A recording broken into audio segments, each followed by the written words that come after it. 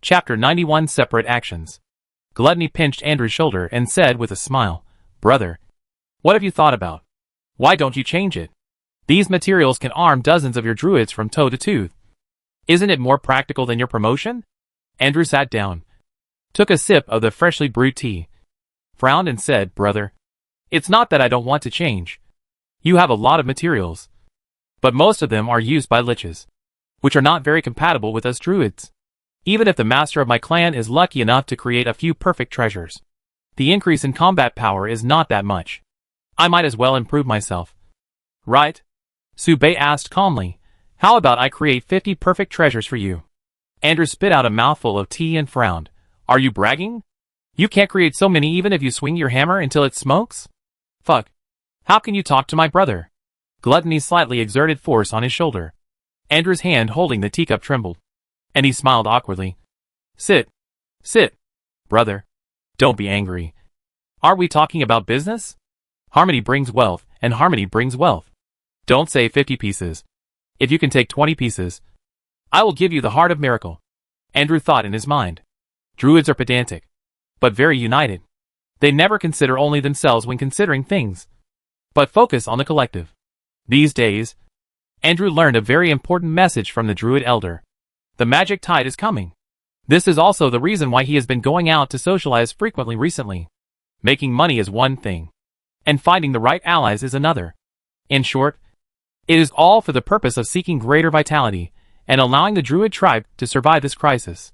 After all, once the demonic tide comes, even if the tribe has 1 or 2 more druid elders, it will not be of much use. It is also useless in the face of the demonic tide. It is just like wearing a pair of shorts in 18 degrees below zero. Can wearing one more piece keep you warm? It is just a drop in the bucket. But if there are dozens of perfect treasures, it is hard to say. This is not a pair of pants. It is a big flowered jacket. These treasures can greatly enhance the power of the entire tribe, at least to ensure the safe transfer of the tribe and the reunion with the druid population outside without too much loss. This is a deal that will not lose money at all. Give up my small family to help my big family." As he said, Andrew took the initiative to lower his posture and took the initiative to talk. "Brother, can you really create so many perfect treasures?" Subei responded calmly. "Maybe. If you can do it, you will be my Andrew's good brother, and I will offer you the heart of miracle with both hands." 3 days later. "Dad, Dad, come often in the future. You are our druid's most steadfast good partner, and we will treat you with good wine and food when you come." As the footsteps faded away, Andrew's voice became more and more vague, and his smile became much brighter. Half an hour later, Subei and his group stood in front of the teleportation array. Elena and Jasmine were radiant, talking and laughing along the way. The two of them had a great time traveling these 3 days. In fact, it wasn't just these 3 days. It could be said that it was like this all the way. Of course, Subei wasn't too tired. He looked at the entrance of the portal and arranged the next itinerary. "We were in a hurry, so we had to split up." "Gargamel, I am your brother," Gluttony responded subconsciously. "You accompany Elena back to the imperial capital. Give the dragon bones and dragon blood to Miss Grace, and exchange the dragon blood with the priest Oteliati. Any questions?" Subei looked at Elena. Elena frowned and was about to refuse, saying, "Huh? Why should I go with this lich?" "Then can you carry the dragon bone?" Subei asked. Elena shut up. Although she was very unhappy, she had no choice. She looked at Gluttony, and there seemed to be a fierce firework burning where their eyes met. "On the way, Gargamel, take good care of Elena. Be careful on the road, and don't go to the wild area. In the imperial capital, Elena, take good care of Gargamel, and don't let it be demolished. You can go now." Subei was nagging for once, and he was worried that Elena's brain was not enough. Fortunately, Gluttony was smart enough. Although his personality was a bit extreme, the two of them could complement each other's strengths. Subei himself took Jasmine back the same way. They had other arrangements. The next step was to collect another special material, Goddess's Tears. It was less than a week since leaving Winter City. If nothing unexpected happened, Lizzie should still be in the City Lord's mansion. Well, it shouldn't be a big deal to borrow some tears from her, right? At the same time, Winter City, on the construction site of the amusement park. "What's Daddy's mom's name?" Daddy's mom's name is? At this moment, Lee Leezy was sitting on the rocking car that the goblins had just built. And suddenly her nose itched and she sneezed. Achio. Lee Leezy blinked. Huh? Does mom miss me? Maybe she wants to call me back. I won't go back. Lee Leezy will regret it if she doesn't have fun. She turned her head and looked at the amusement park that had taken shape, smiling happily. Never mind. Today is also a happy day. You must play happily for 7 days before leaving. Lee Leezy. Otherwise, how can you justify your wandering on the road? Too happy. Lee Leezy opened her arms and cheered, making the 4-year-old child playing the same rocking car next to her fall silent. You have to know that human joys and sorrows are not the same. Winter City. At the city gate. Fuck. I'm so tired. When will this chopping stop? That's right. Why did the slime jump over here? You're right. I actually met a fire rat. Can you believe that there are fire monsters in Winter City? Damn. We agreed to camp. Why is it at the city gate? If it's camping at the city gate, can't I come by myself? Why do I have to join this camping? That's right. I brought a bunch of snacks. But who would have thought that the camping site was right at the edge of the city? My dad even moved a sofa chair to lie on the wall to bask in the sun and laughed at me from time to time. Don't tell me. My mom found a group of girlfriends to cheer me on. And she showed off to everyone that this is her daughter. It's really embarrassing. Fuck. You are worse off than me. I dug up my grandmother's grave while killing monsters. And my dad looked at me with murderous eyes on the city wall. 3 days have passed. And the students have long lost their initial enthusiasm. And complaints are everywhere. However, they don't realize it at all. The camp will last for a whole month. Chapter 92. Return to Winter City. Winter City. Suburbs. Mr. Subei. Mr. Subei. What are they doing? Under the cloak, Jasmine clutched the corner of Subei's clothes, curiously watching her former classmates running around and killing monsters. Camping. Subei recalled the content of the classmates' conversation and responded. Jasmine blinked. I see. Is the camping activity of Winter Academy only camping on the edge of the city? Recalling her exciting adventures along the way, Jasmine looked at her classmates with a hint of pity. If you just fight wolves and slimes at the village gate, it's really pitiful. Subei noticed that there were more and more soldiers patrolling the city wall, and looked at Jasmine again, somewhat uneasy. According to the news, Luminera may arrive in Winter City within a week. When the guard force has increased several times, can Jasmine still hide her identity? I don't know how many people recognize Jasmine's identity. From a distance, Subei saw Dean Sophia coordinating the team. Although she said she was coordinating the team, she was actually doing research on her own, and only occasionally glanced at the situation. As Subei approached, Sophia suddenly raised her head, pointed at the side door of the city gate, and said, "Go to the side door. That's the school passage." I think she knew that Jasmine's identity was sensitive, so she reminded her. Subei nodded and was about to leave when his hand was suddenly grabbed. He turned his head and saw Sophia holding his hand, and asked expressionlessly, "How many floors of the magic tower have you passed?" "The 5th floor." Subei responded without thinking. Sophia stared at Subei and blinked calmly. The magic tower disappeared. Really? Subei blinked confusedly. When did it happen? Molly suddenly clenched Subei's palm, seeming a little nervous. After a while, Sophia smiled and said, "Okay. If you said the 5th floor, then the 5th floor. You two didn't participate in the school physical test recently, so you can both give me a tube of blood."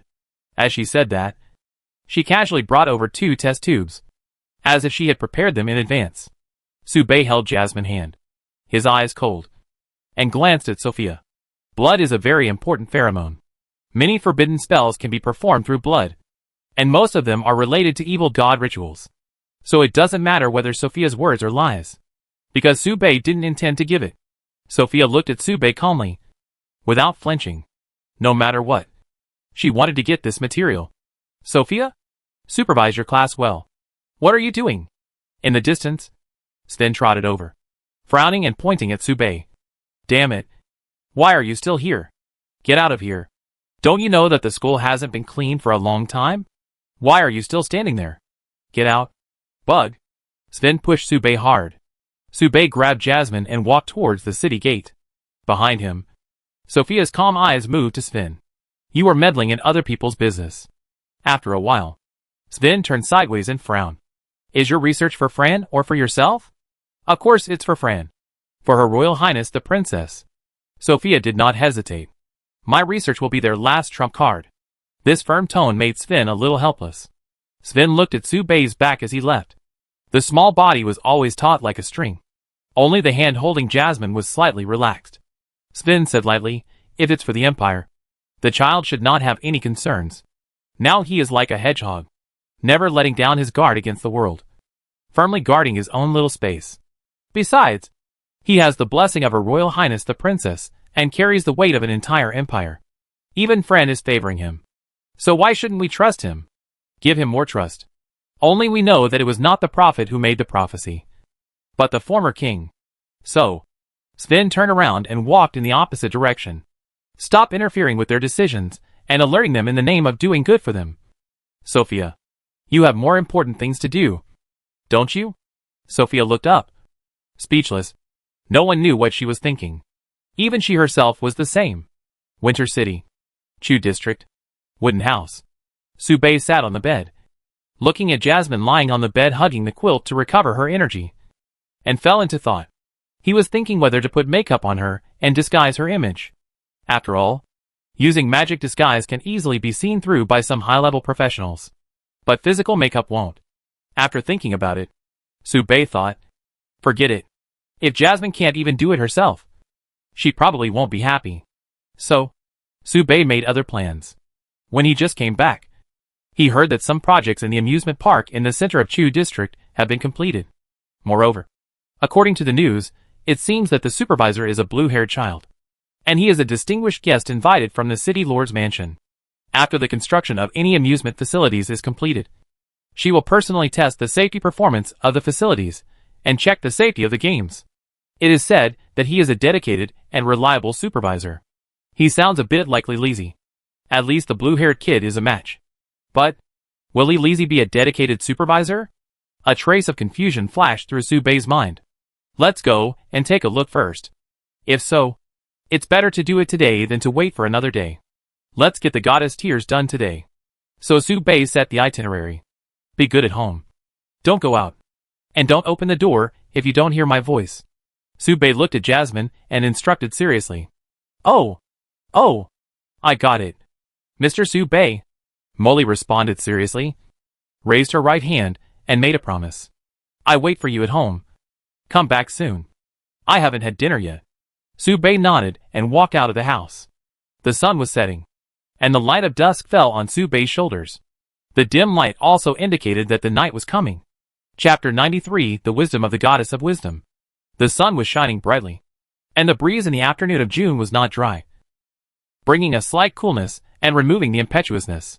Su Bei thought, maybe he should take Jasmine out with him. She likes this kind of environment. This kind of environment is also suitable for a carefree stroll. While thinking, Su Bei was stunned. When did he start to think of Jasmine in everything? After thinking carefully, Su Bei couldn't figure it out. After all, habits are not formed in an instant, but are accumulated bit by bit in life. It turns out that we have been together for half a year. Su Bei looked up and squinted his eyes at the sunset that almost disappeared in the sky. The thumb-sized sunset can actually illuminate the whole world. The direction of the sunset is the amusement park. As soon as he went out, Su Bei could see some outlines of the amusement park. The modern architectural design of the amusement park makes people wonder if the designer got a future script that is too advanced. Speaking of which, Su Bei has had some doubts since the time in Shengli City. I really want to know who the designer is, who can design so many amusement facilities and set up chain projects in various parts of the Duz Empire.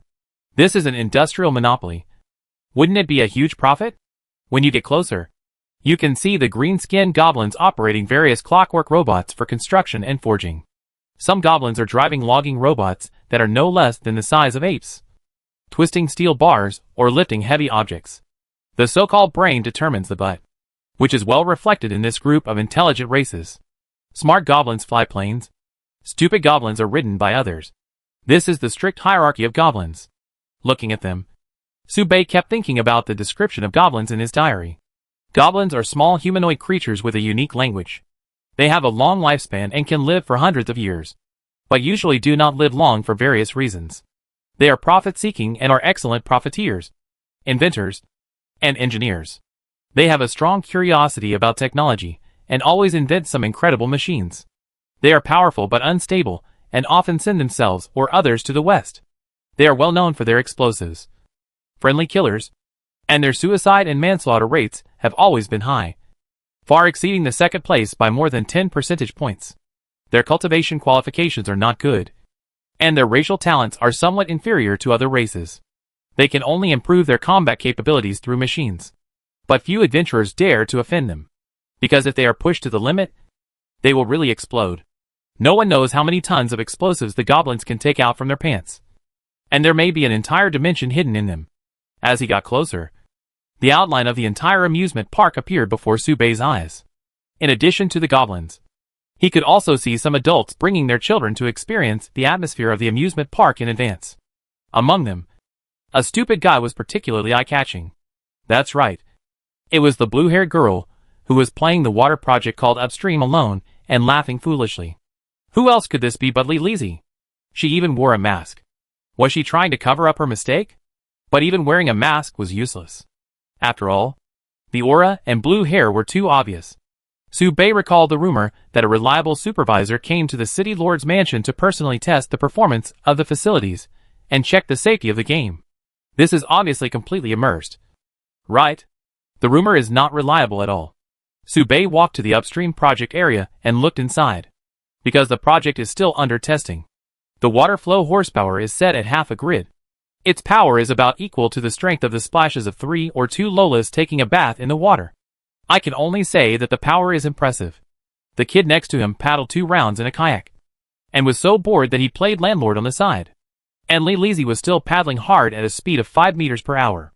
Lizzie closed her eyes tightly, and used all her strength to paddle the boat, leaving a shallow watermark. Hey, Lizzie panted. 3 pairs. On the side, the kid played a card. Hey, Lizzie continued to pant. King bomb. The opponent played a card, which surprised the kid. At this speed, Lizzie will be able to reach the other side soon. Lizzie seemed to slide faster, and her face was about to turn red. The plane has wings, and it's gone. The opponent played a card, and the child was silent, as if this battle had ruthlessly destroyed his little spiritual world. What a thrilling and exciting battle. It's so cool. Lizzie cheered, listening to Lizzie's ruthless irony. The child, wow, cried, and his young heart was hit hard. And the adults beside him couldn't comfort him, no matter how hard they tried. So the adults took the child home, and glared at Lizzie fiercely before leaving. Of course, Lizzie was completely unaware, and completely immersed in this exciting sport. At this time, Subei happened to walk to the other side of Lizzie. He turned off the water flow button. After turning off the water flow, Subei fell into silence as he watched the kayak slide in the opposite direction. I didn't expect it. This game was designed to let children play all day. The goblins are really good at making money. There are so many games in the amusement park, and if each game takes a day, wouldn't one person be able to collect half a month's ticket money from her? Damn it. I really need to give these ungrateful guys a good beating.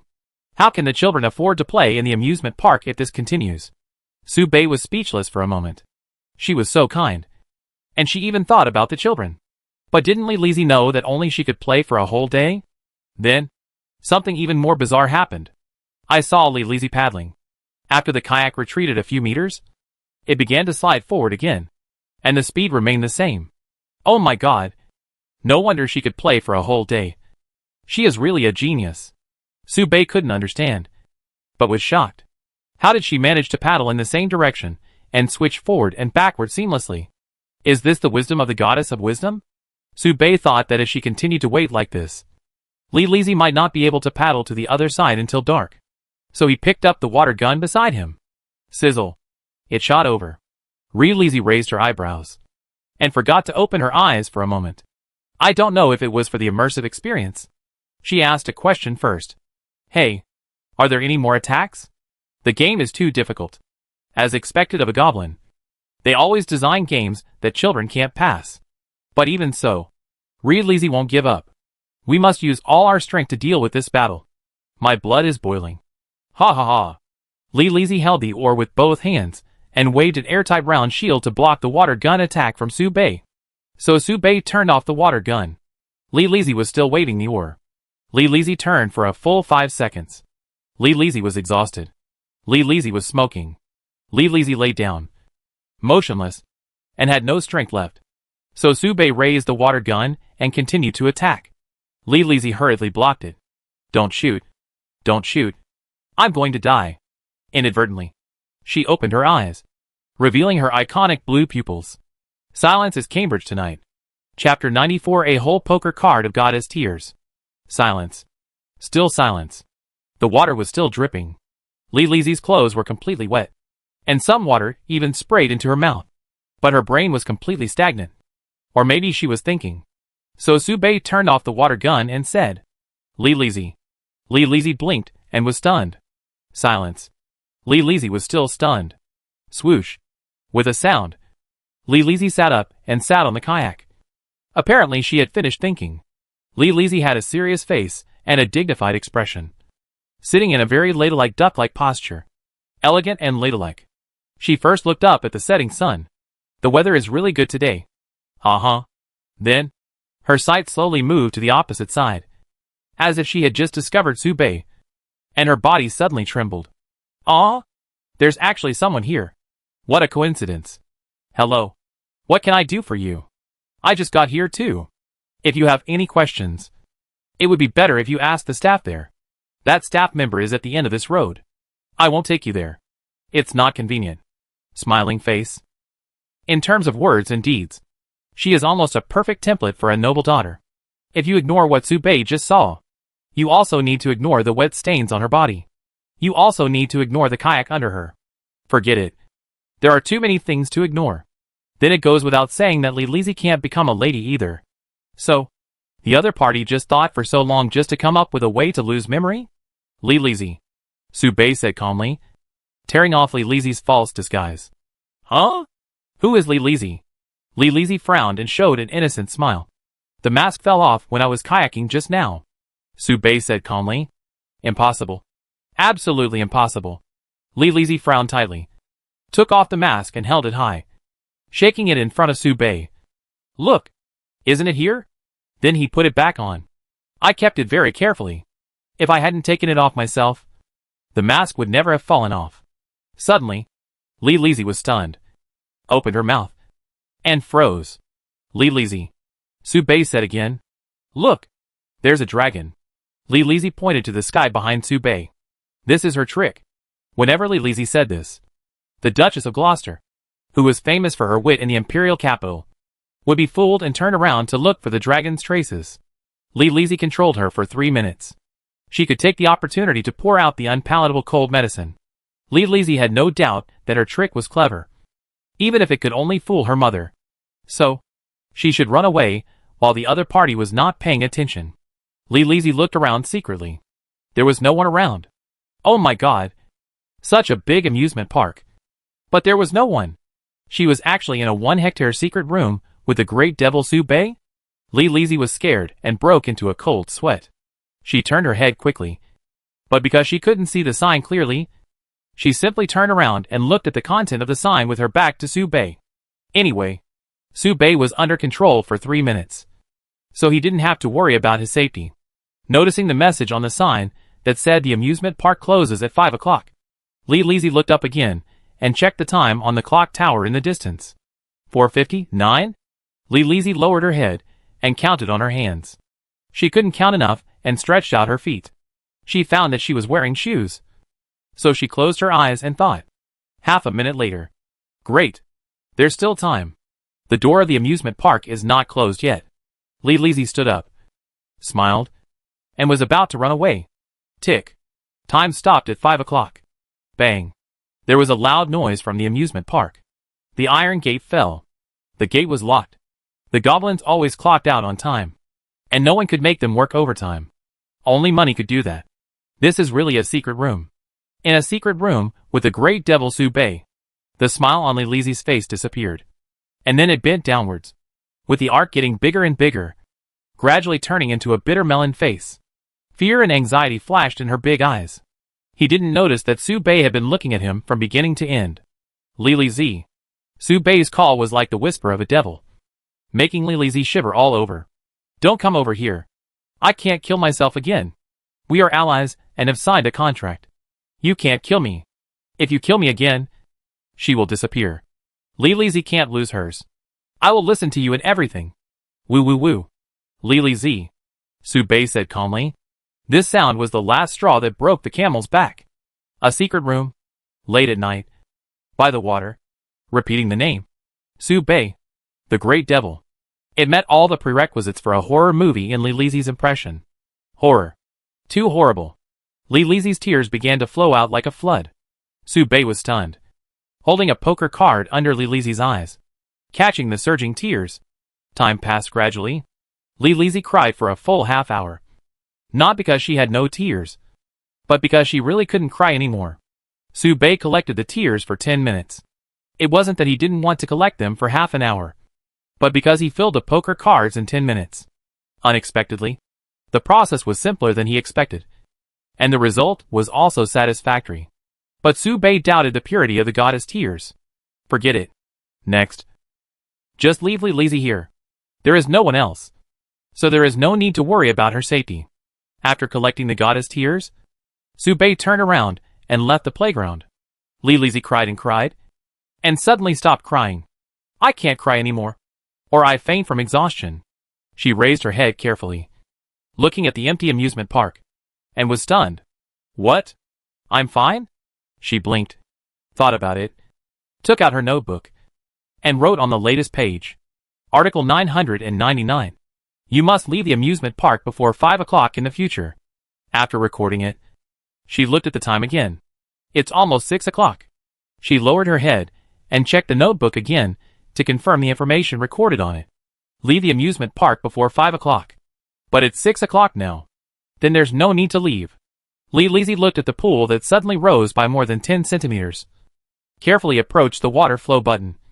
Raised her hand and cheered. Upstream. Start. Lily Z can be anything, but she is definitely not the goddess of wisdom. Just as Su Bei approached and observed, he finally saw something fishy. Lily Z is incomplete. Gluttony doesn't work on her.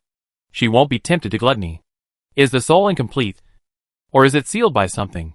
The goddess of wisdom has no wisdom. And her words.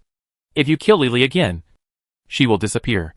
It's really hard to understand. On the way back, Su Bei bought a roasted sweet potato. Since he earned a gold coin from Andrew, Su Bei now has a lot of money. So Su Bei bought 2 more desserts. One is jasmine flavored, and the other is the same. Heading home, the sun sets in the west, and the moon slowly climbs up the night sky. It's time to get ready for bed. Chapter 95. Sadness Potion. Dragon Licorice. Magic Gold Powder. Snake Gallbladder. As Su Bei continued to add materials to the wok, the liquid in the wok gradually became turbid and boiling. Finally, it's the goddess tears. As a drop of goddess tears fell, the mixed solvent in the wok instantly exploded, jumping and stabilizing towards a dynamic balance. Mr. Su Bei, what are you doing? Although Jasmine was curious, she always felt that this was not something that could be eaten, but just looked interesting. Test. Su Bei responded calmly. It took 3 days to collect materials. With his master-level alchemy knowledge, Su Bei gathered all the materials needed for the sadness potion. The sadness potion in front of him, which was made with the goddess's tears as the core, was the test product for testing the purity of the goddess's tears. Simmering over low heat, as the solvent slowly stabilized, a can of water blue solution was refined. The color was blue, and the taste was colorless and tasteless. So it seemed to be correct. The sadness potion was mild in effect and quick in effect, and the purity of the goddess's tears could be tested quickly. The higher the purity, the more miserable the crying. If there is no purity, there will be no effect. So, what should be used for the experiment? Su Bei turned around. There were only 2 people in the room. Su Bei glanced at Jasmine. Jasmine blinked curiously, nodded, and shook her hair eagerly, and suddenly said, "What effect will it be? I'm so curious about Mr. Su Bei." Crying? Su Bei responded. Jasmine shook her hair and asked in confusion, Hey, why are you crying? Is it because the taste is too bitter?" Molly realized something was wrong and frowned. Could it be that Mr. Subei feels that he has been too happy recently, so he wants to taste the bitterness of life? Molly bit her index finger and racked her brains, but couldn't figure out what Mr. Subei's intention was in making this bottle of potion. Hearing this, Subei sighed. Not really. Suddenly, he found a good experimental material. Subei moved his eyes away from Molly, moved to her chest, looked at the two slime kings, and thought, if it was a monster, would it cry? It should, right? Although I don't have any impression. After a while, the breathing sound suddenly became heavier. Subei heard the sound and raised his head slightly.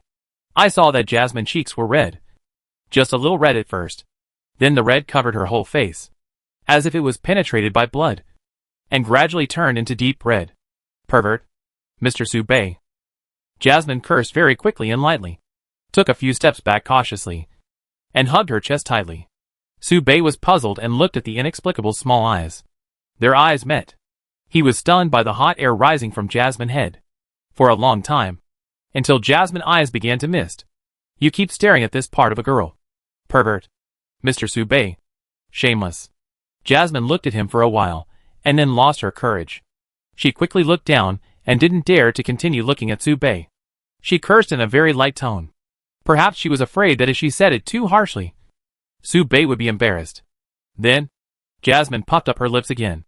And at the same time, she mustered up her courage, finally raised her eyes, and explained, this is very rude. Pervert. Pervert. Pervert. Subei, with a calm face, interrupted and said, I'm looking at the Slime King. Hey! A short exclamation. Oh! Jasmine stood on her toes, and then put them down. And she felt uncomfortable all over. The ahog on her head kept spinning like a dead machine. A puff of green smoke rose. Swoosh. With a sound, Jasmine got into bed. She wrapped herself tightly with a quilt and curled up into a small ball. She tried to seal herself with a quilt and isolate herself from the whole world. Swoosh. Swoosh. The two slime kings were thrown out of the quilt by Jasmine. Subei held one in each hand, clenched it, looked at the two trembling balls in his hands, and raised his head again, looking at Jasmine shivering in the quilt. He smiled, somewhat helpless. This is the sensitive and innocent little girl. How cute. This thought only flashed through his mind. And Subei turned away, pressed the red slime king against the edge of the pot. Add a drop of sadness potion. Let it stand. 1 second. 2 seconds. 3 seconds. The red slime king expression kept changing. Incredible. The effect was really sudden and fast. Success. Subei looked at the trembling white slime king, thought about it, and threw it back. No need to use it, because the experiment was successful. I didn't expect the purity of the goddess tears to be unexpectedly high. The sadness potion he made by playing games was less than 1% of the effect of this bottle, and could only barely make the test subject weep slightly. This purity does not seem like a follower of the goddess, nor does it seem like a descendant of the goddess with divine power. It is very likely to be a purebred goddess of wisdom, or a direct second generation. It is far from the truth. Li Lizzie actually has such a close relationship with the goddess of wisdom. But what about the wisdom of the goddess of wisdom? I think Li Lizzie must have a great secret. Therefore, the value of the goddess tears on Subei's poker card has reached an incredible level.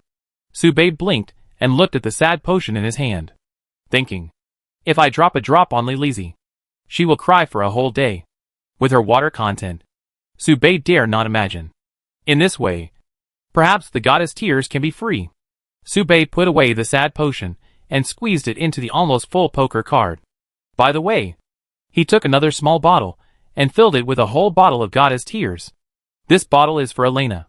In this way, the materials are complete. Elena's story has also come to a happy ending. Then, it's time for the next one. Subei opened the notebook, read it and closed it, closed his eyes, recalled and thought about the plot, and planned the next route. It's that person. Nicknamed Zayamizu. Name is also Zayamizu. It's a cheap name, because he is a pariah. So he has no name. He is a half-orc who is willing to follow you if a passerby gives you a bowl of millet porridge. The bloodline in her body comes from the 9-life cat and human. With such bloodline, if she lived in the Duz Empire, she might be able to live a good life. Cat ears and cat tail can satisfy the sexual fetishes of most humans. If she lived in the wild tribe, she would meet a kind-hearted orc who would turn a blind eye to her and take care of her in life. After all, she has orc blood in her body, so she can do some simple odd jobs. Unfortunately, she was born in the Bayan Empire, and her status was the lowest slave. In the eyes of the dwarves, she was extremely ugly, and her arms were thin and weak, and she couldn't do any work. The lowest quality slaves. Therefore, Xiaomi Zhou could only become the lowest class miner, digging in the mine all day long. In the dark. That is, she had no food to eat. No one would pity her, because the people around her were all poor people. All slaves from various countries. They either chose to commit suicide, or improve their status through mining, or use money to redeem people. Today, the Bayan Empire and Duz have signed a peace treaty, and the notice of Luminara friendly visit has spread to both countries. Even if there are still frictions between countries, at least the other side will do a good job on the surface. In this case, it is time to set off immediately.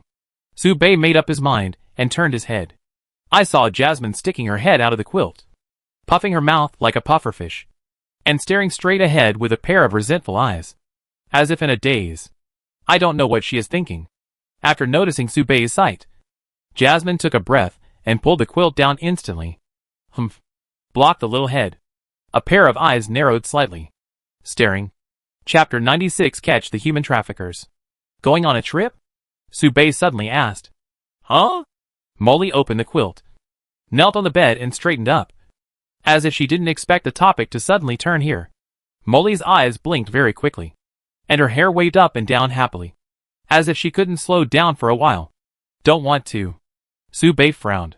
This is a bit difficult. He can't leave Molly here alone. This is too dangerous. After thinking for a while, Su Bei thought and said, let's go to see the snow-capped mountains. Climb, conquer, and reach the top of the Cedar Mountains. That is the ground closest to the sky. I heard that you can touch the stars with your hands and see the biggest and roundest sunrise. Go to the top of thousands of mountains and the source of thousands of rivers. There are only the purest traditions and culture, without the intrigues of Duz. It is the cradle of Tibetan antelopes and the paradise of yaks. Go to see the heroism of dwarves. Drink the hottest malt liquor, and watch the blacksmith competition that belongs only to Bayan. Go witness the best forging master. That may be the beginning of the birth of a legend. Go to the largest ice and snow playground. Build the largest snowman. And witness. Molly originally wanted to say I go at the beginning. But after hearing Mr. Su Bei speak, she stopped talking immediately. Stupefied. My eyes were full of disbelief. Tianqian. Mr. Su Bei. Can you say so many words? This is something that cannot be explained even if you use so many. But Mr. Su Bei is obviously very cold to Sister Elena. So, as expected, in Mr. Su Bei's eyes, Jasmine is the closest family member. Right? After all, Mr. Su Bei is like a villain uncle who tricks children into going to school. Jasmine suddenly laughed. Go. At this moment, it seemed that Jasmine's laughter was heard, and the sound stopped abruptly. Stuck. Jasmine quickly covered her mouth. But she couldn't cover her happiness, even though she opened her hands to cover her mouth. The corners of her mouth were still gritting from between her fingers. She laughed lightly unconsciously. Her eyebrows and eyes were curved, and she couldn't stop them at all. Even if she tried her best to hold back her smile, her eyes were still curved into a crescent, and she couldn't open them anyway. The atmosphere suddenly became awkward. You know, people's joys and sorrows are not the same. The happier Jasmine laughed, the more embarrassed Su Bei was. Su Bei stared with a pair of dead fish eyes, and for a moment he even forgot to breathe, thinking hard whether to run outside to eat a bite of fresh ice, or secretly drip a drop of sadness potion on Jasmine to neutralize the atmosphere. Maybe his face was already red. He could feel the burning sensation on his earlobes, which were swollen as if they were burned by fire. That was because his earlobes were severely congested. Embarrassing. Too embarrassing. He wanted to die. For a moment, Su Bei regretted it very much. What on earth was he talking about just now? It was so embarrassing. Are you going or not? Su Bei looked away, and his voice was not as calm as usual, but a little weak. Ha ha ha. Jasmine finally couldn't help laughing, and she didn't intend to hold it back. A silver bell-like sound came from the air. Jasmine opened her hands to cover her face, shaking her shoulders and laughing wantonly. An hour later, outside the house, on the small road, two figures, one big and one small, walked towards the wilderness of Winter City. Now that the Baiyan Empire and the Duz Empire have just signed a peace treaty, the teleportation arrays between the two places have not yet been established, so they can only travel by the most stupid method. That is, walking. In front, Su Bei was carrying a small package on his back. He looked like he had recovered and seemed to have recovered. Only Su Bei knew that he couldn't recover for the time being. Even if the cold wind blew on his face, it couldn't offset his continuously hot face. In his bag were some dry food and water, and the rest of the necessities of life were stored in the playing cards. It was considered light travel. Behind him, Jasmine smiled, with her hands behind her back, looking at Su Bei's back and jumping lightly. From time to time, she would also let out a pleasant laugh. Anyone could see that she was in a good mood. Suddenly, Su Bei felt a finger poking at his back, freezing his body. Then, there was a brisk question. By the way, Mr. Su Bei, are we going to visit Teacher Amanla? Su Bei thought about it, looked back at Jasmine's slightly expectant eyes, and nodded. Okay. He turned around and walked forward to get rid of the finger behind him. Jasmine continued, we have to leave right after we came back. I took a half-year leave when I was on leave, so I still have to ask for leave properly. Besides, Jasmine also misses her teacher a little bit. Mr. Su Bei, don't you miss her? You've known each other longer, haven't you? Your relationship was obviously very good before. It wasn't very good. Su Bei recalled the memories of his contact with Amanla, which were full of troubles. So it was not good at all. Passing by the fruit stand, Su Bei bought some fruit. He stood behind with the fruit in his hand, watching Jasmine communicate with the guard at the entrance of the Chinese district. It was strange. There was only one guard at the entrance of the Chinese district last time, but this time there were 4 guards alone, including a guard captain. Did something big happen recently? Su Bei looked around suspiciously.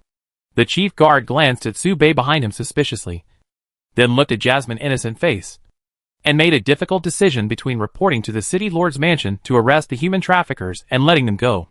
Recently, human traffickers often abduct minors and sell them to those nobles who cannot have children. The gloomy face of the guy behind him and his dog-like movements satisfied the chief guard's inherent impression of human traffickers. The chief guard stared at Su Bei and asked, "Who are you to her? Brother, what's your name? Is it so difficult to enter the Chinese district?"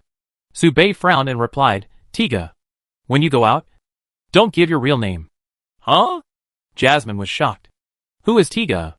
It was this reaction that made the guard leader finally make up his mind. Wait, what are you doing? Su Bei was startled. The guard leader raised the communication crystal to his mouth, but it was too late to stop him. Hey, suspected human traffickers, at the entrance of the Chinese district, requesting assistance, requesting support. Su Bei was stunned. The head of the guard had already raised his spear, protecting Jasmine behind him, and pointed the spear at Su Bei. Just surrender. I finally caught you. Jasmine also understood the situation, and hurriedly waved her hands, explaining in a panic, No, Mr. Su Dijia is not a human trafficker. It can only be said that Jasmine is able to adapt to circumstances. Chapter 97 Confirmation of the charge. Surrender. Wait for negotiation. Raise your hands. The chief guard and his guards surrounded Su Bei, with the spear tip only half a meter away from him. No. You caught the wrong person. Not a human trafficker. Of course, no one paid attention to the anxious Jasmine, which made her wave her hands around. The chief guard vaguely saw the murderous aura on Su Bei, and kept his mind tense, posing a strong starting posture for the long spear joint attack. This skill is a combined skill of the professionals carefully selected by the city lord's mansion, which can trap professionals who are twice as strong as them. They are 5, 1 second level, and 4 first level. When they combine to use this skill, even a 3rd level professional will be trapped in it, unable to escape, and can only stand there and take the spear. I know you are a professional, but you will be punished by law for trafficking children. I hope you will be reformed in prison, and I hope you will reflect on yourself and strive to reduce your sentence to 50 years, so that you can enjoy freedom as soon as possible, the guard leader said as he turned towards Su Bei, and the 5 guards turned at the same frequency. This is our combined attack skill. Surrender quickly. You are still a child. I don't want to see you bleed and get hurt. Su Bei was silent. It's very troublesome. It's not troublesome to deal with it. But it's very troublesome afterwards. Interrogation. Detention. Conversation. Time will pass quickly. And time is the most scarce thing for Su Bei. At this time, there are only a few days before Luminara passes by Winter City. Once the other party reaches Winter City, they will advance towards the White Rock Empire within a day. She rides a horse, and Su Bei relies on his feet. So, it can only be done this way. Su Bei moves his hind feet, puts them down, steps on them, and pushes them. Use force. In the blink of an eye, Su Bei disappeared from the guard's sight. Where is he? How come he disappeared before we even made a move? Jasmine blinked, looked around, and finally saw Su Bei's figure. I saw that one person was inserted into the 5-person formation without any violation. And that person kept the same frequency as the guards, and was spinning in circles. In the blink of an eye, Su Bei had already grabbed Jasmine's hand. Let's go! Su Bei gave a crisp order. Mr. Su Bei, you will be regarded as a fugitive, Jasmine explained. The wind blew, blowing the girl's hair. Is there a possibility that you are a fugitive? But Su Bei didn't say so. Just responded with, yeah. Looking at the scene, Jasmine smiled softly. It's very exciting. It doesn't matter as long as Mr. Su Bei is here. Stop. Catch the human traffickers. All guards gather at the door. Block the gate. And catch the human traffickers. Send a group to explore the residence of the human traffickers and check if there are other fallen girls. Move. Move. Adventures are always full of ups and downs. And plans can't keep up with the changes. Even if Su Bei was not guilty at all, he still did it. The wind of freedom was noisy, blowing towards him. There was a third level right in front of him. It was the elf butler of the city lord's mansion. When she saw Su Bei, she was stunned at first, thinking that the other party would never be a human trafficker. Wasn't he a distinguished guest of the city lord's mansion? After thinking for a while, the elf butler still didn't explain anything more, but shouted with the strange ups and downs in his voice. Stop him. I block him first. Come to support. Then he blinked and smiled softly. Go to the east. There are no masters there. Thank you, sister. Molly was stunned and responded quickly. Su Bei nodded in response, pulling Molly to take a breath and lift her feet. He stepped over the head of the elf steward. A gust of wind blew, and Su Bei accelerated his pace. As he spoke, the elf steward raised the communication crystal. Requesting support. Requesting support. Requesting support from the awakened person of the city lord's mansion. The human traffickers are suspected to be third-level professionals. They can't be stopped. Go to the west gate to intercept them. At this time, the guard leader who touched Su Bei's house was shocked. He looked at the water in the wooden barrel in front of him and frowned. Strange taste. Strong salt taste. He held the edge of the wooden barrel with trembling hands, sensed it, and let out a sharp roar. Devil. Definitely a devil. Quickly check if the water comes from the same person. If it's not the same person, then he is a complete devil. How many girls would have to cry so many tears? If it's the same person, the guard captain didn't dare to think about it anymore. This is impossible. So many tears. If it's the same person. The guard captain gritted his teeth and continued, he is the real devil. He actually made the girl suffer so much. A whole tank. How long will it take to fill a whole tank?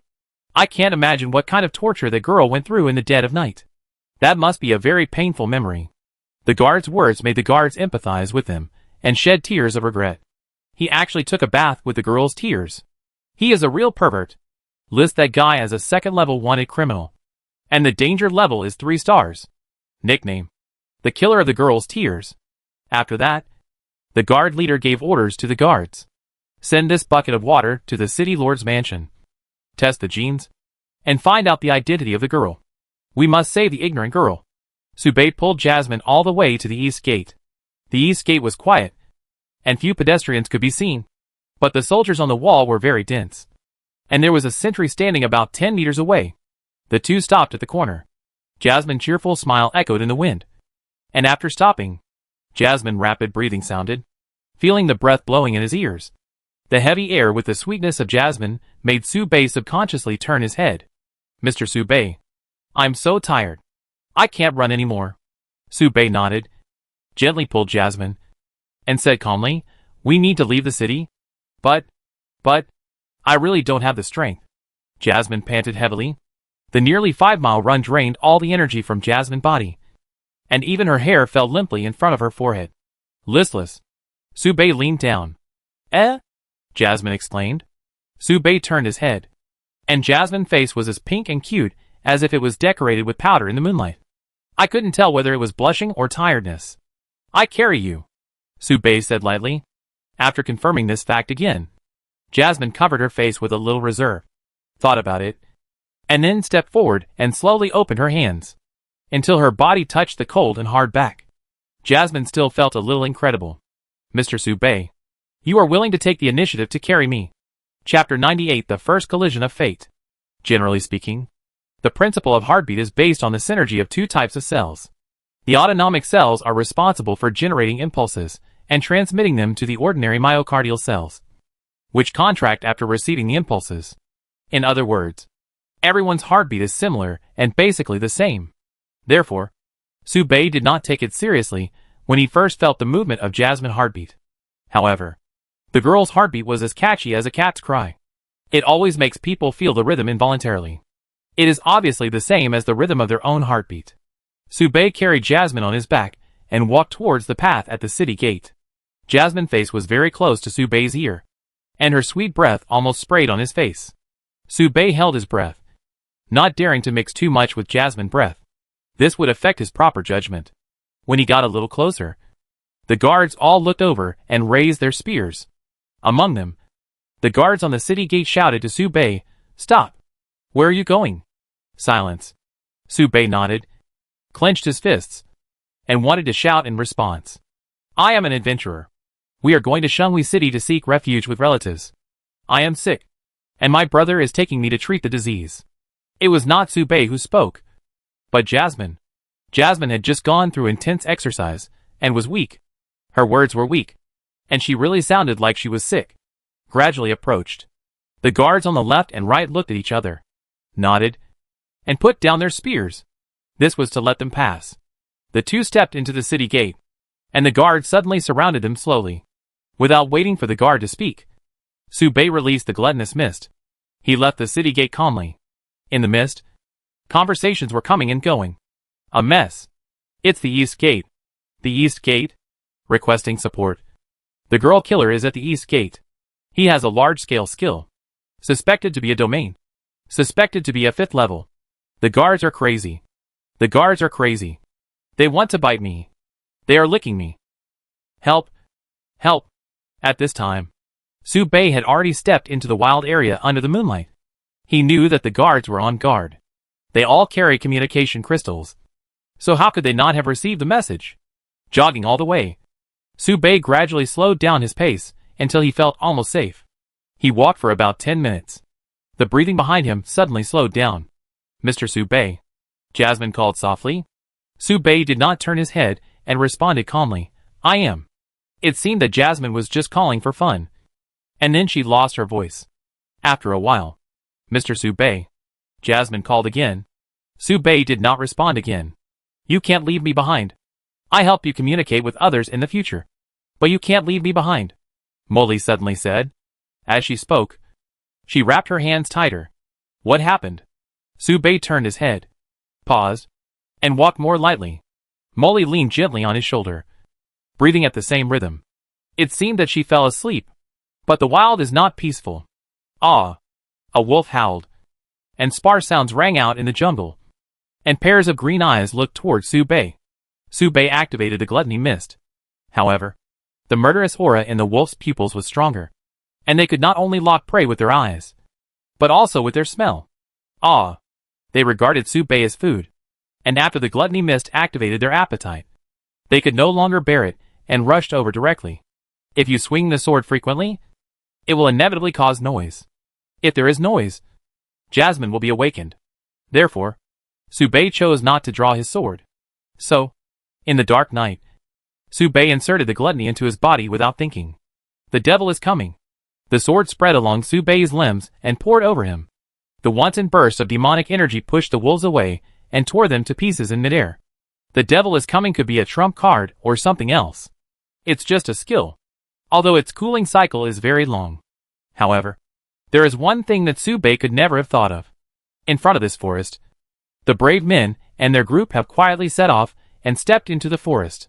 In the forest, Luminara paused, and the white horse under her kept neighing. It took a lot of effort to calm it down. The guards beside her were a little doubtful. Next to her, the court magician leaned over and bowed respectfully. "Your Highness, the great princess, do you need my help?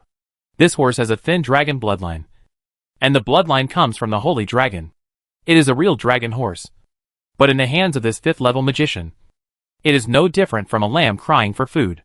Luminara shook her head and smiled. Because the monsters with holy attributes are very sensitive to demonic energy. So Luminara smiled. Her smile was firm and natural, full of affinity. The holy sword on her waist was trembling, as if it was guiding her to move forward. Her heart beat very fast, heavy, and the muffled sound of drums was like the maximum horsepower engine running. Luminara looked up and looked. That direction. Her destined enemy. The enemy of the gods. The leader of the demons. The new demon king. Not far ahead. This was the first collision of fate. "Wait for me here." She smiled slightly, raised the holy sword, and the light of the stars flashed on her body. The wind rushed to her from all directions. "Look straight at me!" Suddenly, a ray of light flashed across the sky. It was like a star, crashing from a distant direction. The silent night was illuminated for a moment, and the sky flashed as bright as the day. The huge movement woke up Jasmine. She looked at Sube, who was already armed with the Demon King armor, and blinked confusedly, feeling a little uneasy. "What's going on?" Sube easily recognized the source of that voice. This was an unexpected plot development.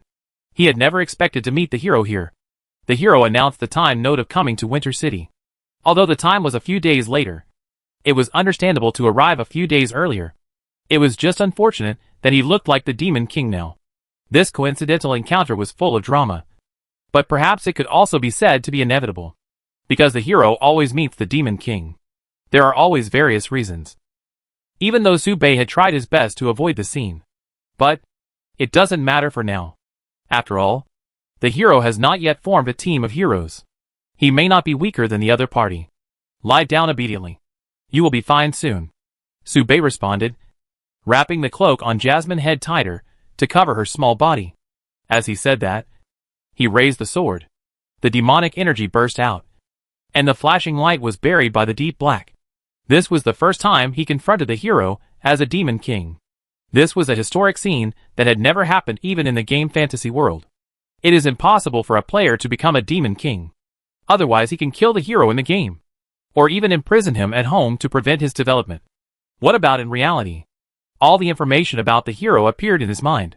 The hero, mastering top sword skills, star attribute magic, and possessing a second stage of transformation.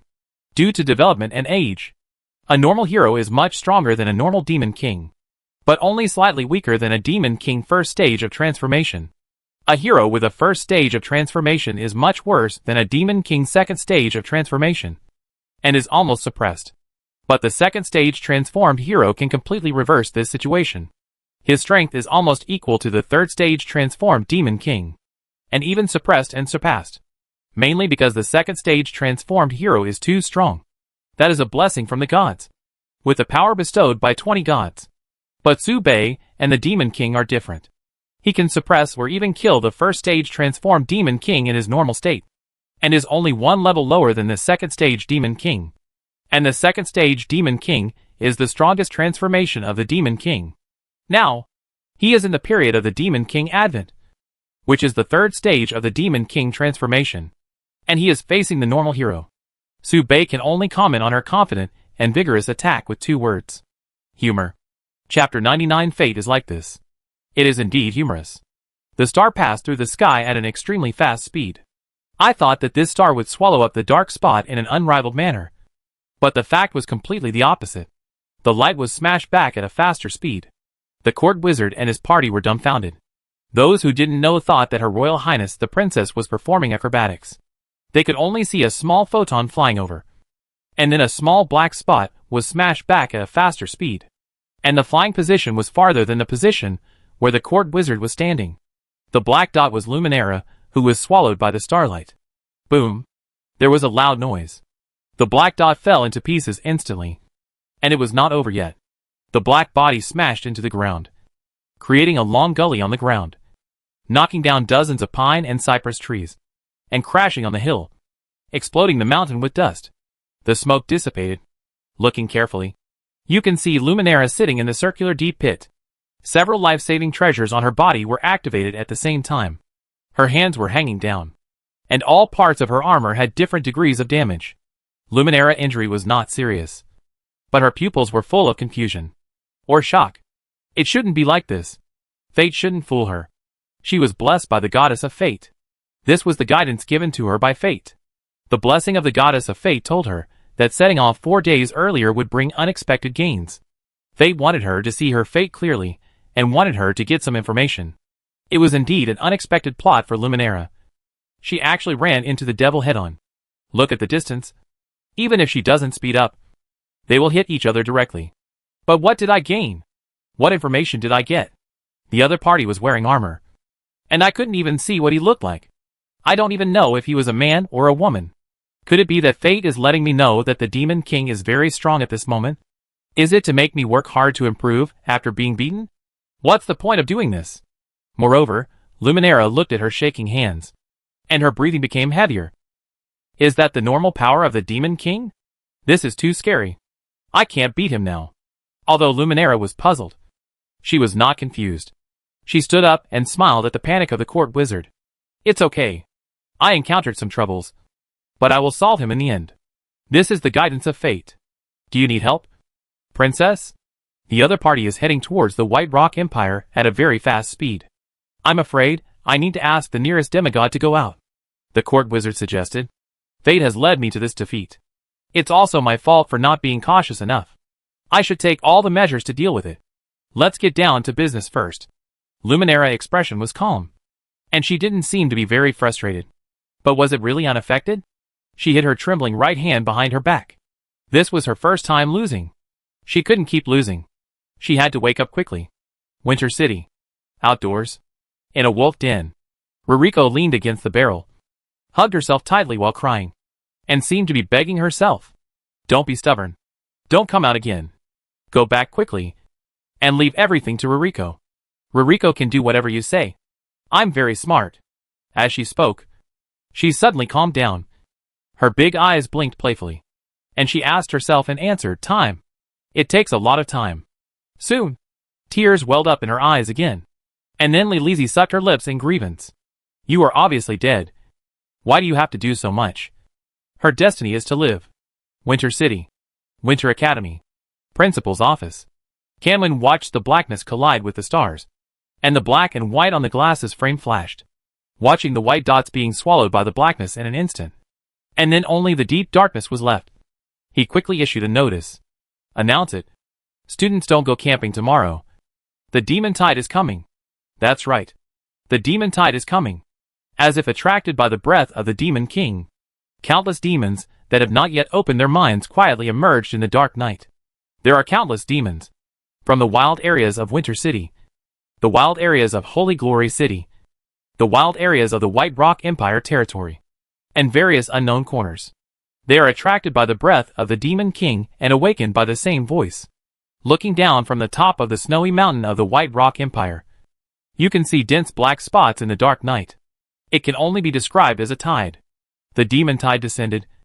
The continent was in disaster. This was just the beginning. The demon tide surrounded Luminera. Be on alert. Everyone. Assemble. Luminera picked up the sword again and gave orders. The demon tide surrounded Winter City. Be on alert. Level 1. Be ready for war. Level 1. Be ready for war. The demon tide suddenly descended tonight. It was a coincidence that the demon tide, which should have been expected to officially erupt in about a week, happened to be triggered at this time. It just separated Luminera and Su Bei. Everything was so coincidental. Yes, it was too coincidental. After evacuating nearly 100 miles, Su Bei looked at the monster swarming in and pressed down Jasmine's head that was about to stick out. Lie down and hold me tight. While killing the monsters, Su Bei fell into deep thought and reviewed the whole incident. Too many doubts were unanswered. Doubt 1. Although it has not been asked. According to the original characteristics and power of the Demon King, Jasmine's magic power and energy should be endless. But she was so tired that she fell asleep. Doubt 2. The monster should be very friendly to Jasmine. So why did it attack the two of them? As if it would not stop until they died? Doubt 3. When she was almost fully armed, she ran into the normal Luminara head-on.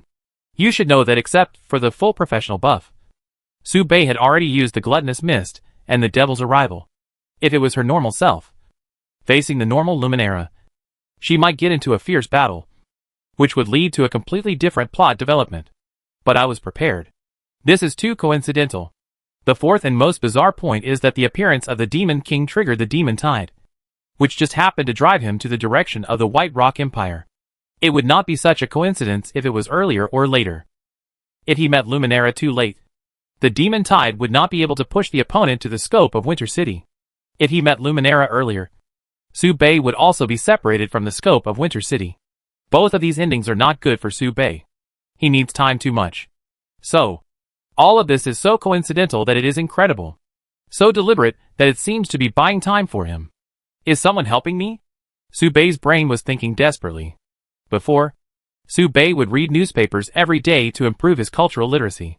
He has learned elementary school diploma, and he has never heard of the human traffickers appearing in Winter City. But when Su Bei was planning to go to the Chinese district, such news suddenly broke out.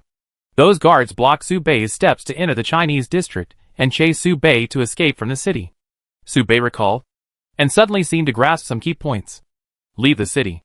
When leaving the city, the only third-level person who intercepted was the elf steward. You know, the elf steward is the only one Su Bei knows in the city lord's mansion. Why her?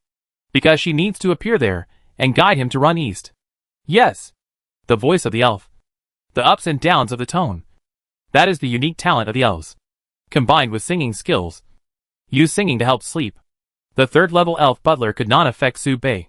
But it was more than enough to put the second-level and defenseless Jasmine to sleep. Because the elf butler was needed there. It was the elf butler who appeared there instead of someone else. In summary, the person who helped him came from the city lord's mansion. Issued fake news. Dispatched the elf butler. Wolf pack. Met Luminara. Wait. There are more details. But why is it such a coincidence? Jasmine. Why do you want to see the teacher? Su Bei suddenly asked. Molly shook her hair and blinked in confusion. It's okay now. I just suddenly thought of it at that time. We should say goodbye properly. We will take a 6-month leave of absence and we'll come back later. Su Bei said again. That's true. But I always feel that once we go away, we will not be able to get back in 3 months. It seems that it will be like this. It will be like this. This is fate. The hero and the devil will always meet. Then who made the decision? Of course it was fate. And, once in the magic tower, the goddess of wisdom borrowed the authority of the goddess of fate. It was said to be borrowed. But fate almost came to her. So, wisdom and fate are enemies. So, the person who helped him is wisdom? Yes. Lizzie knows myself. So she can infer some actions based on my habits. But how did she know my initial movements? How did she know that I would go to see the teacher? Even though I had never done it before, suddenly, Su Bei looked at the playing cards. The cards were almost full of goddess tears, surging back and forth like waves. It seemed like a pair of huge eyes. Damn. Lizzie was spying on me. Su Bei breathed hard. His whole body was hot. And he always felt that a chessboard was firmly trapped around him, with countless chess pieces placed on it, and a pair of big hands in front and behind the chessboard. And he was the most conspicuous chess piece among them. Chapter 100, One Side of the Predetermined Fate. Lizzie cried and hugged her small body. In front of her was a wooden barrel filled with tears from Su Bei's house. It was her tears. The goddess tears were a very precious treasure. If it wasn't for squeezing out space for some necessities, Su Bei wouldn't have poured out such a bucket. But fortunately, it was poured out. And Lizzie didn't have to cry for another bucket. She could just call her personal guards to go to his house and take it away. I saw a picture slowly emerging in the bucket. That scene was exactly the scene reflected by the tears in Su Bei's playing cards. Lizzie raised the communication crystal in her right hand and pressed the button in her left hand. The function of the button is to connect and play, connecting all the communication crystals produced by the Gloucester family. As Lizzie pressed the button, most of Duzay's crystal balls would reflect the picture of the communication crystal in front of her. Over the years, this technology has made a lot of money for the Russell family. But after today, this technology may have to be given up. Many people were jealous of the Russell family's property. But the property was named after the Duke of Gloucester, so no one dared to interfere.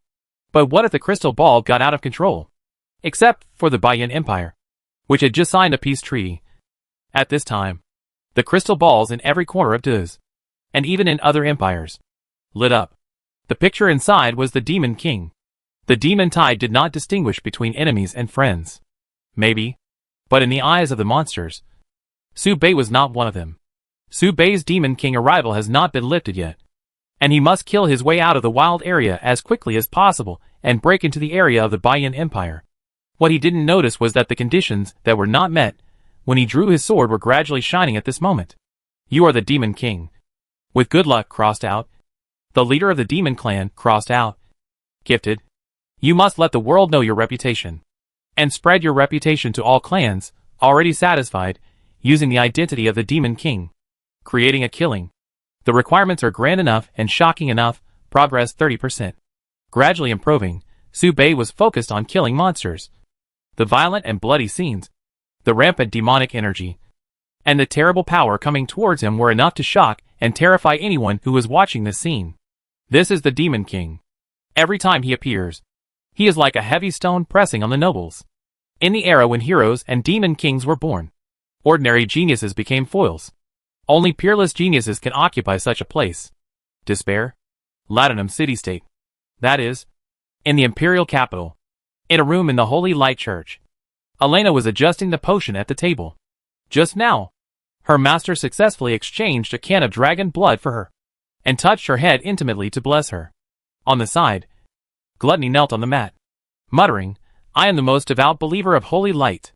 I hold holy light in my hands. Please let holy light shine on me. Yes, it has surrendered to holy light. No one expected that a lich would have the talent of holy light and become a disciple of holy light. Now Gluttony can summon a skeleton warrior full of holy light with a single move, and it has an extra bonus to attack other undead. Now it can walk sideways in the world of death? All the undead who look down on me must die. At this time, Gluttony was still studying the power of holy light, and suddenly the crystal ball on his waist lit up. He took it out and looked at it. Gluttony opened his mouth wide. Su, brother, the devil? Elena looked over. What? I mean a devil, Gluttony repeated. Then you have a heavy accent. Elena walked over curiously, and was suddenly stunned. Strange. The Ahogue in the devil's cloak behind him looks familiar? Did you see that Ahogue? Gluttony laughed sarcastically and said quickly, Is that Ahogue? That was blown by the wind. And your focus is wrong. Look at the devil. How do you think you are after recovery compared to him? That's right. Elena nodded. On the way to the imperial capital, she had been successfully convinced by her own stupidity. If it weren't for Gluttony's help, she would have suffered a lot. This finally made Elena realize one thing. She is not good at thinking. Therefore, now she will give a certain degree of trust to Gluttony's words. So it was blown by the wind. Elena nodded, shifted her focus, and replied, I am definitely not as good as him in terms of pure killing power, unless I use my life and holy light to borrow power. But that is not my power. But I am a priest. He should not be able to resist my debuff. I only need to use some skills with strong stiffness and purification effects to squeeze out a lot of time for my teammates to output. I mean, if Su Bei and I cooperate, maybe we can sink the Demon King in 10 rounds. Elena smiled confidently, which was her confidence in herself and her trust in Su Bei. What if we fight the hero? Gluttony's bone fire shrank into a ball and asked suddenly. Elena frowned. Fight the hero? Why fight the hero? There's no way we can fight the hero. By the way, I have to recover quickly and pay off my debts. Elena stretched her body and pulled out her amazingly curved cleavage. She looked up, looking forward to a bright future, and smiled happily. Future adventures will definitely be very interesting. Gluttony thought so too, and gave Elena a thumbs up. At this time, there was a knock on the door. Your delivery has arrived.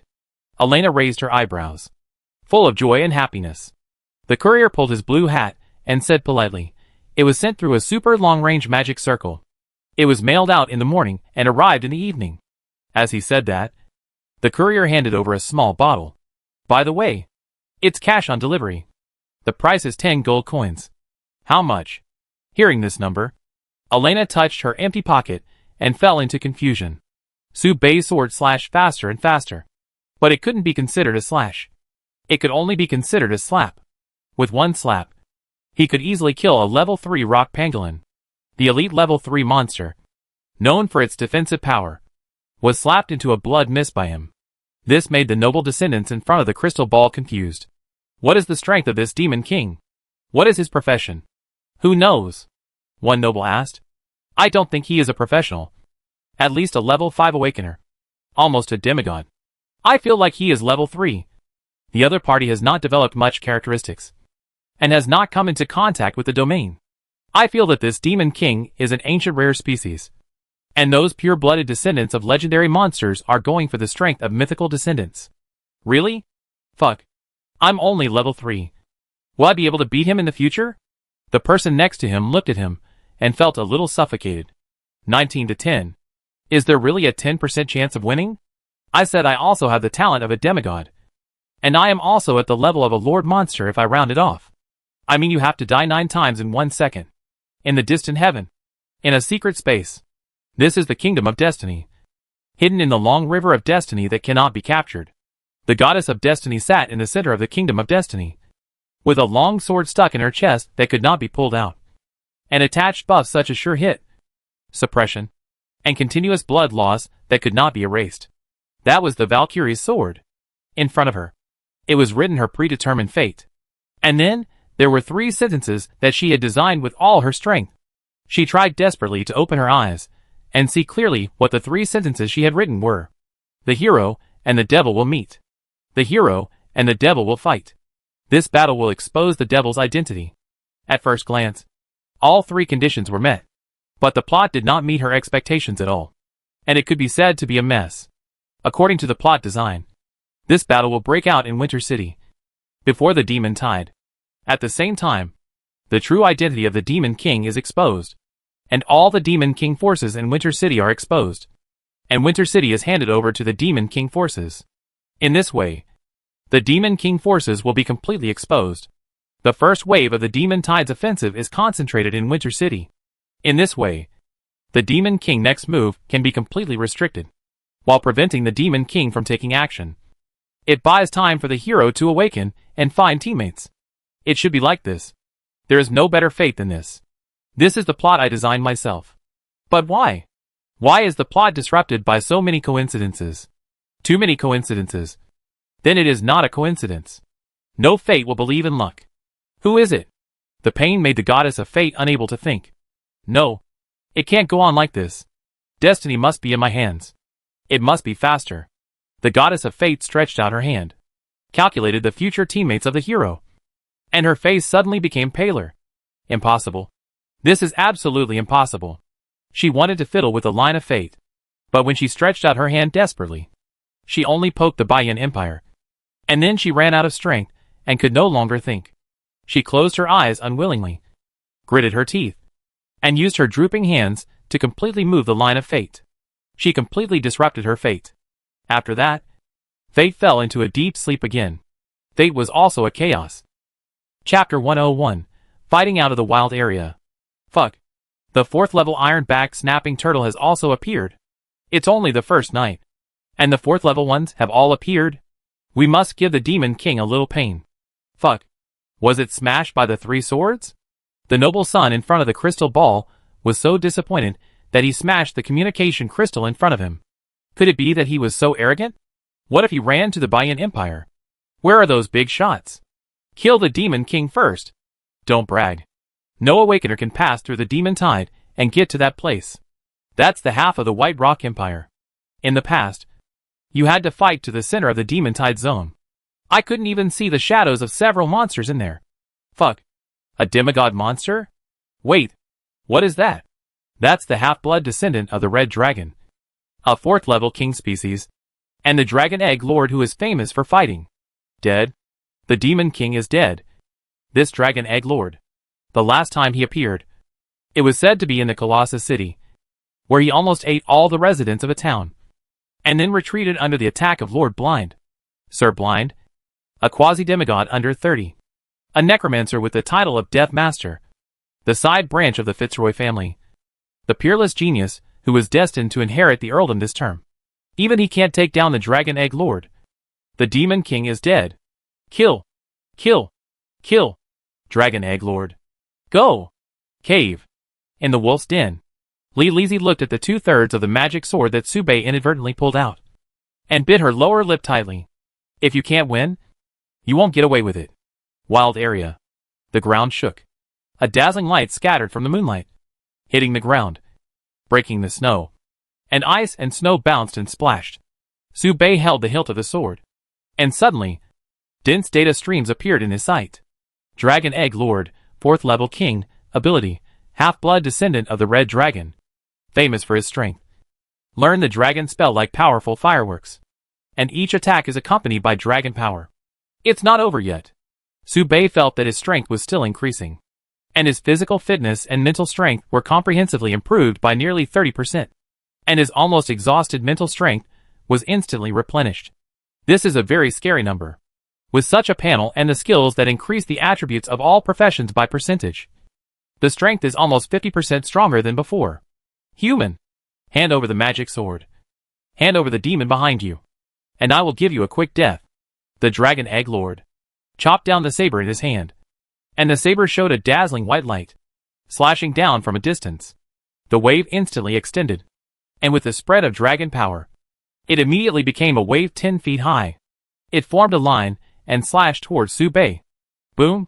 Subei let go slightly, and the sword slashed beside him, and the dragon force blew Subei's hair flying. I saw it. I could see it all. Everything was slowing down. The speed seemed to have lost its original attribute at this moment. Subei grasped the hilt of the sword with understanding, pulled out that 1/3, and continued to pull it out. The middle 1/3 was not as difficult as the beginning, as if it took the initiative to welcome Subei, and it slipped away the center lightly. It also meant that the magic sword had completely changed into the shape of Subei. In Subei's eyes, the original harsh conditions have disappeared, and new conditions have emerged. Permanently obtain the skills of the Demon King. The Demon King has descended. Temporarily obtain the skills of the Demon King.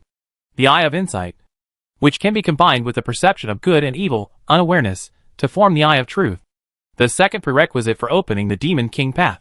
You are a new Demon King, snatching a fate that does not belong to you. You are a variable. You are an accident. You are the 1 in 10,000. You are hope. You are infinite possibilities.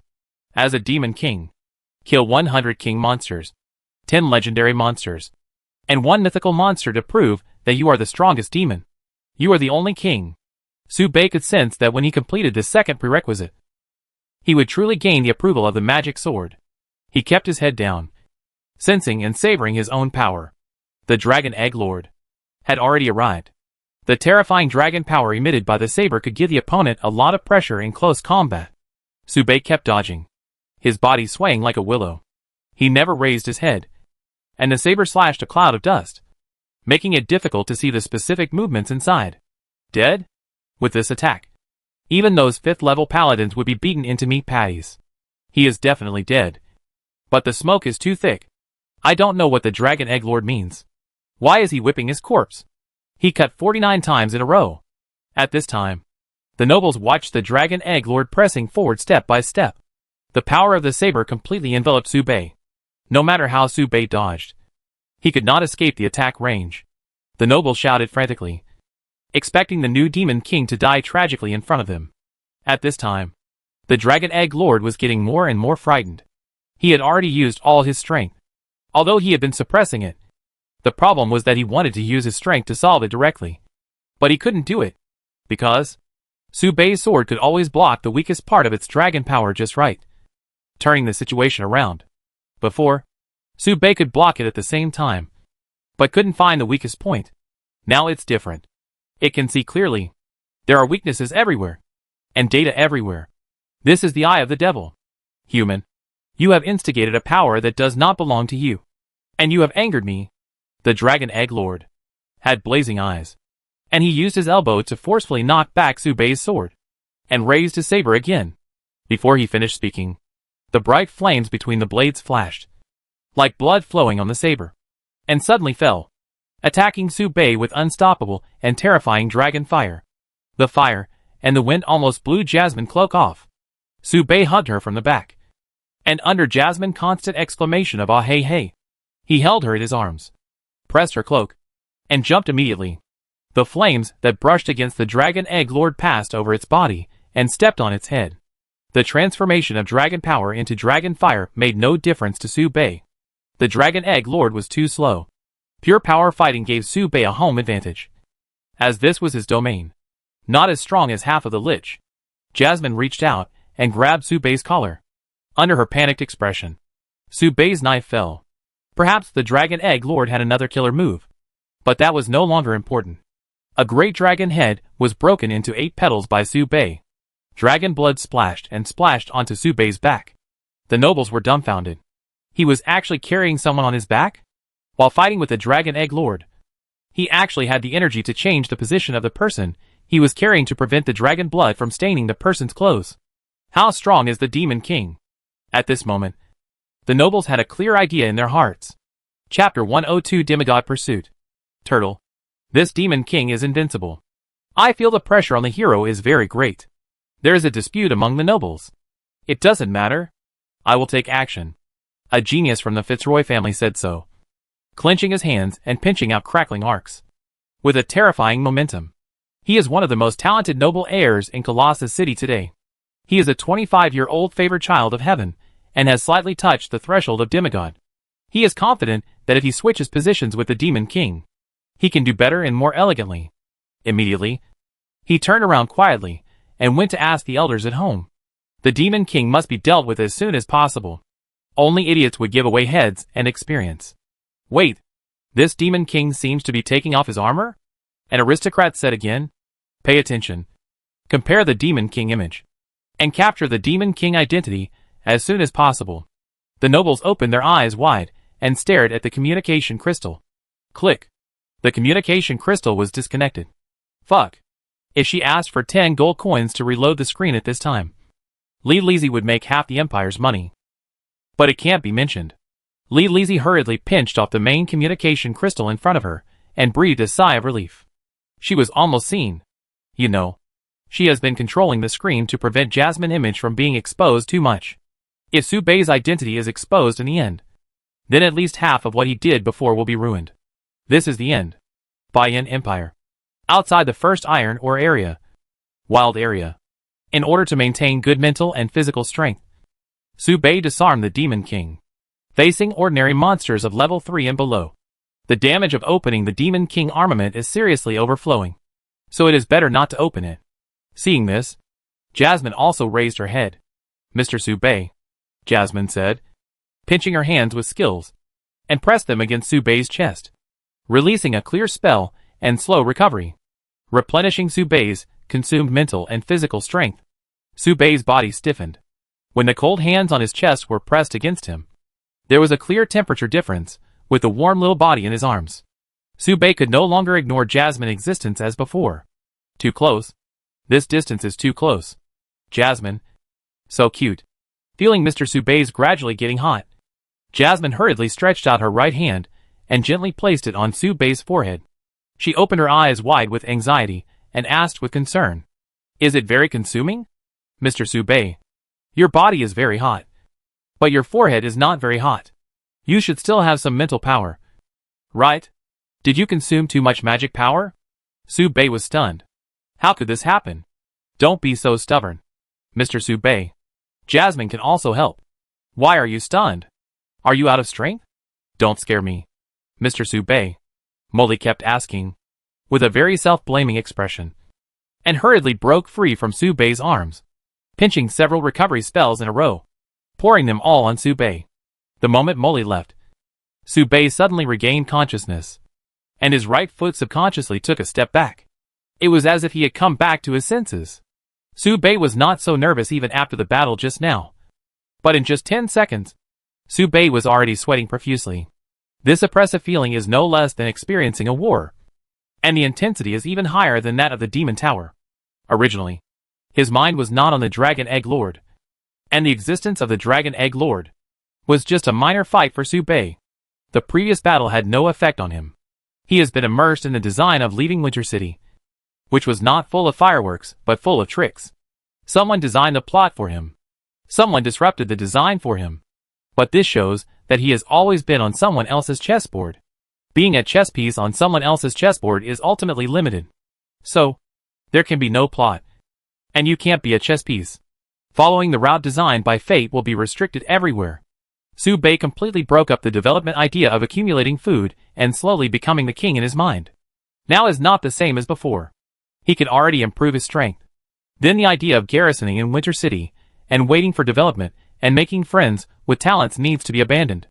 But Su Bei hadn't thought clearly about the specific moves afterwards. The moment Jasmine's hands touched his chest, his mind seemed to be overloaded with a pig brain debuff. I can't think anymore. Suddenly, a low roar sounded behind Jasmine. Su Bei took a few steps back and drew his sword. Jasmine subconsciously closed her eyes, motionless, and didn't dodge. Bang. With one sword, he slapped the monster that pounced on Jasmine from behind and blew up Jasmine's snow-white hair. It fluttered in the wind. Su Bei didn't smash the monster. It would dirty Jasmine's clothes. After leaving some distance, Su Bei's breathing gradually stabilized. His expression became calmer, and he said lightly, "I'm fine." "Really?" Jasmine opened her eyes, approached, and stood on tiptoe to reach out and touch Su Bei's forehead to feel the temperature for herself. She only touched it lightly for a moment, and her hand was again dodged by Su Bei. "I'm not lying to you." Jasmine puffed up her lips in protest. Dissatisfied, "Mr. Su Bei, I just touched it. I don't know if it's too hot." "Let's go. The more dangerous the demon tide is, we should leave quickly tonight. Also take care of your health." Jasmine was very dissatisfied and kept attacking Su Bei with her index finger from behind. Every time she attacked, Su Bei's body trembled. "Mr. Su Bei. Idiot. Idiot. Mr. Su Bei." That's when it happened. Not good. Such heavy pressure. Su Bei's body suddenly paused, and he hurried forward to hug Jasmine and ran at full speed. Hey. Hey.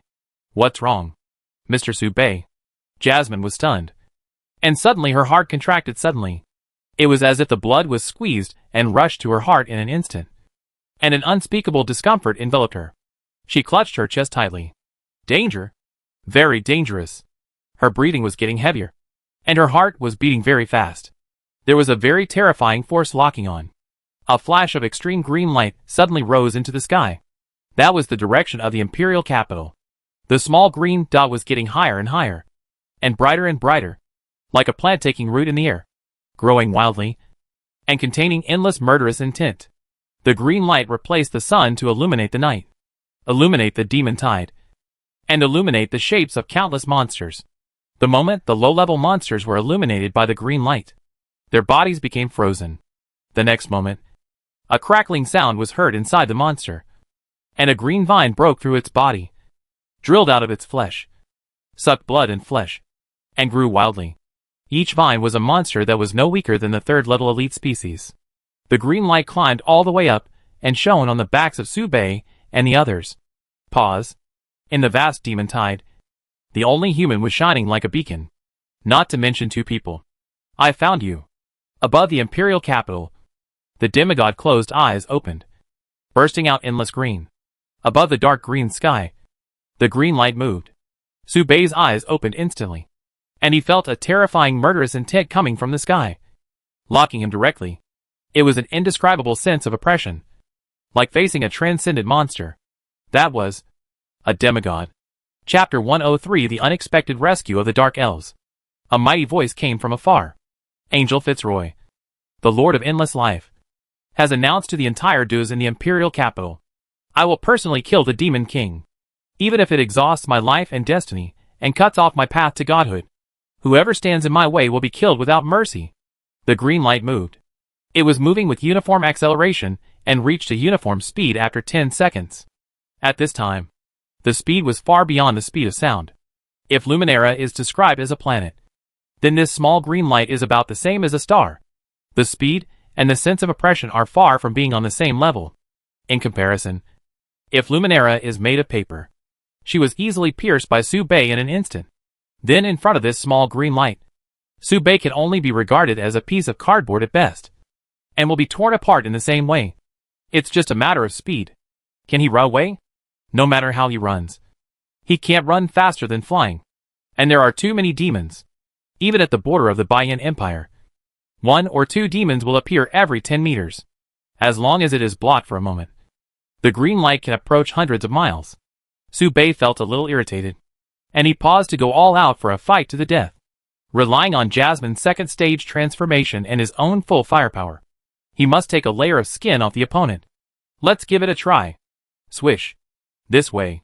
A voice suddenly sounded in the opposite bushes. Then, there were dense footsteps. Looking up, a figure rushed out of the woods, and every time the dagger in his hand rose and fell, he could harvest the life of a monster. The dark elf in the front, who had lost the ability to speak, tilted his head and smiled at Su Bei. Ah! He pointed at the road behind him. He immediately embraced the dark elf beside him and kept rubbing his head. What does it mean?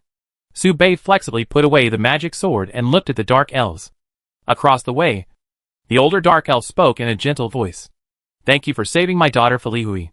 Please come this way. I have cleared this road for you. If you go all the way, you will reach the border of the Baiyan Empire. If there is a chance in the future, I will solemnly entertain you again to express my gratitude. Now please move quickly. Su Bei frowned, pointed at the green light, and said, Demigod, please rest assured. We will be fine. We have special racial talents and can avoid danger. Hearing this, Su Bei no longer hesitated and nodded. This is much safer than fighting with a demigod. Although Su Bei did intend to test the strength of a demigod, he did not have much confidence in his heart. Demigod means touching the realm of God, and the power of every move is not comparable to that of awakened people. The gap between awakened people and demigods can be seen from the way Elena defeated Ian in seconds. It can only be said that it is in the palm of your hand, which is much easier than making Li Lizzie cry. Not to mention that Su Bei is just a professional who has not yet successfully changed his job. Thank you. Su Bei responded, raised his foot, and instantly passed the dark elves and ran deeper. Thank you. Please be careful. Jasmine waved and said goodbye to the dark elves, watching the back figure gradually turning into a small black dot and slowly disappearing in front of her eyes. Felihui turned her head and nodded to her mother beside her. Her mother smiled bitterly and said, it is natural to repay the favor. But even if we use the treasures passed down from the dark elves, we may not be able to stop the demigod. Do you understand? Think about it. If you do this, you will never be able to live like a normal person again, and your royal bloodline will be drained. From then on, you will never be able to practice and change your job, and you will become a believer of the goddess of night for life. Are you willing to do this? Felihui nodded without hesitation and took the token from her mother. That's right. She didn't want to evacuate. Even if she did, this distance was not enough for Su Bei and the others to escape safely. Felihui wanted to keep the demigod from the beginning, even if the price was high. She raised the token in her hand. This was a dagger, a treasure passed down from the ancestors of the Dark Elves. It was a real artifact. Even if it was broken, this was the main weapon of the goddess of night, containing a curse from the gods. It was a curse, but also a blessing. Fury raised the dagger and thrust it fiercely into her waist. Her mother beside her shed tears unconsciously. Her fingertips were stained with Fury's blood, and she kept drawing patterns on Fury's body. The deep black magic circle extended and flowed along her limbs. Like tattoos, drawing beautiful patterns, the black pattern flowed on Fury's body. Mysterious and seductive. It seemed that was what the night should look like. Dark elves, dancers under the moonlight, born to be the top assassins, once believers of the elf goddess, but for some reason switched to faith. Their current faith is the night. They are deeply favored by the night, and are messengers walking on behalf of the night. Fulii stretched out her hands, clenched her hands, and a mouthful of blood spurted out. Her face instantly turned pale. Above the sky, the green light disappeared. The infinite black covered the green. The night swallowed up the domain of the demigod. At the same time, she completely lost the ability to speak, even if her throat could recover after a period of recuperation. But from now on, there will be no hope of speaking again. This is the curse. She didn't regret it. After all, she was supposed to die. Fury stretched out her hand again and shook it. Her eyes gradually lost color. This was an irreversible price. Above the sky that turned from green to black. The demigod who had lost his domain. The master of endless life. The honorable Marquis Angel. The powerful old man in Duz. Fell alive from the sky. This scene completely shocked all the people watching here. Unbelievable. Was it the demigod of the demon clan who took action? The Fitzroy family roared with anger. Who asked Lord Angel to hunt down the demon king's son? Don't you know that demigods are not allowed to act easily? The entire Fitzroy family was speechless. And it was this grip that made Fury fall to her knees in an instant. Another mouthful of blood spurted out. And the black runes tightened her, leaving countless blood marks, almost tearing her into pieces. Into several pieces of flesh and blood. Her body was overwhelmed and shaky. She stripped away Angel's vision. And falling was an unexpected gain. The night should be endlessly dark, without any light. Fury wanted to shake hands, but her mother held down the dagger. Enough. Enough here. You have held the demigod at the cost of eternity. You don't owe him anything. Fury shook her head. Her mother roared at Fury. What's the point of you acting on impulse? He is a demigod. He won't die. The damage is only temporary. But what about you? Do you know what will happen if you move again? If I move again, I will have paid off my debt. Fuli thought with a smile. He killed the slave trader for me. So I should kill the enemy for him. There is a demon tide over there. And I will die if I fall into it. As long as I can get another chance, Fuli made up her mind, and clenched her fist again. Caw! The knife chopped Fuli's neck, and pulled out the dagger on her waist. The mother shed tears of distress, hugged the unconscious Fuli, and cried silently. Chapter 104 Male Model Adventure Group. Border of the Bayan Empire. The first thing that came into view was a snowy plain. And at the end of the line of sight, a wide city wall suddenly stood up, with arrows everywhere and traces of magic bombing. From this point of view, the city wall was in tatters, and several places had been blown apart. There were many dwarf craftsmen repairing it. Subei and Jasmine walked over there. As they walked, Jasmine suddenly poked Subei's back to freeze his movements. Mr. Subei, that is a dark elf. Jasmine blinked her eyes, as if asking, or as if confirming after getting the answer. You bought it in that slave market, right? Subei paused, hesitated for a moment, and nodded. Yes. Jasmine squinted her eyes and smiled. Mr. Subei is a good man. Very gentle. It must be very hard to make so much money. She remembered that the price of buying the dark elf was very expensive, and Mr. Subei could not afford it at that time. It must have taken a lot of effort to earn money part-time to save such a sum of money. So, good deeds are rewarded, and they finally came to help. Subei shook his head, thinking that he didn't work hard to earn money. After thinking for a while, he nodded again. Indeed, Subei didn't remember how much money it would take to redeem the dark elf, mainly because he didn't spend any money. He didn't feel bad, so he didn't have any impression. Also, it's not necessarily true that he is gentle. At that time, Subei just thought that if he kept the slave trader, Jasmine would suffer misfortune in the future. So he secretly took action. The merchant's eyes were disgusting. Rather than leaving threats behind, it's better to solve it as soon as possible. Subei never thought that he would get help because of this, because it was unintentional. Of course, he also didn't know what price Felihui paid to repay her kindness. An indescribable heaviness emerged in his heart. I always felt that I owed a huge favor. They should evacuate immediately. Right? Subei asked himself. Yes, they will be safe. We should think in a positive direction, Jasmine encouraged. During the brief conversation, the two walked closer to the city wall, looking at the enlarged outline appearing in front of him. Subei slowly exhaled a breath of turbid air. The White Rock Empire is finally here.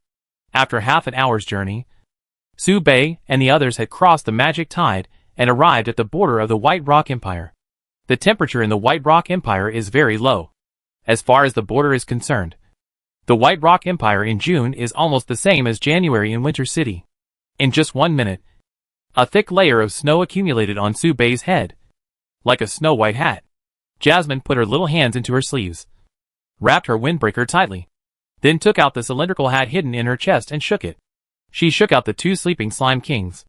Then, Jasmine put on the cylindrical hat. thought for a moment, and put her hands in again. The Slime King expression changed instantly. Strange. Strange, what a feeling. Stuffed. Stuffed. I saw two little hands inserted into the Slime King body. Like gloves. Tightly wrapped together. Wrap your hands tightly. It's not cold anymore. Jasmine clapped her hands. And the two Slime Kings huddled together. As if they were happy. A lot of magic energy filled their bodies. They could absorb it as much as they wanted. It felt good.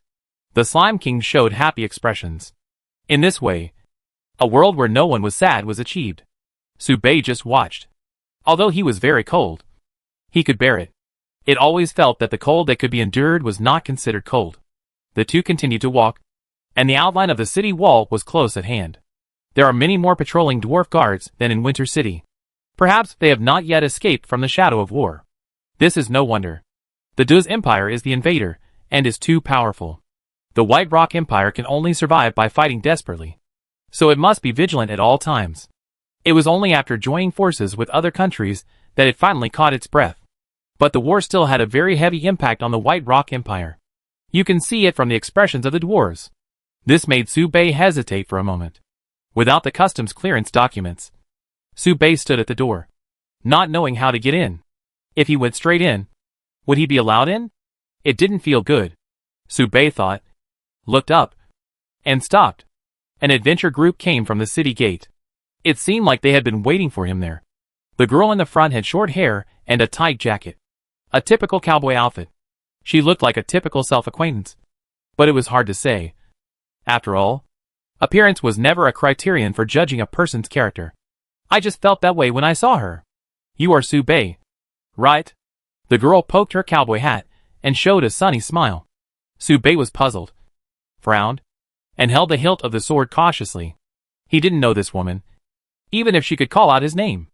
On the side, Jasmine carefully pulled the back of Subei's hand, looking at the strange configuration of the adventure group in front of her, with a little nervousness. Don't be nervous. My name is Lon. Li Lizzie gave me a letter, asking me to help you enter the Baiyan Empire. By the way, before we go in, I must first introduce my teammates to you. Subei raised his eyebrows. Has Li Lizzie even calculated this? I clearly never said that I was going to the White Rock Empire. After thinking carefully, Subei suddenly realized that something was wrong. Wrong? There is no need to calculate to this extent. It is enough to just know that I will have a conflict with Luminera. Once I encounter Luminera, Winter City and Duz will not be a place for me to stay. So we can only go to the nearest Baiyan Empire. So it's the process of elimination? We can no longer underestimate the wisdom of the Goddess of Wisdom.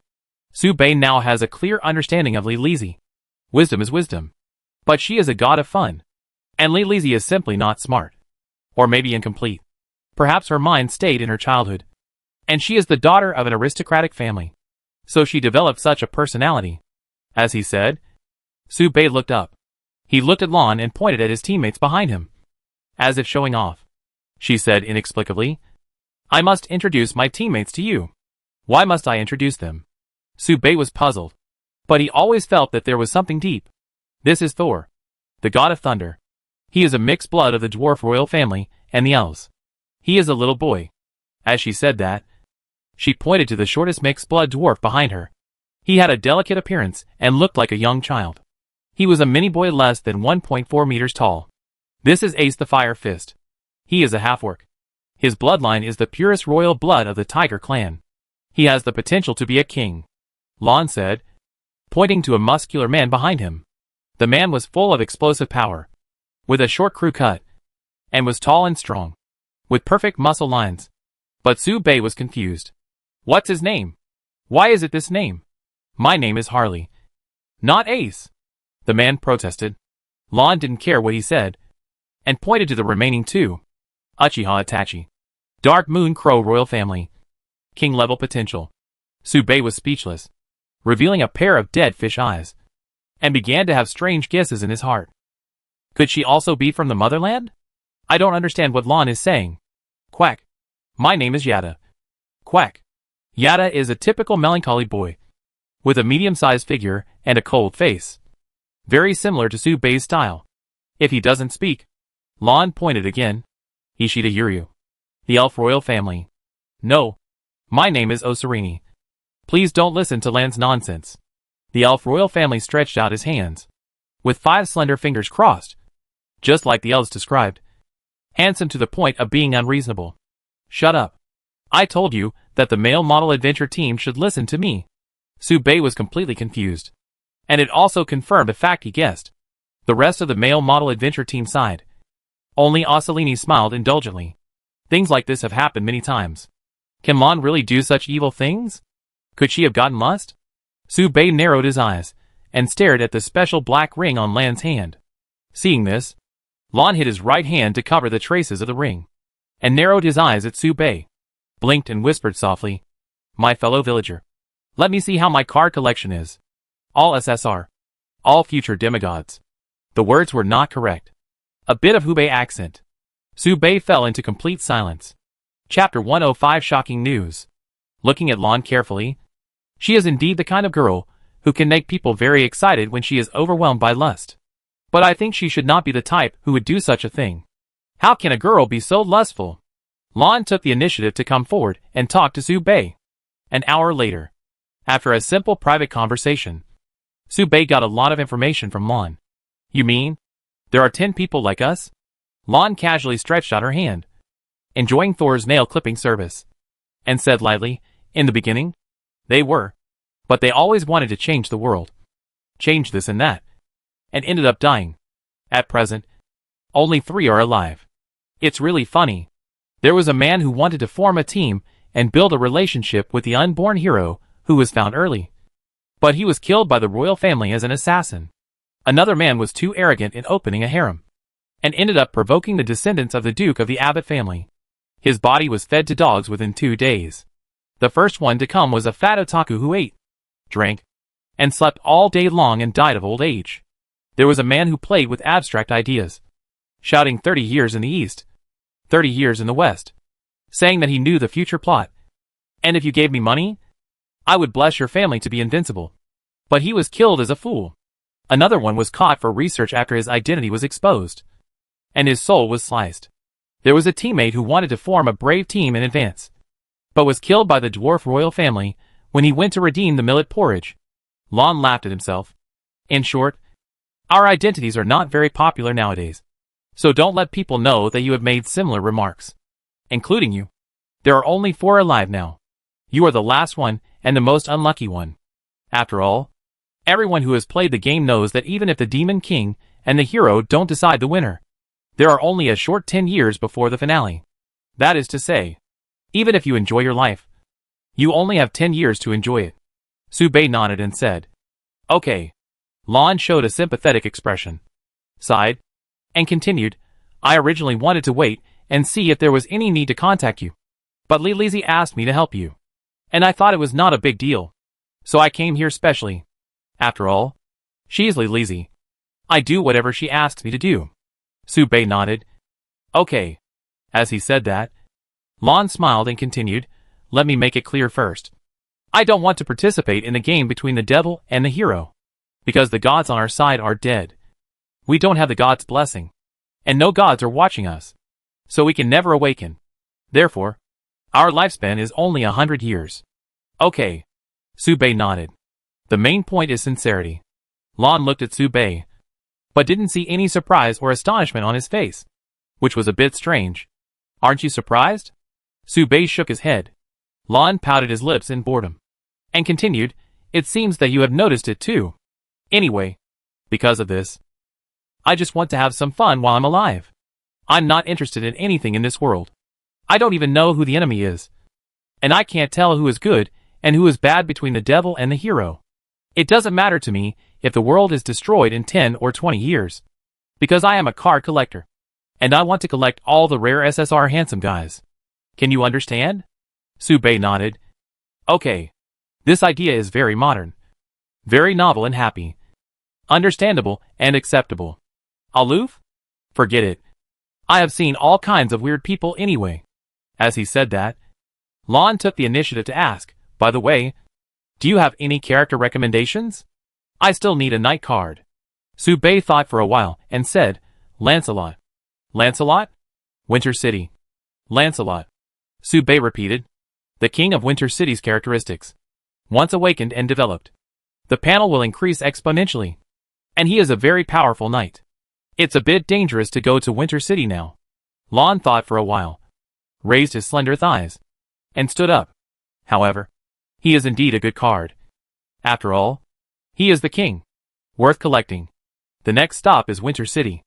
Lon stretched and began to lead the way, leading Su Bei into the city in front. By the way, I will help you when I can. After all, we are from the same hometown. Do you have any questions? If not, I take you in and leave. I'm in a hurry. Su Bei looked up at Jasmine, who was making a snowman alone, and shook his head. Okay. Lan's eyes widened in confusion. Don't you have anything to ask me?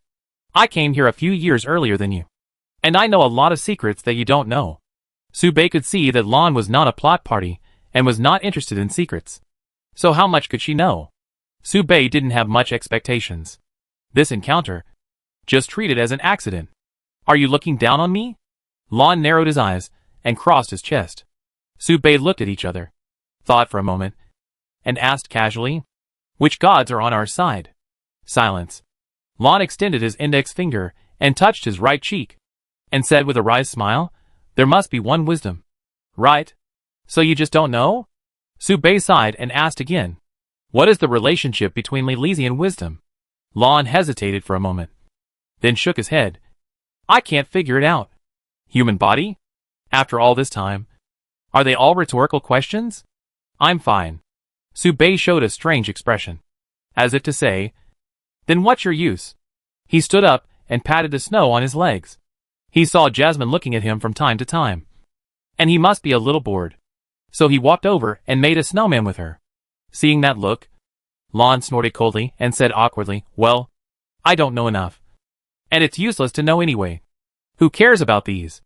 However, if you still have questions, you can go to the Science and Technology City. The boss of the goblins is one of us. Those amusement parks are designed by him. You know, right? He knows a lot of secrets. Of course, he charges even his own people. The price is very high. If there's a ranking of black hearts, he is Nan Bowen. Otherwise, he can't become the leader of the goblins. Right? Su Bei thought so. Lan said, and sent Su Bei into the Baiyan Empire. Then bye, fellow. Bye. Watching Lan leave with his male model adventure team, Su Bei took Jasmine's hand and entered this strange country. The two teams simply waved goodbye. Let's say goodbye. At this time, Jasmine turned her head and puffed her mouth, as if she was a little dissatisfied. Staring. Mr. Su Bei. She is not a good person. Su Bei was puzzled. Why? Jasmine was in a panic and didn't know how to say it. But she just felt that something was wrong. After holding it in for a long time, she finally squeezed out a sentence. But her adventure team is all men. Men? She is a girl. So many boys. So many people. So many people. She spoke incoherently, as if she couldn't find the point. But she didn't know how to say it. And finally she let out a breath. It seemed that he had given himself a stitch in the side. And he said angrily, anyway, it seems wrong. Although you didn't do anything, I still want to remind you. Molly showed a vigilant look, as if warning. Su Bei thought about it, nodded, and responded. Okay. By the way, the purpose of Lan's group was not pure. It was not for adventure, but for the sake of forming a boy group. Of course, it can't be said that it's wrong. It can only be said that everyone has their own way of living. However, Su Bei also got some information. The reason why he came to this world may be answered by Lilizi. Why did he come here? And can he go back? Su Bei was thinking. If he can go back, will he go back? He should. Right? After all, he can live to at least 80 or 90 years old. His family is not rich, but at least they can guarantee food and clothing. There are also gal games that you will never get tired of playing, and all kinds of sweet and soft two-dimensional beautiful girls. There are many delicious foods, such as happy magic water, potato chips, fried chicken. No matter how you think about it, it is more comfortable than the days of licking blood on the edge of a knife. If there is a chance, will I ask Lilizi? Mr. Su Bei. Emily saw that Su Bei was evading her, gritted her teeth, and poked Su Bei's waist with her hand. You are perfunctory. Subei trembled all over and said quickly, "Not really. Mr. Subei. Mr. Subei. Mr. Subei. Don't poke. Don't poke. Stop. Mr. Subei. Mr. Subei. Mr. Subei. Mr. Subei." Subei stopped and stared with dead fish eyes. Jasmine puffed up her mouth without any fear and stared back at him. She continued to reach out, poked, smiled smugly, and forced out a fierce look at Subei. "It's not like before. I'm not afraid of you anymore. Mr. Subei." Subei's eyes stared coldly, and suddenly relaxed. He smiled. Very cute. Although he said so, Subei was just simply describing it as cute. It's like Jasmine exclaiming cute when she saw a cute little rabbit. Or saying wow, so beautiful when she saw a beautiful sunset. Just looking at it from a purely appreciative perspective. That should be it. Right? Subei thought so. Molly also smiled. "What are you doing, Mr. Subei?" We were still staring at each other fiercely. "That's right." Subei nodded and put aside the thousands of thoughts in his mind. Maybe he can't go back. What will Jasmine do if he goes back? Jasmine like this is totally unreliable.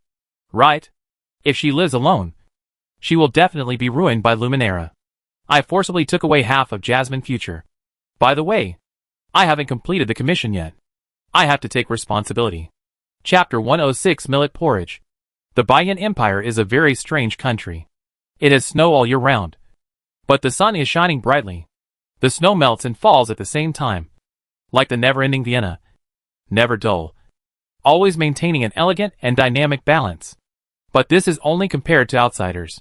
For the natives of the Baiyan Empire, this never-ending snow can only be described by the two words that Elena often says in the eyes of the dwarves. Ordinary. If the dwarves describe it, it is a piece of sticky candy that smells like stinky dog shit. Sticky. You can't hide. It keeps raining. July. Inside the first area of the iron mine. Subei wiped the sweat from his forehead and handed the water bottle in his hand to Jasmine. Just handing the water bottle can make a lot of sweat. Jasmine took it, opened the water bottle, took a sip, and then covered it. It's not that I don't want to drink a lot of water, but I feel a little distressed. When I came to the inside of the mining area, Jasmine realized how good the capitalists are at making money. The mineral water that sells for 1 copper coin outside can be sold for 10 copper coins in the mine. You have to know that these miners only earn 50 copper coins a day. The wages seem to be high, but minus 2 meals and 2 oil cakes a day. The miners can only save 10 copper coins at most after a hard day's work. Although there is a surplus, there is hope that a little bit will add up to a lot, and at least 1 good meal a week can be eaten. Of course, this is if you don't think about earning a full 100 gold coins and look forward to redeeming yourself. If you think about redeeming yourself, you will suffer a lot. The miner slaves also resisted, saying that the price does not treat them as human beings, and it is better to die. But the head of the miners in the mining area made a famous quote for this. "Where is it expensive? It has been this price for so many years. Don't talk nonsense. Cooking is difficult." Then he asked the miners to find their own reasons. Have they worked hard, saved money, completed tasks in excess, and received bonuses for so many years? After listening to this evaluation, Subei was silent for a long time and could only give a 2-word evaluation. Awesome. However, the high water price in the mining area is reasonable. The underground working environment is bad. Many magic steam engines, magic smelting furnaces, and other equipment generate heat together. The underground air is not circulated, and the water source is scarce. As a result, the temperature in the underground mining area is maintained at 30 to 40 degrees all year round. Subei was fine. He adapted in a few days, and occasionally pinched 2 clear spells to cool down the overloaded brain. So Subei didn't need much water. Of course, there were other reasons for not drinking water, but Jasmine really couldn't stand it anymore. Sweat was pouring out like money, and a stream of hot air floated up from her head. And Daimao lay there listlessly.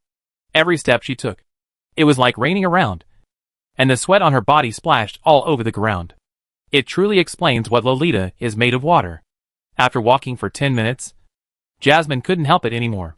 She grabbed a slime king whose expression was full of question marks, stretched its body, and applied it on her face like a mask. It felt good. Jasmine gasped with pleasure, and felt cool. She was healed by the slime king jelly-like body. The hot sweat mixed with the skin made the Slime King make a sizzling sound, and his expression twitched. When the Slime King left Jasmine's face, his body grew 2 circles larger due to the absorption of water. But this could not replenish the water Jasmine had lost. When you are dehydrated, you need to replenish water. Jasmine was reluctant to drink water, so she only drank a small sip each time. But she had to drink it every 10 seconds. Subei looked sideways. I saw that Jasmine was drinking water while the sweat on her body was flowing into the water bottle, keeping the water level in a delicate balance. I don't know if she was drinking water. Mr. Subei. Molly's voice was weak, like a poor kitten whimpering, making people wonder if she would fall to the ground and never get up again if she was pushed. I am. Subei responded. Molly puffed up her lips, but she really didn't have the strength to puff them up, so she could only pout her lips reluctantly, saying very aggrievedly, Mr. Subei, I will be obedient. Please don't tease Molly anymore. Subei looked sideways, showing a strange expression, as if asking, what the hell are you talking about? I have no idea why the other party came to such a conclusion, Jasmine said, as a matter of course. It's been a whole half month. A whole half month. We almost walked through half of the iron ore area. But you obviously did nothing. You don't want to. Jasmine paused and joked. Sell Jasmine here as a minor slave? It's just because I didn't find anyone. Why would I think so? Subei turned around and was about to explain. But when he looked at Jasmine, he was stunned. It seemed that the hesitation before made Jasmine's expression instantly revealed dissatisfaction. There was an indissoluble mist in her white eyes, and I didn't know whether it was condensed water droplets or spontaneous grief and anger. Mr. Subei, are you really thinking? Subei suddenly wanted to nod, but after feeling that Jasmine would really cry if he did this, he shook his head. No. It seemed that if Jasmine continued to cry, the moisture in her body would drain away. Jasmine's face was already red beyond recognition. No wonder. No one can stand being in the sauna for half a month. Even the miners. Slaves often suddenly developed serious illnesses and were buried directly in the mass grave. The inside of the mine was very different from the outside. It was like a barbecue grill. Every miner was a piece of meat wrapped in it. If you don't pay attention, it will be cooked. After walking through almost half of the iron ore area, Subei didn't find millet porridge. So, millet porridge should be in the other half of the area. Subei remembered the plot in Fantasy World. Sayamizu is in the iron mining area, and it is impossible to be in other areas, because slaves cannot be in the gold mining area or silver mining area, nor in some rare material mining areas. The miners in those mining areas are all descendants of various dwarf forces. On the one hand, those mining areas are not big, and on the other hand, because the ores there are expensive, even a small piece hidden is a loss. Only the iron mining area will use the cheapest slaves. First, they are not afraid of slaves hiding things. After all, a small piece is really worthless. Second, the iron ore area requires a lot of labor. As they walked, Subei and his companions finally walked through half of the area. When they reached the other half, Subei was suddenly stunned. He found the incongruity he had felt before. This half was much smaller and had fewer people. The most important thing was, there were only women in this half. That meant that the other half was full of men. Subei had a headache and figured out the reason. Because the entrances and exits were different. In the game, following Luminara first went to the White Rock Empire Royal City for a friendly interview, and then passed through the Iron Mine Area 1. So he went through the back door. And Subei went directly from Winter City to the Iron Ore area. In a straight line. He went through the front door. So the problem lies here. In this way, the following process was much faster. After almost 2 hours of wandering, before Jasmine completely turned into a soft puddle of water, Subei finally found the familiar back. It was smaller than what Subei remembered seeing. That was natural, because Subei saw Xiaomi Zhou half a year earlier than when he saw it in the game plot. Looking up, I saw Sayamizu kneeling on the ground, leaning forward. Her eyes were dull, and she was digging iron blocks in the quarry with her bare hands. Her tiny fingertips were inserted into the gaps between the stones. It was hard to tell whether she was digging iron blocks or blood clots. Even though her hands were bloody, she didn't stop for even a moment. She looked out of place among the miners. She was like a doll without pain. Her eyes were numb. Chapter 107 Redemption. I thought a lot, but didn't say a word. When others are lazy and muddle through the few days, That unique landscape can always catch the eyes of others. Uniqueness is always different. Either standing out from the crowd or becoming a laughing stock. Obviously, millet porridge is the second type. In the eyes of others, she is a fool. A poor creature who will never turn over and is wasting her life. A blockhead who doesn't know how to adapt. No matter how hard you try, you won't be able to live a good life. In Jasmine's eyes, it was a resistance to the injustice of fate, and she was trying her best to survive. She could see her own shadow, and she had worked so hard for life. But Su Bei's view was different from everyone else's. He thought that the millet porridge was probably greedy. Only by working so hard could she dig out the required amount of iron, and drink a bowl of cool rice porridge. Please, between the choice of oil cakes and mineral water. It feels great to drink a bowl of cool millet porridge. Of course, this was very stupid in the eyes of the mine foreman and the slaves. She often got nothing despite her efforts. She worked hard to complete the task beyond the quota and earned wages. But from time to time, she would be snatched away by other miners. And sometimes she couldn't even drink a bottle of water. Therefore, Xiaomi Zhou was often used as a joke by others. But Xiaomi Zhou never cared about these. She just wanted to make money to buy porridge. That's why she was called Xiaomi Zhou. This is a cheap name. And it is also a mockery of Xiaomi Zhou by others. Some miners also asked her, "You work hard to mine. But in the end, the money is not yours. And the porridge is not yours. Why do you still work so hard?" She just paused her digging hands and continued digging. Answer the question with silence. Su Bei would not think that she did something wrong. People who work hard should not be laughed at. Even for a trivial thing. You can't judge a fish by whether it can fly. That would be too cruel to the fish. Jasmine tugged at Su Bei's sleeve, pointed at the millet porridge, and suddenly said, "Mr. Su Bei, just seeing her makes me so sad." If it was Jasmine, it wouldn't be strange to think so. People with strong empathy will inevitably feel distressed when seeing that scene. And Jasmine happened to be very emotional. Su Bei just felt okay. After all, he didn't have much empathy. After all, no one's life is easy. But redeeming her is necessary.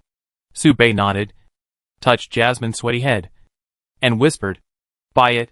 Then he inserted his sweaty hand into the body of the Slime King and simply wiped it clean. The Slime King even wanted to fight Su Bei to the death. "Not everyone can interrupt me." Hearing this unexpected answer, Jasmine raised her eyebrows slightly, as if she was a little confused, and asked, "Mr. Su Bei, do you really think so?" She knew that Su Bei didn't have much money. After hearing Su Bei say that, of course she felt strange. Su Bei nodded.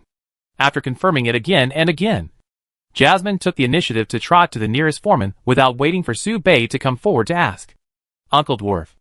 As she said that, Jasmine stretched out her hand, pointed at Xiaomi Zhou thin back, and asked, "What's the price for ransoming her?" The worker was a dwarf with rough skin, wearing a small yellow hat, and looked a little tired. He raised his head in surprise, as if he couldn't believe it, and thought he had heard it wrong. Suddenly he grinned and laughed heartily. Ransom who? No matter who he ransomed, he could make a lot of money. But when he looked in the direction of Jasmine's fingertips, he was suddenly stunned. "What? Are you sure you ransom her?" Jasmine turned back to confirm again, and after Su Bei nodded, she turned her head and nodded. "Yes." The dwarf foreman frowned and kindly reminded, "I suggest you change one. Redeeming her will offend the big shots in Silver Mine, District 2. Jasmine hesitated and looked at Su Bei again. "Hey," she explained quickly. When she turned around, she found that Su Bei was already standing behind her. The close distance also meant that there was no room to turn around. Bang. A light collision. The small head hit Bang's hard abdomen, and Jasmine couldn't keep her balance and fell backwards. Su Bei quickly reached out and grabbed her. Jasmine suddenly looked strange in Su Bei's eyes, and he blinked in confusion. Jasmine suddenly trembled non-stop, as if her lifeblood was seized, and she lost all her strength. And her legs trembled and could not stand steadily, as if her body had completely turned into a ball of water. Then she went limp. Su Bei was startled and hurriedly supported the limp Jasmine. Jasmine's eyes suddenly turned red, and tears of grief and anger overflowed from her eyes. She spoke in a hurried and uneasy tone, out of breath, and said intermittently, "Hand? Hand? Hold. It's a terrible place. Bad? Bad? Jasmine? Jasmine? Oh, oh, oh." Bei raised his head suspiciously, staring at the hair he accidentally grabbed, and was stunned. He loosened his grip slightly. Wow! Molly's breathing became smoother all of a sudden, like a stranded fish in water, breathing heavily, as if she was almost suffocated just now. Bei tentatively pinched the hair again. Molly froze instantly, her body trembling and steaming, and protested in a very soft and light voice, Mr. Bei, release, loosen, cough cough. A cough that happened to be everywhere interrupted Bei's action. The dwarf foreman blushed as he looked at the problematic father and daughter, and said with emotion, damn it. You don't have to flirt in front of me. I'm already old. I have to remind you. It's impossible for you to redeem that baby. Not to mention how much money you have. Even if you have enough money to redeem her. If you redeem her, you will offend a big shot. I think you are humans from Duz. Right? You should know that the big shots above are very dissatisfied with humans. And even some human adventurers have been targeted and let buy in. If you want to buy that doll, the dwarf foreman stretched out a hand and gestured. Within 7 days at most, that big shot will come to your door and beat you into a pile of mud and feed it to his dragon blood dog. The dwarf foreman waved his hand, as if shooing away flies, with an impatient look on his face. If you know, get out of here quickly. Otherwise you will feel uncomfortable. Bei obviously didn't plan to leave, and stopped him under the surprised eyes of the dwarf workers. How much? Tell me a number. Bei looked at the dwarf foreman wearing a yellow hat. From this angle, the other party looks like a little yellow duck. A bit stupid. Damn it. If you are really not afraid of death, I won't charge you more money. Then, the dwarf foreman stretched out 4 fingers and said generously, just 50 gold coins. After a while, Bei waved the poker cards. Bang. With a sound, a bag of gold coins fell to the ground. A whole bag, each of which was printed with the big head of Emperor Duze. The dwarf foreman opened his mouth wide. Chapter 108. The magic weapon is extremely cold. Silence. The dwarf foreman raised his head in doubt, tilted his head, and met the other party's pair of cold and deep eyes. The eyes just looked at each other for a moment, and then continued to glance up, as if disdainful to look at him. The dwarf foreman did not immediately take the bag of gold coins, but showed a slightly hesitant expression, and asked hesitantly, which noble family in Duz are you from? Bei was silent, looking at the bag of gold coins, and memories gradually came to his mind. This bag of gold coins is very old, even longer than Bei came to this world, and before the founding of Duz. Perhaps this bag of gold coins can trigger a hidden side quest. Preliminary speculation is that it is at least related to a noble. Before, Bei didn't dare to use it in Duz because he was still in Duz and needed to survive for a long time. So he was wary of people with ulterior motives. Once too much money is taken out, it is easy for people with ulterior motives to find the door. Not to mention that the money is of unknown origin. But when he arrived in the Baiyan Empire, Bei no longer had such concerns, but wanted to sell the gold coins as soon as possible. Duz gold coins are hard currency, and no one in the Baiyan Empire cares about their origins. After a few rounds of money, it is cleaned, and clean money is more secure to spend. As for how much is in the bag, Bei actually doesn't know, but 50 coins are more than enough. Of course, not bargaining is definitely not because of social phobia. Bei once went to a supermarket to shop and bargained down 48 yuan, from 48.30 yuan to 48 yuan. Well, so it's just because it's unnecessary. That's it. Bei pointed at the bag of gold coins and did not answer the dwarf worker's question, but said neatly, ransom. Bei did not ask any more questions before waiting for the answer, thinking that the other party might be thinking. What he did not know was that this cold, hard and straightforward answer instantly made the dwarf worker feel like he was falling into an ice cellar in the underground mine with a temperature of more than 30 degrees. The dwarf foreman broke out in cold sweat and swallowed his saliva. This answer pattern is very similar to those nobles in Duz who are in high positions and have great power. They always look superior. The dwarf worker's mind was full of imagination. He looked at Bei and the child he was holding, kissing the other party's hidden identity. You know, only those nobles can play so lavishly, and only the core members of the family can take out so much pocket money at one time. Could the other party be the heir of a marquis in Duz? Looking at Bei's confident eyes, and his contemptuous look at his little yellow hat, the dwarf worker had a more terrifying guess in his heart. It's hard to say whether the other party is from the three major families in Duz. Those three families all had generals who founded Duz, and the surnames they were named after were awarded the highest honor by the Emperor of Duz, and the direct eldest son inherited the title. You must know that the new country of Duz has just been established, and the central authority is not yet perfect. These founding nobles are all mountain kings. No matter which one he offends, it is easy to trigger a chain reaction, causing a second war between Bayan and Duz. He dared not take it. He did not dare to take it at all. If it triggered the Second World War, he would be the eternal center of the Bayan Empire. The dwarf worker wiped the sweat off his face and stammered. Brother, we are all trying to make a living. There is no need, he repeated. It's really not necessary. Su Bei was puzzled and frowned. He thought that since he had already traded money, why was it so troublesome? What was there to hesitate about? Wasn't it just a matter of handing over the money and the goods? Did I say something wrong? Sure enough, he was still not suitable for negotiation. He raised his head, pointed at Xiaomi Zhou back, and repeated, You can ask for anything you want. No, brother. The dwarf foreman waved his hands and said, I mean, you can take the person away, but I won't take the money. Let's just pretend we don't know each other after we leave here. What do you think? Seeing that the dwarf foreman was about to cry, Su Bei finally realized and nodded. I couldn't help but feel strange. It is said that dwarves are heroic, but the other party is too weak. I don't want to take the money that is delivered to the door. Are you afraid of strangers?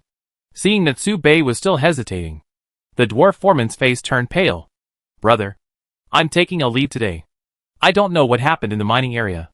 I just ask you to be kind and be gentle with me when conflicts arise in the future.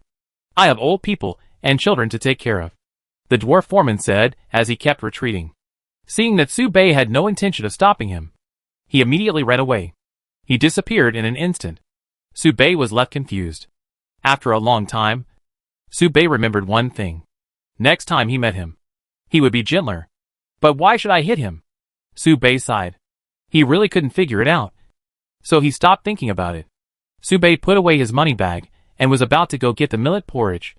But suddenly he remembered that he was too nervous during the negotiation just now and had been holding Jasmine's body. He leaned over and stared. Stunned. Not good. He didn't loosen his hand that was holding Jasmine's hair. He saw Jasmine lying softly in his arms. Her eyes turned into mosquito quills, and her bones seemed to be steamed into thick soup by the heat. It seemed to be cooked, with a strange aroma mixed with the fragrance of jasmine, which made people hungry. That's right. Jasmine fainted. Du's Empire. Winter City. The demon tide lasted for more than half a month, and it was unknown how long it would last. This was a war with no end in sight. Duz is used to war, which is for conquest, victory, and territory. But they really don't know what to fight with these brainless monsters. From mid-June to early July, Winter City has gone from being in a mess at the beginning to being organized in an orderly manner, and has made too many mistakes during this period. Principal Canwin stood on the top of Winter City, overlooking the land shrouded in war, and behind him were countless corpses of innocent people. His eyes fluctuated, but he was not impulsive. He had to live. After a moment of silence, he quickly waved his hand and continued to command, Team 4 rests. Team 5 moves forward. The mage explodes the fireball to wash the ground, and Unlaw presides over the ranger to respond. As an awakener, one of the high-end combat forces of Winter City, Amara felt increasingly powerless, just because the powerful enemies appeared more and more. Even with the professionals from other towns, their round of explosive fireballs could hardly cause damage to those monsters above level 4. In the first 3 levels, the overall quality of monsters is stronger than that of professionals, and the only one who can match them is the knight. In the next 2 levels, only after the awakener develops characteristics and obtains a considerable improvement, can he catch up with the monsters of the same level, and even compare with the lord level and the king level.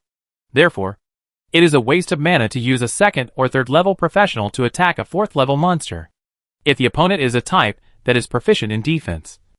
A round of explosive fireballs cannot even break the defense. And how many explosive fireballs can a professional withstand? 5? Or 7? What's the use of that? The situation in Winter City is becoming more and more difficult. At this time, a zombie with blue and white patterns rushed out of the monster. With a roar, countless professionals were infected with a deadly plague in an instant, and their bodies were constantly damaged and corroded. This is a corrupted zombie of the undead species. A 5th level elite. Even if it is only an elite level monster, it is a devastating blow to these professionals, because it is 5th level. Moreover, the corrupted zombies carry a range of pathogens, and wherever they pass by, it is like a natural disaster. Professionals lose their combat ability just by touching the infected air. Amara instantly released her weapon, and countless silks were released and split, hitting the corrupted zombies. The silks continued to corrode as they hit, making it difficult to cause damage to them. The first 5th level beast was killed, which meant that the mid-level combat power of the demon tide officially attacked. Such a battle scene made even Amara feel desperate. On the city wall, Audrey drew her sword, and her snow-white fox tails swung out, and one by one, 5 white tails rose up, glowing golden. Cameron stretched out his hand to stop Audrey. Wait a minute. I do this. Audrey looked dissatisfied. It was obviously just a matter of one sword. But after seeing the gloves the other party was wearing, her teeth closed instantly, and she was silent. Kung. At some point, Cameron stood at the front, chanting something softly. Ice for thousands of miles. He raised his right hand. On that right hand was a dark blue glove. Just looking at the glove would make your eyes lock tightly, as if you were in an extremely cold place. The huge magic power condensed on the glove, spreading and splitting. In a blink of an eye, the blue ripples spread. Ding. Where the sight ends, all the monsters do not move. The wind blows, but the grass does not move. Blinking again. From bottom to top, you can see a thin layer of crystal on the monsters, all turned into lifelike ice sculptures. Not 10,000 miles. But it was enough. In the far distance, those monsters with spiritual intelligence fell into silence, feeling this exaggerated scene. This is Magic Weapon 26 Extreme Cold. The only ability is to turn the source of magic power into extreme cold, which can be regarded as a taboo-level secret method of breaking the city. This is a war-type magic weapon that can determine the outcome of the battlefield. A week later, the magic tide fell into a brief peace. Chapter 109 Elena Transformation. Du's Empire. Imperial Capital. Elena soaked in the medicinal bath with blue light and formed a thick cocoon. At this time, the cocoon slowly cracked and broke, revealing a pair of white hands. Her divinity was completely shattered. But it didn't matter. After taking the medicinal bath, the divinity was broken into pieces by the strange ingredients in the medicinal bath and merged into her limbs. It was a very strange feeling, as if there was a gentle divine power counteracting the divinity. In short, thousands of words can be summed up in one sentence. The holy light is back. Elena slowly stood up, the soft holy light covering her skin. She raised her hand, and the holy light began to transform into countless light points and flow into her body. So wonderful. She felt the path of awakening. Not just one, two, and they are connected. One path leads to gentleness and holiness, and one path leads to punishment and discipline. One path leads mortals to the divine stage, and one path leads gods to punish the world. Elena seemed to have some realization. I was born as light. I should not rely on the holy light, and I don't need to borrow power from the goddess of holy light. I should be the light, and have my own path. These two paths belong to me, and they lead directly to a path to the gods. She stood up and stepped out of the medicinal bath. After putting on her clothes, her face was no longer as revealing as before. The half-god, half-human qualities were reviving, and she was developing in an unpredictable direction. If Su Bei was there, he would have seen that Elena was gradually moving closer to the settings in the game fantasy world. But there were still some differences, and the specific aspects had not yet been revealed. She went out of the house, looked at Gluttony, who was as devout as a believer, and frowned. Stop pretending. You can set off to Winter City. These days, everyone thought that this lich had turned over a new leaf. Only Elena knew that he had a lot of bad ideas, and he was just pretending to be someone who coveted the skills of the Holy Light Church. Don't argue. Wait until I finish reading this passage of the Bible. I feel like I'm almost there. For a long while, without waiting for Elena teasing, Gluttony was confused. Logically, that idiot should have confronted him.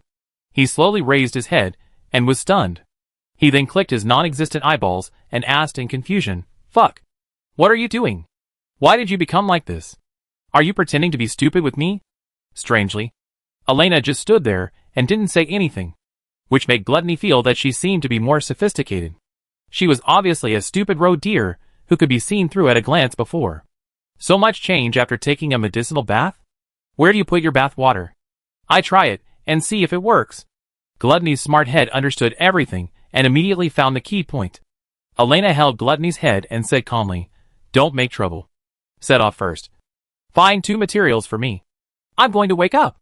Gluttony was in a trance, and suddenly realized something terrible. Elena suddenly grew up. But nothing special happened recently. How can a person suddenly grow up overnight? It tightly grasped Elena's hand on its forehead, hiding its playful expression, and asked seriously, "I promised my brother that I would take good care of you. What have you been through? Why did it become like this?" Elena was stunned, frowned suddenly, and said, "You are an idiot. Damn it. That's right. That's right. Gluttony." He laughed, nodded. "This is the Elena I know. Damn. I almost thought you were possessed. Let's go to Winter City and collect materials for you by the way." Gluttony stood up. Behind him, Elena was thinking thoughtfully, and didn't notice that Gluttony had closed his eyes in front of him, and was quietly contacting his original body. Brother. Elena is in trouble.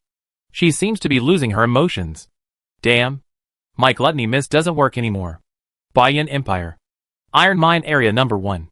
Just now, Subei woke up Jasmine, and Jasmine was communicating with Xiaomi Zhou. Suddenly, the magic sword in his hand trembled constantly, sending him a message. Subei was stunned, but didn't think much about it. All the guys who can become teammates of the brave are supermodel characters who need to be patched up. It is normal for them to have some strange changes before and after awakening. Elena was the last one to join the original brave team, but she was the most likely to save the team at critical moments. This is a magic card that far exceeds SSR. He put down his thoughts, looked up, and looked. He saw Jasmine and Xiaomi Zhou talking there. "Are you willing to go with us? We will take good care of you. Give you lots of delicious food. Stop digging." No matter what Jasmine said, Xiaomi Zhou was still digging iron ore by himself. Even if she reached out to interrupt him, she could only get a cold look from him. Seeing this, Subei stepped forward. "Will you come with us?" Xiaomi Zhou didn't look up, and didn't even pause for a moment. "Please have some porridge." Xiaomi Zhou stopped, raised his forehead slightly, revealing a pale face like a dead tree, but his eyes lit up like stars. "Good night, everyone. Working overtime. Trying my best." Chapter 110 Zhou. Bayan Empire. Iron Mine Area 1. After Subei finished speaking, Xiaomi Zhou looked up with his eyes slightly lit up, and then he went back to digging. Porridge can be drunk, but pancakes are not eaten. It was not until Subei handed Xiaomi Zhou a thermos filled with porridge that Xiaomi Zhou was stunned. He wiped his bloody hands with his clothes and took a few steps forward. Swish. It was very fast. Only a flash of light could be seen. The thermos disappeared from Subei's hand and appeared in Xiaomi Zhou's hand. It can be seen that Xiaomi Zhou's skills are top-notch, and he is worthy of being the top assassin of the future brave group. Subei looked over. He saw that the small brown eyes were slightly bright, and on the dirty face, they were as crystal clear as amber. Subei handed out another straw and made an insertion motion toward Xiaomi Zhou. It was not difficult to understand, but Xiaomi Zhou could not understand it. The main reason was that he was attracted by the sweet and fragrant Xiaomi Zhou and could no longer see anything else. So Subei planned to demonstrate the movements himself. But when his hand just touched the thermos cup in Xiaomi Zhou's hand, the other party panicked and spoke in a hoarse voice. "Mine. Mine." Subei was startled, and his outstretched hand paused. Molly saw this, trotted in between the two, stretched out her hand to pull out the straw held by Subei, and inserted it into the thermos cup in front of Xiaomi Zhou. Then she handed the top of the straw over and made a sucking motion. Xiaomi Zhou learned to take a sip without knowing it. The eyes narrowed instantly, and a stiff smile bloomed on the dirty face. Seeing this, Molly also smiled with curved eyebrows. "What's your name?" Xiaomi Zhou was also stunned by the taste that flowed into her mouth for a moment, and responded in a trance. "Kanji." "Kanji?" Jasmine racked her brains, and suddenly an inspiration flashed through her mind. "Then I call you Shou." Jasmine blinked her eyes, and gave the other party a more lovely name. After all, listening to the slaves around her naming her Xiaomi Zhou, It seemed to be mocking her. Even if Xiaomi Zhou herself didn't mind. But no one should like a name that is mocked. Right? Although Xiaomi Zhou and Zhou Zhou look the same. Jasmine is very satisfied and decides to call her that in the future. Zhou Zhou. If you drink our porridge, you are ours, and you have to go with us. Xiaomi Zhou just bit his straw, seeming to be completely immersed in it, not caring about what just happened. Jasmine blinked and tried. There will be endless porridge in the future. Porridge. Xiaomi Zhou looked up. Unfinished porridge. Jasmine smiled and gestured. It can only be said that Jasmine learns quickly, grasps the key points directly, and gives her a trap by giving her what she likes. Xiaomi Zhou had never seen such a scene before. This promise that seemed like the sky was falling made her even forget to suck the straw in her mouth, as if she was wrapped in a huge sense of happiness. Can I live such a wonderful life? Xiaomi Zhou's eyes were red, and she pointed to the thermos cup. Porridge? Jasmine was stunned, wondering why Xiaomi Zhou was still crying, and hurriedly stepped forward to touch the other's head, which was 3 centimeters taller than her, and comforted. It's porridge. Unfinished porridge? Xiaomi Zhou repeated. If you can't finish it, I fill a whole cup for you every day. Jasmine smiled. A lot of porridge? Xiaomi Zhou asked again. Well, it turned out that the sudden happiness had caused her to freeze. Xiaomi Zhou smiled foolishly, sipping from the straw. However, many people couldn't bear to see the scene. Far away, after seeing that even the fool was redeemed by someone, the other slaves couldn't hold back. You know, the gentleman in front of you is likely to be a nobleman. If you follow him, you will have no worries about food and clothing for the rest of your life. Hey, little brother. Wait a minute. I can do it too.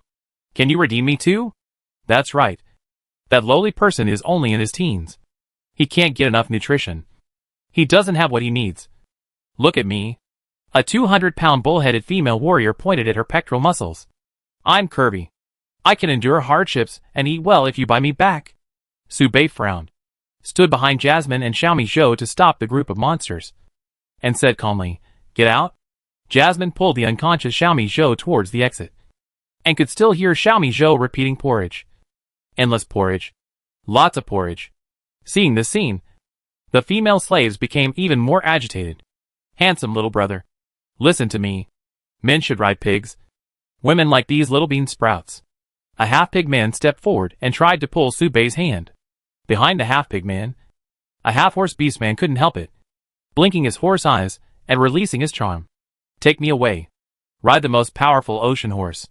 I am the noble breed that the dwarf foreman likes to ride the most. Enough to match your status. Little brother. I am a half-fox man. Can you take me away? I will listen to you in everything. A foxy beauty blinked her eyes and pulled down her collar slightly. On the side, a cat girl dressed more delicately raised her tail and looked at Su Bei with autumn eyes. Brother. Look at me. I don't believe that you can still look at me with empty eyes. Clang. Su Bei drew his sword silently. However, after drawing a small part, those slaves who had thoughts immediately shut their mouths and dared not speak loudly again. No one came forward. However, there were still voices muttering behind him. Short-lived ghost. You are dead. Dare to redeem that porridge-drinking fool. Do you think you can leave the mining area safely? Such warnings. Su Bei ignored them and turned to leave the area when he saw Jasmine and the others walking away, stepping on the mining area, making a crisp sound. When he caught up with Jasmine and the others, he could still hear Xiaomi Zhou repeating, Porridge. A lot of porridge. Suddenly, Xiaomi Zhou's eyes turned red and tears fell one by one. What's going on? Jasmine was so flustered that she didn't know what to do. She didn't know why the other party was crying again. She gently patted Xiaomi Zhou back, but it didn't work. She turned back and asked Su Bei for help. Of course, Su Bei was also powerless. He didn't know what happened. It was at this time that Xiaomi Zhou suddenly said something. Not the content repeated before, but the rest, happy. He said it in a lighter voice. Very happy. She was obviously talking about something very happy. But the biggest change in Xiaomi Zhou's expression was to slightly narrow her eyes.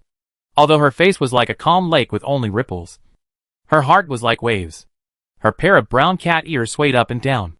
It was like a stray cat that found a home. Her tail was gently shaking, floating in the wind. At this moment, the gears of fate turned again.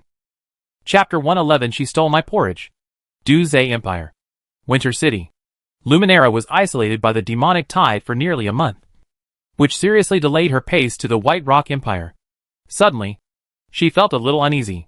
Her intuition was very sensitive, and it only lost its effect when she encountered the Demon King. So usually when she felt uneasy, something bad must have happened. So what could it be? Luminera fell into deep thought. Could it be that Duzay could not withstand the pressure of the demonic tide? It shouldn't be. Now, the Empire has reacted in time, and when the monsters fell into silence, everything has been organized. From today, the Imperial Army began to take over the battlefield, and the nobles used Winter City as the first stop to train their own offspring.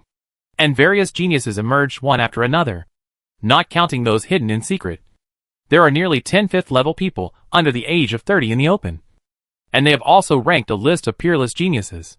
Each of them is a true genius cultivated by each noble at a great cost. In addition, there is a list of supernovas, which lists the talented professionals who were highly expected before awakening.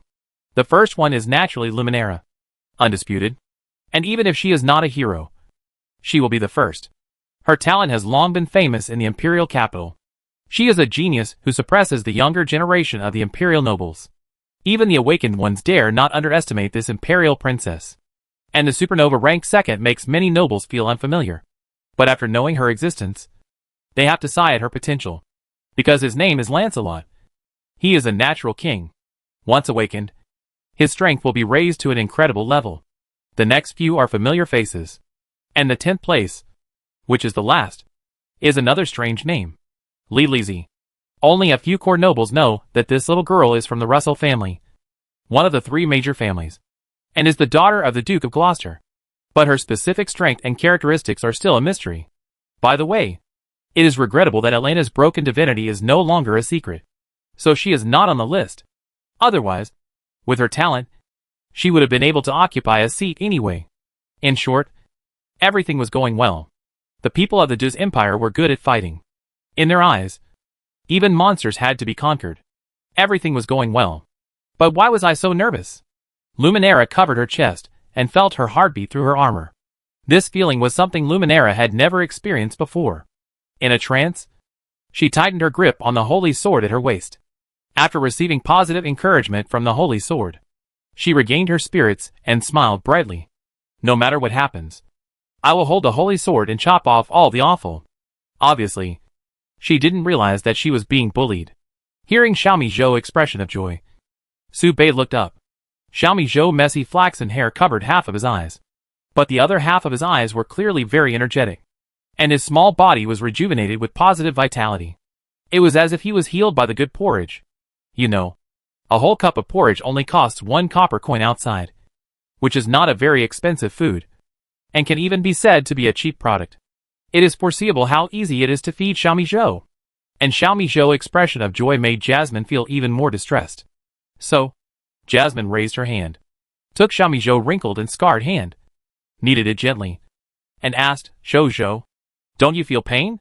The gaps between the fingers were filled with small stones, and many small debris could be vaguely seen in the blooming flesh and blood. There were 7 large blood blisters on the hands, and the broken skin did not heal and was torn again. Xiaomi Zhou blinked in a trance, looking painless, and responded calmly, it hurts. It still hurts, although there is no emotion on her face. Jasmine's movements became gentler. It hurts a lot. Why is Zhou still working so hard to mine? I want to drink porridge. That's right. Jasmine asked again, Zhou, why do you like to drink porridge? I like to drink it. Then why does Zhou like to drink porridge? I like it. This is also reasonable. Xiaomi Zhou has never been to school since he was born. Unlike Su Bei, who is illiterate. He is illiterate because of cultural differences. But Zhou has never received any education. Jasmine could sense that Zhou's education level was not high, and his answers to the questions were not very clear. But Jasmine did not show an impatient expression, but instead pulled his hand with more heartache, washed away the dirt and blood clots on his hand with cleaning magic, and peeled off the pebbles one by one. Zhou, how old are you this year? Jasmine used questions to divert Xiao Zhou's attention and dig out the stones buried deep in his flesh and blood. The severe pain always made his eyelashes tremble slightly. This question also successfully froze Xiaomi Zhou. She paused in confusion and blinked slowly. Apparently, the two-digit calculation was too difficult for her. Even if she racked her brains and took a big sip of Xiaomi Zhou, she couldn't figure out the answer to the question. Of course, it was also possible that she herself didn't know how old she was. Jasmine also saw this and didn't ask too much. Instead, she smiled and helped the other party pick out the last stone in his palm. Then, while the other party was thinking, she quietly changed her hand. Let Xiaomi Zhou hold the thermos cup with that clean hand. After a while, Zhou, it's done. Jasmine raised Xiaomi Zhou's left hand. After washing, Xiaomi Zhou's pair of petite and soft hands were exposed. Although there were many scars, the palms were really small. Jasmine's hands were slender and not big. But when she held Xiaomi Zhou's hand, she could clearly feel that the other's palm was a whole circle smaller than hers. Even though Xiaomi Zhou was taller than her now. Xiaomi Zhou looked at the hand raised by Jasmine in confusion, because she didn't know the meaning of washing it clean. Xiaomi Zhou didn't feel anything extra when she saw the little hands covered with scars being washed clean. Just like the dwarf foreman likes to ride a big horse. Or it's a little hotter today. These are not important to her at all. And just after Jasmine put down her hand, Xiaomi Zhou retracted her hand like a conditioned reflex. Holding the thermos cup with both hands, she raised the thermos cup, rubbed it against her face, and squinted her eyes happily. After healing Xiaomi Zhou's palm, Jasmine reached out again and inserted her right hand into the body of the Slime King. The Slime King's soft body tightly wrapped around Jasmine's palm. Then, Jasmine gently wiped Xiaomi Zhou's face, rubbing it back and forth as if she was using a face towel. The Slime King did not move. And soon the red slime turned into a small cold ball. As Jasmine pinched, squeezed, and twisted it, dirty water fell to the ground. Repeated many times. Finally, Xiaomi Zhou's tender and clean appearance was restored. Then she took out a comb and combed Xiaomi Zhou's hair with gentle movements. Su Bei couldn't help but take a few more glances. It seemed as if he could foresee how Jasmine would look when she took care of the child. She was very patient. Xiaomi Zhou cooperated well during the whole process because she was drinking the porridge obediently. She was drinking it all the time. But after drinking it all the way, only 1/20th of the porridge was gone from the thermos cup. It took about an hour for Jasmine to successfully transform Xiaomi Zhou.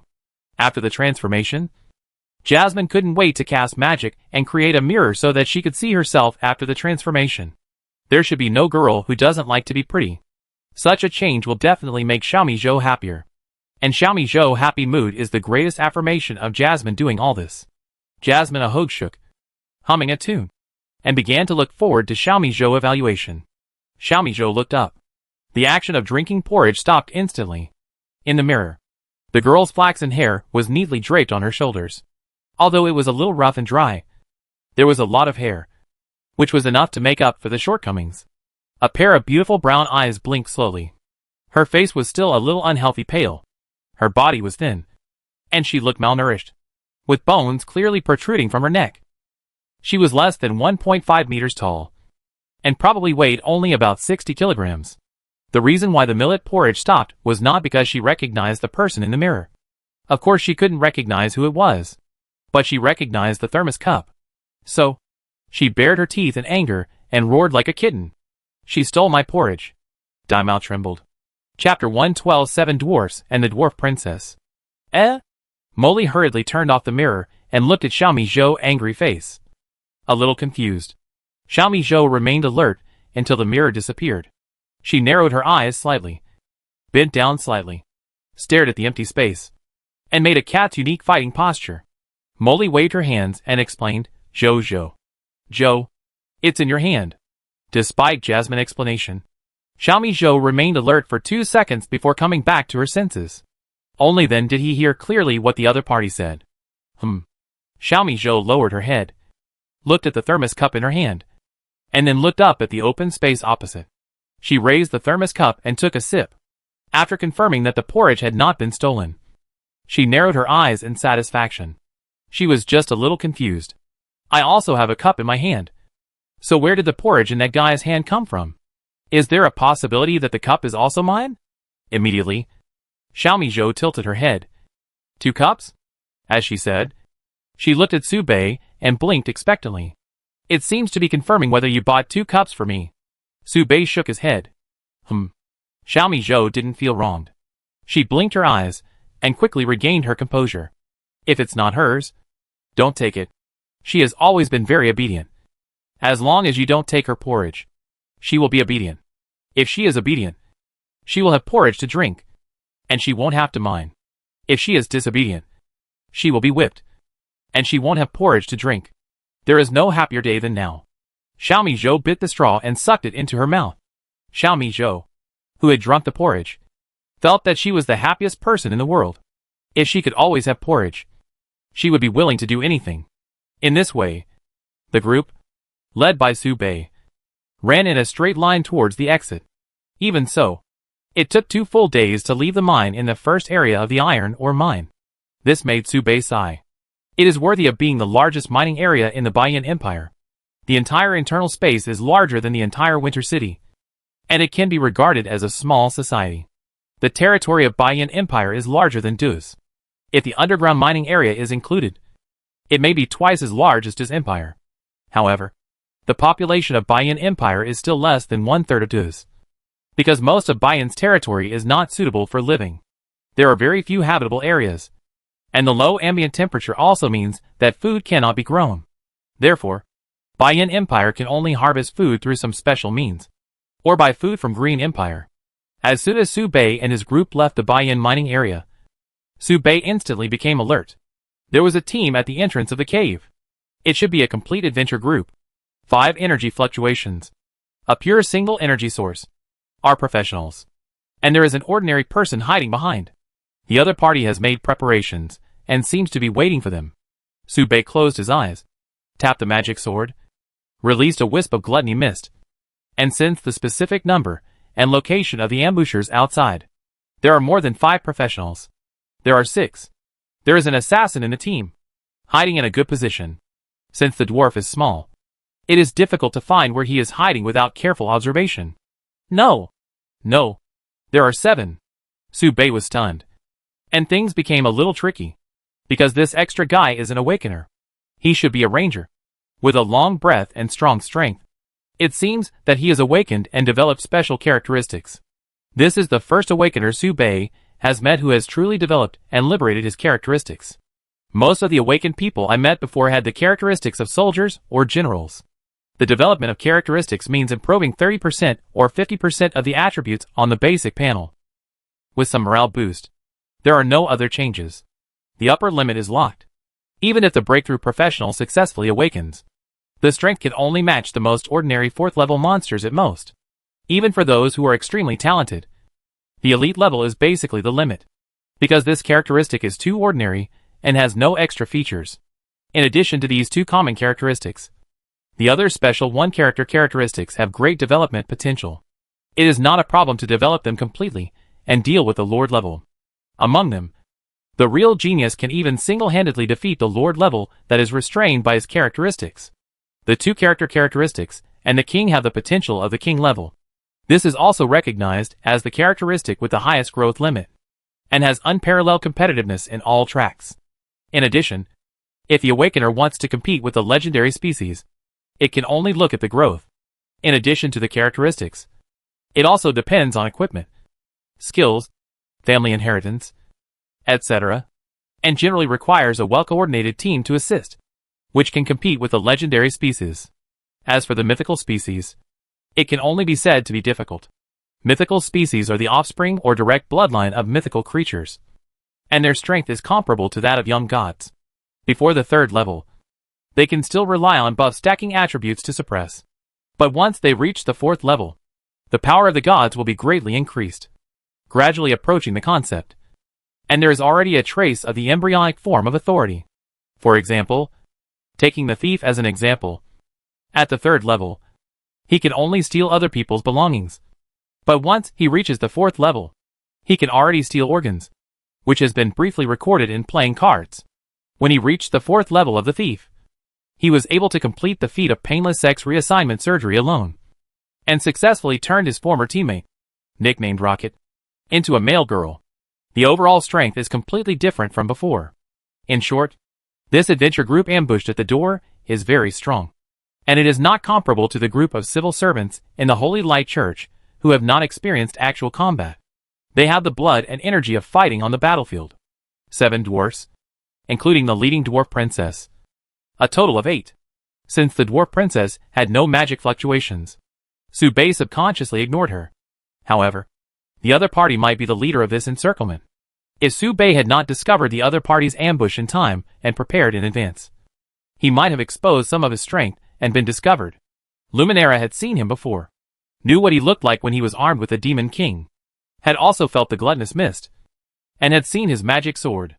Now, the handle of the magic sword was wrapped with a bandage by Su Bei as a camouflage, and there was no plan to use it for the time being. Although it was a bit like trying to cover up one's own fault, it was better than doing nothing. If you don't need to use the rest of your power, don't use it. This way you won't be easily exposed. To avoid being chased by the demigod again. Then what other power can you use? All profession buffs. And playing cards and basic stealing skills. After thinking about it, Su Bei made a decision and pulled out the playing cards from his pocket.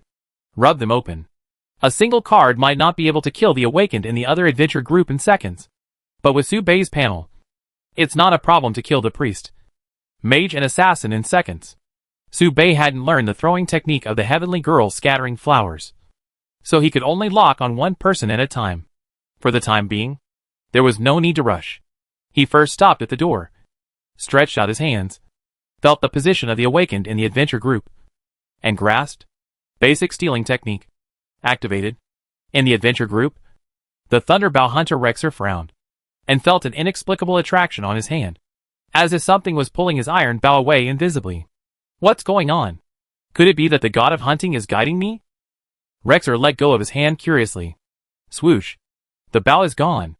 Rexer waited quietly for 10 seconds, and suddenly began to sweat. No. Where is my bow? Chapter 113, Incestuous Family Relationship. This is my family's ancestral bow and arrow. A perfect treasure made in imitation of the bow of the wind god. And it must not be lost. Otherwise, Rexer wiped the sweat off his forehead and recalled the childhood shadow of losing a shoe and being beaten into an idiot by his father. Half a minute passed. After realizing that the bow was really gone and could not be returned, Rexer showed a panicked expression. It can be imagined that a ranger without a bow and arrow is similar to a girl in a miniskirt not wearing safety pants. It's not safe at all. Rexer swallowed his saliva and quickly activated his skills to detect the position of the bow. However, he could not receive any feedback at all. Where is my bow? And inside the cave entrance. Mr. Su Bei? Looking at Su Bei, who was tense, Jasmine subconsciously poked him and almost made him gasp. Su Bei quickly avoided Jasmine's attack. In his hand, a bow and arrow with wind attribute magic was lying quietly. When he stretched out his hand and pulled it open, the wind from the surroundings would condense into the arrow hole and shoot out an imperceptible energy wind arrow. The characteristics are magic charging and tracking. In other words, this bow and arrow has the characteristic of being sure to hit. Even among the perfect treasures, it can be regarded as a treasure. Looking at the treasure he stole, Su Bei nodded with satisfaction. Unexpectedly, the skill that failed on Jasmine's side could succeed in sneak attacking the enemy. If the skill had not entered the cooldown, Su Bei would have thought about sneaking up on the opponent and preparing for the battle. Su Bei turned around and handed the bow and arrow to Jasmine. Give it to me? Molly blinked in confusion. Su Bei nodded calmly. Hide behind me later. Molly nodded as if she had understood something, and looked at Mr. Su Bei's serious expression, realizing that she was in danger. Is it troublesome, Mr. Su Bei? Molly asked, with a little worry on her face. Su Bei shook his head and turned to look at Xiaomi Zhou. Xiaomi Zhou was stunned, subconsciously hugged the thermos cup tightly, slowed down, and handed it out again, showing his big teeth. He smiled, add, porridge. The smile was somewhat deliberate. Xiaomi Zhou was not very good at smiling, but she knew that she had to be polite when asking others for something. Su Bei sighed and shook his head. I didn't cook it today. Xiaomi Zhou nodded as if he understood, and quickly took the thermos back. Su Bei listened to the shaking sound in the thermos, and there was clearly still half a bottle in it. Okay. Xiaomi Zhou was not aware of the danger at all, and only knew that Su Bei looked over, so he could ask him to add more porridge. Don't leave the cave. Wait for my news. Subei gestured to the back, and then pinched 4 cards, and threw them out at the same time. Boom. Subei's magic capacity was just normal at first. But after 2 times of pulling out the magic sword, it is now almost twice as much as the other professionals. This difference of 1 time is huge. Sneak attack. Sneak attack. Discovered. Be alert. Be alert. Now, the explosive fireball launched by Subei at his normal magic level is not considered a fireball. It is a small sun, because it is not too big, but bigger than a fireball. Subei named it Little Sun. Its power is 3 times that of a normal explosive fireball, which is about equal to the explosive fireball made by a 4th level magic professional with all his strength. Using a 4th level skill to attack a 3rd level skill is like shooting a kitten with a rocket, which is a bit of a waste of talent. It is a dimensionality reduction attack. Boom boom. The rumbling sound of the explosion continued, blowing out bursts of dust. For a long time, no extra sounds could be heard, and only the treasures outside could be heard. Ding dong ding dong. Activation sounds, and the movement of skills being activated. Subei walked out of the cave. Looking over, there were 3 people lying on the ground, looking stunned. That was okay. Being stunned didn't hurt the brain. The force was just right. It seemed that the knight was temporarily sacrificed. The mage and priest behind were both scared silly, and the assassin couldn't even hold the dagger. And the big rock where he was hiding was broken into 7 or 8 pieces. As for the ranger, let's not talk about it for now. The main reason is that a ranger without a bow is like a toothless dog, and can't even chew cold stinky dog shit. The dwarf princess hiding at the end was covered in dust, and tremblingly stretched out her hand. You. Then her eyes turned white, and she fainted from fear, and even peed a few drops of urine. She was not an adventurer. She was just a dandy dwarf noble, who was used to bullying people. She had never seen such a scene. The other members of the adventure group were also stunned. They would never have thought that they were the ones who attacked. But the other parties secretly prepared a big move in the cave. When were they exposed? Is there a traitor? The other 3 people started to test each other. And the more they looked at each other, the more they felt that the other party was hiding something. And they began to deal with each other. This was a problem for Subei. He thought about the key point, and suddenly frowned and shouted, "Do it!"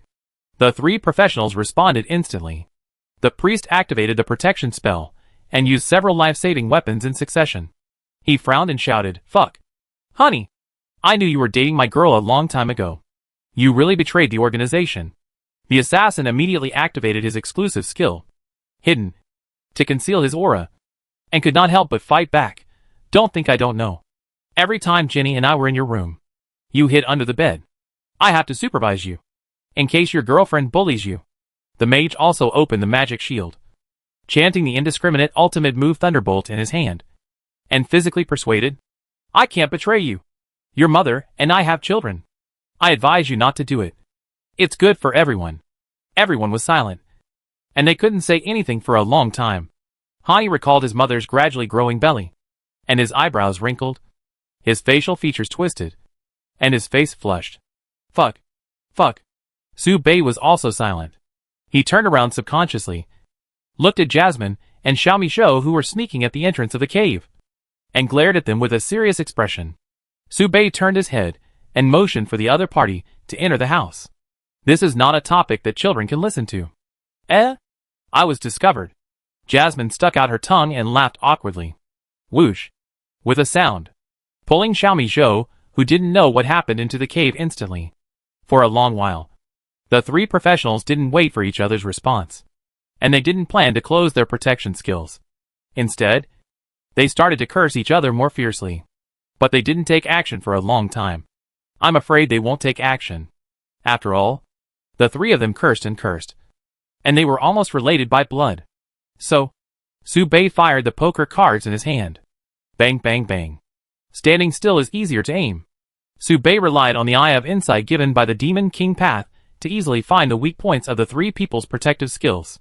He instantly shot through all the opponent's protective skills. The 3 people were nailed to the tree trunk, and blood gushed out. They looked at each other in bewilderment. They realized that they had been fooled. Damn it. Day after day. Do you have your brains on your buttocks? At the end of the team, the only ranger in the adventure group stepped forward and stepped down. The tree trunk that nailed the 3 people was instantly burned clean by fire. The 3 people who fell behind drank medicine frantically to replenish their blood and recover. And Sube raised his eyebrows. Characteristic fire. The development level is very high, and it has reached the level where it can be released by actions. Captain. Don't argue. I don't want to listen. Rexer frowned, and didn't want to deal with this messy relationship, but acted as a peacemaker. After all, this matter is very difficult to deal with, and it might fall on him. Since you are all honest with each other, don't have any more conflicts. Understand? In this way, you are also a family. We are all a loving family. The 3 dared not to speak, and looked at Sube with a belly full of anger. Seeing this, Sube also rubbed the poker cards. Expressionless. No! What does this have to do with me? Chapter 114 Thunder and Fire Adventure Group. Rather than a civil war, it is better to unite to resist the outside world. This is Rexer's idea. But Hani didn't think so. He kept stamping his feet and gritting his teeth and cursing, fuck, fuck, fuck. No one was more miserable than him. Losing his wife and his mother. Among them, the magician thought that he had never suffered a loss and needed to transfer hatred immediately. So he shouted at Sube fiercely, "You released such a big move before. I guess your magic power must have been exhausted long ago. Why don't you just surrender?" That's right. Although the priest lost his mother, he gained happiness and could accept it. So he shouted, "You can't take that kitten away. If you offend the 3rd prince of the 2nd silver mine area, you will never leave the Baiyan Empire. No one can offend the nobles of the mining area and leave the Baiyan Empire alive. Unlike the Duz family system, the power of the Baiyan Empire is distributed in several mining areas, but they are only different in name, and the structure is roughly similar." Assassin Hani continued to disconnect. Still saying fuck, his face twisted into a ball, with a painful expression. And just when Sube was distracted by the topic, the adventure group on the opposite side moved. As expected of an adventure group that has experienced hundreds of battles, a single move can move the whole body, even if there are only 3 people. The first move is impeccable tacit understanding. Freeze. The priest took the lead in chanting the freeze spell. Although it is a very common first-level skill, he has practiced it to the extreme, with a freezing time of up to 1 second. Cooperating with teammates will form a lure. The immobilization spell did work, but it only made Sube's brain dazed for a moment. It was during this moment of distraction that Sube almost pulled out the magic sword. In the next second, the enemy mage's chanting ended. The ground cracked. The mire? These were all small first-level skills. Simple and convenient to chant, and they were infinitely useful when combined. The ground beneath Sube's feet cracked layer by layer and turned into a mire, causing his feet to sink into it, forcibly immobilizing Sube's movements. At the same time, the assassin arrived. Hani's eyes were red as he turned on the rage and let his instincts guide him. He was afraid that he would not be able to resist stabbing his teammates. During the attack, Hani drank a can of deadly potion in the air, raising his condition to the peak. The skill effects of the teleportation and backstab were cumulative and superimposed, enough to cause damage 3 times his own strength. It might not be enough to deal with monsters, but it was enough to pierce the necks of all 3rd-level professionals.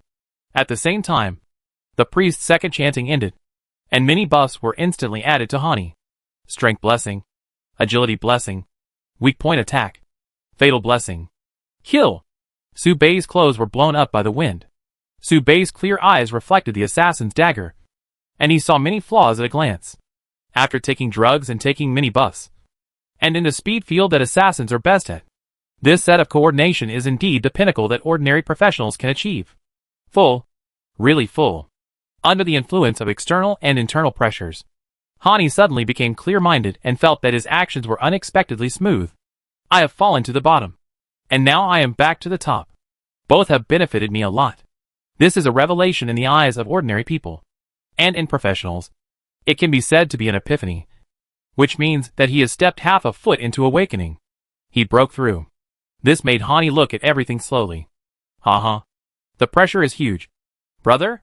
Hani laughed crazily, bursting out with unprecedented speed, and only a line could be seen flashing. And then it was behind Sube. Good. Good. Good. Rexer praised 3 times, feeling happy for Hani. Even he didn't dare to take the skill head-on. It also meant that the opponent had half a step into awakening, and was no longer a small chicken professional, but only half a chicken. Speed is strength. If Subei is hit, it will be very troublesome even if Subei is hit, because he didn't open the Demon King armor, and the armor was not thick. But he had to hit. In Subei's eyes, he could only see the other party laughing inexplicably, and going crazy for no reason, with root vegetable leaves on his exposed front teeth, green and greasy. The madness is not like a human, but a humanoid monster. It seems that the stimulation is too great, and it is a bit crazy. And the opponent is not fast, nor is the force fierce, but it looks quite intimidating. It is estimated that it should be at the level of the 4th level elite, which is a good small burst, compared with ordinary people. It is indeed not slow, but Subei is faster. Subei slowly avoided, and the wind blew straight forward along Subei's body. He calmly stretched out his hand. Not fast.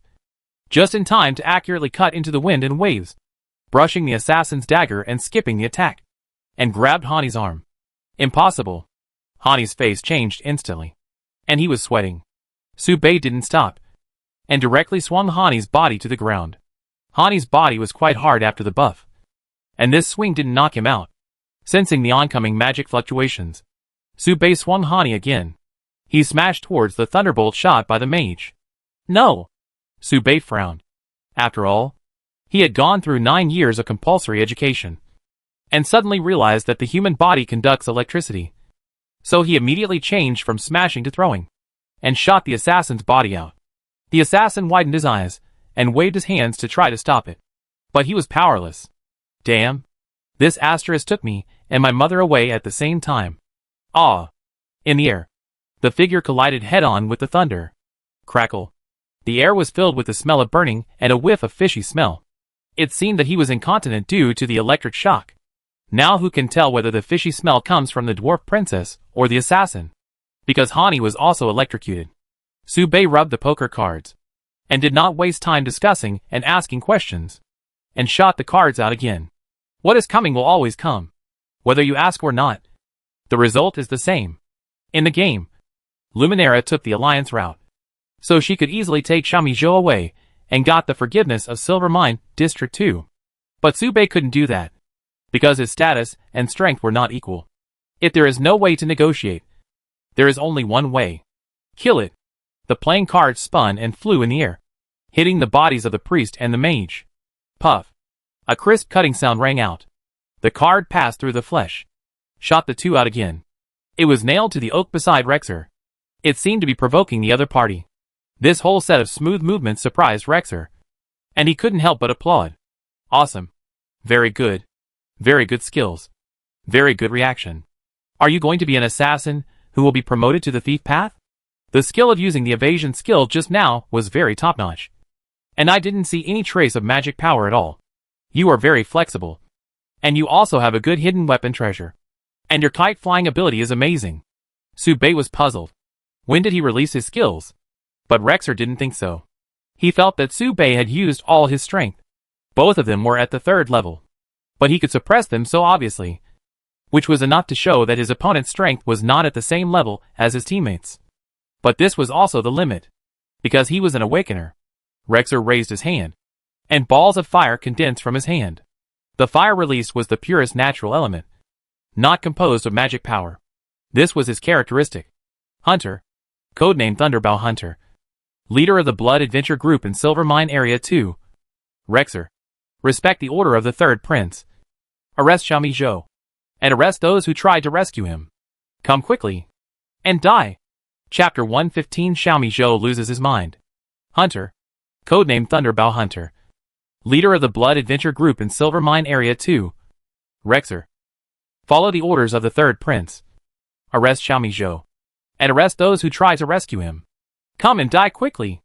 Rexer closed his eyes confidently, as if he was performing a show of arrogance. What a pity. If you were a normal assassin, you would have been able to restrain my profession to some extent. But you insisted on playing a long-range assassin, and wanted to follow the path that the thief had taken. It's really not a smart move. After all, long range is our ranger's domain. At worst, there are magicians. Assassins should just play the assassination style. I happen to know a little about long-range methods. Don't blame me for bullying the weak. I just want to bully you. What can you do? The voice slowly passed through the mining area, bringing waves of echoes. He is not tall, but he sounds arrogant. I wonder if his strength is as strong as his words. What if you don't use a bow? Subei was puzzled. If a ranger doesn't have a bow, is he still a ranger? Rexer paused, as if he was a little embarrassed, but he was really thick-skinned. He continued without changing his expression. I don't need weapons to deal with you. It's because the Baiyan Empire and Dus have made peace. Otherwise, I would have shot you to death long ago. Subei stretched out his fingers and rubbed the playing cards, intending to throw a card to test the quality. The ranger's eyesight is naturally excellent, and he can easily capture Subei's movements. Rexer didn't get ahead of himself. He condensed fire into a bow and lightning into arrows. This was the most powerful normal arrow he could shoot. His skill tree is in the thunder system, and his attribute is fire. Thunder and fire resonance is the most lethal combination. It's a pity that he lacks the imitation bow of the wind god. Otherwise it would be a 3-element attribute attack, with wind to help combustion. That would be his strongest state. Full bow? Shoot. Subei frowned, also a little confused. The weapon is the imitation bow of the wind god. The attribute is fire, and the code name is Thunder Bow Hunter. What does this mean? Want to play elemental reaction? The card is shot out, colliding with the arrow, instantly cutting the arrow. But it also fell to the ground without success. Rexer was stunned, frowned, and said, I didn't expect you to have so many skills. But the consumption is not small. Right? But my lightning arrows do not need to cool down, and consume very little magic power. How can you block the next arrow? Rexer said so, but he was uneasy. He pulled the bow again. Not just one bow, but 7,749 arrows in a row, shooting half of the magic power. Only then did he feel that he had a sure thing and dispersed the fire bow. Even if you are a genius that is rare in a century, you can only stop here today. Try harder in the next life, and don't play with messy things anymore. Subei shuffled the cards. He didn't even think about shooting at the opponent, and threw them over. Bomb. Rexer was horrified, and seeing the little sun gradually enlarged in front of him, he quickly used the life-saving treasure. Damn. What kind of skill is this?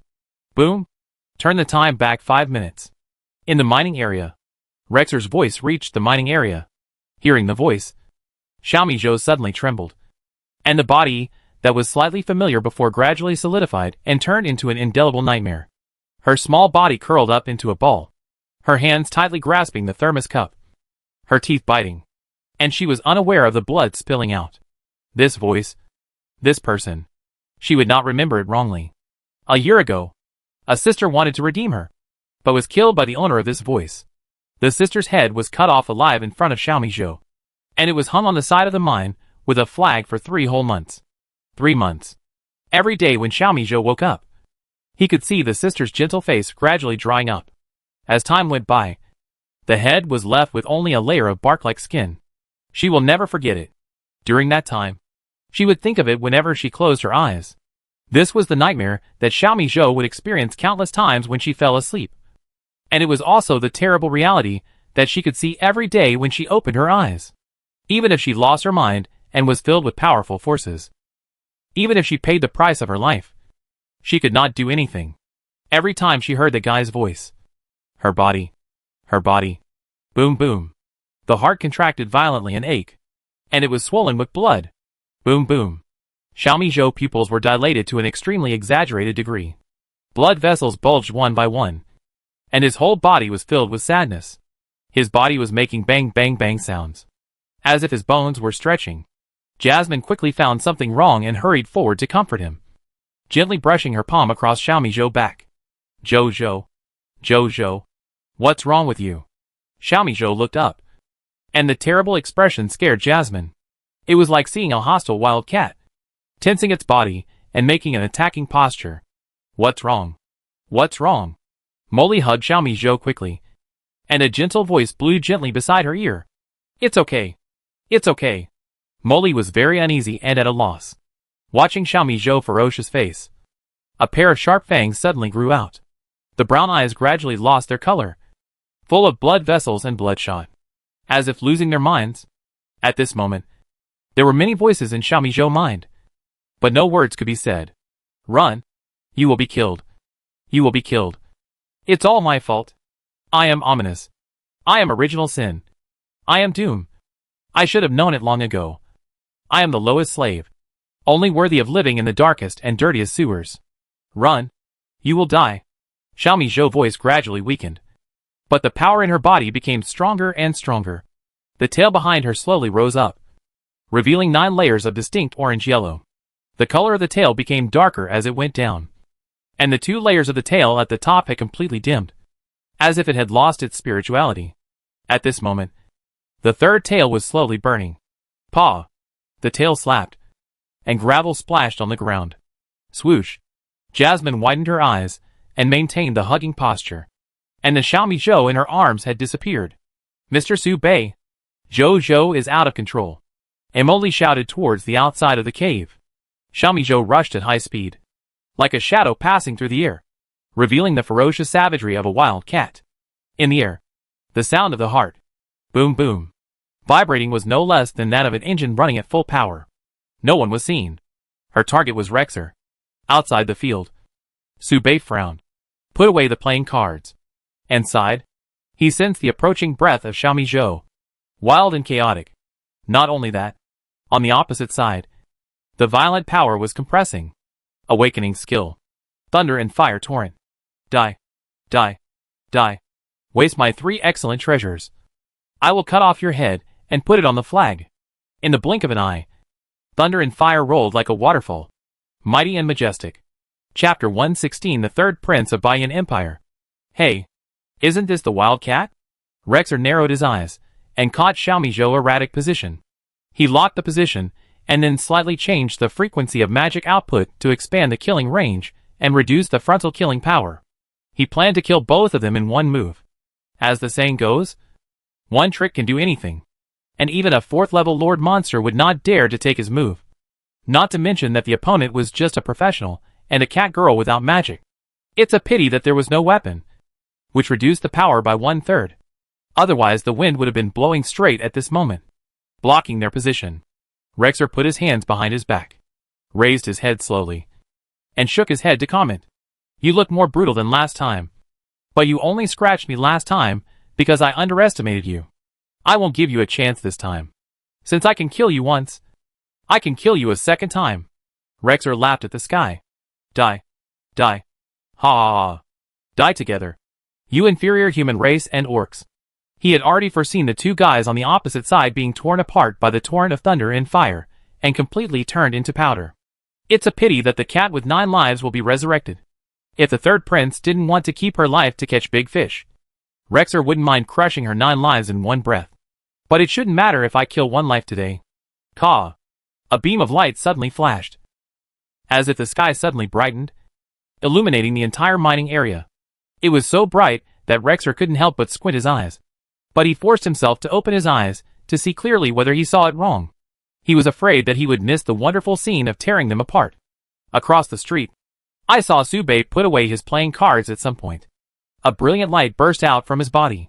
Seeing this, Rexer shook his head, took off the wine bag from his waist, and drank it in one gulp. Killing such a genius is worth celebrating with a drink. Uh-huh. You humans are outrageous. You study some fancy skills all day long. It's festive to be as bright as a light bulb. These chirping toys are just for you to send yourself off. Okay. Okay. Rexer's voice suddenly got stuck, and his mouth opened and closed, unable to speak. He saw an outrageous scene he had never seen in his life. As if he saw a ghost. What is that?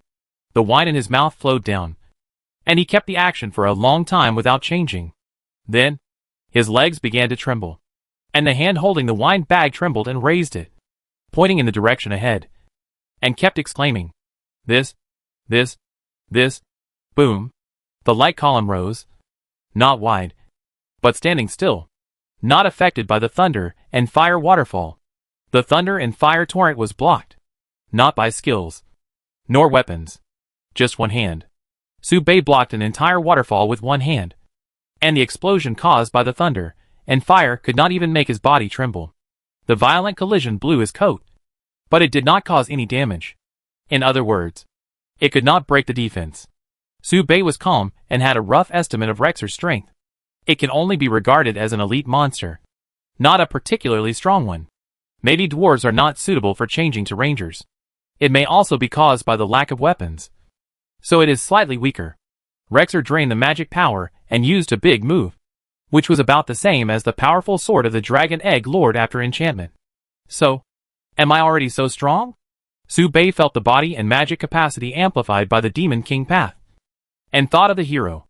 The opponent had the same triple amplification, and I wondered what level he could reach. That is, when Su Bei was in a trance. In this brief moment of silence, Rexer finally saw what the light on Su Bei was. It was a dense buff. At this moment, Rexer couldn't even count how many layers of armor the opponent had stacked. Maya? Is this a human? Could it be a humanoid dragon? It can be seen that Su Bei blocked it effortlessly. While he was in a daze, his other hand still had strength to grab it in the air. Gently lifted it. He grabbed the millet porridge rushing towards Rexer. Seeing this scene, Rexer's feet trembled again. He quickly took a few steps back. It was a bit outrageous. This? I can't even let him enjoy it? The opponent hadn't even used up all his strength. It's not like he had never seen such powerful professionals before. But those people were the real geniuses of the Baiyan Empire. And they were ruthless people who could kill 4th level monsters at level 3. And even fight against 4th level elite monsters. But this move of his could kill even elite monsters. Could that guy's strength have reached the level of lords? Maybe he could compete with king level monsters. Is the other party a brave teammate secretly trained by Du Zhe? Very likely. Rexa estimated that the other party had reached the threshold of those proud sons of heaven, and was also a top 10 expert among all the professionals in Du Zhe. Maybe he was a descendant from an awakener, and it was a very rare hidden profession. He was a fighter whose inheritance was almost cut off 1,000 years ago. He could even fight a dragon in a physical fight when he grew to the final level. Rexer swallowed his saliva and backed off. If he had his ancestral treasure in his hand, he might still have the strength to fight. But he lost his bow and couldn't use all his skills. If they fought, it would be very dangerous. Run. Run is the best policy. It was definitely not because of fear. While Su Bei was comforting the crazy kitten, Rexer ran away. Seeing this, Su Bei narrowed his eyes, raised his hand, and grasped the hilt of the sword at his waist. The trembling figure turned his head instantly, raised his hands, and shouted, "I surrender. You don't want the Baiyan Empire and Dus to go to war, right? Let me go. I will speak well of you to the third prince. Jump. Throw out his sword." The scabbard shot through the thunder and fire torrent, like cutting a thin layer of paper, without any hindrance. Rexer's face was hideous, and he roared loudly, "You will regret it. I give you a chance." Seeing that he could not avoid this sword anyway, he desperately raised a communication treasure, and added the agility bonus and extreme speed of the body movement skill on his feet to maximize the time to communicate with the third prince. The enemy is very strong. There may be a king. The words were not finished. The scabbard piercing Rexer's heart, nailed him to the place where he stood at the beginning. Bleeding continued. Silver Mine District 2. In the shadows, a voice expressed doubt. Maybe there is a king. A king species? The rescued person is a 4th level king species? Haha. The old cat really couldn't help it. Killed my mother. This debt will be paid with blood. The figure emerged from the shadows, holding a hammer bigger than himself in his right hand, with tendon meat and wearing golden armor. The third prince of the White Rock Empire, Grime, is known as the genius killer of the White Rock Empire. He reached the 5th level of strength at the age of 30. And his codename is the Hammer of Divine Punishment. He once fought against the king-level subdragon species for 500 rounds without a clear winner. He can be said to be the first-tier genius under the demigods, and he often finds the location of the so-called geniuses and gives them electric treatment until they are lost. He frowned and called his guards, "Seal off the entire territory. If any orcs appear, notify me as soon as possible." As he said this, Grime drank the strongest malt liquor and laughed heartily. Chapter 117. All the teeth fell out. The other side. Xiaomi Zhou, who was in a fighting posture, instantly widened his pupils. Suddenly he froze. He felt someone grab his neck, and his whole body was lifted up. Then his head was turned in another direction. The confused pupils met a pair of calm eyes. Xiaomi Zhou quickly realized the situation, and let out a ferocious roar. Meow! He roared with his mouth open, his fangs open, and his tiny pink tongue rolled up, roaring and snarling at the other party fiercely. It seems to be saying, "Don't get close to me, or I be rude." It's very fierce. It's still a kitten, but it sounds like it will lose its baby voice soon. It's normal for a 9-life cat to become an adult at the age of 40. But Xiaomi Zhou seems to be only about 20 years old according to the game settings, which is considered a baby. But the other party has a tendency to grow into an adult cat. It should be caused by dying too many times. Su Bei looked at Xiaomi Zhou's state calmly, and frowned slightly. It has become a beast and lost its mind, and is burning its life. He looked at the tail behind Xiaomi Zhou and sighed. He had died twice. One more than the setting in the game. As the name suggests, the 9-life cat has 9 lives, and each life is stronger and shorter than the previous one. You can burn your life to get an explosion. Each explosion will be exchanged for 3 months of weakness, so as to gain incredible power. Of course, the price is very high. That is, life. However, this process should be cancelable, but you still need to pay half the price. It must be stopped forcibly, or it can be said to be stopped in an instant. Stop it. Su Bei stretched out his hand to block the opponent's claws and pinched the opponent's palm. Then he stretched out his left hand to control the opponent's hands and feet, and then stretched out his right hand and gently patted Xiaomi Zhou's head.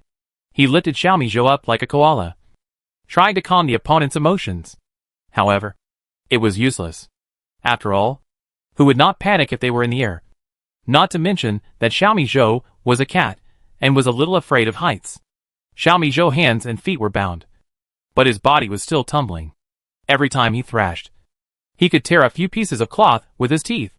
In the blink of an eye, he tore Su Bei's coat, which Umla had just bought, into tatters. Don't move. Meow.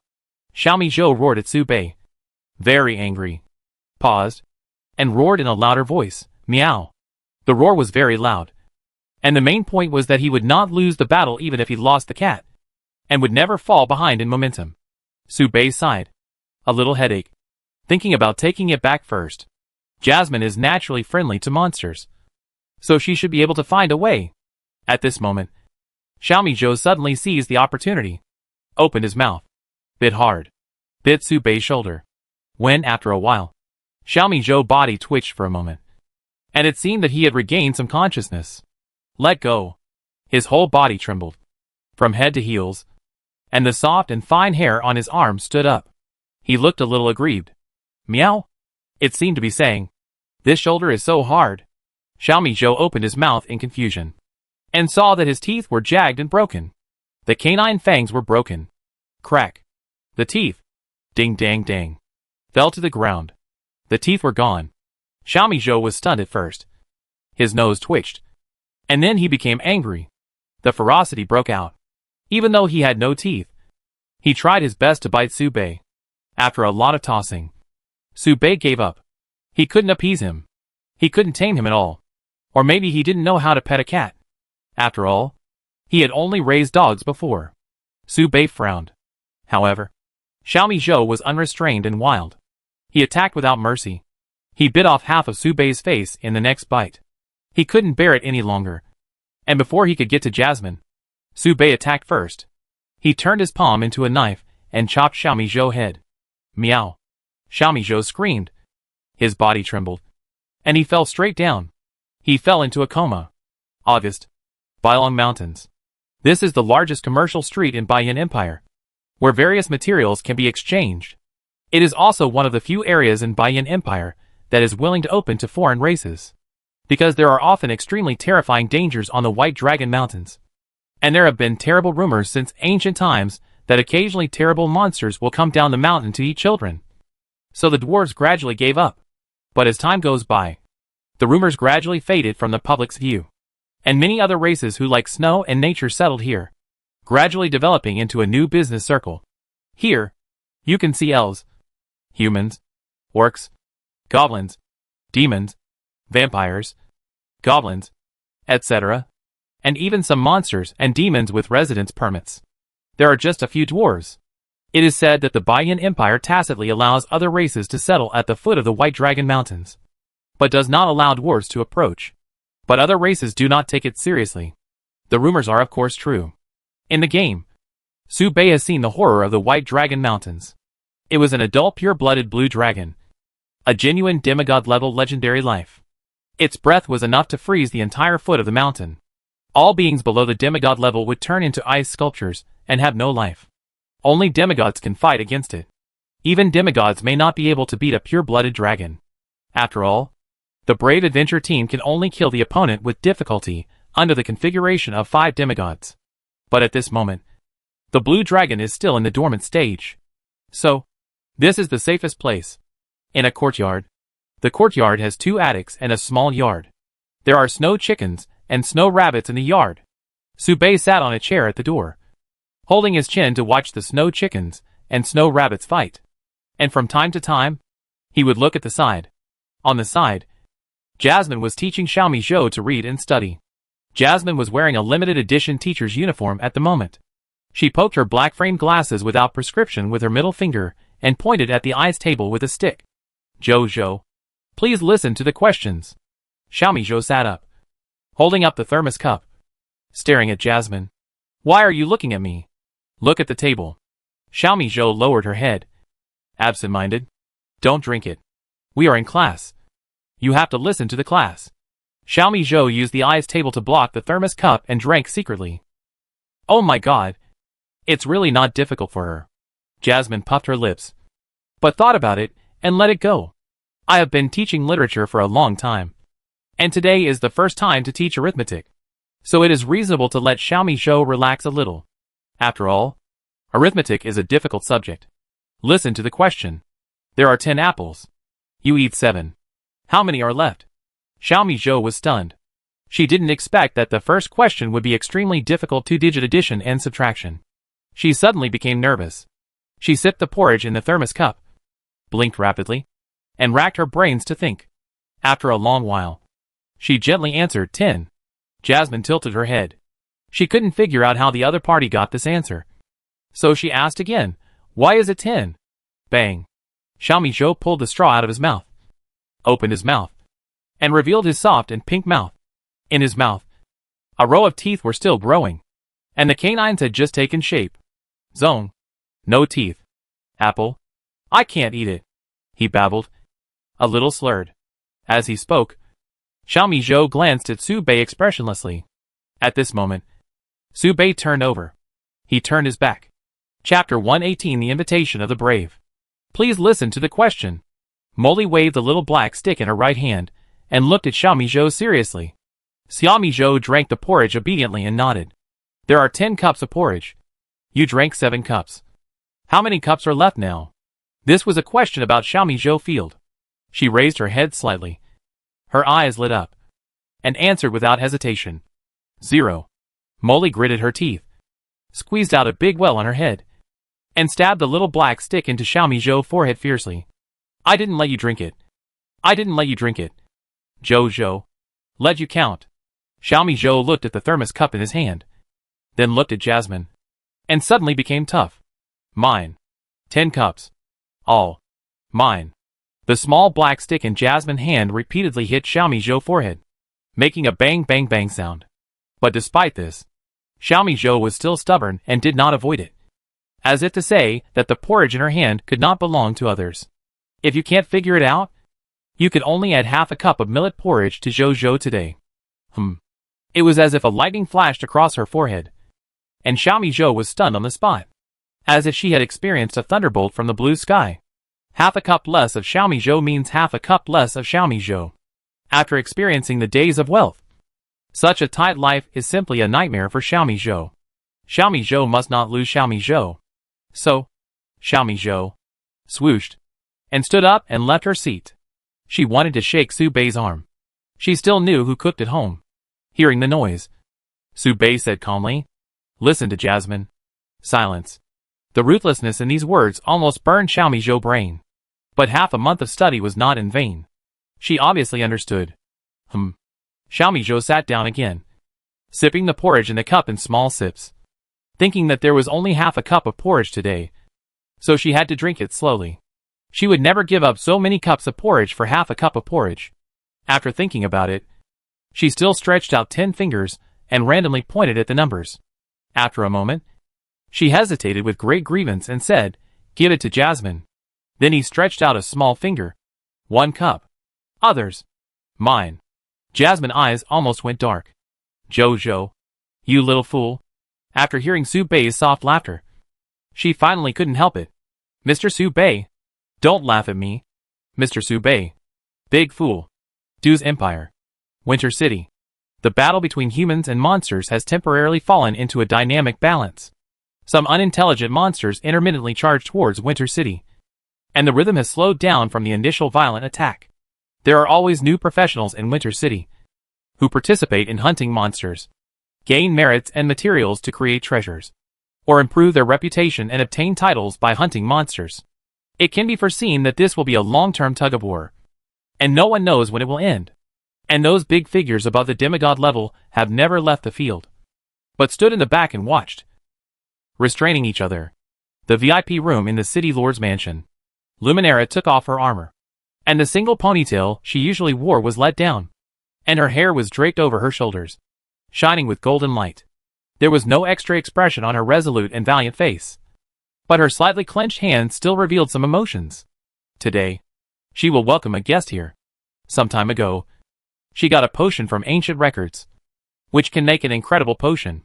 The only effect of the potion is to repair the divinity of the clergy, and it can also activate the hidden abilities in their bodies, achieving the effect of breaking and standing up.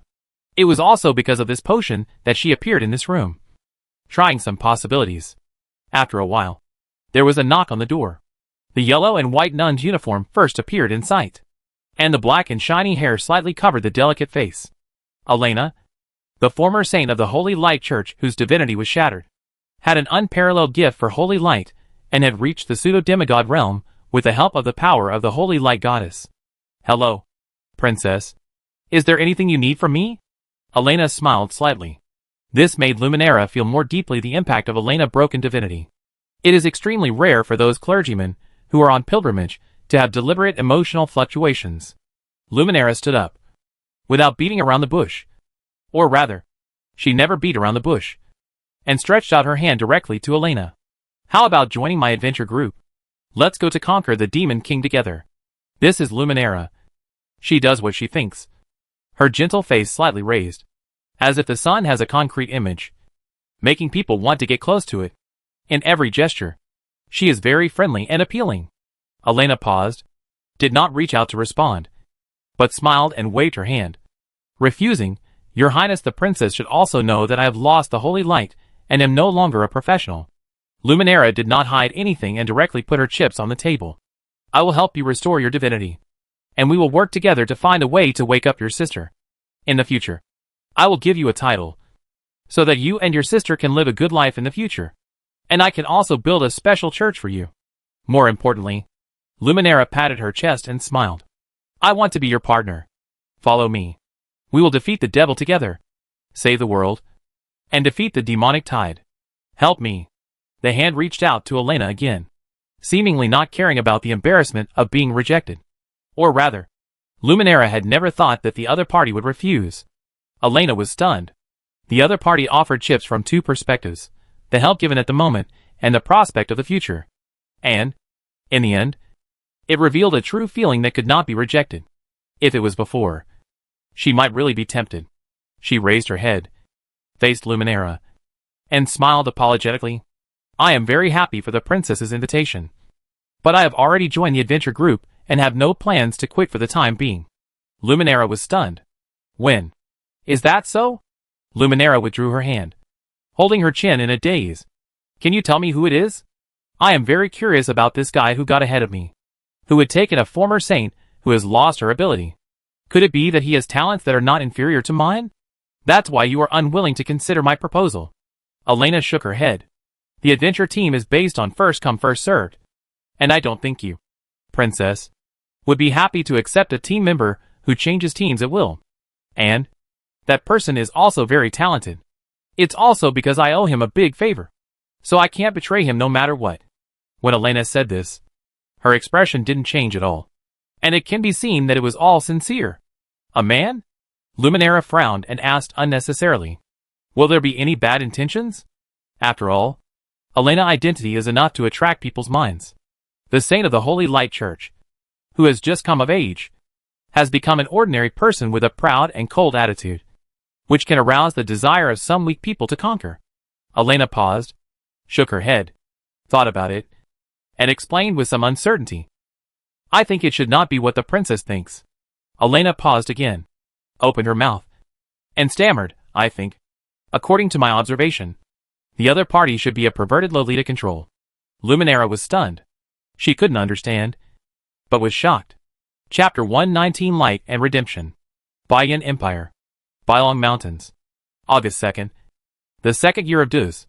In the commercial street, the configuration of one man and two women is not unusual. After all, it is not rare. But if it is one uncle and two Lolas, it is hard to say. This makes the whereabouts of Su Bei and his group too eye-catching. Su Bei stuffed the magic sword into the poker cards. There was no treasure on his body that could reveal his identity. He wore a new windbreaker on the outside, which wrapped the newly bought large flowered jacket inside. Most of her appearance features were blocked.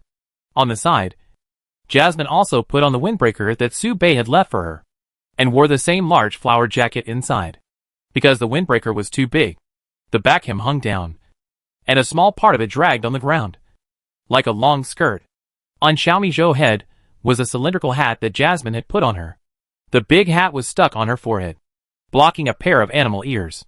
Su Bei and his group were on their way to the grocery store. They were going to buy the necessary food, seasonings, and a set of gobang. Rice, rice, rice, rice. Xiaomi Zhou kept repeating rice and walked at the front of the team.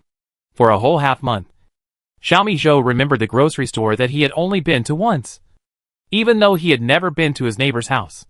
The power of faith is indeed invincible. In the back, Jasmine looked at the note in her hand and looked around from time to time to confirm the supplies she needed to buy. Apples have dropped in price recently. You can buy some to keep in stock and make apple juice. Mr. Su Bei, do you need socks? It's a big sale. If not, I buy 2 pairs. They're pure cotton. Even though it was a big sale, Jasmine only bought the amount she needed. She was really frugal. After paying the bill, Jasmine seemed to have thought of something and asked casually, by the way, I lost a sock before. Does Mr. Su Bei have any clue? No. Su Bei denied. I remembered that the sock seemed to be in his coat. The coat that was torn to pieces by millet porridge. It must be disposed of first. Otherwise Jasmine will definitely think she is a pervert if she finds out.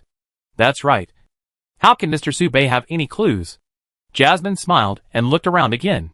By the way, Mr. Su Bei, do you want to eat a hot sweet potato? No. Su Bei shook his head. Jasmine wants to eat. Where is the porridge? Jasmine asked again. Drink porridge. Drink porridge. Millet porridge shouted. Buy it if you want to eat. Su Bei responded. After the purchase was completed, Xiaomi Zhou carried a bag of rice and walked contentedly behind the team. She would open the bag from time to time to look at the rice inside and calculate how many cups of porridge this bag of rice could make. A lot. A lot. Xiaomi Zhou couldn't even do calculations above 2 digits. The calculations were so complicated that they really burned her brain. She really couldn't think of anything, and could only feel great happiness. Xiaomi Zhou closed the bag with a snap and laughed. Go home. Go home. Go home. Now she only wants to go home quickly, so that Su Bei can make porridge for her. A bag of rice is so expensive. Mr. Su Bei. Jasmine counted the copper coins in her palm, and sighed meaninglessly. Su Bei nodded. Bai Yin is like this. Food is expensive. 1 pound of iron ore can only be exchanged for 1 pound of rice. You should know that 1 pound of iron ore can be sold for a silver coin outside. And if it can be forged by a forging master, it can even make an iron sword worth 10 silver coins. But in the Bai Yin Empire, where there are forgers per capita and iron ore is abundant, the value of these two is not even as good as a chicken that lays eggs. But Su Bei didn't think it was a big deal.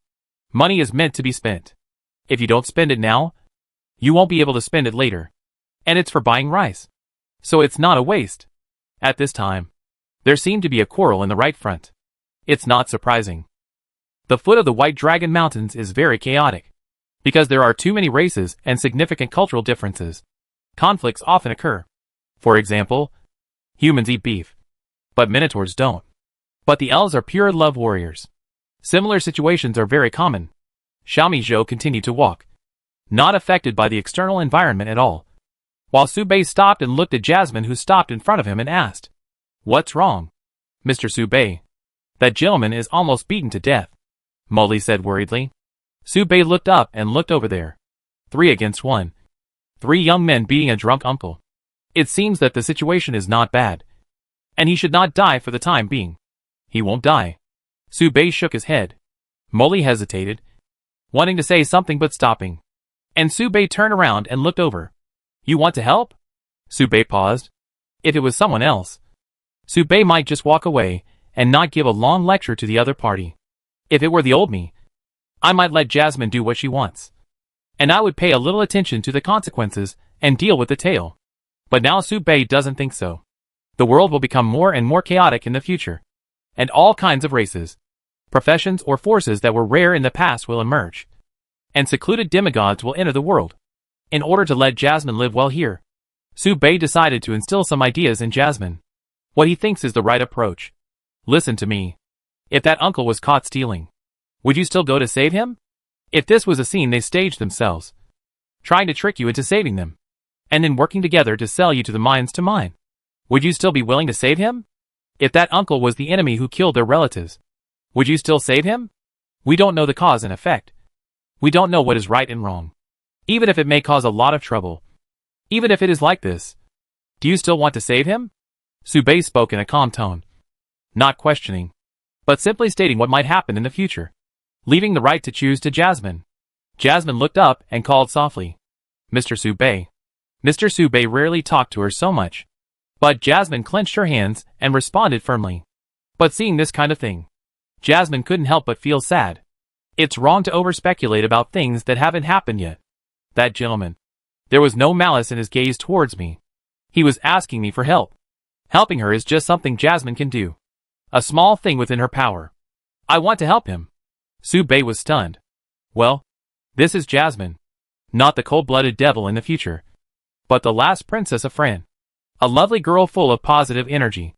If there is an accident, leave the rest to me. Su Bei nodded and responded with a smile. Go ahead. Do it as you want. But Jasmine hesitated again, trying to hold back her inner thoughts and not do things that would make Mr. Su Bei hate her. "So," she whispered, "Mr. Su Bei, I'm sorry to embarrass you." Jasmine. A large hand touched her head, interrupting the words she was about to say. The hands were soft and reliable. Jasmine looked up and met Mr. Su Bei's gentle eyes. "It's nothing. Just do it," Su Bei said lightly, as if he was talking about something insignificant. The eyes continued to stare at Jasmine, like a warm breeze blowing past, blowing away her hesitation. "Mr. Su Bei, he is really good to me. He supports my ideas, even if it goes against his own principles." Jasmine smiled happily, clutched the corner of Su Bei's clothes, and her eyes showed undisguised strong emotions. It was hard to tell whether it was happiness, touching, or something else. It was a complex emotion that was difficult to explain or describe clearly with any words. It was natural for Mr. Su Bei to support her like this, because he was the last ray of light in her life. Since the world was willing to drop a ray of light in her darkest time, she was also willing to slightly loosen her clenched hands, relying on this ray of light to illuminate the whole world. Thank you for the gift. Chapter 120: The Drunk Uncle and the Landlady. This is Jasmine. She is willing to help others without hesitation just because they have no ill will towards her. In that case, let's go. Su Bei pushed Jasmine. The girl staggered. Her blue eyes narrowed. She turned around like dancing, her windbreaker fluttering, and she ran over at a trot. Jasmine held the 2 fireballs in her palms, and she forced out a gentle voice to sternly rebuke, "You guys, don't bully the old man." The harsh rebuke frightened the 3 children so much that they ran away in all directions. And they didn't forget to make harsh remarks before they fled. Hey, are you going to kill someone? Professionals are great. TSK. I remember you. I definitely come back. Don't think I'm afraid of you just because you're professionals. My brother is an adventurer in an adventure group. In the blink of an eye, the children rushed into the crowd and completely disappeared. It can be seen that these children are very experienced in escaping. Of course, Jasmine didn't intend to kill anyone. She just wanted to scare them. Otherwise, if the fireball in his hand is thrown out, it will cause a large area of burns to ordinary people. Jasmine dispersed the fireball, helped the uncle who fell to the ground, gently patted the dust on his body, and asked with concern, "Uncle, are you okay? What happened?" "I don't know. I was walking and suddenly got beaten. And I feel a little dizzy." The uncle shook his head. From a distance, he could see that the other party was full of alcohol, and he was stuffing a piece of cake into his mouth. "Where is your home? Do you need us to take you back?" Jasmine asked again. "Home? My home? My home? In the Bailong Mountains." "Pa." With a sound, the uncle passed out drunk.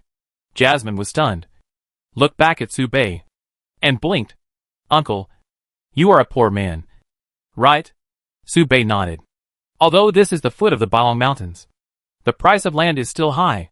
The house where Su Bei lives costs 10 silver coins a month to rent.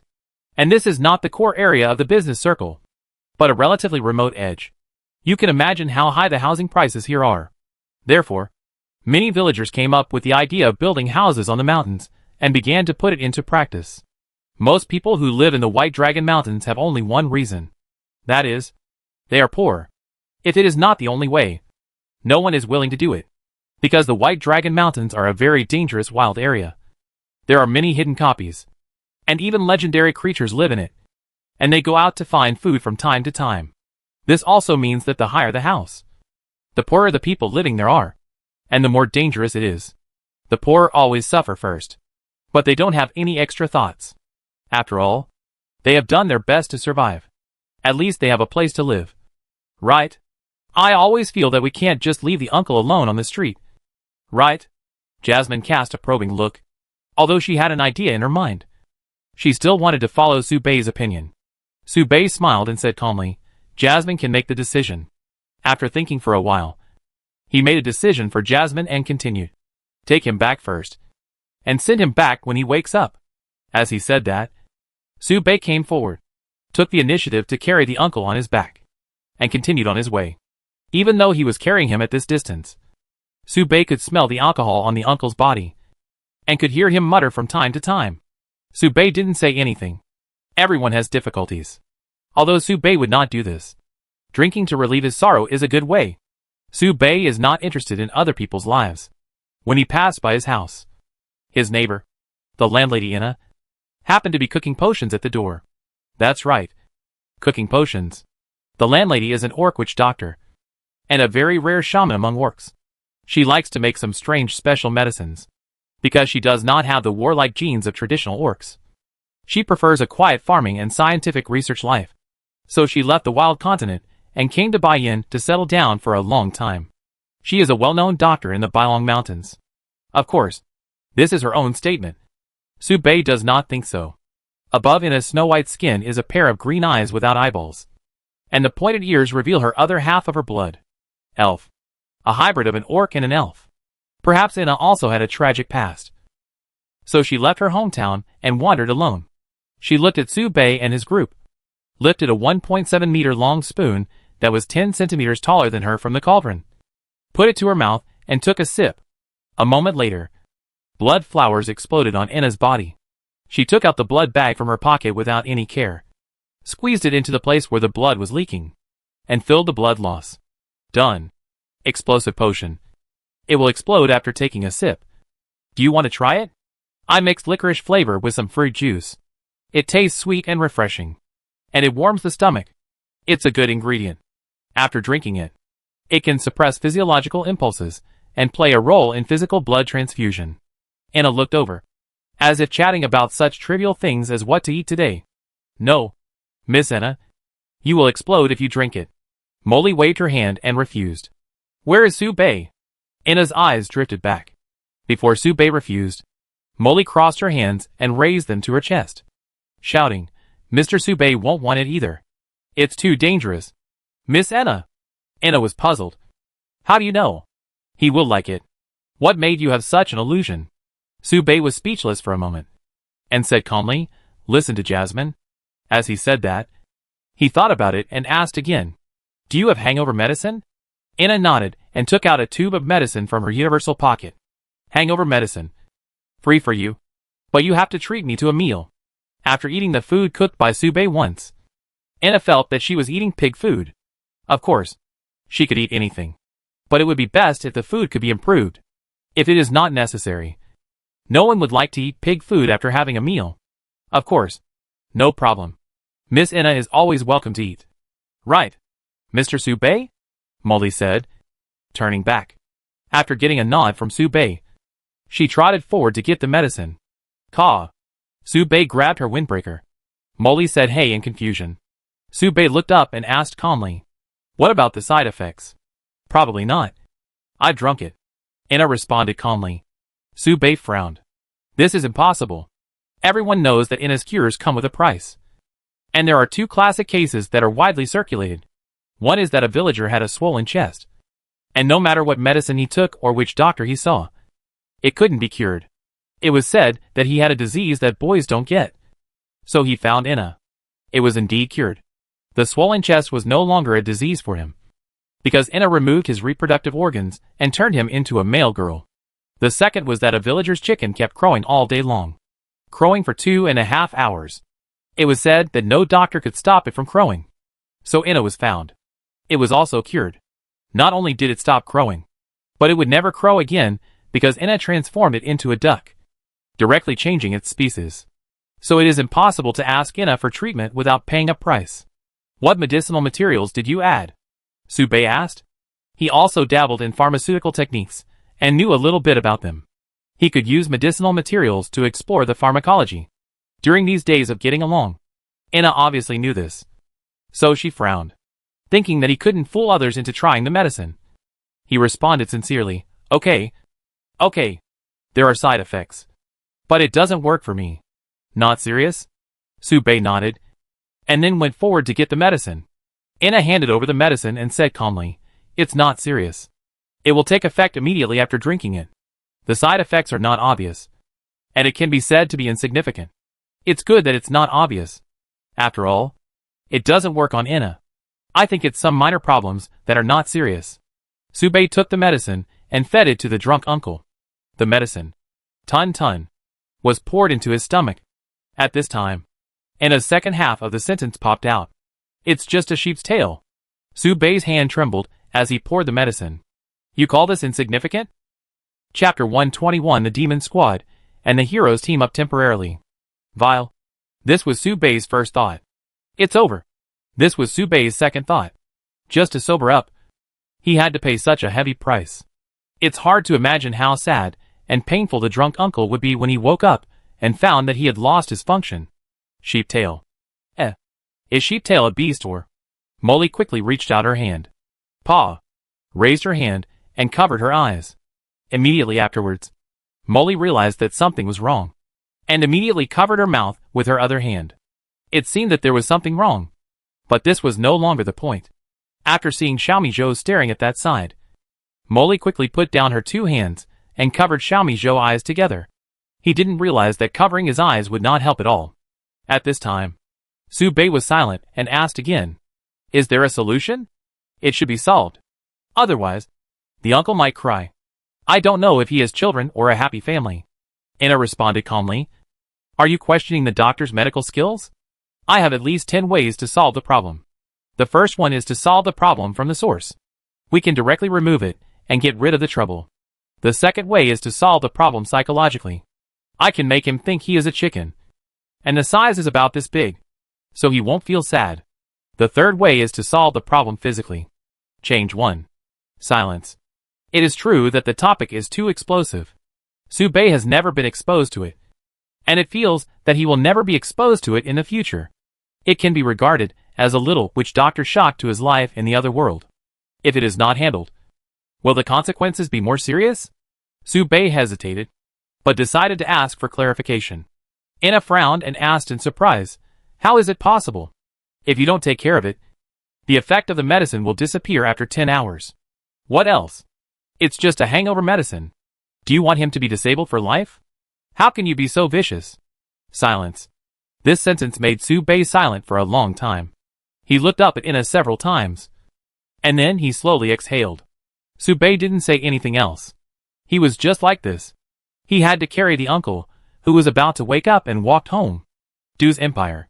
Winter City. Gluttony. With holy light all over his body. Left the newly built Holy Light Church and floated all the way to the house where Elena lived. On the way, every villager who met it bowed his head devoutly to express his respect for it. And the other villagers would not feel strange when they saw the scene.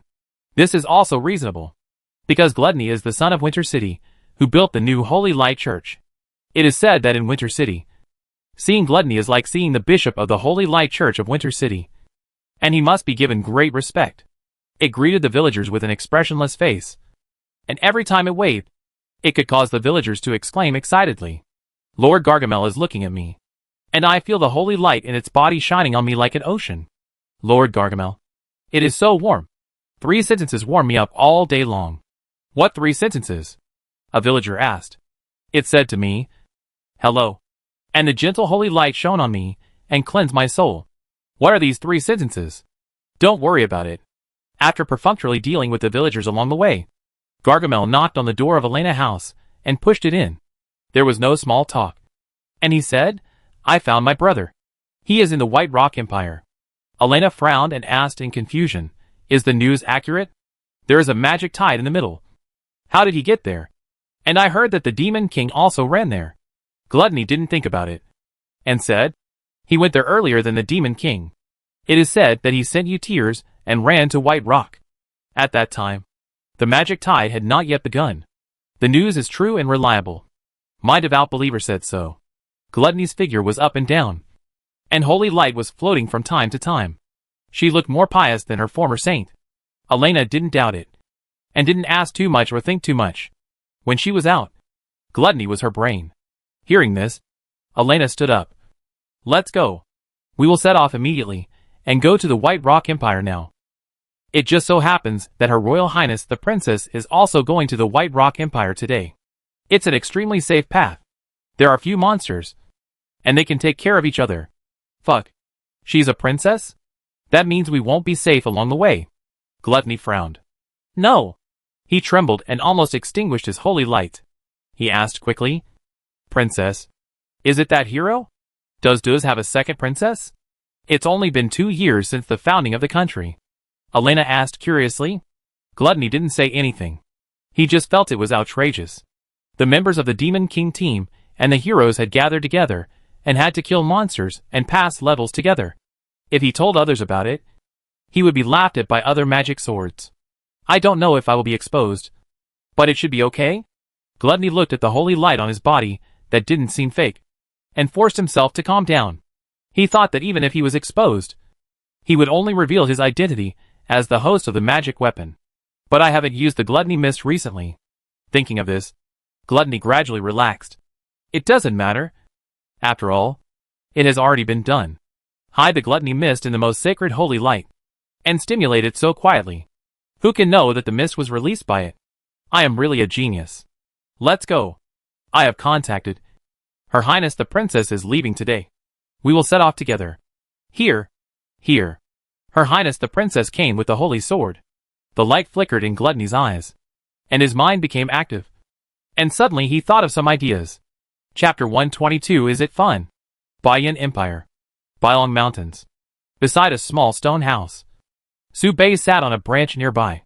Below, 3 children sat in a row, eating the maltos he bought on a stone bench nearby. "That's it, brother. We don't know that uncle at all. He rushed over and snatched my cake.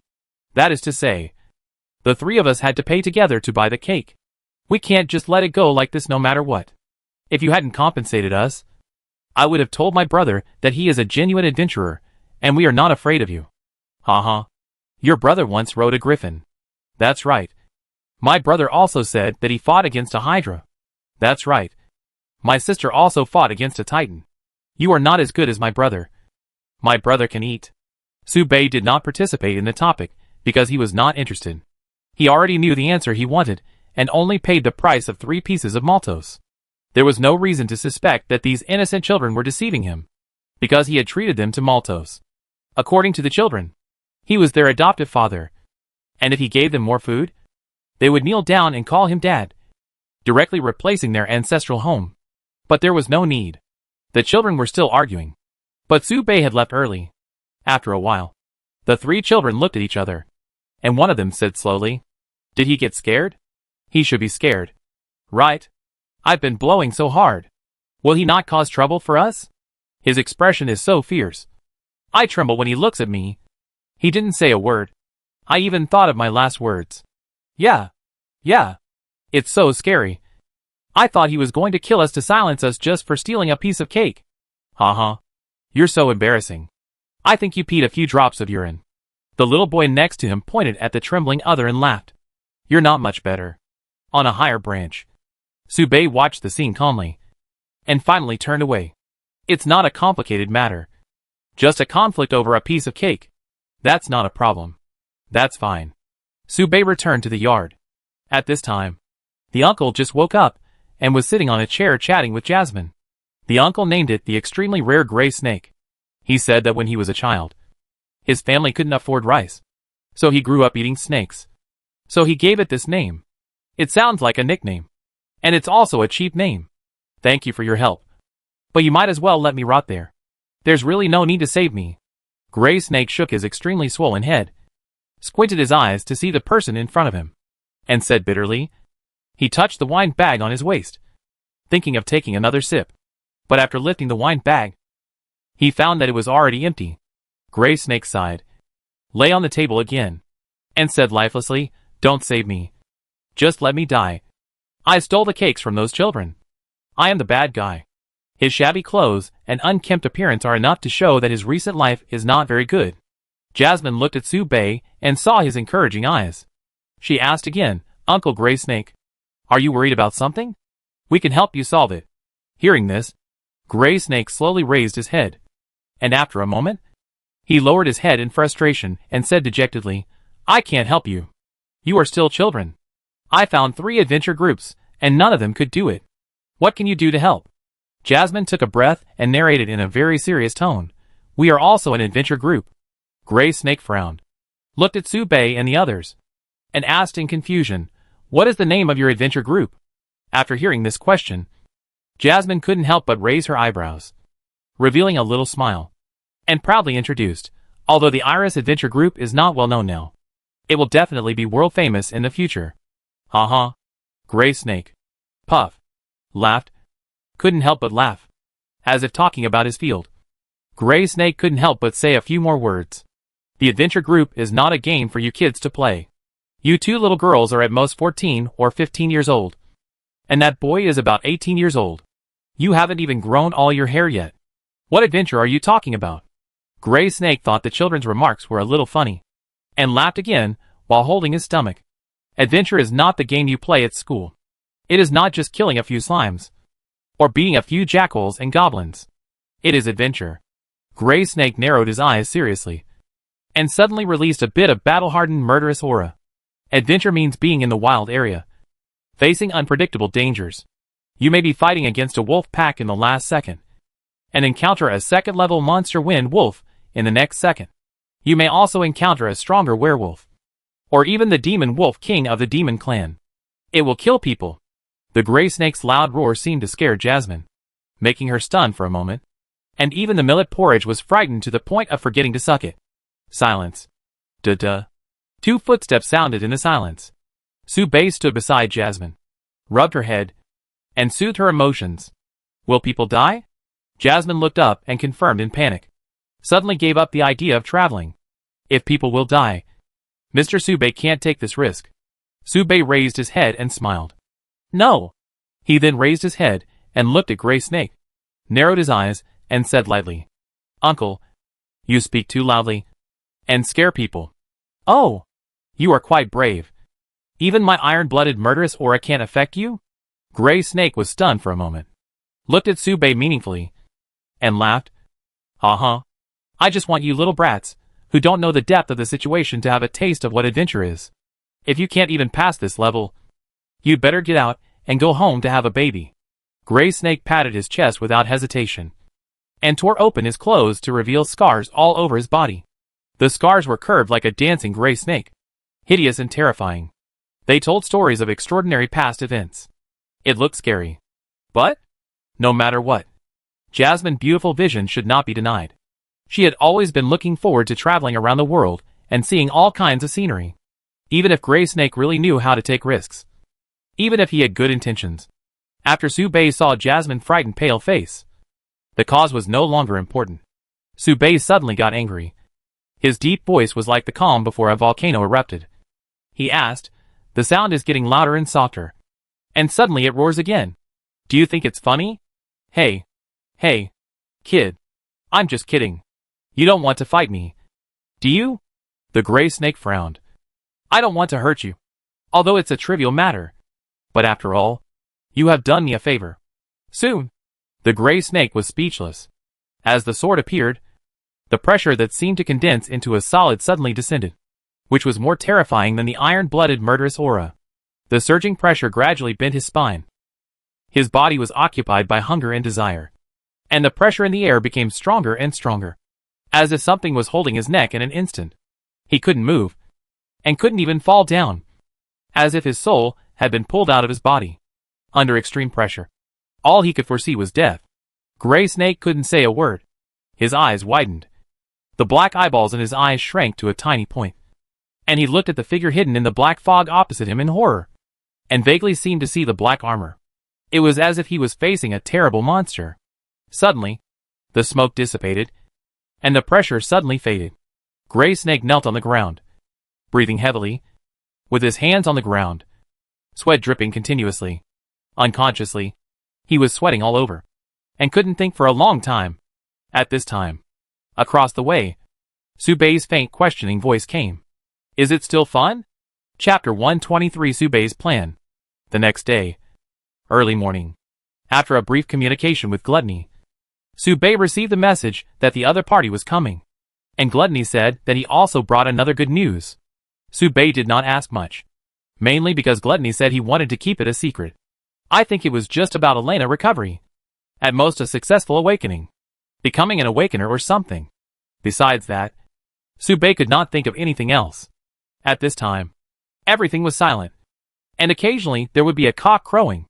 The snow chickens, cluck, called, which meant that it was just after 4 o'clock. Su Bei always got up very early, and he could be considered the earliest one to get up in the Bailong Mountains. After getting up, he would always plan something in his diary. Yes, Su Bei always had a plan, and the Bailong Mountains were one of the stations in his plan. Coming to the Bailong Mountains, on the one hand, could avoid the pursuit of the Baiyan Empire. He had heard a lot of news recently. The third prince was madly arresting orcs, and almost turned the Baiyan Empire upside down. Only then did he calm down a little under the intervention of the Baiyan Emperor. It is said that the other party has set their sights on the White Dragon Mountains, and is tempted to come in and kill anyone if they have a disagreement.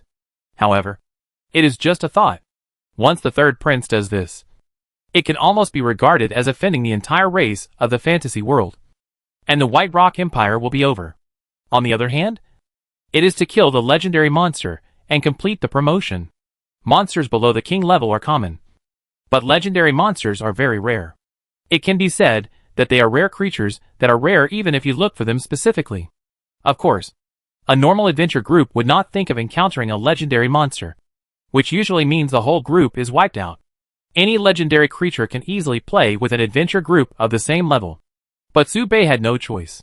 He had to kill 10 legendary creatures. So he planned to go deep into the White Dragon Mountains. There are several hidden dungeons deep in the White Dragon Mountains, and there are rumors of legendary creatures appearing in them. As for the mythical species, perhaps we can only ask wisdom through the invitation letter of the Kingdom of Wisdom. And these trips that were originally planned to be carried out in the next few days were temporarily delayed by Su Bei after receiving the message of Gluttony. Su Bei planned to postpone the time of entering the mountain range a little bit and reunite with the team first. It was also a way to protect himself. He thought silently. Time passed slowly, and in the blink of an eye, the sky gradually turned white, covering the original black. There were sounds in the White Dragon Mountains. Trading and selling. Stalls in the market. A blacksmith pulled a cart of iron swords to sell, and a succubus started to solicit customers with sleepy eyes. Mrs. Inna next door also came out of the house and greeted Su Bei. Then he drank a tube of potion that looked bad, and gasped happily. After a while, strange tentacles began to grow in his body, and she cut them off one by one. After a while, there was movement in the courtyard. This also meant that Jasmine and the others had woken up. Hearing footsteps, Subei slowly turned around. Mr. Subei? Jasmine rubbed her eyes and walked out of the house. When she saw the familiar figure, she thought she had seen it wrong. So she rubbed her eyes again. It was not until the figure gradually overlapped with the image in her memory that Jasmine suddenly came back to her senses. Mr. Subei, you got up so early today too. Subei nodded, watching Jasmine walk over and sit in front of him. Jasmine wrapped herself in a thick cotton jacket and said, Is Mr. Subei thinking about something? Yes. Subei nodded, met Jasmine's gaze, subconsciously moved away, and looked at her collar. After realizing that there was a button that was not fastened, he reached out and wanted to help Jasmine fasten it. Duong. Duong. Two slime kings squeezed out of the collar. The slimes were all confused and showed a puzzled expression, which made Subei pause subconsciously. It turned out that the slime was inside, so the button was not fastened. No wonder it was bulging. Subei paused when he stretched out his hand, and the next second he felt embarrassed. So he quickly retracted it and held his chin. Apparently, Jasmine happened to notice this, smiled slightly, and stretched out her hand to poke Subei's arm. Mr. Subei, you are very cute. Cute or something. Is it describing the wrong person? Subei felt puzzled, avoided Jasmine's attack, and cast a calm gaze at the same time. I heard Jasmine continue to talk and share recent events. Uncle begged me yesterday, saying that he wanted us to help him find his mother's body. Uncle said it was buried deep in the White Dragon Mountains, and several adventure groups couldn't find it. Subei nodded. In fact, he had no interest in the gray snake. At this time, he looked at the hair on Jasmine's head waving up and down, wondering if he could pinch it. Wait, when did I ever have the idea of actively touching Jasmine? Subei was still thinking, and Jasmine was talking to herself. Although he scared us yesterday, he was kind-hearted, and he gave us a generous reward, which can also increase the popularity of our adventure group. The Iris Adventure Group will definitely be famous in the future. We can regard this commission as the first task. What do you think? Being famous is not a good thing. It means that it is easier to attract attention, and it is easier to discover your identity. However, Subei sighed as he looked at Jasmine's heartfelt smile. If you can hide your identity well, it's not bad. Okay. Subei nodded in response and listened to Jasmine continue to talk. Xiaomi Zhou is getting better and better. He will start to speak actively, and he is becoming more and more clingy, like a kitten. By the way, Xiaomi Zhou thinking angle is very flexible, and he often says shocking things. Sometimes even I get scared. Subei raised his eyebrows. He has been in contact with Xiaomi Zhou for quite a while these days. But compared to Jasmine, who lives in the same room with Xiaomi Zhou every day, it is naturally far inferior. So I didn't notice any changes in Xiaomi Zhou. But of course, I did feel her clinginess. However, in the game, isn't Xiaomi Zhou character the silent and expressionless Zongbao Nu? It's not just silence, but a complex behavior and personality complex. However, if there is no need, I won't speak. If there is no need, I won't show any expression. This can well describe Xiaomi Zhou's personality. Could it be that, under Jasmine teaching, Xiaomi Zhou has also had some changes in personality? Subei was a little confused, but soon figured it out. That's good. The confusion with the original plot also shows that the future is developing in an unpredictable direction. And Xiaomi Zhou has changed. Obviously because she wants to do so. After chatting for a while, footsteps were heard again in the courtyard. Su, I want to drink porridge. Ah. Xiaomi Zhou sneezed and walked out of the house in a daze. You can see that she is only wearing a thin pajamas, and the cold wind blows, making her shaking tail tremble. Xiaomi Zhou handed the thermos cup to Subei and turned around. Then, under Subei's shocked gaze, Xiaomi Zhou rushed over and got into Jasmine's arms. Then, Xiaomi Zhou reached out to pull open Jasmine's down jacket, and seemed to want to get into the clothes. Jasmine seemed to be unable to react for a while, and forgot to stop her. Voila! The down jacket was pulled down a little more. At this moment, Jasmine suddenly realized something. No. Wait. Chapter 124. Look at the innerwear. As the down jacket was gradually pulled down by Xiaomi Zhou, Subei became more and more shocked. This This, you can see it. With a flick of his eyes. He seemed to be able to see some of the inner wear. Wait. Wait. Wait. Wait. Wait. Hey. Hey. Hey. Hey. Ah. Jojo. A scream. Jasmine blushed and covered her half-pulled clothes. And hugged the confused Xiaomi Zhou in shame and anger to prevent her from making trouble. Then he immediately looked up. Staring at Su Bei, who inadvertently glanced at him. Biting his lower lip and sucking it into his mouth. With a sad and angry expression. Mr. Su Bei, what are you looking at? Jasmine seemed to have a very strange illusion. Mr. Su Bei's gaze seemed to want to explore deeper. Is it an illusion? Obviously there is nothing to see. Just a piece of underwear. But, the deeper she thought about it, the more dizzy Jasmine's head became. She had just woken up. But she felt dizzy. It seemed that she couldn't think of anything. Just thinking about this possibility made Jasmine feel like she was on fire. Steaming hot. And her hair kept hitting her head. Making a sound of bang bang bang. The crisp sound. The picture was frozen instantly. Su Bei looked away and denied. I didn't see it. Xiaomi Zhou suddenly felt that Jasmine was warmer. So he tilted his head and took advantage of Jasmine's daze to stuff his entire head into the down jacket. For cats, if the head can fit in, the body can fit in. So after Xiaomi Zhou stuffed his head in, he quickly got into the clothes. Jasmine was confused. Hey. Jojo. After all, Xiaomi Zhou was not allowed to get in. However, this move did ease the previous embarrassment. Jasmine took Xiaomi Zhou out, puffed her mouth and looked serious. But she looked untidy and unthreatening at this moment.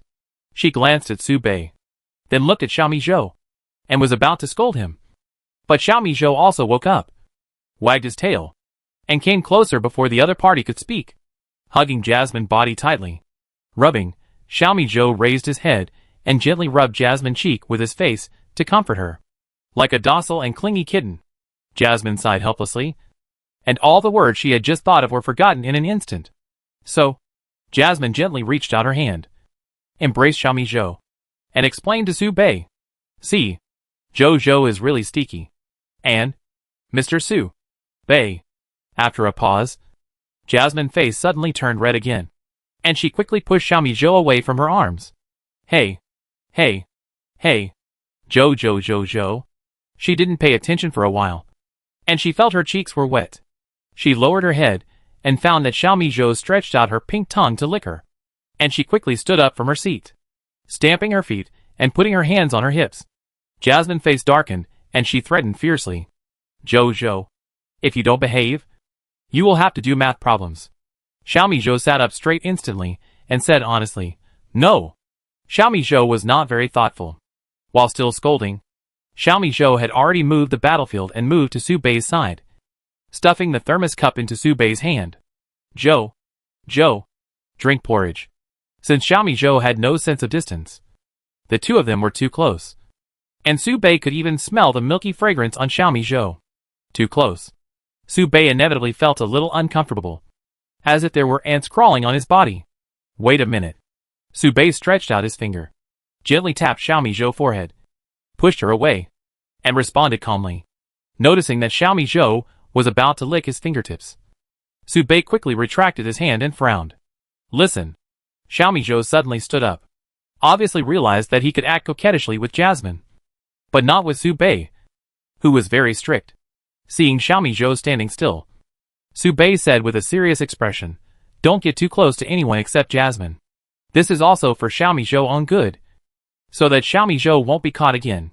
After all, such a style of behavior is really worrying. But Su Bei obviously didn't realize that Xiaomi Zhou was only so close to the two of them. Xiaomi Zhou blinked and said, Su Bei. Okay. Su Bei was stunned, and then sternly refused. No. Okay. Xiaomi Zhou smiled. No. Before Su Bei finished speaking, Xiaomi Zhou was about to pounce on him and lick him with his tongue. But his body suddenly stopped. Realizing that his tail had been caught, Xiaomi Zhou turned back in confusion. Jasmine grabbed her tail and gently pulled it. Jojo, keep your distance from Mr. Su Bei. Men and women should not be intimate. Jasmine poked Xiaomi Zhou's head and reminded him seriously. Xiaomi Zhou gently hugged Jasmine, smiled slightly, and rubbed, not caring about what Jasmine had just said. Hey. Molly sighed, and looked at Su Bei helplessly. Su Bei was also confused, frowning and asking Molly, "What's wrong with her today?" Molly blushed, stammered, and hesitated. "Yesterday. I chatted with her yesterday, before going to bed. Just whispering. I told Jojo that it's okay to be with close people. A little more enthusiastic. And don't have to suppress your inner thoughts. We will support her in whatever she wants to do. Then last night, Jojo tried to hug me to sleep together." As she spoke, Jasmine's face suddenly turned red, and she continued to explain. "I didn't expect it to be like this at first. I didn't expect that after waking up from a sleep, Jojo would become like this. So, did Xiaomi Zhou do what she thought of in her mind?" Su Bei sighed, pointed at Xiaomi Zhou, and gave Jasmine a look, as if to say, "Look at her. Do you think this is good?" Jasmine puffed up her lips, crossed her arms and protested. It's obviously because Mr. Su Bei did nothing and left everything to Jasmine. So it's normal for Jasmine to not teach well enough.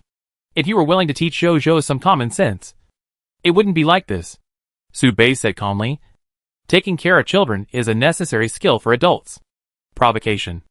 This is definitely provocation. Right? Only children would jump into such a pit at first glance. Damn it. But Jasmine still wants to prove that she is not a child. Jasmine crossed her arms and puffed up her mouth, as if she thought of something bad, and said indignantly, "Humph? Shameless. Mr. Su Bei, you obviously don't want to get into trouble." Mr. Su Bei must have felt that it was troublesome to take care of Jojo, so he simply gave Jojo to Jasmine. As she thought about it, Jasmine asked another question for some unknown reason. So, did Mr. Su Bei think so when he took care of Jasmine? Sure enough, Mr. Su Bei also felt that Jasmine was troublesome. Right? Su Bei was stunned. Girls' brain circuits are really novel. They can actually think of this level. Su Bei looked over, telling a very ordinary little thing, and denied it. Jojo is indeed troublesome. But Jasmine has never been troublesome.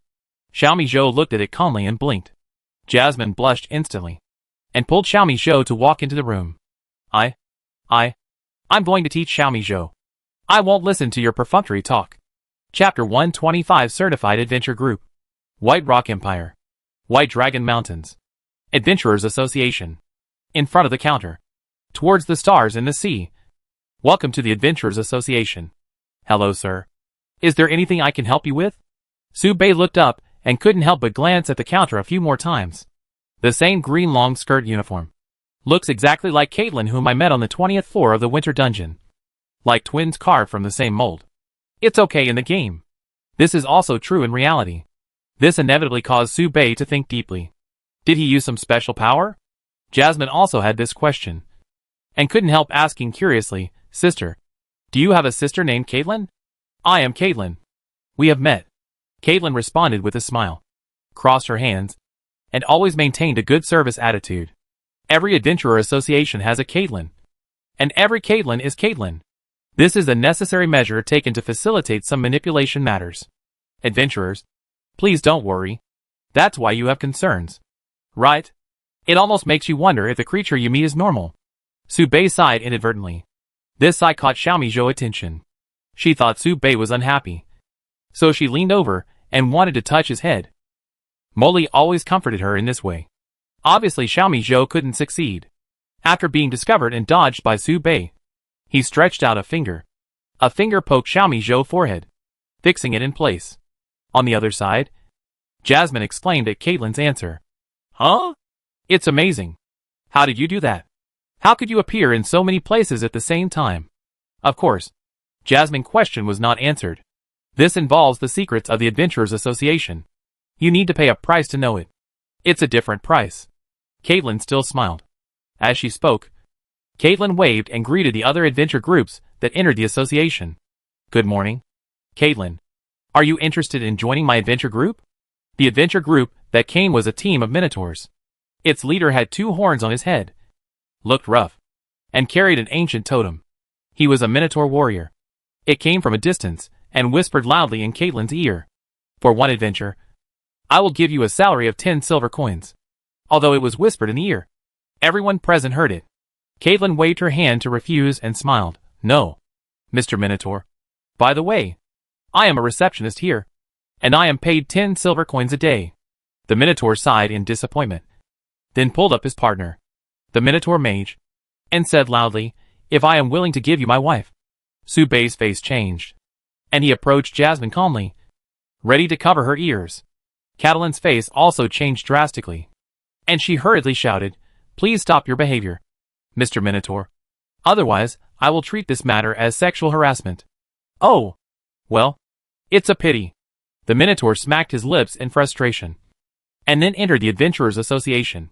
On the side, Jasmine continued to watch with a curious look, and she was a little disappointed when she didn't hear the Minotaur's subsequent speech. She didn't know what the Minotaur was going to say, but she was very curious about the customs and cultures of various races. Adventure is a journey to understand the world. Xiaomi still had an indifferent attitude, drinking the millet porridge silently. No matter what happened, it had nothing to do with me. Subei breathed a sigh of relief, after discovering that there was another headless knight approaching this side in the distance. He hurriedly took the lead in talking to Caitlin. "Apply for team registration." Caitlin smiled, holding the form in her hand and comparing it, and suddenly froze, and said distressfully, "Well, the staff responsible for related matters is on maternity leave, so they haven't come to work yet." She frowned in thought, and sighed after a moment, "Then I will host it. Please follow me." Subei and his group followed Caitlin into the hall. Walking in front, Caitlin first explained, "There are very few teams that choose to form adventure groups in the White Dragon Mountains. You also know that it is too difficult to find teammates who match the same personality here. Although the White Dragon Mountains are very inclusive, the races are not like that. Instead, conflicts often arise, so few people choose to set up adventure groups here. That is why the staff responsible for related work often take vacations and happen to not come today." Then, Caitlin began a long introduction, explaining the relevant matters. "First of all, the Adventurers Association assures you that your team will be certified by the Adventurers Association. You only need to meet the basic commission once a year. There will be no additional costs or fees." Caitlin extended a hand, made a solemn promise, and continued, "There are many benefits to having an adventure group certified by the Adventurers Association, including but not limited to making money, moving bricks, increasing popularity, obtaining some promotion channels, exchanging rare materials, obtaining intelligence, and making commissions, etc. The most important thing is that the Adventurers Association can guarantee that the team members who have signed the commitment will not betray each other unless the other party withdraws from the team. The Adventurers Association was founded by an ancient god and relied on the power of God. Its nature is completely different from that of various churches. It will not restrict your beliefs and freedom, nor will it restrict your behavior and language." As they said that, they arrived at their destination. This is a door, behind which is a temporary place for the adventure group. Caitlin stopped in front of a door and pushed it open. Inside, there is a huge eye, full of holy breath, the seventh in the angel sequence, the angel of truth, the eye of truth. When Subei didn't know the existence of the Demon King Eye of Truth, he once thought that this was the most powerful eye in the game. The Eye of Truth is formed by the eyeball formed by the condensation of all the power of an angel after his death, which can be split into hundreds of sub-eyes. The Eye of Truth has the characteristics of being alive. The specific effect may never be known to anyone except the core members of the Adventurers Association. The only function known to the world is to witness the contract. It is said that the eye is connected to the gods, and once the contract is violated, it will be abandoned by the gods. But Subei has seen the true power of this eye up close. Ignoring defense in the game, it was finally handed over to the hero by the Adventurers Association, and by chance it became Elena's third eye, helping Elena become an angel. So in reality, is there any way to get it? Subei collected his thoughts and looked at Caitlin. The angel is watching you. She won't express the message, but she controls everything. Please follow what I say, and we will swear an oath. I swear. After the complicated and tedious process, Subei signed the contract under the gaze of the Eye of Truth and received a ring from Caitlin. The ring is a mechanical magic creation that combines the superb skills of the goblins and the exquisite magic of the demigod elders of the Adventurers Association. With just a click, you can get a lot of information. Among them, the icon of the Iris Adventure Group is displayed at the end, numbered H. The border above is dark black, which means that the current level of the adventure group is black iron, and at most it can only accept C-level tasks. However, the tasks displayed above are mostly D-level tasks that are not too difficult, such as 1. Help Miss Julia milk. Reward 10 copper coins. Long-term commission, D-level. Note, Miss Julia is a cow, and she is in the lactation period recently. She cannot solve the problem of milk production by herself and needs assistance. 17. Help Miss Grace to vent her energy. Reward 1 gold coin. If Miss Grace is satisfied afterwards, she will give extra tips. D-level. Note, the client is a succubus. 29. Play with Jimmy. Reward 10 copper coins. Long-term commission. Note, Jimmy is emotionally unstable and suffers from certain mental illnesses. D-level. 33. The Towering Warrior has a good idea. Maybe you will be interested in listening to it. Long-term chain commission. D-level. Location. Building. White Dragon Mountain Range. 40. Mr. Churchill lost his kitten. If anyone finds it, please contact him. The reward is 10 gold. D-level. Note, the kitten is a subhuman species. Petite. About 1.45 meters tall. With brown eyes and flaxen hair. Skin as white as milk. Low IQ. Can't count within 10. And can't read. Seeing this commission, Su Bei glanced at Xiaomi Zhou inadvertently and frowned. After flipping through it again, Su Bei thought about it and searched for the word gray snake on it. The commission has been popped up to 746. 746. Mr. Gray Snake's mother got lost in the White Dragon Mountains. If anyone sees her, please contact him or accept the task to accompany Mr. Gray Snake to the White Dragon Mountains. Sea level. Note 1. This commission has been accepted by 3 bronze-level adventure teams. The commission has not been completed yet. The difficulty may be increased to B-level, and it may be necessary to go deep into the White Dragon Mountains. Note 2. Do not accept this task without an awakened person leading the team. Otherwise you will bear the consequences at your own risk. There were still many commissions to come, so Su Bei did not observe them anymore. Instead, he tapped his ring and took out 2 team contracts, handing them to Jasmine and Xiaomi Zhou.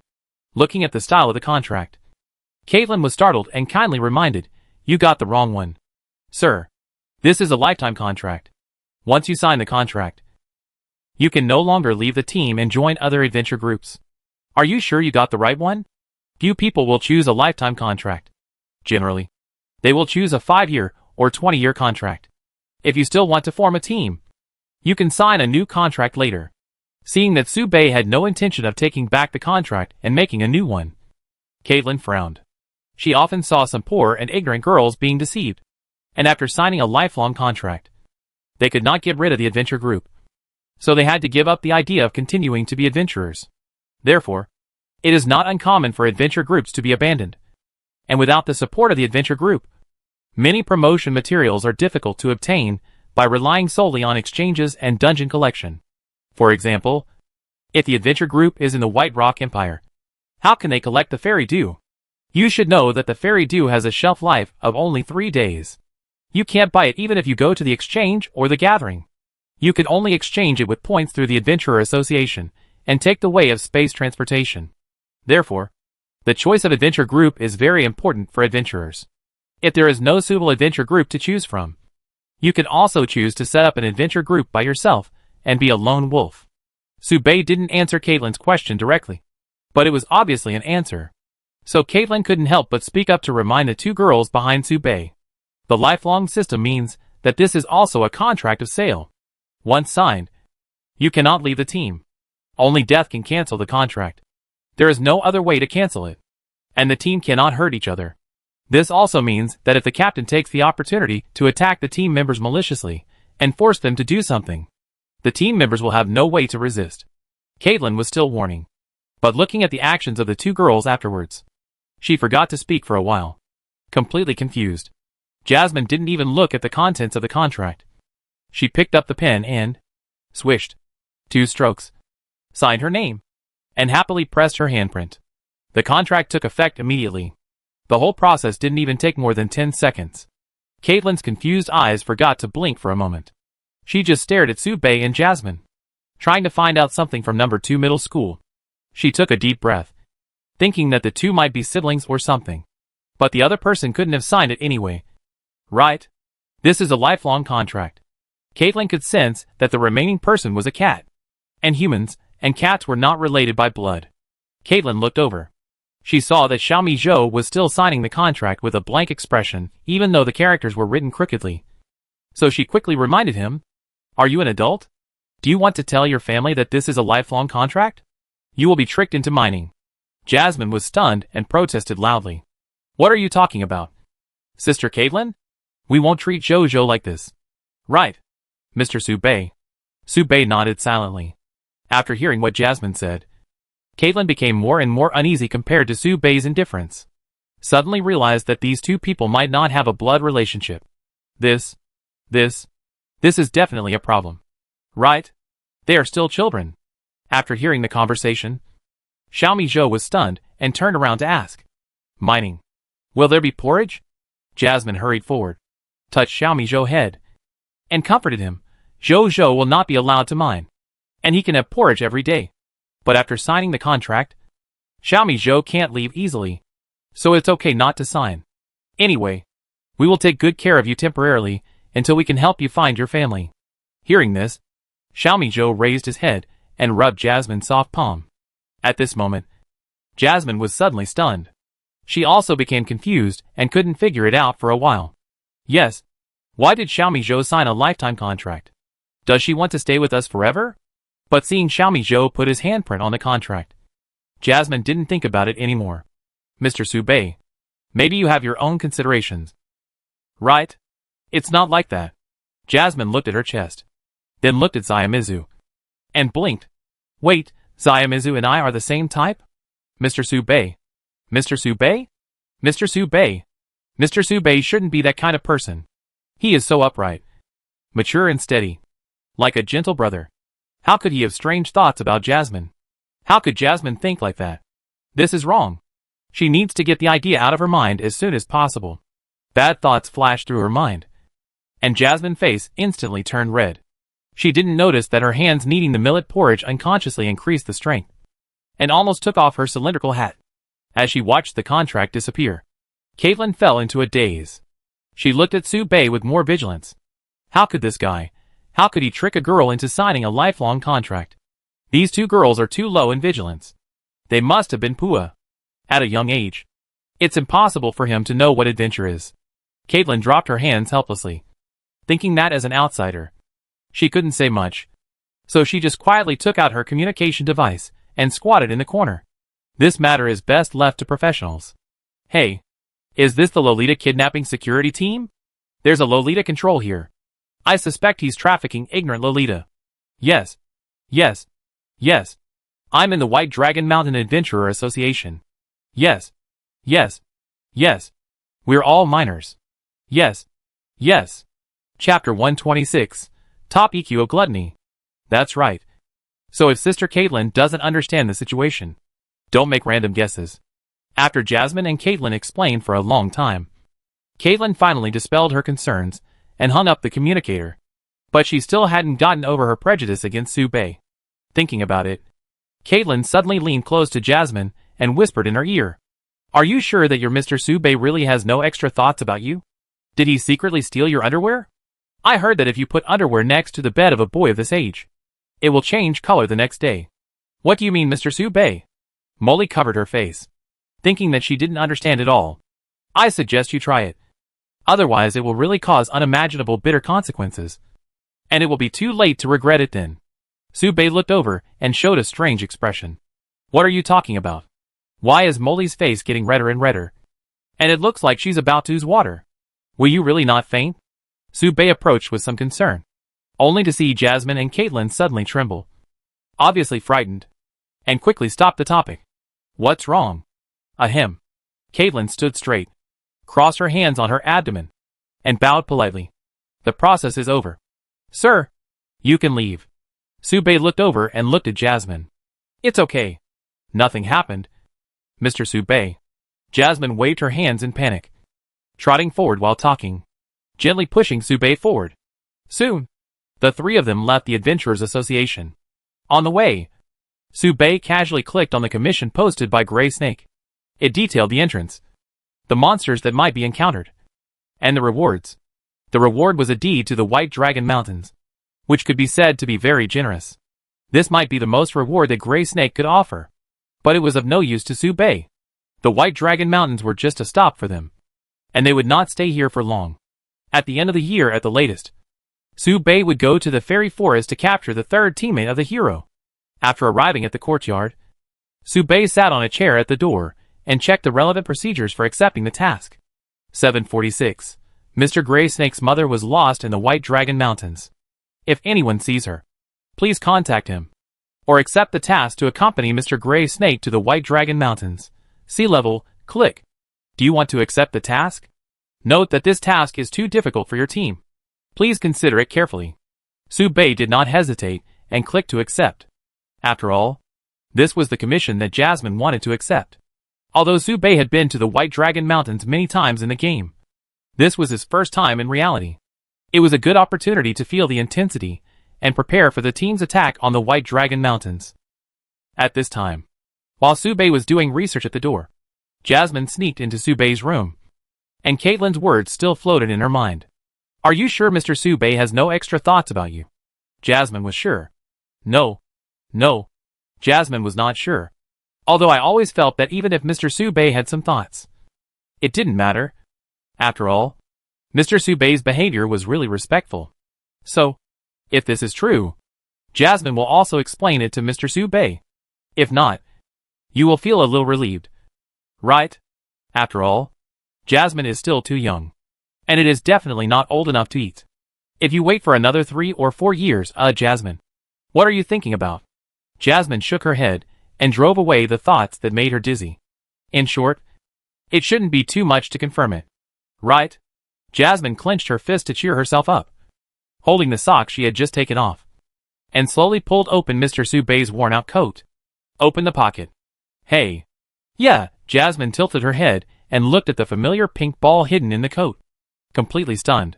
Winter City Wild Area. Luminera held the holy sword and cleared the way in front. She was full of Elena buffs, and there were skeleton soldiers summoned by Gluttony to block the knife. It can be said that he killed gods. 1 knife. 1 monster. This made Luminera confident. It would be great if you were my teammates. It's hard for me to imagine what kind of person the teammate you chose unswervingly is, and how you can get such firm support. Luminera turned back, her golden hair fluttering, and the blood-stained armor added a bit of solemnity to her. You're kidding, princess. Your future teammates will definitely be better. Elena smiled in response. Luminera sighed, as if she was a little depressed, and said slowly in an unspeakable tone, no wonder you chose him so firmly. It turns out that he found a way to help you recover before me. She felt a little uneasy in her heart. I always feel that I lag behind others in everything. Even going to the White Rock Empire was preceded by that person. It's like I've always lived under his shadow. Then he praised again. Your Gargamel partner is also very powerful. Lich. Race. King level. Very high ceiling. And has learned Holy Light. And even I can't predict the future ceiling. Hee. Princess. Thank you for the compliment. When you meet my brother, you will definitely think that all this is justified. Gluttony laughed, as if he thought of something interesting, and hurriedly contacted Su Bei secretly. After getting the other party's specific location, he repeatedly warned the other party to hide its body and play the role of a thief well, and explained that it was because Luminera was about to go to the White Rock Empire, just in case he ran into her and her holy sword sensed the specific location. The magic of the magic sword cannot be hidden. The magic of the Demon King cannot be hidden either. But what if Su Bei has no magic? Does not wear the magic sword? And Jasmine does not activate the magic? Gluttony is more and more excited as he thinks about it, and instills new introductions to Luminera. Your Highness, my brother is a very kind social phobic. He will give a bone to a passing dog. He often adopts stray cats and takes care of homeless little girls. So if you see him, he will definitely pretend to be cold and melancholy. You don't have to be polite. His superficial indifference is all disguised. In his heart, he is actually a poor child who is very eager to make friends, but can't make friends. People like you who are so contagious can definitely lead him back to the right path. Gradually, the image of Su Bei and Luminera mind became three-dimensional, and she began to have some expectations for this socially anxious boy full of justice. What kind of person is he? Is it possible to recruit him and his teammates into my adventure group and form a brave group to defeat the devil? Elena showed a strange expression. Her eyes repeatedly swept around, looking at Gluttony and Luminera, hesitant to speak. Chapter 127 First Visit to the White Dragon Mountains. By Yin Empire. White Dragon Mountains. August 15th. Early morning. After Su Bei was fully prepared, he accepted the commission this morning and organized an exploration operation. According to Gluttony, he and Elena will arrive at the White Dragon Mountains in about a week, and they also brought a friend along, saying that they wanted everyone to get to know each other. It's still early before the meeting time. It's a good time to explore the White Dragon Mountains. At this time, there are many adventure groups exploring the entrance of the mountain, ready to go, and everyone looks serious, treating this exploration as a very solemn thing. With the naked eye, it can be seen that the knights in the team are all wearing high-quality armor. The magician's fingers are full of enchanted rings. The ranger is carrying an excellent bow and arrow. And the assassin, I can't see the assassin. The assassin has entered stealth. It can only be said that it has entered the state. In front of Su Bei, there are two adventure groups standing in the front, full of style. According to the words of other adventure groups, these two adventure groups are gold-level adventure groups with awakened people, and their strength is terrifying. The two adventure groups are familiar with each other, and it seems that they have agreed to explore together today. They are doing warm-up activities before the exploration and chatting, and they don't take other teams seriously at all. Your night adventure team, will you still take the northwest route this time? I heard that you encountered a Lord-level frost mammoth the day before yesterday. Do you plan to conquer it this time?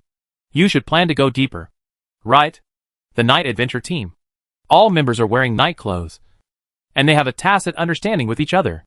They are a special team with many assassins. Not only that, this time we have prepared a lot of treasures and plan to go 1/5 of the way deep. I think your Wolf King adventure team is also ambitious. You have invited 2 high-level priests to help you. Do you plan to kill the 3rd-level king level 2-headed Snow Wolf King in the northeast? Of course. The last 2 partners of our team need the brain of the 2-headed Snow Wolf King as material to awaken. Once awakened, we will go to the Pillar of the Sky dungeon of the White Rock Empire. The Wolf King adventure group has no front row. The big man in the lead is wearing leather armor, with explosive muscles exposed, holding 2 swords, and is the main attacker of the team. The team continues to advance. The 2 leading rangers are both level 3 and can easily shoot the beasts and monsters at the entrance.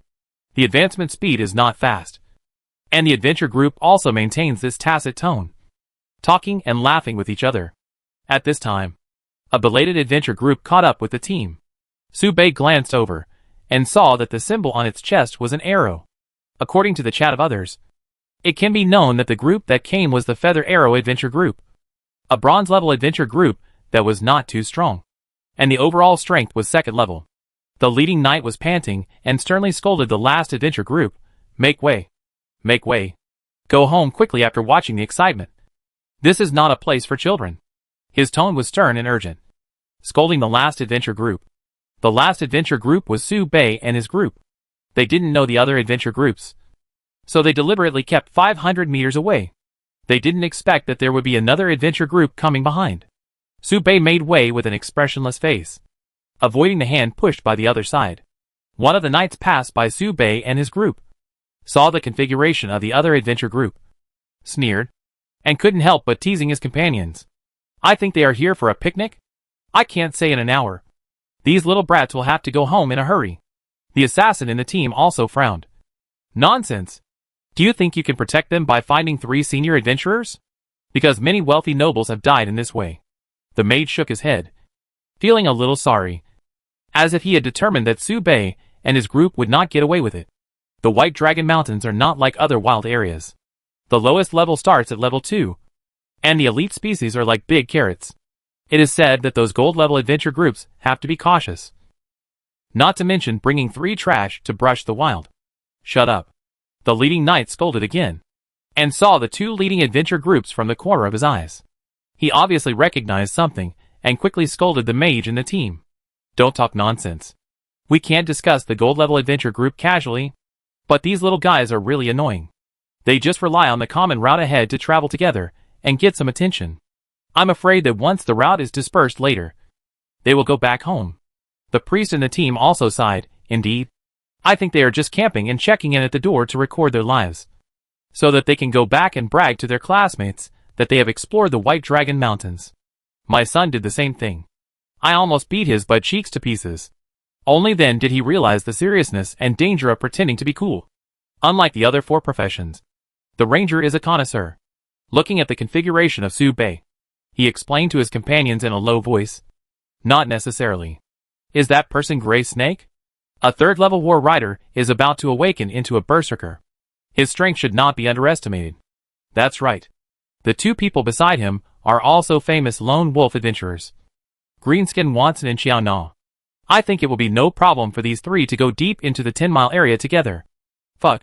These little guys can really act cool? They actually let 3 senior adventurers lead them to the wild area. Wait. I don't think those little guys dare to go in. Maybe they will just hang around the door for a few seconds and go back. We will go talk to Gray Snake later to see if we can form a temporary team or something. Maybe we can hunt a Lord-level monster. Compared with these adventure groups ready to go, Su Bei and his group really looked like they were on a picnic. Su Bei carried a small-style mountaineering bag with some basic dry food, biscuits and edible water in it, wore a thick down jacket, put on a windbreaker, walked slowly, and did not raise any vigilance. It doesn't seem like they are here for an adventure, but for a picnic. This is especially true for Jasmine and Xiaomi Zhou. Jasmine prepared 2 sets of clothes, underwear, socks, etc. 2 sets each, and the small bag she carried was stuffed full. From time to time, she would glance at Su Bei, then quickly look away, lowering her head and not speaking. This situation has lasted for several days, so Su Bei couldn't help but notice something was wrong. Jasmine has suddenly become a little silent these days. Is she worried about something? Xiaomi Zhou, who was standing next to her, had a bag full of rice and was also carrying a big black pot. At this moment, she was drinking porridge with an expressionless face. These days, she learned how to make porridge and brought along a meal kit. She obviously wanted to continue drinking porridge.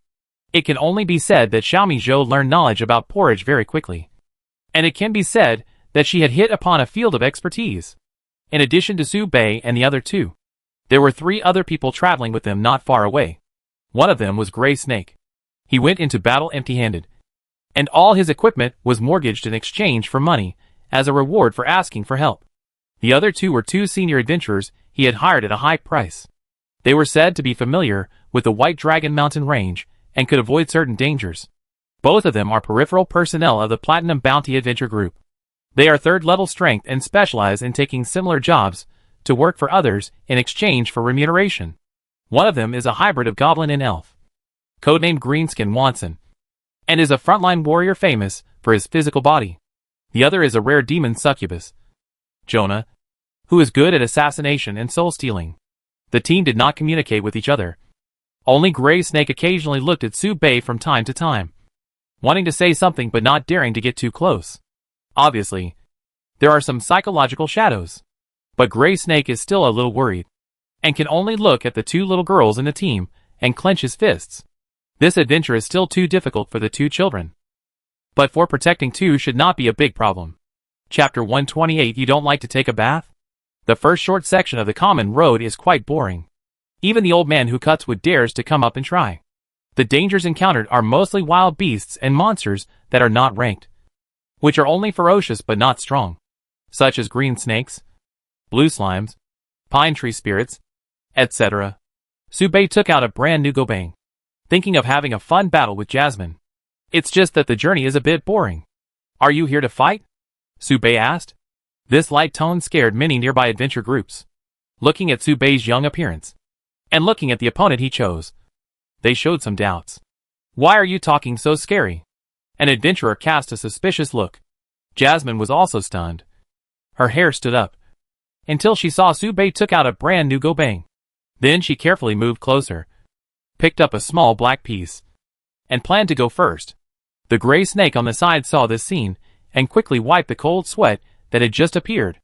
I was still thinking about which idiot had offended this evil star, and was about to activate him. Of course, not everyone thought the same way. Young but arrogant. This is what Greenskin Watson said about Su Bei.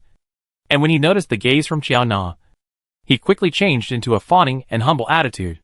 Miss Jiaona, if I complete this commission, I will be able to collect 100 gold coins. Then the property will be in your name. Will you marry me? Greenskin Watson raised his face, and his short figure of just over 1.5 meters had to stand on tiptoes to barely look Jiaona in the eye. I will test you again, and we will talk about it after the property is transferred to my name. Jonah sniffed and didn't look at the ugly face of the green-skinned Watson.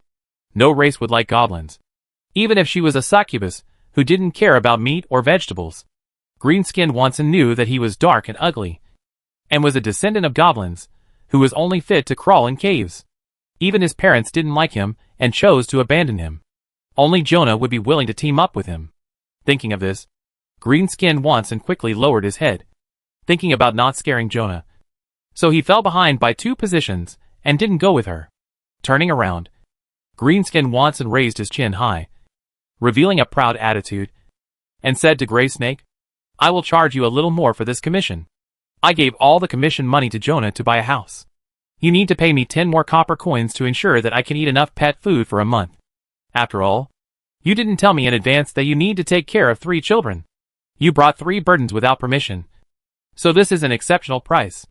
Gray Snake also nodded, not arguing with Greenskin Watson. It's just 10 copper coins. Not much. Mainly because they did bring 2 children, and needed them to take care of 1 or 2. On the other side, Subei and Jasmine had already fought to the white-hot stage.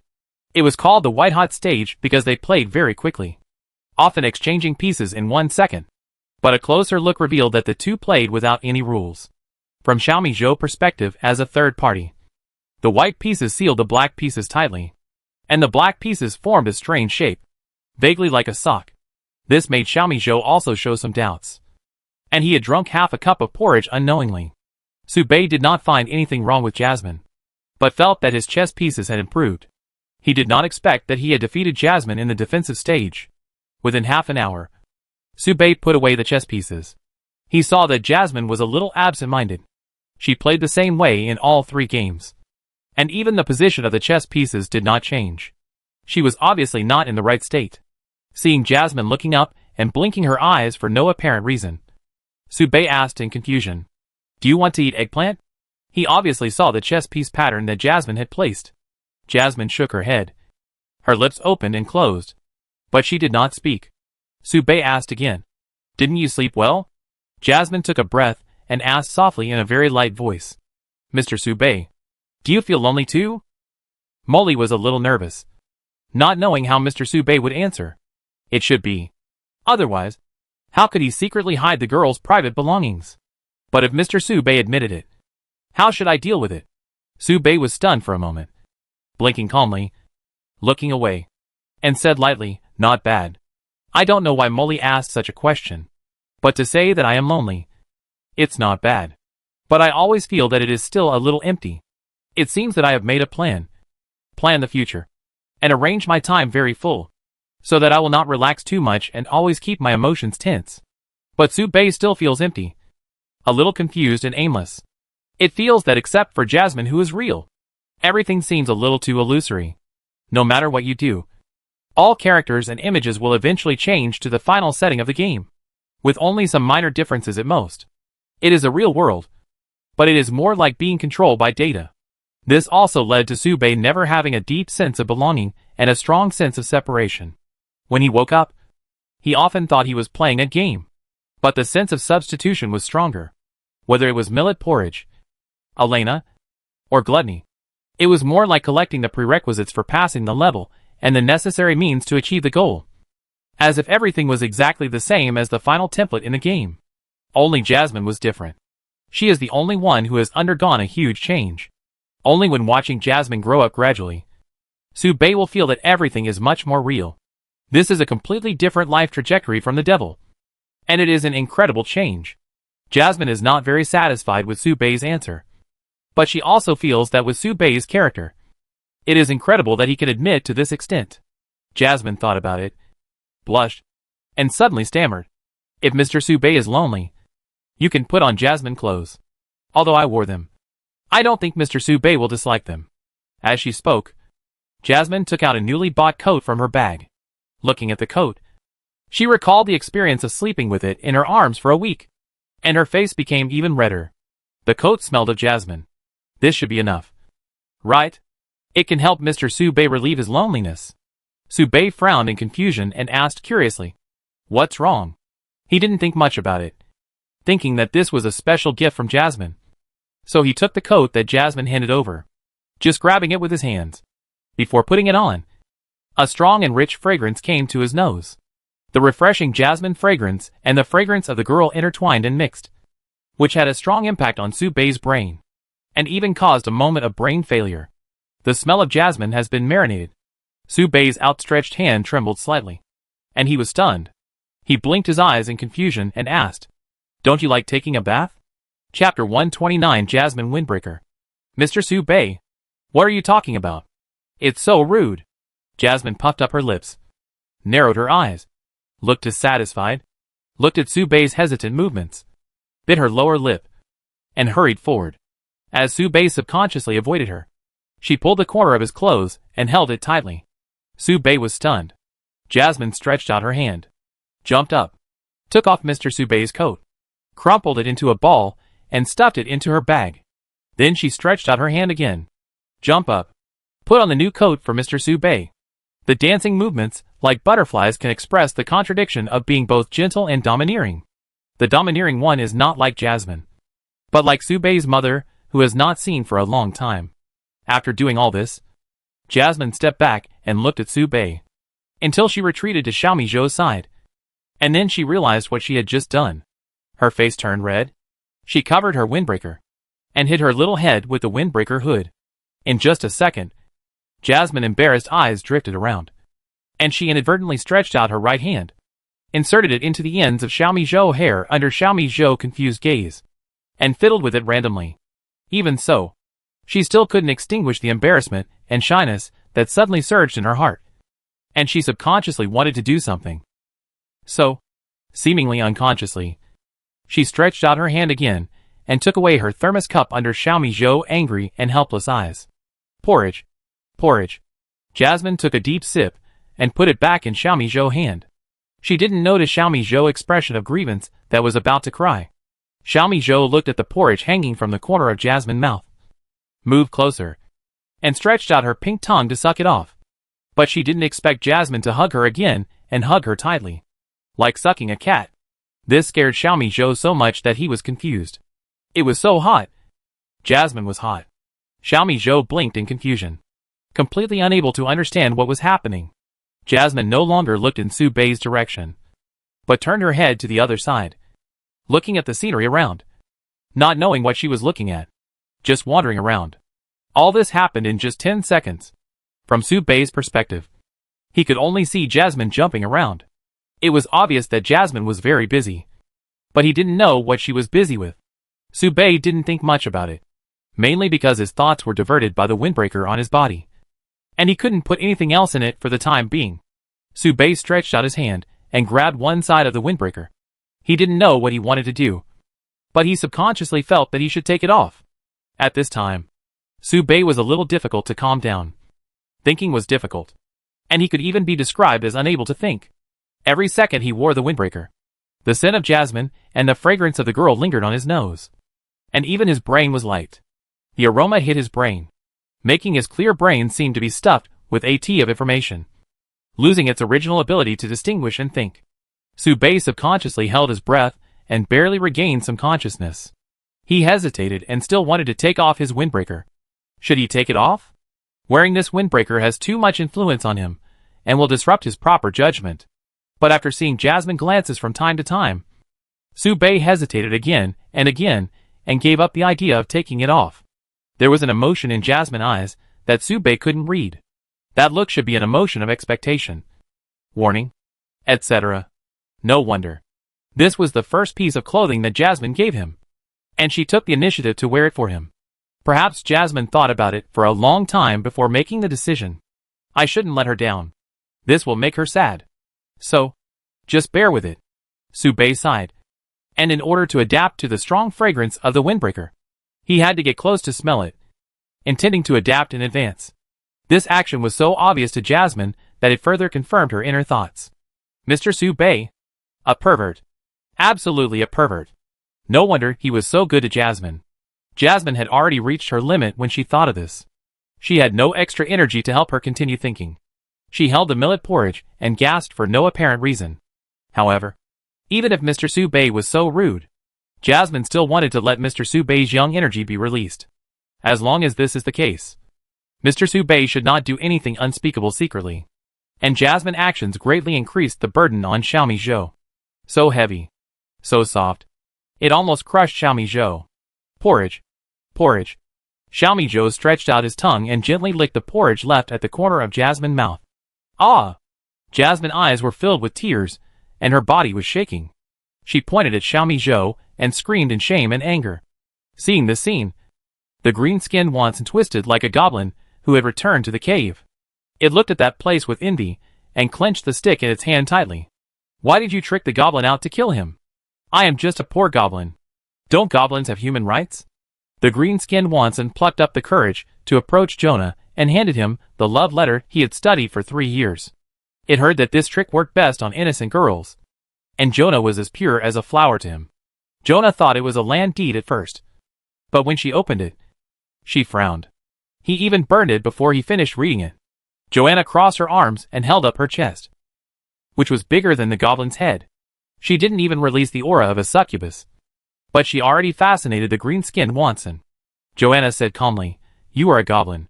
Do you really think you are a human? Can you stop learning such old-fashioned methods? At worst, you can learn from the elves." When she said this, there was an obvious mockery on her face, as if she was mocking the green-skinned Wanson for being just a bastard, whose voice was hoarse and unpleasant even though he inherited the blood of the elves.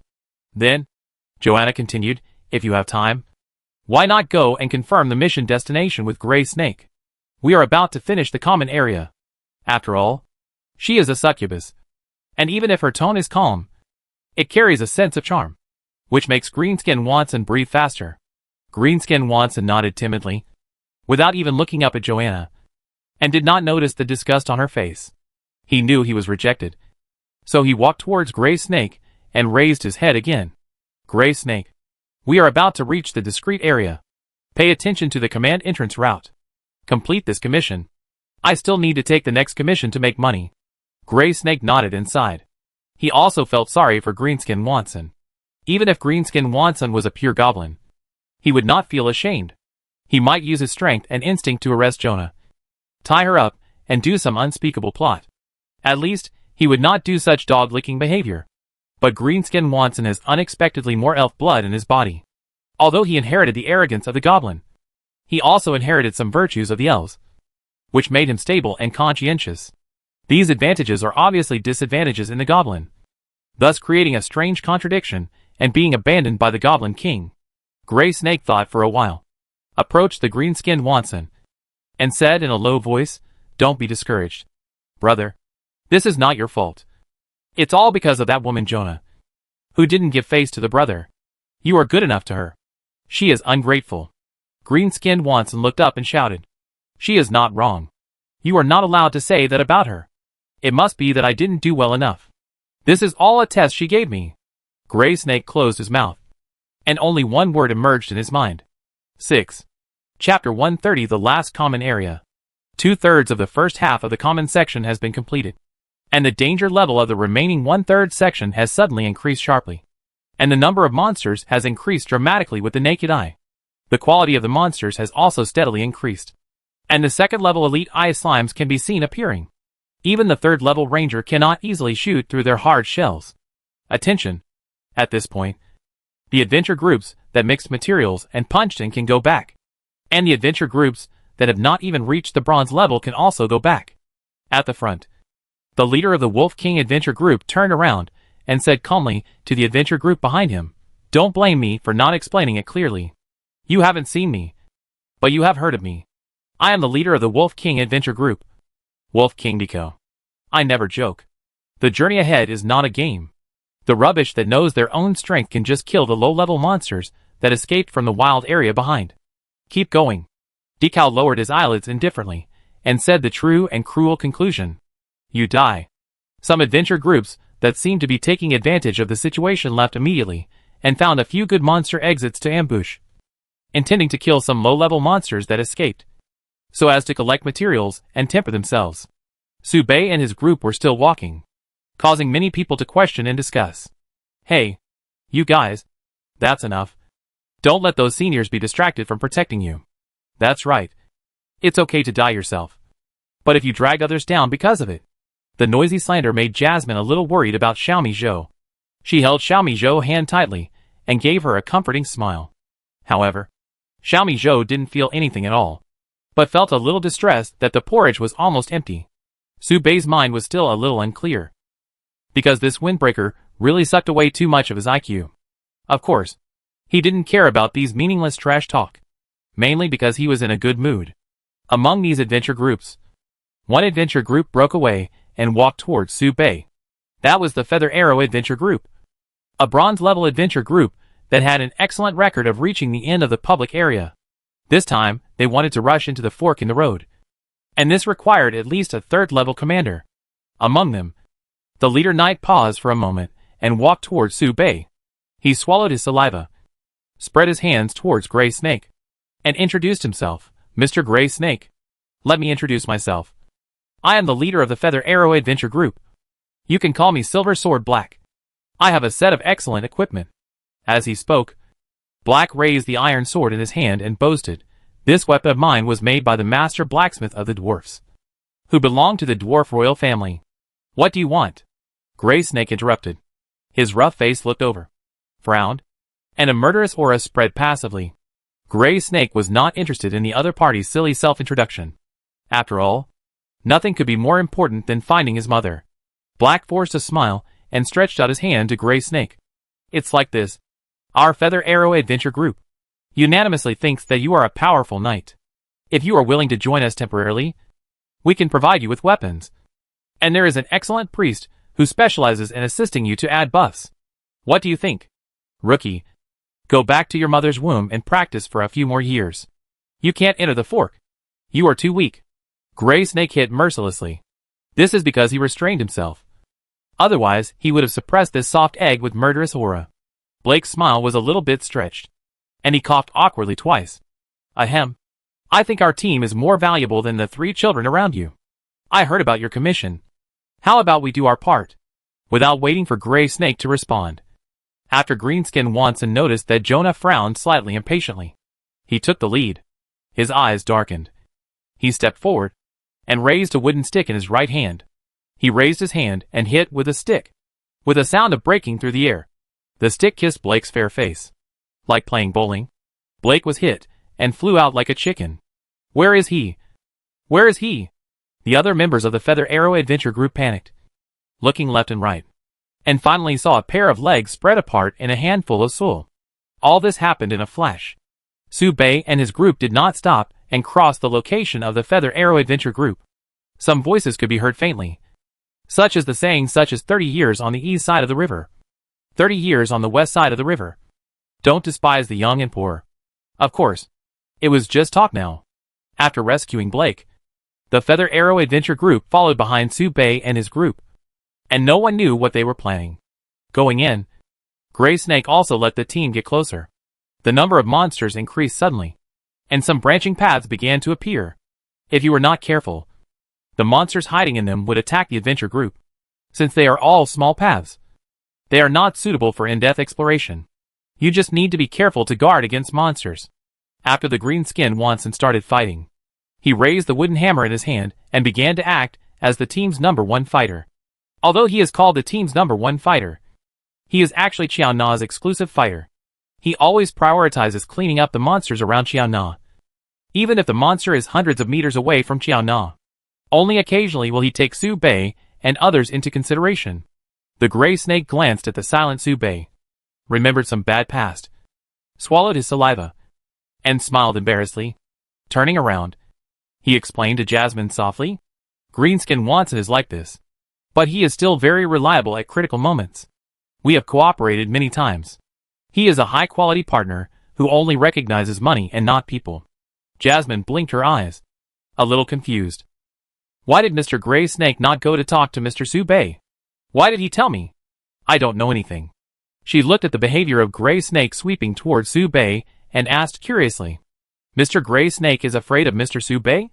Gray Snake paused, frowned, laughed, and whispered to Jasmine in a rough and heroic voice, "Don't talk nonsense. How can I be afraid of Su Bei? You can ask around about my reputation. Gray Snake. I am a nearly 40-year-old uncle. What storms have I not seen? I'm not old enough to be afraid anymore. Little girl, you're still young. When you get to my age, you know that there are very few things in this world that can scare me. My mother's disappearance happens to be one of them. As for the others, I can only say that they don't have the qualifications." The Gray Snake raised his head proudly, stretched out a finger, and shook it disdainfully. "Su Bei, here we come," Xiaomi Zhou suddenly said. The Gray Snake subconsciously shrank his head, quickly stepped back 3 steps, and then turned his head nervously and looked towards Su Bei, looking at Su Bei's calm and doubtful eyes. Gray Snake smiled awkwardly and looked at Xiaomi Zhou again. Xiaomi Zhou hadn't finished the porridge in her mouth yet, and she smacked her lips like a grandmother, with a cute action and a calm expression. It seemed that the sentence just now was not said by her. Seeing this, Gray Snake's face turned red, and he still shouted roughly, Why is this road so shaky today? I can't even walk steadily. I'm going to kill a few monsters to practice my hands, so that I won't get tired of it." Gray Snake walked forward, staggering inadvertently, as if to prove that this road was indeed very steep, and then burst out with murderous aura, turned into a murderous blood robe, and went to kill the monsters. Chapter 131 1%. Xiaomi Zhou. "Don't bully Uncle Gray Snake." Molly poked Xiaomi Zhou's forehead and warned. But Xiaomi Zhou caught her finger and held it in her mouth. Molly quickly pulled her hand out, pulled out a long crystal thread, and warned again with a bad look. "Math problem warning." Xiaomi Zhou turned his head and drank the porridge silently, not looking at Molly. "The wind is strong." Molly heard this and showed a helpless expression. "What the hell is the wind?" On the other side, Su Bei finally got used to the fragrance of the windbreaker, not as confused and brain-racking as at the beginning. At this time, he looked at the front with some doubt. Why did the Gray Snake suddenly explode? The Gray Snake opened his hands, and the murderous blood condensed on his body. He raised his hands and performed very standard fighting skills, mixed with superb skills honed from fighting. Many adventure groups cast their eyes and sighed. Is that the Gray Snake? What a terrifying strength. Judging from this posture, it should have awakened half a step. Right? I'm afraid it has already experienced the medicinal bath, and the only thing left is the final fight to meet the awakening conditions. I heard that Gray Snake is the most arrogant. He used to be the leader of the Iron Blood Adventure Group, but later disbanded the group for some reason. Many adventure groups invited him to join, but he ignored them all. I have also heard some rumors. It is said that Gray Snake has never been submissive to anyone. His murderous aura has almost condensed into substance. His roar can scare young children to tears. He is the most unruly and arrogant lone wolf. Look at the bloody coat on him. That is the skill he learned from killing. It can protect himself from attacks, and as long as damage is caused, the coat can be repaired continuously. It can be regarded as a complete awakening skill. Even the 2 gold-level adventure groups cast their eyes over and showed an interested expression on the Gray Snake. Among them, the leader of the Wolf King Adventure Group, Deco, said to the Night Adventure Group next to him, "He doesn't match your style. How about giving him to us?" Deco's mouth opened wide, and his eyes looked at the Gray Snake with a fiery look. "It suits my taste. It suits my taste very much. If they can absorb the Gray Snake, it will definitely greatly enhance their team's frontal combat capability." The Night Adventure Group never spoke, but their eyes were also dark and indescribable. Gray Snake had never thought that others would start a series of discussions because of his outburst. He just wanted to fight now, because fighting can make him forget everything that just happened. He is a fearless iron-blooded war rider, one of the most violent professions. He is about to awaken into a special profession, iron-blooded berserker. A terrifying awakening profession that is capable of fighting monsters head-on. How could he be afraid of a little kid? Gray Snake became more and more confident as he killed more and more people. The corners of his mouth gradually cracked, and the blood-stained clothes were compressed and condensed and draped over his body, like a layer of blood-colored armor. He punched down with both hands. Boom, aftershocks were caused. He killed the second-level elite wolf in front of him with one blow. with a terrifying momentum.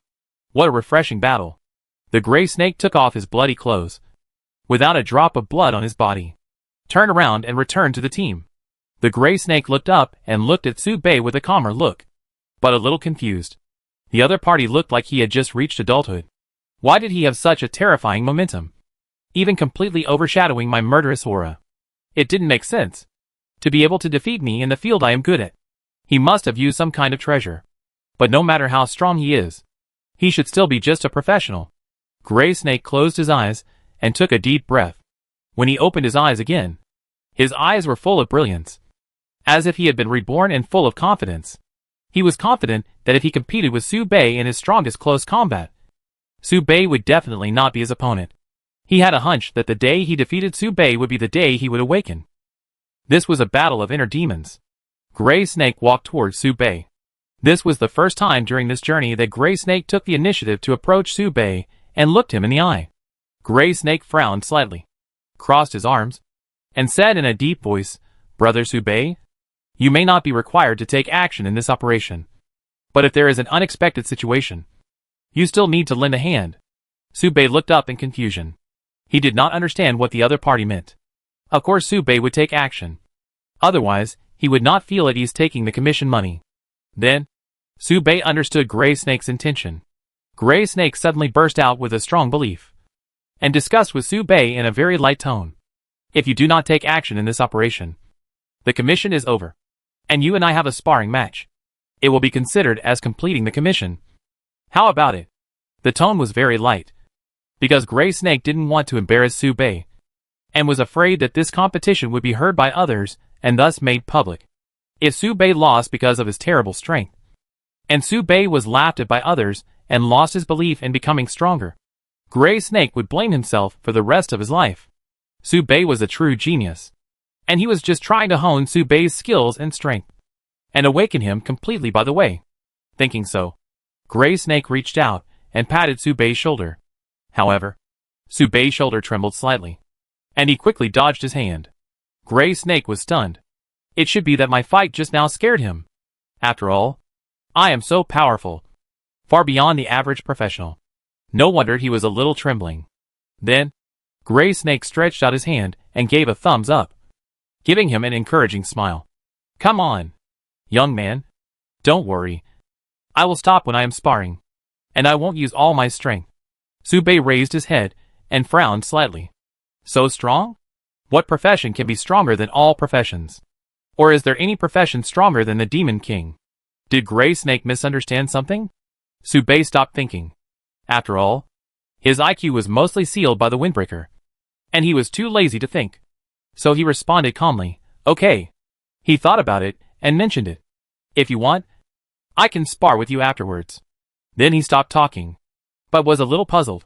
It was strange that someone liked to pay to be beaten. Gray Snake smiled with relief. And then he and Greenskin Watson, on the left and right, escorted the team to advance deeper. After a while, the ground suddenly shook. It seemed that a riot had begun in the depths of the White Dragon Mountains. What happened? An earthquake? Soon, everyone stopped talking and discussing, because there was no time to discuss. At this moment, all the adventure groups were alert. The demon tide was coming. It was not large in scale, so it could be considered a small demon tide.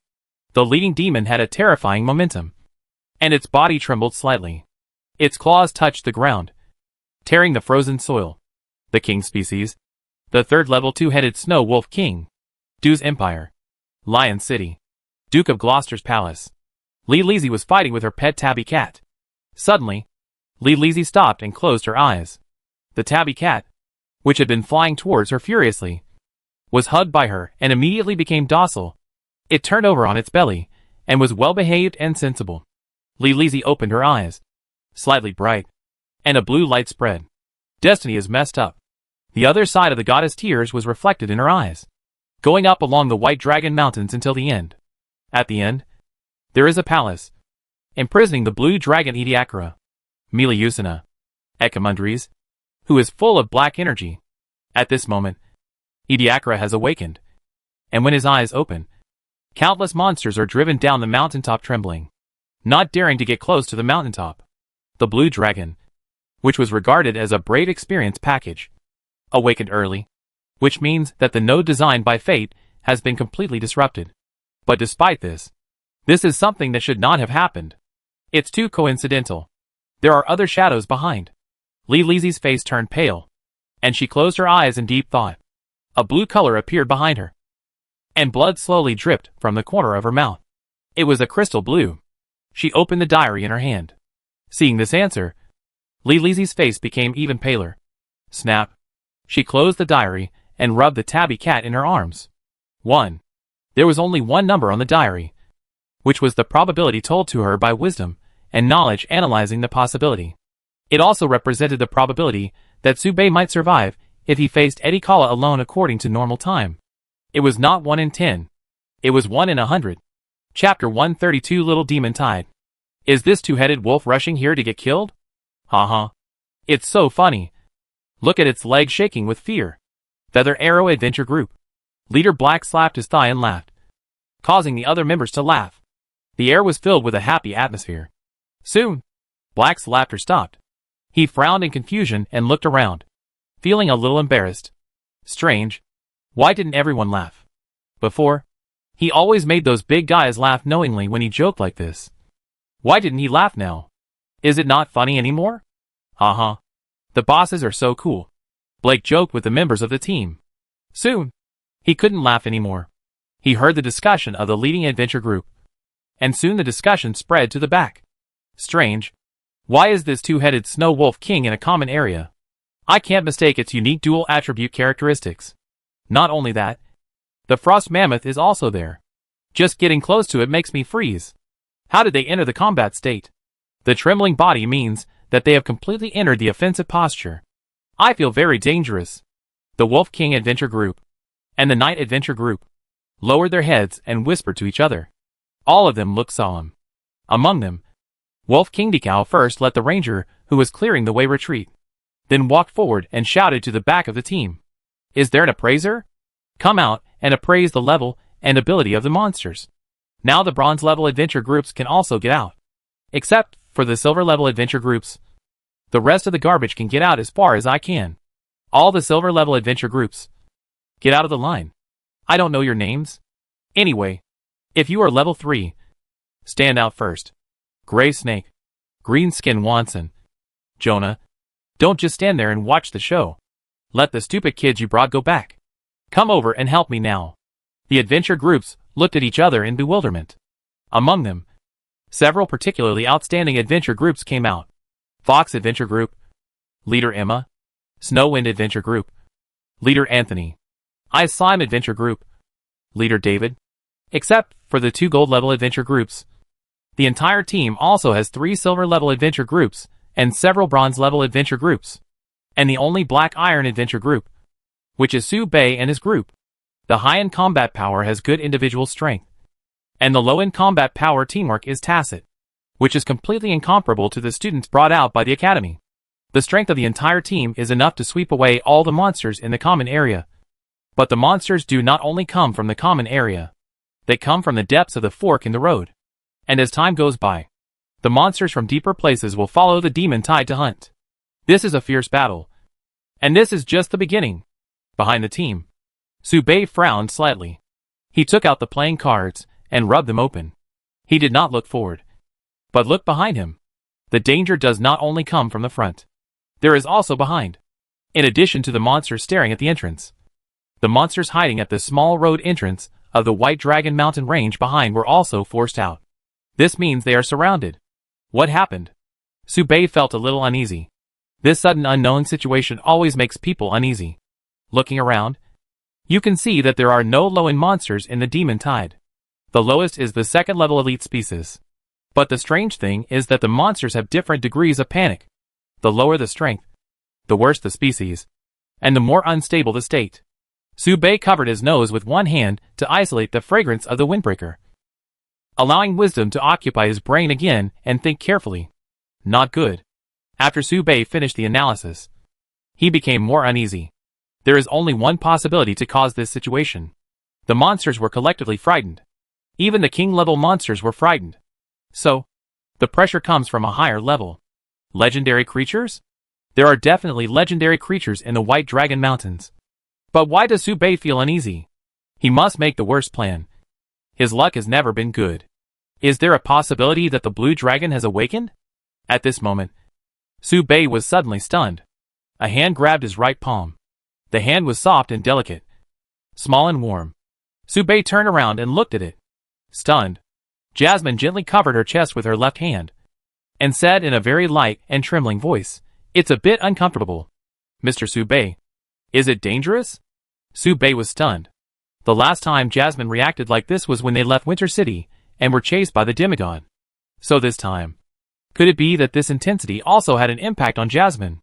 Su Bei reached out his hand, rubbed Jasmine's head, and looked at Xiaomi Zhou, who was a little at a loss behind him. Smiled slightly, shook his head and whispered, "It's not dangerous. Don't be afraid. I'm here." Jasmine was stunned. Su Bei's smile was much more natural than when he first met Jasmine. The smile on his gloomy face was no longer stiff, but more youthful, and conveyed a strong belief. It was enough to make others feel the confidence in Su Bei's words. "I take care of everything." Su Bei encouraged Jasmine softly, and waved to Xiaomi Zhou, telling her to cook a bowl of porridge and drink it peacefully without worrying about other things. Not only Su Bei was cheering, but the rest of the adventure group was also cheering.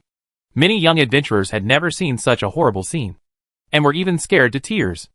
On the other side, a completely different picture was presented. Green-skinned Watson protected Jonah, turned around and laughed wildly. "Jonah, if we are all safe this time, can you be my girlfriend?" Jonah frowned and sneered. "What discouraging words are you talking about? A few monsters scared you? As for a girlfriend, I can't promise you so easily, because I have someone else in my heart." "Is that me?" Greenskin Watson was curious. Joanna frowned and rejected him cleanly. "No." Greenskin Watson lost his energy and spirit in an instant, and his hands fell down. This situation made Gray Snake a little bit unbearable to watch, fearing that Greenskin Watson would lose confidence and lose the will to fight. But soon, Greenskin Watson's actions dispelled Gray Snake's thoughts. Greenskin Watson raised his head again, raised his face, smiled, and grinned. "Yeah, I am not someone else in your heart. It can comfort itself." Greenskin Watson's brain circuit is already tricky enough, but he didn't expect Xiao Na to stab him again. "No, you are not a person in my heart." Xiao Na looked at him with contempt and sneered twice. Even Su Bei was a little curious. Xiao Na refused to this extent. Should Greenskin Watson explode? But Greenskin Watson just wiped his tears, then forced a smile and raised his head. "Great. I am still in your heart." Then, Greenskin Watson raised the wooden hammer and killed the monster. "No more. Jonah, I have to go kill the monsters first. Don't let them wear out your dagger. It will hurt me." The Greenskin Watson was finally hurt by Jonah's words. He didn't want to listen to Jonah's continued attack, but chose to numb himself with fighting. The explosiveness of this conversation made Jasmine, who was feeling uncomfortable, no longer feel uncomfortable after listening to it. Jasmine always felt that the most miserable thing in the world was the Greenskin Watson. Boom! Soon, everyone's attention was focused on the erupting demon tide. Chapter 133: Snowman Lancers. Face-to-face collision. Exploding with a terrifying wave of momentum, the battlefield in front of them collided first. The Wolf King Adventure Group. All members turned into wolves, and their irrational fighting style made all the adventure groups stay away from that area, leaving space for them. They fought indiscriminately, regardless of friend or foe, and even exchanged punches between team members, resulting in an outrageous scene of both sides being left with little health. Night Adventure Group. Each of them was a master at hiding their figures, hiding in the shadows, and only arrows and fireballs flying everywhere could be seen. And even the priests' buffs and debuffs were done secretly. The main goal is to blend into the night and disappear without a trace. The other adventure groups also showed their skills. The battle turned into a rare large-scale group battle in an instant. For a while, the battlefield in front and the demon tide were in a stalemate. The battle in front was indeed fierce, and the battle in the back was no less fierce. At least there were 2 gold-level adventure groups and 3 silver-level adventure groups in the front. But there were only bronze-level adventure groups in the back, not counting Su Bei and his group. The overall strength of the bronze-level adventure group was not as good as that of the silver-level one. But more importantly, the bronze-level adventure group lacked the 3rd-level main force, without a third-level adventure group. Once they encounter too many third-level monsters, the knights in the front will be as fragile as paper, and will be pierced by a single poke. And that's not the end. Once the front row collapses, the fragile mages and rangers in the back can't stop even for a moment, and will be swallowed by the magic tide. Before the magic tide in the back is completely surrounded, Subei raised his hand and released several identification spells. He identified the most dangerous monsters in the lead. Third-level monsters. White-skin tree spirits. 4. Third-level monsters. Snow mastiffs. 3. A third-tier elite monster. A white-skin tree demon. 1. A third-tier elite monster. A frost wolf. 1. A third-tier elite monster. 2 iron-tailed snow sculptures. A third-tier elite monster. 2 water elements. A third-tier lord monster. A sea element. 1. And hidden behind the mini-monsters, a pair of cold and lifeless eyes narrowed slightly, full of a terrible shadow of killing desire. That was also the most dangerous monster among this group of monsters. A humanoid monster. A third-tier monarch monster. A snowman spearman. This is a race of monsters that can reach the legendary life form of Snow Woman after evolving to the final form. Reality is not a game, nor is it a turn-based system.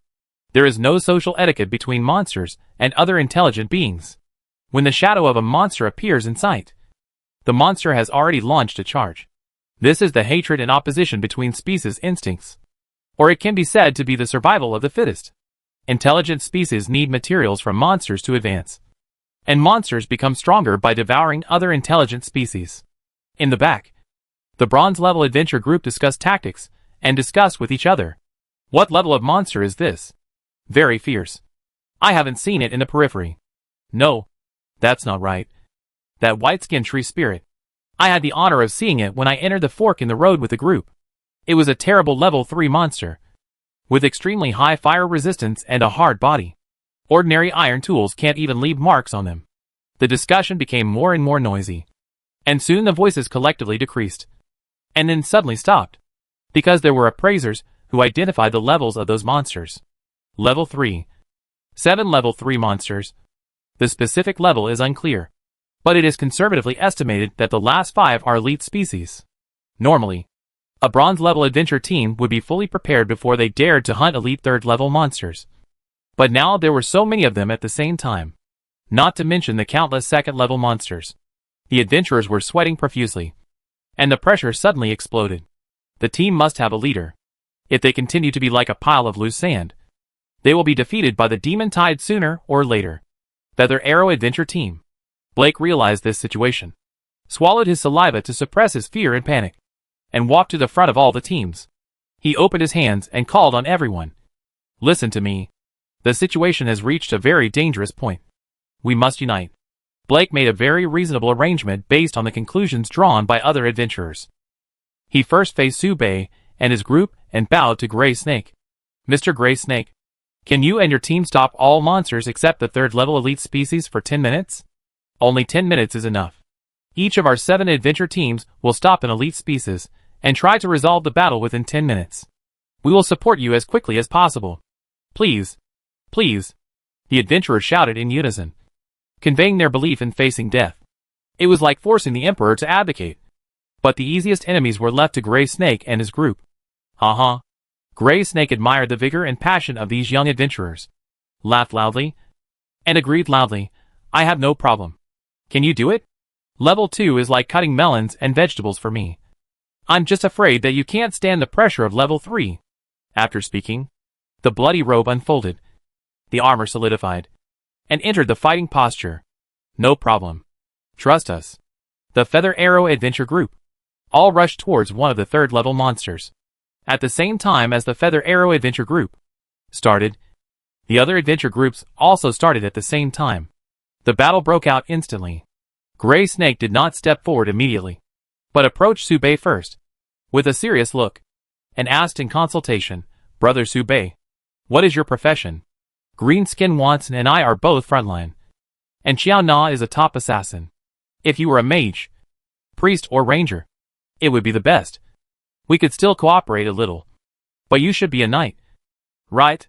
Subei thought about it, and responded, all is fine. Gray Snake frowned, a little confused.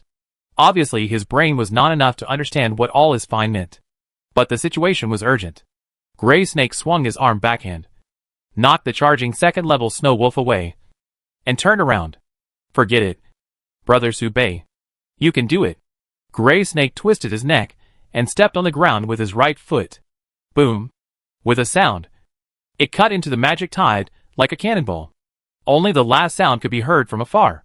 Try not to disrupt the rhythm of me and Greenskin Watson. We won't let the monster break through. Find the right position according to the situation and support us. Subei nodded. At this time, Jasmine raised her hand without thinking. She was about to throw the Slime King out and throw it towards the center of the magic tide. Paw! The thrown fist was held by Subei, and the little hand was just wrapped. Jasmine was stunned, turned her head and blinked. Keep it. Take care of yourself. Subei did not explain much, but slowly raised his head. His attention was locked on the slightly powerful King-type Snowman Spearman. It was the only King-type in the rear battlefield, and it should not be underestimated. It was considered to be slightly powerful. It was also because it was a King-type that Subei was a little interested. He wanted to kill the King-type, and he had to kill 100 of them. It was a pity that there were not 100 at a time, which also made Subei a little disappointed. Snowman Lancer raised his hand, condensed a very special ice spear in the air, and its ice spear energy was completely restrained. Once this skill is fired, it can silently kill any second-level adventurer present. This is the ice spear, the racial talent unique to the Snowman Lancer, with high concealment, high burst, and high firing rate. It is a big move that is extremely difficult to be discovered. But unfortunately, Subei has the Eye of Insight given by the Demon King path, which happens to be extremely restrained against this highly concealed energy fluctuation. At the same time as the opponent's spear was fired, Subei rubbed the poker cards in his hand and threw them out in batches. For playing cards, cut into the ice spear one by one, cutting straight from the middle of the ice spear. Cut it in half. The two split ice spears fell to the ground, just touching the ground. The ice attribute energy spread like ripples, spreading more than 10 meters. The contact surface of the lifeform touched was instantly frostbitten, and the ice slow debuff was hung, which continued to cause slowing. The playing cards did not stop, and while cutting the ice spear, they still shot at the Snowman Spearman. Dang dang dang dang dang. For crisp sounds knocked the Snowman Spearman back 4 steps. It was just enough to break the ice armor on its body. Subei was not in a hurry, and rubbed the playing cards again. The Snowman Spearman also discovered Subei's little action and roared angrily. Then he raised his hands high, condensed 2 ice spears. Chapter 134, A Strike of Pure Love. The Snowman Spearman, pinching his palms, a light blue ice crystal spear condensed in his hands. The icy breath spread, and even the monsters around it would be frozen. It no longer concealed its own breath, but released the pressure unscrupulously. Seeing this scene, the adventurers who were hunting monsters all swallowed their saliva. Their faces tense, and even the formation of encirclement and suppression was completely disrupted, and they collectively took a defensive posture. The Snowman Spearman sneered. The arm holding the spear suddenly turned, stepped forward, exerted force on the waist, and the spear shot out through the air. Snow God Spear. Shoot you. Monsters at the king level have already understood human nature, and there are many monsters who have learned language. The 2 spears of the dwarf spearman are not aimed at Subei, but at all the enemies in front of it. Swish, the air exploded, and before the spears arrived, the huge pressure had almost made many adventurers faint, and the blood dyed the frozen soil red. The thrust spear did not stop, and continued to shoot, shooting straight to the center. There, standing, was Jonah. She stared with panic on her face. Save me! Bang! At the critical moment, among the adventurers, a flash of green suddenly burst out, and a wooden stick in his hand hit one of the spears head-on, bursting with brilliant green light. The wooden stick cracked along the spear layer by layer, and actually smashed the ice spear directly, smashing it into powder. The figure holding the wooden stick was not tall, and could even be said to be short, even though it had blood at the corner of its mouth. It never retreated even a step. You are not allowed to hurt Jonah. With a roar, the green-skinned Watson's eyes were bloodshot, and he obviously lost his mind and displayed his unique rage talent. It was not over yet. While it used a stick to offset one spear, it stretched out its other hand and grabbed another one. Bang! The moment the arm grasped the spear, It exploded and ice crystals formed on its muscles, which were completely necrotic. However, the greenskin Watson did not loosen his hand, but held it tightly, and the inertia of the spear drove his body to twist. Until, if you heard Jonah, even the king will want me to kill you. Throw it back. The power of the snowman spearman's throw was not exhausted, and the greenskin Watson threw it with all his strength. A spear shot out.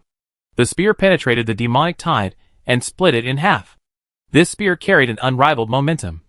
A desperate blow called pure love, which made even the invincible opponent tremble. A flash of light made everyone squint their eyes, unable to look directly at that moment. The light stopped. The snowman spearman stopped. It was not that he didn't want to resist, but that he couldn't move, just because a spear penetrated him and nailed him in place. Whoosh, for playing cards came and completely extinguished the fire in his eyes that had not been extinguished. Bang! The snowman spearman's body shattered and turned into a piece of glass ice crystal. At the same time, greenskin Watson knelt on the ground. Half of his body completely turned into ice crystal and lost consciousness. Subei was speechless. He had planned to use playing cards to offset the spear, but greenskin Watson's attack forced him to stop. Otherwise, all his cards would hit greenskin Watson's back. If he was attacked by the snowman spearman, and himself at the same time, greenskin Watson might die as soon as he exploded. So, at the moment when greenskin Watson blocked the spear, Subei changed the trajectory of the cards in his hand without hesitation. The battle was brutal, and the odds of winning were not clear. Subei would not feel guilty for not using all his strength, which led to all this. This was an adventure, and one should be prepared for danger at any time. And this was just the beginning. This was not his battlefield. Subei looked up and looked at the rest of the battlefield. The rest of the battlefield was equally horrible, even though Blake promised that the battle could be resolved in 10 minutes.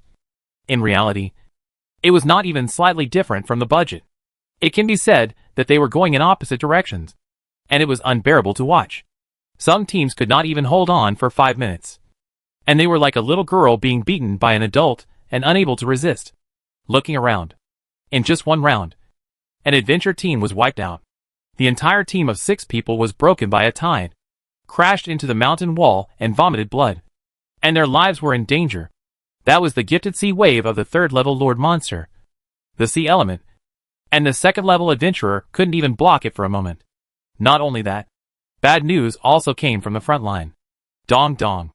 The heavy footsteps seemed to step on everyone's heart, and those with weak minds had their heart muscles ruptured instantly. Bleeding profusely, the 2-headed Snow Wolf King grinned, revealing a cruel smile. It actually seemed to understand human nature. The previous evenly matched battle was due to its disguise. Just to get deeper into the adventurer formation, it seemed that the adventure group surrounded it, but in fact it surrounded everyone alone. It is not the 3rd level. It is the 4th level. The 4th level monarch species. Even if the 2 gold level adventure groups, with 6 awakened people, are not the opponents of the 4th level monarch species. This is the experience Subei has gained from countless games. Except for the group Demon King and the Brave, there are very few characters of the same level who can defeat the King Monster. This is not a gap that can be made up by numbers. It is an innate talent. But this is what Subei thought before. The appearance of the green-skinned Watson made his eyes light up. This extremely low probability accident overturned his original understanding of this world in his mind. Is the goblin talent good? Very poor. Even worse than a dog. Goblin is the ugliest and most trashy life form. If the elves are porcelain dolls carefully molded by the creator from clay, then goblins are accessories made from scraps. But the green-skinned Watson can block the attack of the snowman spearman. Incredible. Unbelievable. This scene left an indelible mark in Subei's heart. He clearly perceived a fact. Data is dead, but people are alive. He looked at the 2-headed Snow Wolf King, expecting to witness a new miracle. Let's go together. Gray Snake roared, leaped to the center of the battlefield, and faced the 2-headed Snow Wolf King with other awakened people, forming a defense formation. I open the blood robe. Wolf King Dika, and I will be the main defense. Priests will buff. More. Everyone behind us will heal us. Roar. With a roar, the Frost Mammoth, 2 feet high body rushed straight into the formation, colliding with the Gray Snake and Decal, who were full of buffs. Boom! After a brief stalemate, the Gray Snake was instantly charged by the Mammoth wearing Frost armor, and his face turned pale. with blood in his mouth. Seeing the formation going away, he felt hopeless. Boom! Two figures flew backwards. Even if they were only Lord level, they could not defeat them. In just one round, the formation was completely broken by the Frost Mammoth. Then, the two-headed Snow Wolf King flew swiftly, and its claws, which were bigger than its face, fell down and landed in the crowd. The ground in the center of its formation cracked and broke like a spider web, and the ground shook. It seemed to be teasing the group of humans around it. It did not attack, but everyone lost their fighting spirit and even forgot to escape. The difference in strength is despairing. The two-headed Snow Wolf King grinned and spoke human language. You born intelligent species always think you are the protagonists of the world. But no matter how hard you ants train, you are so ridiculous to me. Your strength is so boring that I am too lazy to do anything. You have no talent and still dream that you can soar into the sky. It's so funny. The two-headed Snow Wolf King, the two heads, one on the left and one on the right, laughed at the people's self-importance. Why don't I give you two choices? One is to let me eat you, or commit suicide on the spot. What do you think? I have always. Subei raised his foot and turned over in front of everyone's astonished eyes. He twisted his waist and abdomen in the air and made a fist with his right hand. The wind blew his windbreaker. Rustling. Bang! He made a fist with one hand and smashed the head of the two-headed Snow Wolf King, who spoke, making a loud noise and shaking the air. The wolf head fell to the ground, adding another layer of dense spider webs to the spider web-like frozen soil it had originally slapped, interrupting its unfinished words. Chapter 135 give you some confidence. After watching a very satisfying battle, Subei's body began to heat up. A warm current rushed from the soles of his feet to the top of his head, making Subei's blood boil. He did not draw the magic sword, and did not even turn on the buff. After 2 times of Demon King Path amplification, his pure strength was only slightly less than that of the King monster. And once he fully awakens and is promoted to Demon King, Subei's normal paper strength is comparable to the flesh of legendary creatures. This is just normal. This is the Demon King, the most intelligent among the demons, the most demon among the intelligent. Subei hammered down again with one hand. The sound was silent, even dull. When his hand fell on the other head of the two-headed Snow Wolf King, the power was not transmitted from point to surface, but directly spread across the surface. Bang! The ground sank 3 inches out of thin air. The gravel flew into the air, and even the body of the two-headed Snow Wolf King flew upside down and vibrated in the air. Ah! With a long cry, the two-headed Snow Wolf King screamed, and at the same time, the Frost Mammoth exhaled from its nose and stepped forward with its legs. The Frost Mammoth slammed towards the ground. Shockwave.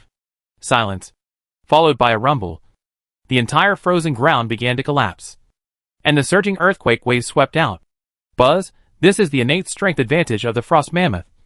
The pure strength is even stronger than the two-headed Snow Wolf King. The shockwave hit Subei's chest, just to force him back. Subei picked up the head of the two-headed Snow Wolf King with one hand, and while it was in a dizzy state, smashed it towards the point where the shockwave fell. Boom! The shockwave shattered a section of the two-headed Snow Wolf King hind leg bone with terrifying power. Although the blood of the two-headed Snow Wolf King was indeed thick, and its defense was also exaggerated, it was still able to stand up despite this. It was no longer as reckless and careless as before. The Wolf King who had landed had already regained his senses, and roared to the sky, with domineering power rising to the sky. The entire ground collapsed completely, and Subei instantly bounced up and jumped backwards, while the Wolf King opened his mouth. Die. Die. Die! Humble ant. You have angered a king. Buzz. Pure energy condensed in the mouth of the two-headed Snow Wolf King, and the 2 mouths contained broken energy waves. The body suddenly grew stronger, and the hair grew wildly in an instant, turning from white to red. This is the innate skill of the two-headed Snow Wolf King. It is a perfect combination of strength and speed. It makes the already terrifying panel of the two-headed Snow Wolf King even more exaggerated. With a slap of the front legs, the body suddenly disappeared, and the next moment it appeared in front of Subei, opening its bloody mouth. At this moment, all skills are empty, because the two-headed Snow Wolf King has exceeded the maximum speed that the 3rd level can react. But Subei reacted. His eyes suddenly sank, and his eyes, that could see through everything caught the flaw of the two-headed Snow Wolf King. But his action was a bit slow. And he threw a punch and hit the very hard back hair of the two-headed Snow Wolf King. The Wolf King back exploded, and you could see that the flesh and blood had sunken into his body, forming a fist-sized pit.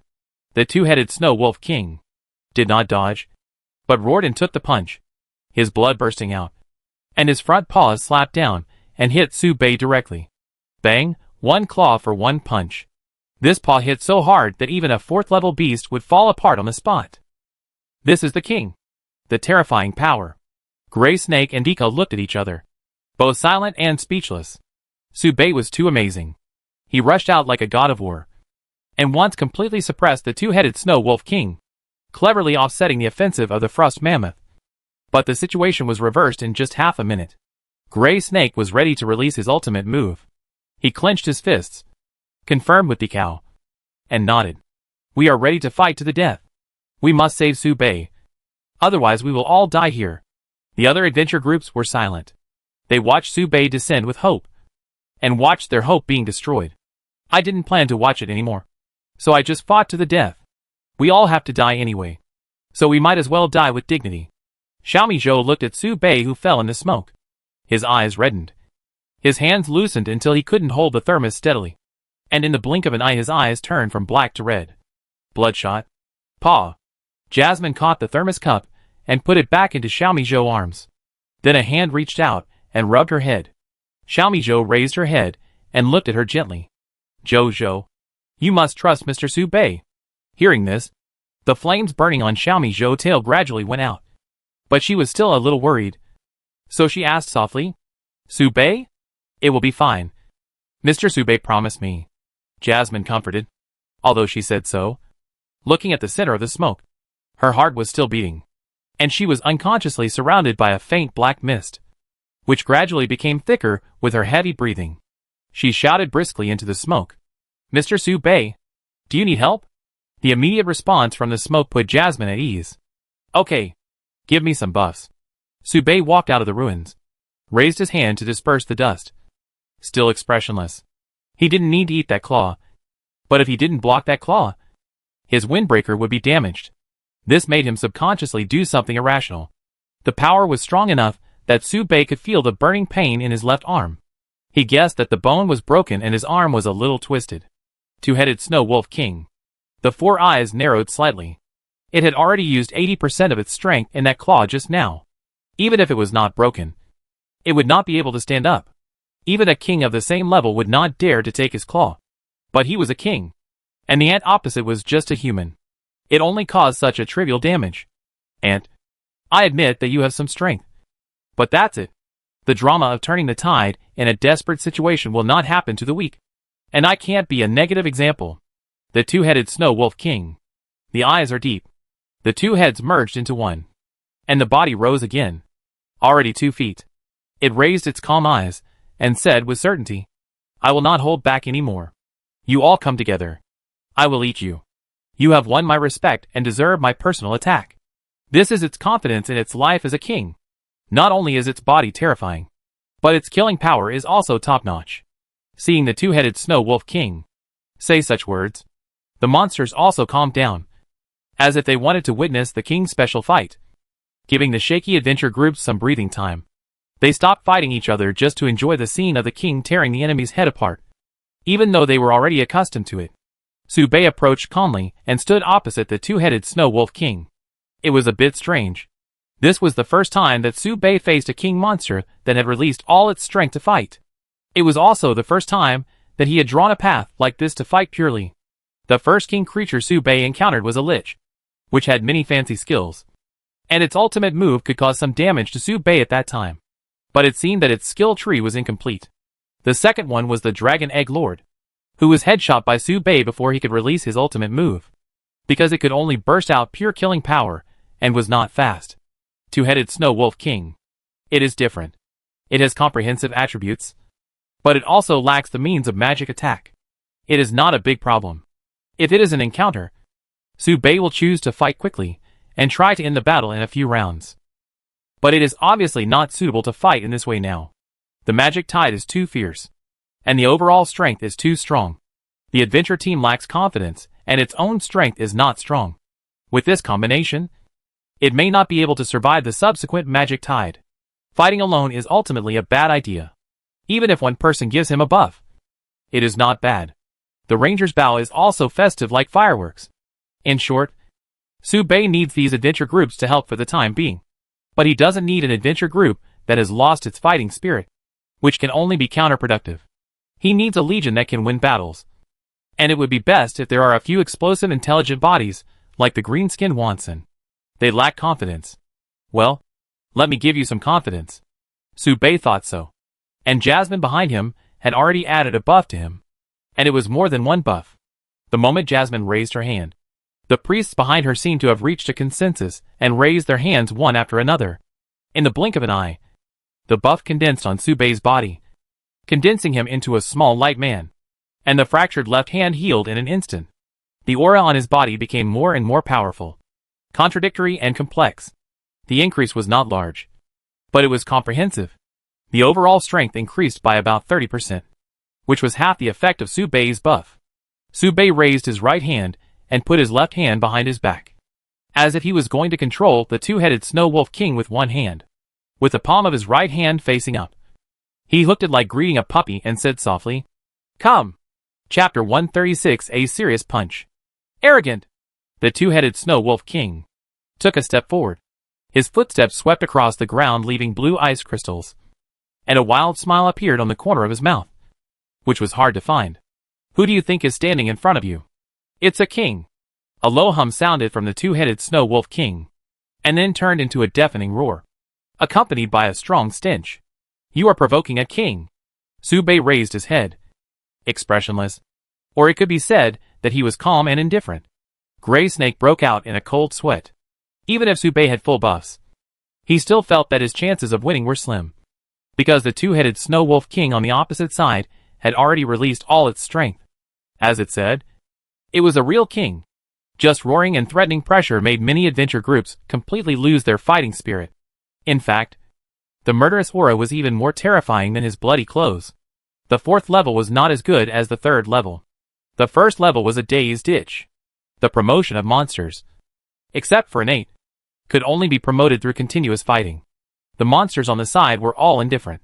The frost mammoth even restrained the frost that was automatically released, so as not to delay Su Bei with its debuff and affect the two-headed Snow Wolf King display of its strength. The two-headed Snow Wolf King did not think so much. His only thought now was to tear apart the ants that had repeatedly provoked him. His eyes were fierce and fierce. His footsteps left ice marks on the ground. The ice marks grew instantly, as if they were given vitality. The snow is coming. The killing move is ready. Ice, snow, killing, formation. Dong, the ice marks turned into a tall ice wall, completely besieging Su Bei. The two-headed Snow Wolf King looked down from above, borrowing the momentum of a tiger descending from the mountain, releasing terrible killing intent. This is a killing move he will use when he is hunting strong enough prey. Once it is formed, even the top assassins cannot escape from it. The two-headed Snow Wolf King grinned, raised his claws, and fell vertically with unmatched power. Instantly, the two-headed Snow Wolf King froze, feeling the wind from the fist on his head, and looked at Su Bei, who flashed to his side in disbelief. How is this possible? When did he get to his side? Su Bei obviously couldn't react to his claw attack before. How could he be seen through after one round? The two-headed Snow Wolf King showed horror on his face, and his claw collided with the fist with his backhand, and the force field exploded like ripples. Looking closely, it can be seen that there was no collision. The Wolf King claws were still 1 centimeter away from Su Bei, and the force field was created by Su Bei's fist. Before the claws fell on his body, Su Bei punched the two-headed Snow Wolf King in the abdomen, and ripples appeared. Bang! Su Bei did not move at all, and the two-headed Snow Wolf King flew backwards and hit the ice crystals condensed by himself.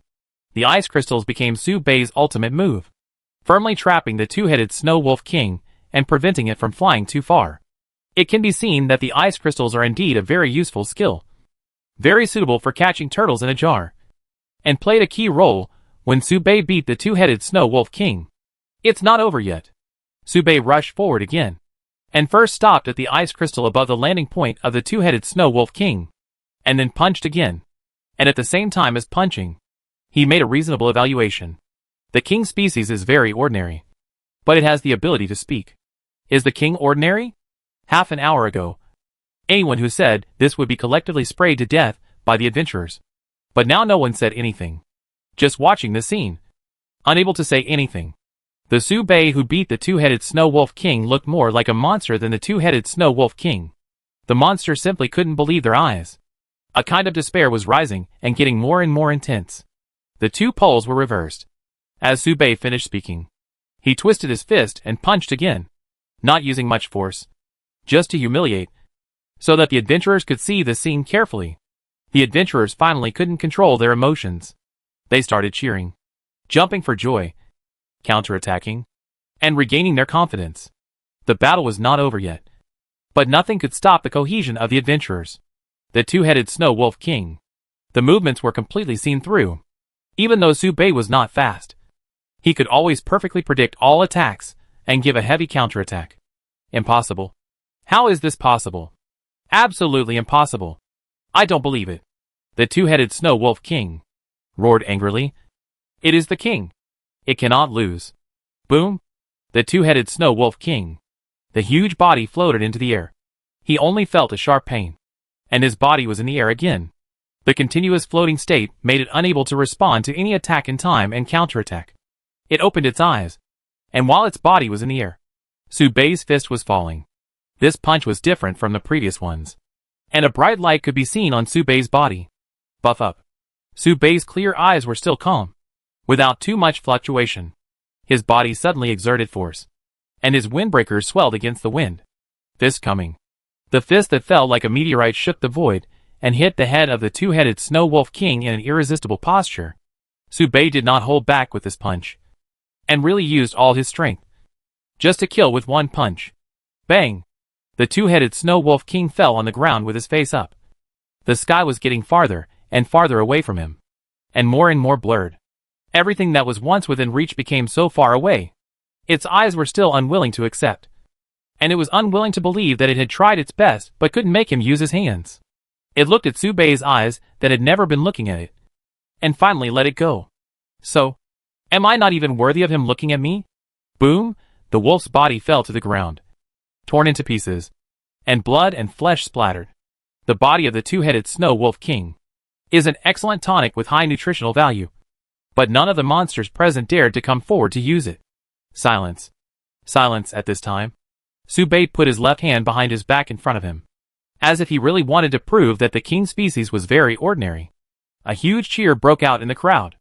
At the same time, at the entrance of the White Dragon Mountain Range, Gluttony pointed to the entrance in front and said to the two people beside him, "My brother is inside. Let's go in." Chapter 137 will always win. The adventurers embraced and cheered. The joy of surviving the disaster plus the experience of personally watching the battle made them wish they could turn into Su-Bei and stand in that position to punch the two-headed Snow Wolf King in the head. Fine. Fine. Fine. Fighting is cool. Fuck. Fuck. I'm about to burn up. Show me cool. Except for the 3 minutes before lights out at night. I don't think I can be so brave in my life. One hand. One hand. Sir. This is the first time I have seen someone who can kill a king with one hand. Who is he? Has anyone heard of him? What noble family is he from? Is he 4th or 5th level? Is he a quasi-demigod? I think he still has charm. I wonder if he likes older people. In the team, an elf ranger looked at Su-Bei's divorced and 2 children with a fiery look and licked his lips. The adventurers were talking about it, while the other side of the magic tide was relatively silent. Completely dead silence. The death of the two-headed Snow Wolf King was a fatal blow to the monsters with a certain ability to think. At this time, the only Frost Mammoth with a strength of only 4th level Lord level and a 3rd level Lord level Sea Element were present. And these two had already slipped to the back of the magic tide and did not dare to approach Su-Bei at all. Just kidding. Su-Bei smashed the two-headed Snow Wolf King with one punch, and it was a toy to death. So they would just add 2 more punches. It's not worth it. It's not worth it at all. As for the elites, they can only be said to have brains, but not many. and even think that they can't win because they don't work hard enough. So many elites rush to the front and plan to lead the charge. Ordinary monsters follow the trend without hesitation. And they do what the smart monsters do. As for whether they die or not, they don't care at all. Everyone is going up. Can you not go up? Although the magic tide is still advancing. The Lord-level monsters retreat to the end of the magic tide when they see the bad situation, which causes the pressure on the adventure groups to suddenly decrease. And they will not be affected by the innate skills that they cannot resist. The situation improved temporarily. After Su Bei finished the punch, he patted the dust and ice crystals on his windbreaker as if nothing had happened, and looked back and forth. After checking that the windbreaker was indeed not damaged, he breathed a sigh of relief and turned to walk towards Jasmine. Mr. Su Bei. Mr. Su Bei. Are you tired? Let me see your hand. Jasmine trotted towards Su Bei, and she held Su Bei's previously twisted left hand with some heartache, and her action was a little overbearing. I can't see the injury. Fortunately, it's okay. Jasmine rubbed her right hand at close range, and a light flashed in her palm, and she used a healing skill to heal Su Bei's non-existent injuries. The close distance made Su Bei subconsciously twitch his right hand, and he was stunned for a moment, then sighed and said calmly, "Not bad." Before he walked to the back, Su Bei saw Xiaomi Zhou pouring the cooked porridge into the thermos cup. There was just some left in the pot after pouring it. So Su Bei reached out and brought the pot over. If you don't have breakfast, you can drink some porridge. The moment Su Bei touched the edge of the pot with one hand, Xiaomi Zhou instantly responded to Su Bei's action and subconsciously stretched out his hands. Obviously, Xiaomi Zhou hadn't reacted yet, and his hand had already reached out, trying to snatch the big pot from Su Bei. But Xiaomi Zhou thought that Su Bei must have been very tired after fighting for so long. So he paused and reluctantly let go of his hand. Then he turned around and didn't look at Su Bei. I can't see. I can't see. I can't see. It's not uncomfortable. Su Bei took a sip from the pot. Gulp. A mouthful of millet porridge went down. Whoosh, hearing the sound, Xiaomi Zhou turned around, swallowed his saliva hesitantly, and moved closer to watch Su Bei drinking porridge at close range, and asked, "Is it delicious?" Su Bei nodded and praised. "It tastes good." The skill of cooking millet porridge is still very superb, and there are many kinds of varieties. Salty, sweet, with meat side dishes, and the varieties are endless. And this bowl of porridge has the taste of fish, without the fishy smell, with some mincemeat. It tastes great, Su Bei said, and took another sip, as if to prove that this pot of porridge is delicious. Gulp. Seeing Su Bei's throat trembling slightly, Xiaomi Zhou's eyes moved with Su Bei's movements. Although his face was expressionless, but he was staring at it, and then asked another question. Really? Is it delicious? Su Bei paused, put the pot flat, and asked, "Do you want to drink more?" Xiaomi Zhou hesitated, shook his head gently, and replied, "No, I don't want to." So Su Bei lifted the pot again. Gulyalu. Another mouthful of millet porridge was swallowed, and Xiaomi Zhou stood up, looking at the porridge that was less than half of the pot, swallowing saliva as Su Bei swallowed, and then asked again, "Really? Is it delicious?" Su Bei paused, put the pot down, wiped the porridge at the corner of his mouth, and returned the pot to Xiaomi Zhou. As soon as he reached out, Xiaomi Zhou's hands were already waiting at the place where Su Bei paused, extending and receiving. The speed was extremely fast, and the movements were natural. Su Bei's eyes were empty, and he fell into a daze for a moment. "Don't want to." "It's your lie."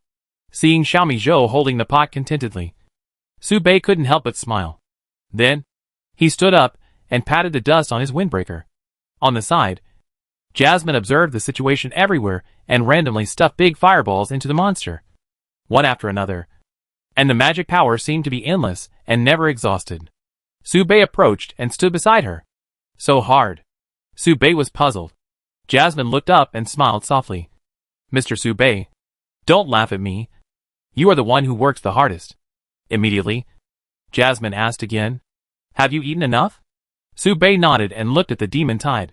The situation is developing in a good direction for the time being. He is now full and satisfied because the situation is relatively optimistic. After eating and drinking enough, he will have the strength to deal with more dangerous monsters later. Su Bei looked at the demon tide, and suddenly his eyes stopped and narrowed slightly. Behind the demon tide, There was a king species with a momentum spreading, and the specific level was unknown. But with a group of adventurers in front of him, they would definitely not be able to stop the other party. Su Bei was about to raise his foot. Jasmine suddenly reached out and gently grabbed Su Bei's windbreaker. Pause. Su Bei looked sideways. Even if he could easily break free, Su Bei did not move, but looked at Jasmine's worried eyes and listened to her soft question. It will be fine, right? Su Bei nodded and promised. Don't worry. I will always win. White Dragon Mountains. The center of the common area. Strange. Why is there a demon tide? I can't contact anyone. I don't know what they are busy with. Isn't the demon sword already used? Gluttony shook his head, thinking of giving Su Bei a shot first, so as to prevent Su Bei and Luminara from fighting. So he took the lead in speeding up, using the skeleton army to quickly clear the monsters and kill into the depths of the demon tide. I clear the way for you. I go ahead. Chapter 138 Legendary Creatures. Su Bei stood up and jumped, landing on the battlefield, and soon attracted the attention of other adventurers. The adventurers cast curious glances, but no one approached. The reason was very simple. It was because many adventurers were knowledgeable and had seen some noble geniuses. Each of these noble geniuses had some bad habits, with high noses and nostrils, and spoke very badly, calling them low-class people and fools. So when the adventurers saw the real genius, they didn't dare to approach them easily. Being insulted is a small matter, but if it makes the other party unhappy and unwilling to fight in the next battle, it will be troublesome. In the team, Gray Snake saw Su Bei landed and waved his hand to greet him. In an instant, Gray Snake burst out instantly, combining the bloody clothes with a good skill, punching out a pillar of fire. And the head of the third-level monster in front of him was like dog shit stuffed with firecrackers, and it exploded into pieces.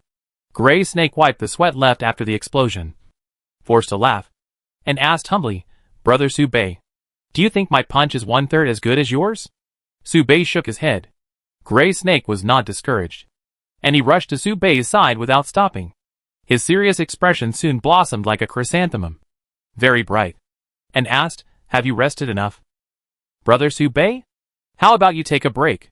Su Bei nodded and told the truth. There is a problem. I have to solve it. Hearing this, Gray Snake frowned slightly. His voice was loud, and he patted his chest and asked loudly, Trouble? What kind of trouble do you need to help? I will solve it for you. Su Bei pointed to the center of the demonic tide and pointed at the sparkling ice crystal mirror. Level 3 Demon. The ice crystal beast. Before he finished speaking, the Gray Snake's blood-stained clothes solidified, and he kicked his feet and laughed wildly. It's just a level 3 demonic tide. In the absence of the Lord-level demonic tide, I, the Gray Snake, can be considered invincible. Wait a moment. I be back soon.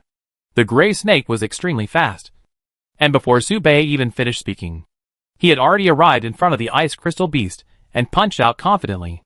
Die! After all this happened, Su Bei just finished saying the 3 words King Seed.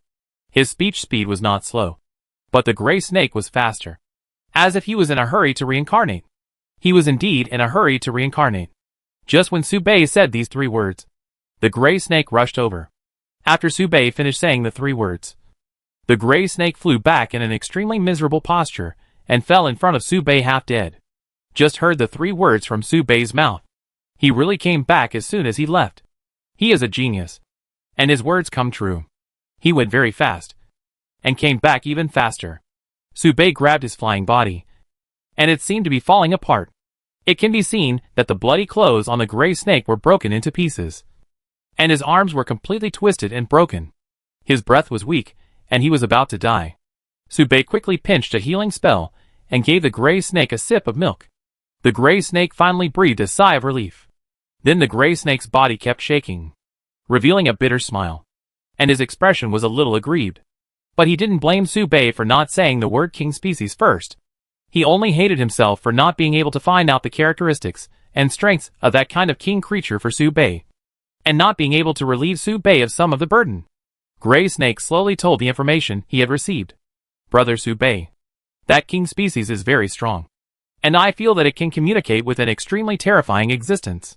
It is collecting the corpses and core crystals of ice-attributed monsters and stuffing them into its body. Its breath is becoming more and more chaotic and terrifying, which is disturbing. Go and smash him. Don't worry about me. Su Bei nodded, let go of the gray snake's hand, and jumped up. Boom! The gray snake's body fell to the ground, and its body twisted instantly. When it saw Su Bei stepping towards the ice crystal beast, it was relieved and felt the pain seriously. Just a second later, the gray snake let out a heart-wrenching scream, and then shouted behind him with red eyes. Pastor? Pastor? Heal me. My hand is broken. I'm going to be reincarnated soon. In front, as Su Bei approached the ice crystal beast, he looked up, and a black light flashed across his eyes. Open the Eye of Insight. A stream of data flashed in his eyes. Ice Crystal Beast, Level 3 King, ability, crystallized from Snow Mountain Energy. A natural life form. Has learned the Power Return skill, which can return the power damage caused to it, and has learned the Mirror skill, which can create a mirror image with similar strength to the opponent. The data displayed at the beginning is exactly the same as the other king species. But the data has not ended yet, and it continues to float red, continues to deepen, and evolves into orange-red. Features, as a strange monster condensed from Snow Mountain Energy. A life form born and raised. The Ice Crystal Beast has special characteristics and can communicate with the transcendent life in the Snow Mountain. Whenever the number of Snow Mountain monsters killed exceeds a certain number, it will appear in accordance with the will of the White Dragon Snow Mountain. Observe the enemy's strength, and summon special life that can deal with the enemy, so as to protect the White Dragon Snow Mountain monsters from invasion. It is communicating with the Snow Girl. It successfully communicated with the Snow Girl. It is about to summon the Snow Girl. It is sacrificing itself. Su Bei did not hesitate too much. Before the data stream was displayed, Su Bei's fist had already fallen. Bang! With one hand, the Ice Crystal Beast's body exploded instantly. It broke into pieces. Su Bei frowned, somewhat puzzled. The body of the Ice Crystal Beast was not smashed apart, because Su Bei did not feel his fist touching an object. This means that the Ice Crystal Beast was self-broken. In other words, the Ice Crystal Beast sacrifice was successful. An arm made of ice and rock stretched out from the fragments, palm facing outward, blocking Su Bei's punch. The ground trembled. The ripple spread. The light in Su Bei's eyes flowed. The data stream flashed again. The Eye of Insight was activated, and a picture completely different from the life of the king appeared in his eyes. The creature that came was not the Snow Girl. At the last moment, the Ice Crystal Beast changed the summoning unit. It was the Mountain God. The Mountain God of the White Dragon Mountain Range, Level 5 Legendary Creature, Legendary History, as a life form manifested by the consciousness of the White Dragon Mountain Range. The Mountain God has experienced the changes of time and witnessed the changes of countless empires and the replacement of generations of nobles. And he is still alive from beginning to end. He is a living legend, a believer of the Earth Goddess, a pet of the Ice and Snow Goddess, and favored by the Goddess of Nature. He is a Mountain God. A Mountain God. Note, located in the Bailong Mountains. The Bailong Mountains Mountain God will be blessed with special abilities. Su Bei frowned slightly. In the game, the number of legendary creatures that appear is very few, and the legendary life forms of will carriers have never appeared in the early stages of the game, because this type of legendary creature is the follower of the gods. It is a field-type life form artificially created by the gods. Because of the god's gift, its strength can be said to be the first echelon under the myth species, and it is an extremely special existence among legendary creatures. Is it a coincidence? Or has it been planned for a long time? Is it some god who is targeting me?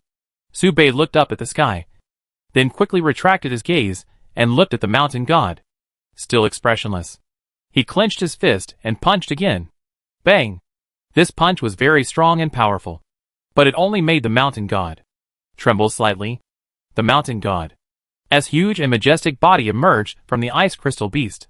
Fragments. His body was about 3 feet tall, covered with moss and ice crystals. When he stepped on the ground, the mountain shook. All the Snow Mountain monsters crawled, and humans fell silent.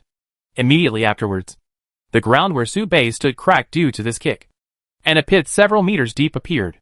Su Bei turned over and jumped back, retreated 10 steps, and remained silent. He put his hand in his pocket and stroked the poker cards. It seemed that he needed to use the magic sword. This was Su Bei's first reaction. However, the sudden accident made Su Bei stop his action instantly. He looked up. It was a ray of light. Very bright. Shining. It was as bright as a light bulb. And it was as novel as a pair of lowly pants floating in the air, making people unable to look away. A skeleton emitting holy light. Do you think it is outrageous? Su Bei was stunned and squinted his eyes. It looked a little familiar, but he didn't dare to recognize it, until a familiar greeting came from the horizon. Brother. I'm coming. Chapter 139. What level are you? To go against my brothers and sisters? Brother. Dear brother. My good brother. I'm here to help you. Su Bei heard the voice and looked up. Shocked. Strange. What's this glittering lich? What's going on? Su Bei naturally recognized who the lich was. The voice was loud, and the tone was weird. Who else could it be except Gluttony? It was just that the undead surrounded by holy light was really outrageous. So Su Bei couldn't help but look at it a few more times. Looking up. In the air, a holy light descended, and a skeleton emitting holy light fell. The holy light in its palm condensed, accompanied by the sound of whirring wind. What a retard. What level are you? And you are worthy of going against my brother? You bastard. Take a slap from your father. The holy light in its palm shone and exploded, and a slap hit the mountain god in the face. Pa! The holy light exploded. The damage was not great, or even non-existent, because Gluttony's palm was shattered by the recoil, and the hitting palm instantly broke into 8 pieces. But it was extremely insulting. This slap made the mountain god bewildered, even confused, or perhaps blinded by the holy light skeleton, and he didn't fight back for a while. Fuck. It's so hard. A legendary creature? Gluttony's body trembled, and he reacted instantly, smiling apologetically, and stretched out his other intact hand to wipe the dust raised by the mountain god. Lao ding. I was just joking with you just now. Hee hee. You're scared. I'm scared too. I wiped off the dead skin for you, so you can't hit me. We are both monsters, and we can live in peace for the time being. Gluttony didn't know if the mountain god was frightened, but it was frightened, and it was frightened a lot. Even if it was a wizard, it was also a king. The monster that could be shattered by a king's slap was obviously a higher level existence. Damn. This thing was actually a legendary creature. And looking at this stone body, it was obviously a monster with full physical defense and physical attack. Gluttony's hand was still stroking, and the floating body retreated at a high speed. This body had just grown, and it didn't want to waste it here, while the mountain god was confused. The skirt fluttered and flashed instantly. However, the mountain god was faster, and his huge body was not clumsy. He punched out with a punch, and the air was compressed in the center of the fist, hitting out a deafening air cannon. Boom! Gluttony's skeleton body was instantly torn into pieces and shattered into slag. It was killed in one move. Fortunately, Gluttony inherited the body of the lich and the life box of the lich, so it was not fatal. But the damage to his vitality was certain. Su Bei turned his head slightly to avoid the mountain god air cannon and glanced to the side. He exchanged glances with Elena, who had arrived late. They nodded in response. Wait, why is there another person? Strange. Gluttony is still resurrecting. Who else can Elena go with? Su Bei frowned, and suddenly thought of something. Yes, Gluttony said he would give him a surprise. So what was the surprise? Su Bei narrowed his eyes, trying to take a closer look at the person behind Elena. Her flowing golden short hair was just draped over her shoulders. Her face was solemn and cold, but not cold, but rather had an indescribable sense of affinity. And her every move was full of convincing flavor, as if she was born to be the focus of everything. The darling of heaven. The one favored by the gods. The chosen one. A little familiar. The person in front of Su Bei gradually overlapped with a figure in his mind, and he was suddenly stunned. Haha. How could it be a hero? Gluttony is the embodiment of the magic sword. Too abstract. Su Bei blinked his eyes and felt that his first impression was a bit outrageous. So he opened the eye of insight to make his vision better and wanted to see more carefully. Hero, unawakened, note. The person given by God cannot see. Oh my God, Su Bei was stunned. Blinking his eyes, cold sweat instantly stood up on his back. But he remained expressionless and forced a smile. He finally accepted this outrageous fact. and then hurriedly put the playing cards in his trouser pocket and hid the magic sword. After doing all this secretly, Subei forced a not-too-cold smile and nodded to Luminera. Luminera was also stunned, thinking that the other party was indeed a complete social phobia. After all, this smile was so forced that it looked like a Lolita wearing armor and secretly wearing pants. It's not that it's not okay. It's just very inconsistent. And you can see that you're not used to it. After Subei nodded, he turned around to avoid the mountain god heavy punch, and the playing cards in his hand scattered, sending a bomb to the mountain god. It worked, but the effect was not obvious, and it could only blow up some rubble. Subei estimated that 10,000 bombs could take away the mountain god, but his magic power was only enough to fill 100 bombs. The cost-effectiveness of the bomb was not very high, but Subei, who could not use the magic sword, did have a limited means of attack and could only play a diversionary role. But there is also a benefit. At least, he doesn't have to be in the front row, because Luminera is coming. When they got closer, Elena took out a dog bone from her pocket and threw it out. A puff of smoke floated where the bone landed, and the skeleton inside was seen to be pieced together to form a lich body. Gluttony's body was instantly repaired, and he opened his hands and laughed wantonly. His arrogant attitude attracted the attention of all adventurers. He, legendary creatures are so great? What level of thing are you? Dare to go against my brothers and sisters? Sister, go beat it. Gluttony announced that Luminera was her sister, and immediately made way, revealing Luminera behind it. The adventurers were a little curious, but not too curious, because the oppression of the mountain god was too scary, and 1 foot down scared them so much that they couldn't make a sound. The strength can be said to be against the sky, beyond the scope of normal humans, beyond their cognition. They also guessed who the person who came was, but they estimated that it was not a demigod. If it was not a demigod, even a 5th level awakener would not be qualified. Even an adventure group composed of 5th level awakeners would not be enough for the mountain god to fight. Under everyone's gaze, Luminera moved. Her steps were not heavy, and her expression was proud but not arrogant. She walked towards the mountain god step by step, and whispered, "These monsters are too arrogant." Luminera whispered softly, and her right hand gently rested on the hilt of the holy sword. The demon tide in Winter City has not stopped, and the White Dragon Mountains have also suffered this disaster. Could it be that the birth of the Demon King has given them such great confidence? Luminera stepped forward, and a third eye stood up on her forehead, shaped like a star, and the starlight flowed, condensing into a starlight battle suit for her. Instantly, Luminera turned into a star, attracting the attention of all adventurers, who cast astonished glances at her. Subei's expression also became more serious. Luminera was very strong after being released, and even he felt full of pressure, and the pressure was directed at the mountain god. You can imagine how dangerous it would be to face Luminera directly. Everyone looked up. Even though some adventurers had never seen a hero, they knew that Luminera must be a hero the moment they saw her fighting. Brave. This is the brave lord. The Princess of Duz? It's saved. Everything is saved. Brave lord. I love you. I must take her down. Haha. The brave lord is here. Even if you are a 5th level king, you must die. Great. Great. Great. Keep fighting.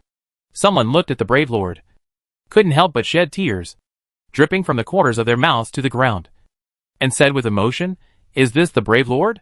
She is so powerful that I want to kneel down and surrender," and kiss the back of her feet. Chapter 140 Luminera Innate Talent. Luminera looked at the mountain god, but her sight was not on the mountain god, but through his figure. She recalled another figure. That was the king of monsters, the most terrible and powerful monster, her nemesis, and the existence she could not coexist with. It was the Demon King. She first whispered in a low voice and promised herself, "I will find you sooner or later, no matter where you are." Immediately, Luminera breathed softly to the mountain god, raised her eyebrows, and uttered a confident sentence. "This time, I won't lose again." Luminera charged forward, drew out the holy sword in her right hand, and a starlight sword slashed through the air, instantly colliding with the mountain god heavy punch. But the mountain god was too powerful. Even though Luminera was only 1 step away from awakening, she was only at the 3rd level after all. She still lacked the most critical step to become a true hero. And the mountain god was a real 5th level, a legendary creature. a special life form bestowed by the gods. So Luminera, who had used all her strength to release the sword, still fell a little behind in the face of the mountain god terrible punch, and there was a tendency that she could not resist. However, Luminera combat IQ was extremely high, and she was good at fighting. She never took a step back. The moment the sword in her right hand collided with the mountain god, her left palm had already condensed a lot of energy and shot it towards the mountain god. It was obvious that she had already made preparations. Stars are destroyed. The left palm was wrapped with the power of the stars, and the stars vented out and poured into the mountain god chest, opening a fatal gap, while the power of her left hand did not stop. Luminera's right hand had already turned into a sword. While removing the power of the mountain god with superb skills, she changed gears to slash and chopped straight down. Star slash. Bang! The two moves merged, carrying the power of the stars, and successfully breaking the defense of the mountain god. While cutting the ice crystal on the mountain god chest, it cut a 3-inch deep wound and hit the mountain god hard. Boom! The mountain god fell to the center of the magic tide and exploded into smoke. Luminera put away the sword and listened to the cheers of the adventurers. Still expressionless, she knew very well the damage caused by this move. It was just a breakthrough. The damage was not great. Such an injury would probably have to be caused thousands of times before it could become a fatal injury. While the other adventurers were cheering, Su Bei was observing Luminera characteristics in normal combat, looking for her flaws. But unfortunately, Luminera had no flaws, and could be said to be impeccable. She was on her way to becoming a Valkyrie, a fighting machine born for combat. In terms of combat skills, Su Bei thought he was not as good as her, but he could react and keep the same rhythm as her. In other words, Su Bei could resist Luminera's attack and not fall behind. Powerful. This was Su Bei's first impression when he saw Luminera fighting. If he had encountered a Luminera in the wild area of Winter City last time, I'm afraid his sword would only be enough to make Luminera pause for a while. And he couldn't knock her so far away. It is very likely that he would get into a tangle because of this. Su Bei imagined the battle scene countless times in his mind. And there is only one reliable way to win. Relying on powerful output. Directly killing the opponent, which can also be called inflicting damage. This is also the only way the Demon King has killed Luminera in the game. But Su Bei doesn't have the endless source of magic power of the Demon King. This means that with Su Bei's current strength, he can't kill Luminera in 1 second, and can only maintain a 50-50 situation. It's very difficult. While Su Bei was observing Luminera, Luminera could also feel Su Bei's sight, but she didn't make any other reactions. It's just because there are too many eyes focused on her. She has long been accustomed to this situation. After all, as long as she appears, no matter where she appears, she will be the focus from beginning to end. Help me. Luminera smiled and nodded to Elena behind her. Then she looked around and landed on Su Bei. Meeting his cold eyes, she smiled again and took the initiative to greet him. Your teammates are great, but I don't know how strong you are. How about letting me witness it? It was obviously a request for help, but Luminera said it so confidently that people couldn't refuse. This is the opposite of Su Bei. Su Bei has always been less talk and more action, and he would not specifically seek help from others. He is used to fighting alone. But Luminera is different. She will use all the advantages. But she will not make people feel that she is bullying others with more people, but will feel that it is right. This is the innate affinity and infectiousness of the hero, which can even make the teammates who help her have a terrible illusion. It is my honor to help the hero. Su Bei heard the voice and nodded, and then heard Luminera repeat it. Your teammates are really great. There seemed to be some regret in the tone, and there was some other meaning that was not enough. Su Bei was stunned, and nodded. Of course it's great. You chose it. But Su Bei didn't say this, mainly because it was inappropriate to say it. So, Su Bei drew out the poker cards, made a fighting posture, and responded to Luminera expectations. In the distance, the mountain god rose from the ruins, and also showed some doubts. It felt the breath of the same essence on Luminera. The god who favored her gave her life. They should not be enemies. Why are they in opposition? The mountain god was puzzled, but never spoke, because it had no ability to think. It came with the will of the White Dragon Mountain Range to kill the most special guy among these invaders, even if they were of the same origin. If she dared to stop him, she should die. The mountain god folded his hands on his chest, and his rock-hard aura was spreading. Ice crystals continued to condense on his body, gradually covering his entire body. Ice crystallization. As the hardness of his body increased, his strength increased significantly. Taking a step forward, the mountain god rushed towards Luminera violently. The monsters avoided him, and even the mountains under his feet helped him. His momentum was unstoppable, and he had the ultimate power to destroy everything. The first to react was not Luminera, but a holy light. The holy light did not come from Elena. It was Gluttony, who had just resurrected. Gluttony opened his hands, as if embracing the sun and the holy light. His pious aura made people believe that he was definitely a fanatical believer of the Holy Light Church. "Your father is here." Gluttony raised his hand, and a strong beam of light fell. This was also the first time it released its ultimate move. It called it poison, milk, powder. The rich and dazzling holy light fell, not towards Luminera, but towards the mountain god. The mountain god antibodies were unexpectedly high, but that was a negative immune state. But Gluttony's holy light was the ultimate milk. A buff effect. This mouthful of holy light fell, and the mountain god felt warm all over, repairing the broken marks on his chest. The comfortable and refreshing feeling made his brain, which was originally unable to think, empty instantly, and his thighs trembled, and fell into a moment of pause. It made it confused and forced to terminate its ultimate move. The ultimate supplement is poison. This is the ultimate move that Gluttony has devoted himself to studying. Chapter 141, Luminera Heyday. If she hadn't been mentally prepared, this scene would have made Elena faint. If the goddess of light knew that you were using holy light like this, she would really punish you. But Elena didn't think too much about it. She had cooperated with Gluttony and Luminera many times, and had already developed a tacit understanding with them. At the moment when Gluttony took action, Elena released holy light at the same time, with her thumbs together, index fingers touching, and palms open. She was the second one to start, and she used a big move as soon as she raised her hand. Awakening skill. Holy light embrace. Covered by a veil. It was as if the goddess of holy light opened her arms to embrace Luminera, and a pair of holy wings condensed behind her. Its abilities include but are not limited to a 30% increase in all attributes. And on this basis, it also gives Luminera anti-air ability, extreme healing characteristics, and the terrifying effect of holy purification with every attack. Even if Luminera is cut in half, as long as the holy light energy is not cut off, her body can be spliced together in a short time, and her state can still be restored to its original state. This is the ultimate awakening skill on this awakening path from God mercy to the world. And it is also the most powerful healing buff on the holy light path. God didn't let you die, so you don't have to die. Luminera wings fluttered gently behind her, spreading holy light. She didn't hesitate too much, nor did she test it. Facing the mountain god with high defense and resistance, it is best to deal burst damage. So, Luminera directly burst out with all her strength.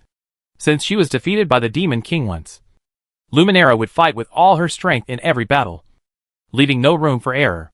She didn't want to lose again. She wouldn't lose again.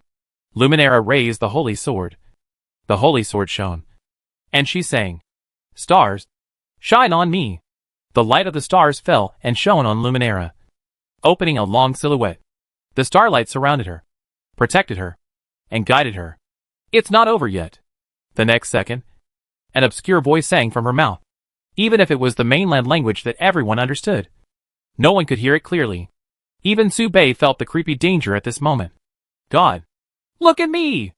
After speaking, Luminera body shone with colorful light, like a large camouflage light bulb. And at the same time, colorful white light burst out. A wonderful and indescribable aura gathered on her body. The power of completely different origins, and even repulsion, was cleverly intertwined in her body, and merged into a power that should not exist at all. That was the blessing given by 20 gods. Even the gods themselves had never merged 20 powers of the same origin. At this moment, Luminera was a unique existence. Like a god on earth. A walking god. In just 1 second, Luminera power exploded from the normal state to the first level transformation, and then instantly jumped from the first level to the second level heyday. She seized the opportunity created by Gluttony, and slashed at the mountain god with a sword. A huge starlight column rushed straight into the sky and fell straight towards the mountain god. The starlight column was surrounded by the power of various gods, which was contradictory and intertwined. Boom, the air was burning. The ground was sinking. The glaciers were melting. The mountains were shaking. The rivers were drying up. Even the blue dragon on the top of the white dragon mountains had its eyes trembling. Star. Explode. Even Luminera couldn't use this sword easily. She had blood in her mouth, and her eyes flashed slightly. She suddenly exerted force with both arms, and the sword fell. Quiet. The expected explosion did not come. But the adventurers watching felt their ears buzzing, and their eyes were covered by a starlight. Opening your eyes, you will see a white speck of snow. Even if you close your eyes, you will see a white speck of snow. Many adventurers stared and shook their heads. But they did not see anything more than others. Even Su Bei, who opened the eye of insight, could only see some outlines, and could only see some generalities, but could not see clearly. It was unknown how long it took for everyone's vision to slowly return to normal. Looking from a distance, what came into view was a horrifying scene. To say it was horrifying might be an understatement, because two adventurers pointed at the scene and fainted from shock before they could catch their breath, which could be considered as frightening to death. Everyone looked up. The ground seemed to have melted away, and a foot of it was cut away out of thin air. The demon tide that had existed there was completely gone. Not even the bones. People couldn't help but wonder if there had been a demon tide. When the melted snow on both sides of the pit flowed into it, everyone realized that there was no pit there. So, where did such a big mountain god go? The adventurers looked around and looked at each other, and they all read the emotion of disbelief in each other's eyes. The mountain god is gone. The mountain god will never die. It carries the consciousness of the white dragon snow mountain. As long as the white dragon snow mountain is not destroyed, it will continue to exist. But it is obvious that the mountain god will not be able to recover without decades of repair after being hit by this sword. It was not until a long time later that someone murmured, "This is too scary. Are we really the same race? It feels like the brave man and I have nothing in common except that we can talk. This sword makes me feel like I saw my grandmother." Another adventurer shook his head, as if he was still immersed in the sword. Hearing the discussion around him, he was suddenly stunned. "Isn't that right? You all mention the sword? Where is the sword? Why is it that everything is white in front of my eyes, and I can't see anything? Let me see." "Fuck. You're blinded." Everyone was paying attention to the movement caused by the sword. Only Su Bei was observing Luminera. Luminera couldn't hold on any longer. This was Su Bei's first reaction after observation. Chapter 142 at this point. Holy light has become the supreme art. Clang. The tip of the holy sword pierced the ground. Luminera staggered, and her hands seemed to be powerless, and could no longer hold the holy sword. The endless embrace of holy light in her body repaired and healed the backlash brought by the sword, and finally exhausted the holy light energy. Luminera footsteps trembled. Swish. The holy light fell again. Elena raised her hand, and continued to release healing skills to repair Luminera mental trauma. Luminera finally stabilized her shaky steps, and did not fall to the ground. She is worthy of being the former saint of the goddess of holy light. No. Even the word saint is not enough to match Elena. Her talent for holy light far exceeds that of previous saints. In Luminera knowledge, no priest in the Holy Light Church can reach Elena level. Her holy light skills can always repair Luminera injuries just right. However, despite this, Luminera hands are still shaking, and she can't use any strength.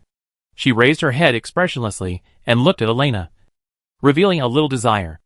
Only after she had fully used this sword did Luminera know how important Elena was to her. For her, Elena was absolutely an indispensable piece of the puzzle in the adventure group. Suitable. Really too suitable. Only with Elena, she could continue to repair the wounds caused by this sword and use a complete sword. Other priests could not do this. The embrace of holy light was too rare. And Elena awakening path seemed to have reached the end of the path of holy healing, which made Luminera look at her with flickering eyes, revealing an incomparable desire. Elena and I are so compatible. Why is she not my teammate? I should have won her earlier. Luminera fell into a brief silence and looked at Gluttony again. Gluttony is only average. Actually, Gluttony is also suitable, but not the best fit. Its control time is too short, and there are too many useless skills. It would be better if it was a control system. But it's okay. If Gluttony is here, the journey will probably be more fun. After thinking all this, Luminera turned her gaze to Su Bei. That fiery gaze was like the old man next door, who saw the naked lowly next door, and couldn't take his eyes off. Luminara spoke lightly and proudly, and raised her head slightly. What do you think of my sword? It seemed like a question, but it was more like showing off. The word seemed to contain a meaning of my sword is very handsome. You can praise me. Su Bei was silent and nodded. Very powerful. It is indeed very powerful. In terms of power. But Su Bei is not afraid of this sword. Nor is he worried. This sword is very powerful. But it is too clumsy. It requires the opponent to be unable to move. And the limitations are also obvious. Because Luminara body cannot bear such a load. Even with the blessing of Elena awakening skills. It is very difficult. This sword will make Luminara fall into a weak state. So this sword is very useless in Su Bei's view. In fact, if the two of them fight, Su Bei will hope that the opponent will use this sword. In this way, the odds of winning will completely tilt in his favor. The activation time of this sword is too long. And Su Bei has enough time to react and make a move in this instant. Sticking close to Luminara, so that Luminara cannot lock him. Of course, the actual combat depends on the on-the-spot performance. It is also good to observe this sword from a close distance, so that Su Bei can prepare in advance and be on guard. While Su Bei was thinking about the scene of fighting with Luminara in the future, and even thinking about the feasibility of tying up and imprisoning Luminara now, Luminara was thinking about how to pry Su Bei's corner. Her fiery eyes told Su Bei clearly, I like your teammate. Then, Luminara smiled slightly, stretched out her still trembling right hand, and stopped in front of Su Bei. That hand was slender and thick, with calluses on the palm but not rough. Instead it looked clean and healthy. Let's form a team. I'd be the leader. What do you think?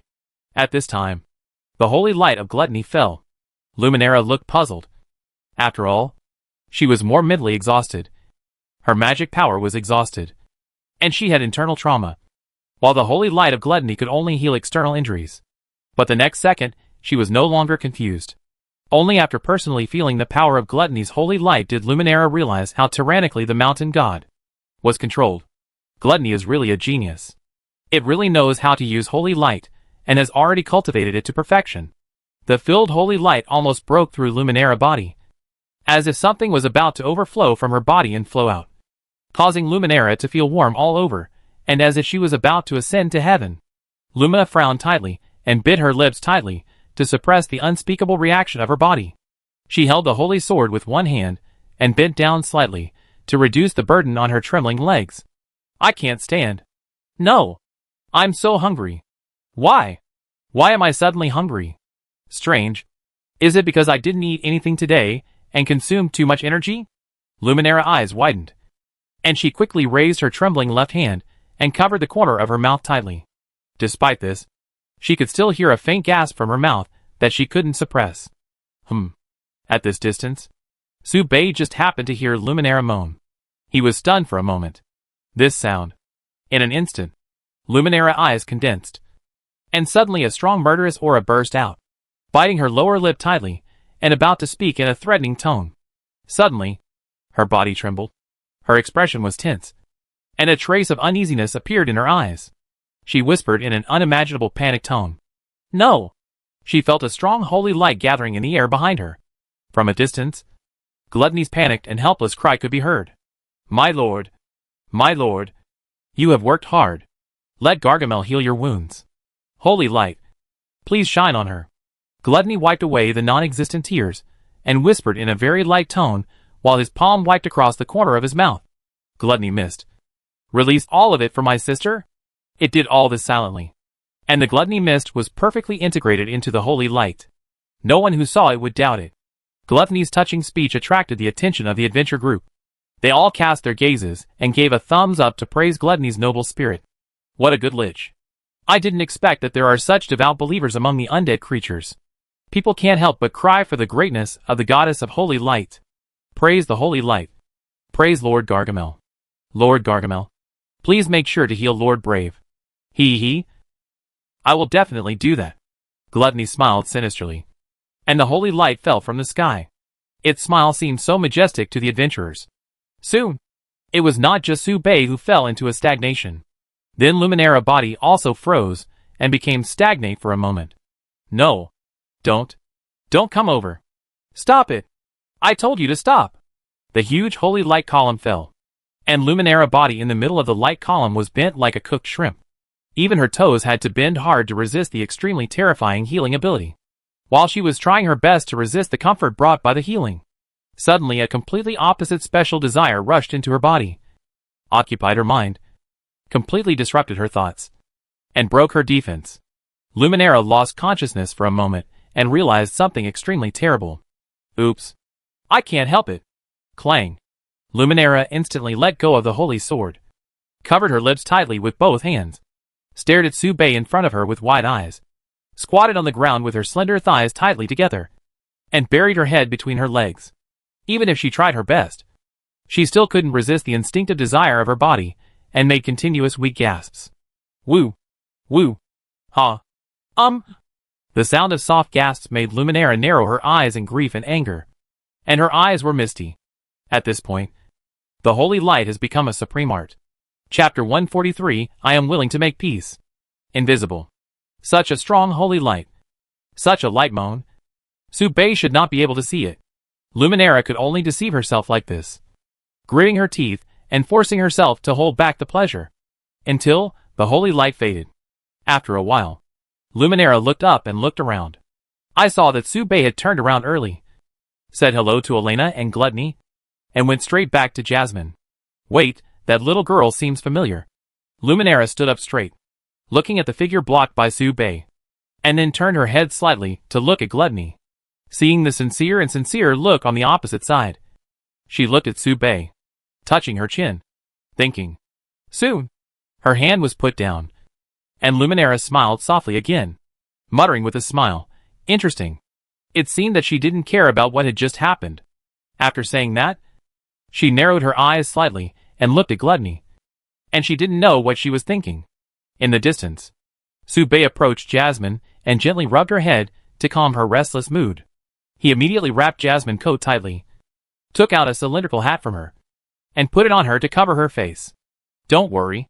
After doing all this, Su Bei turned his head and glanced at Gluttony, sighing.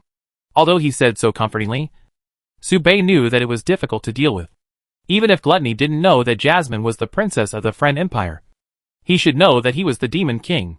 Why did he bring the hero here? Isn't this a sheep walking into a tiger's mouth? Of course. Su Bei is the sheep. As expected, it is easier to bury Gluttony. Watching Gluttony looking around pretending to be stupid, Su Bei calmly moved his eyes away and looked at Elena. Meet her indifferent eyes. Elena has changed a lot. She doesn't show her emotions. She is no longer like before, with her thoughts written on her face. She says whatever she thinks, which makes it difficult for Su Bei to see through her thoughts. Su Bei took off the hood of his windbreaker, revealing his short black hair, which makes the windbreaker look lighter. Even though he was somewhat used to it, the smell on the windbreaker still had some influence on Su Bei's thinking. Su Bei narrowed his eyes slightly, a little confused. Gluttony just wanted to have fun. That's fine. But what about Elena? She should know the information. Why didn't she keep silent along the way and not stop at all? She knew Jasmine's identity, and also Luminara's identity. So what role did Elena play in it? Su Bei met Elena in different eyes, as if he had a plan in mind. Only then did he guess and realize what the other party wanted to do. Are they going to make peace? Then, does it make sense? Su Bei thought about it and looked at the trembling Jasmine, and was stunned. So that's it. The problem has always been on Jasmine's side. Du Zhe is the victorious party, the invader. They are enjoying the fruits of victory and sitting on the clouds. Now that things have come to this, there is no harm in making peace for them. On the contrary, it can make the empire more united and harmonious. Then what about Jasmine? Even though she is so panicked at the moment, but after a long period of fleeing, being hunted, hiding, her family being torn apart, and her empire being destroyed, how could she easily forget this hatred and extinguish the flames of revenge? At this time, Elena approached Su Bei and whispered in his ear, continuing the struggle is not good for the people. Does the old party of France. And Jasmine. I can convince Luminara. So can you convince Jasmine? Along the way, I have been working on Luminara thoughts openly and secretly. What do you think? Su Bei raised his eyes slightly and asked softly. What do you think? Throwing the question back.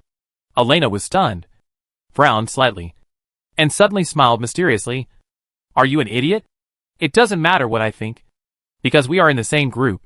If the reason doesn't make sense, we can just tie up Luminera until the reason makes sense. Elena knew that the latter sentence was unnecessary and a bit irrelevant, but saying it out would make Su Bei feel a lot more at ease. Su Bei was indeed relieved. Such an answer showed that Elena was still on his side. Su Bei looked up, wanting to see more information from Elena's eyes, but he could only see eyes as calm as a lake. Even if it was kidnapping Luminera, Elena would not have any emotional changes. As if it was natural. Su Bei responded, what I think is also not important. After thinking for a while, Su Bei said again, and thank you. TSK. Hearing this, Elena straightened up slightly, brushed her black hair nonchalantly, and looked away. Don't thank me. I owe you more. And you said you would help me. We are friends. How could I betray a friend I have known for nearly a year for someone I have only met for a few days? We should be friends. Right? Elena raised her swan neck, as if to confirm, and asked again. Right? Su Bei nodded, showing a little smile. And Elena also smiled slightly, turned around and waved, and walked towards Luminera, who was surrounded by adventurers. I help you tie up Luminera.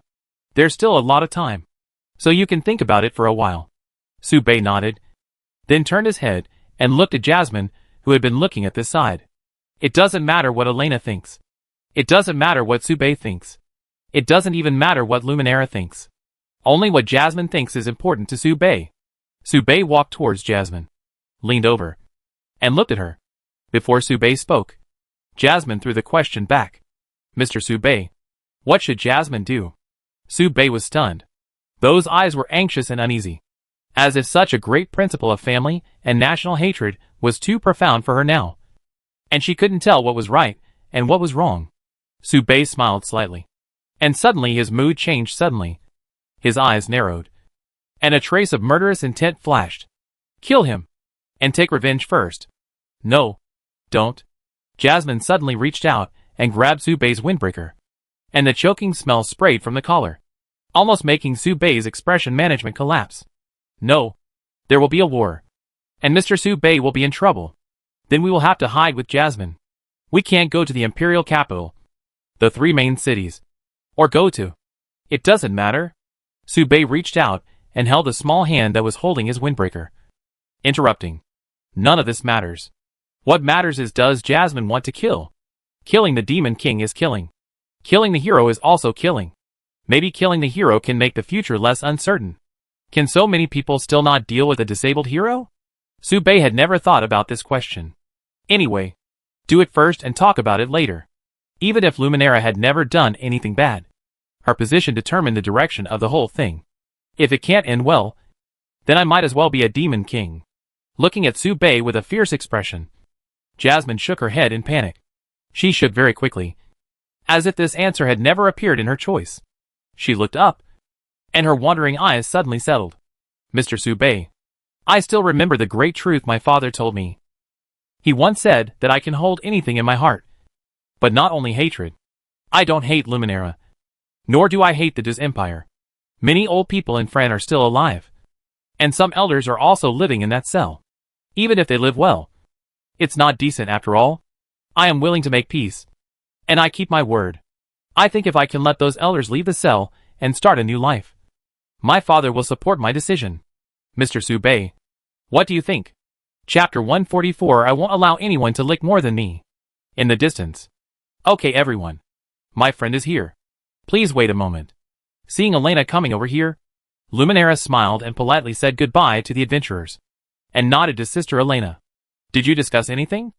Elena was stunned, then blinked her innocent big eyes and asked in confusion, what to discuss? Luminera was still smiling. Her smile was warm, but the words she said directly hit the shocking facts. That child. Isn't she the princess? Haha. What are you talking about? Your Highness? You are the real princess. You really love to joke. Elena suddenly smiled, but when she heard Luminera continue to speak, her smile stopped. There are wanted posters for her everywhere in the imperial capital. Even if I didn't pay attention to her, I still remember her appearance. As long as I have seen her once, I will remember it no matter what. Diana Fran. Luminara said, as a matter of course. Her expression was still soft and natural. And she still didn't show much emotion. Elena blinked awkwardly and said, "Uh-huh. I was seen through by Her Royal Highness. But the situation there is developing in a good direction. What do you think? What will the result be if we make peace?" Luminara narrowed her eyes, and her gentle smile suddenly turned cold. She naturally switched from being gentle to her subjects to being majestic. Her face was cold. Her eyes were sharp. Her aura was extremely penetrating. And her tone was lighter at first. "I can accept peace. And I can even decide this matter unilaterally on behalf of Duze." Suddenly, the tone became heavier, and the voice sank. "Why did you lie? Whether it is your language or your smile. There is a smell of annoying lies. This is very different from the Elena I remember. You should not have rich emotions."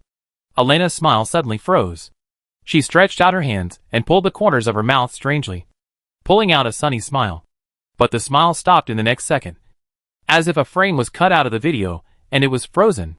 Elena calmed down instantly, as if she was talking to herself, or as if she was explaining to Luminara.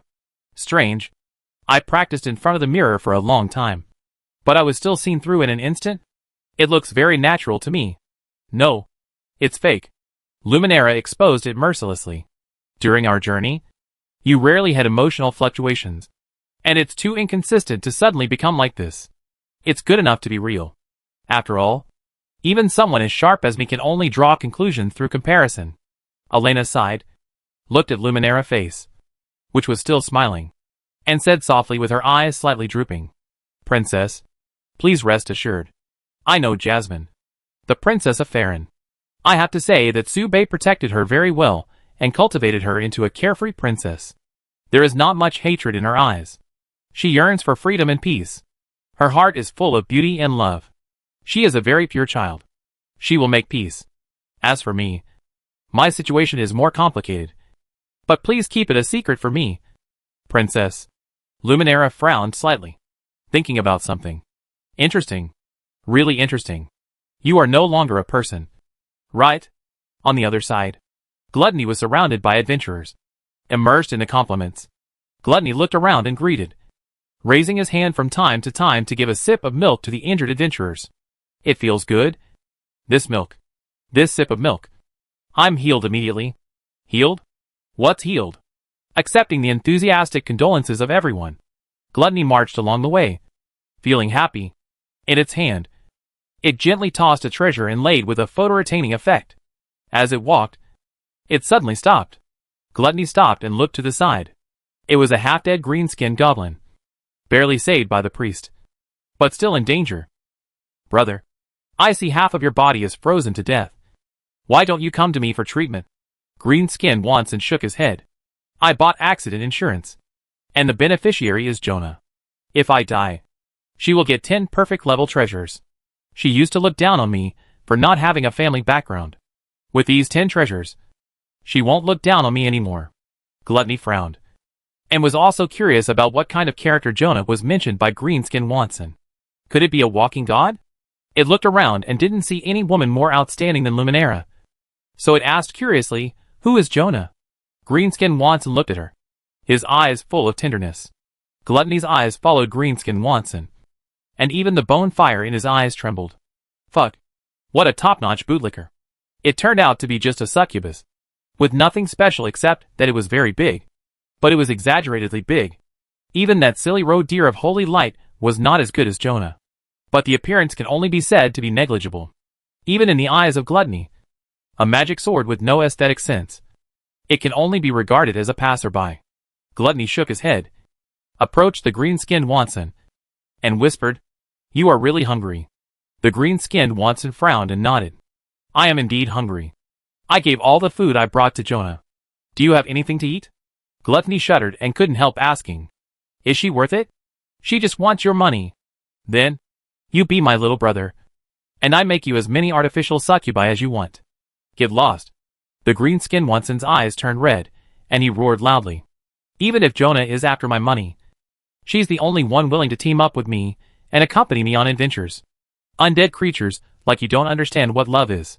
Don't come and taint my love." Gluttony was stunned. "I'm just a magic sword. What do I know about love?" Talking about love with Gluttony is no different from playing the piano to a chicken. But love? Gluttony's eyes turned slightly. Shouldn't it be like my brother and my sister? Gluttony turned his head and looked at Su Bei, who was rubbing Jasmine's head. Then his eyes moved to Qiaona, who had his back to Greenskin Watson. Paused, and finally looked at Greenskin Watson. He showed some pity.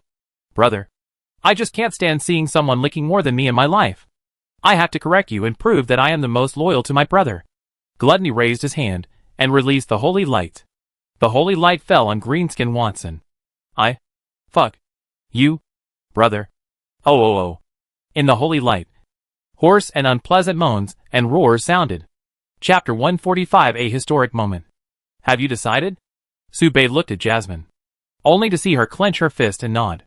After a cue confirmation, he led Jasmine towards Luminera.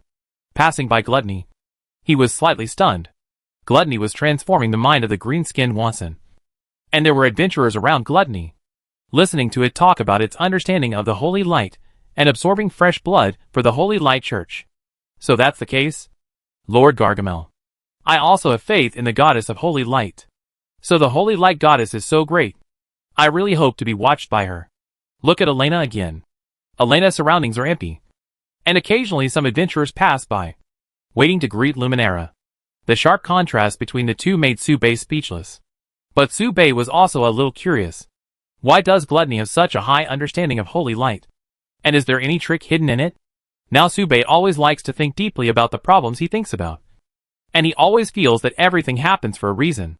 He had to admit that many gods had their eyes on him. And the mountain god this time was a good example. It acted on behalf of the gods. And it should have been ordered.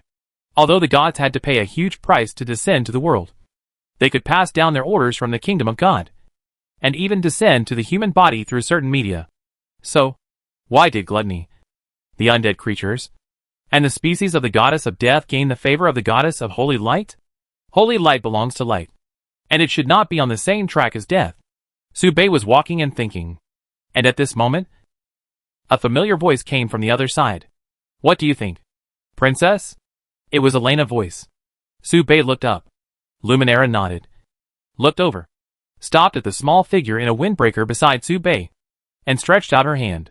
The hand passed Su Bei and stretched straight towards Jasmine. Are you called Jasmine now? It's a cute name. My name is Luminera. I'm glad to meet you. Hearing the voice, Jasmine's first reaction was to hide behind Su Bei. But soon she stretched out her little head and looked carefully at the current princess opposite. Luminera's sunny, confident and proud temperament, her calm and relaxed way of dealing with people, all had a strong impact on Jasmine, and even made her feel ashamed of herself. She is Luminera. She is great. She is really more suitable to be a princess than me. This was Jasmine's first thought. Jasmine slightly tightened her hand holding the corner of Su Bei's clothes, subconsciously wanting to rely on the other party's strength. But she stopped quickly. But I can't give up. I will be so great in the future. Jasmine encouraged herself, loosened the corner of Su Bei's clothes before he could speak, and took a step forward. She completely exposed her not-so-tall body to everyone's sight. Then, Jasmine slowly took off her windbreaker hood, exposed her face, and stretched out her right hand. My name is Jasmine. Nice to meet you. She held both hands gently. The cold wind blew. The same gust of wind blew Jasmine's snow-white hair, blew on her soft face, and swept across Luminera's short golden hair, flowing away from the ends of her hair.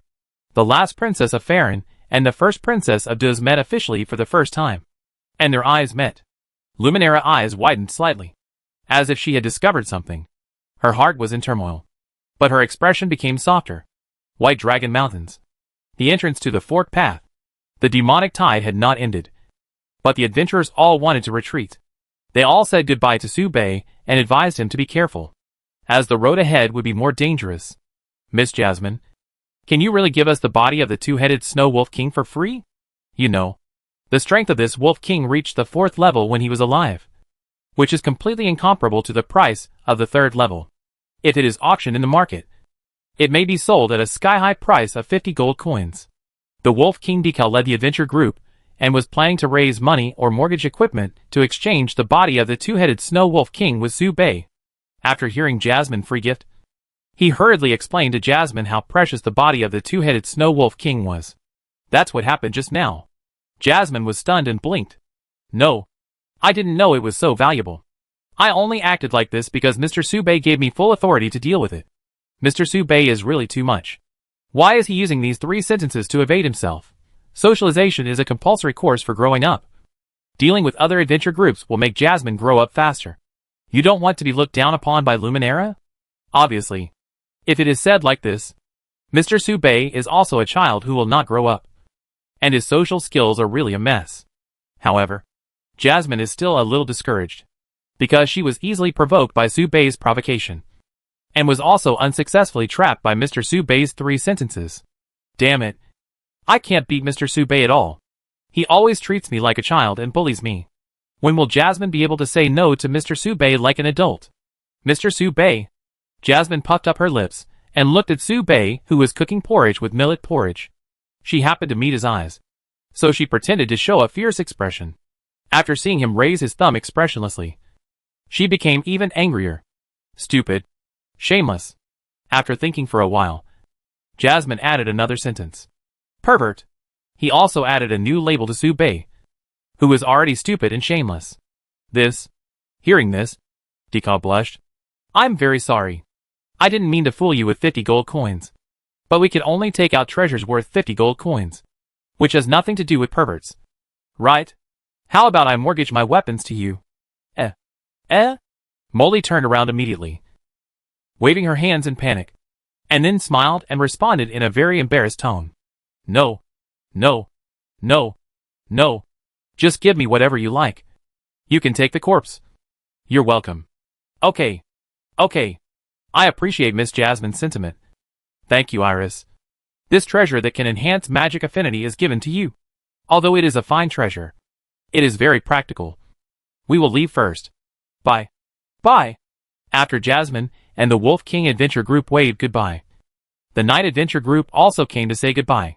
They dragged several corpses of elite monsters and exchanged them for a disposable prop that could hide their bodies. It was like this afterwards. The exhausting social life almost took away Jasmine's spirit, and even her Ahogue was hanging there listlessly. Occasionally, she would pay attention to Subei from time to time, watching Mr. Subei finish his porridge, then fight with Gluttony and go bang, and then sit there to watch Luminera and Gluttony play chess. From time to time, Mr. Subei would cast a glance at her, as if he was laughing at her. It must be a laugh. Jasmine was furious, thinking that Mr. Subei was so excessive. She must not give him her other pair of socks so easily. She would not easily help Mr. Subei to cover his windbreaker with Jasmine's smell again. Thinking of this, Jasmine's face turned red again, and she emphasized softly. Absolutely. No. I will. Chapter 146 Gluttony's Stable Performance. After greeting most of the adventure groups, Jasmine finally breathed a sigh of relief. The complete monster corpses on the ground were almost all taken away. There were some incomplete corpses left, and it was even hard to tell what monster race they came from. Jasmine looked up. There was only one adventure group left in front of her. It seemed to be the Feather Arrow Adventure Group, which had mocked Mr. Subei for being useless at the beginning. How could they say such bad things about Mr. Subei, who was so great? In that case, Jasmine crossed her arms and closed her eyes to think, her hair flapping randomly. And then she made up her mind and nodded slightly. Jasmine also had to show her dignity, and she had to give him a little blow. However, the leader of the Feather Arrow Adventure Group, Blake, still hesitated and did not step forward until Jasmine showed a little doubtful expression. And then he stepped forward. Before Jasmine could put on a tough attitude, her body suddenly trembled. Paw. Blake knelt down, and knelt on one knee. Jasmine's eyes widened, and she was stunned for a moment. Hey. What are you doing? What do you want to do?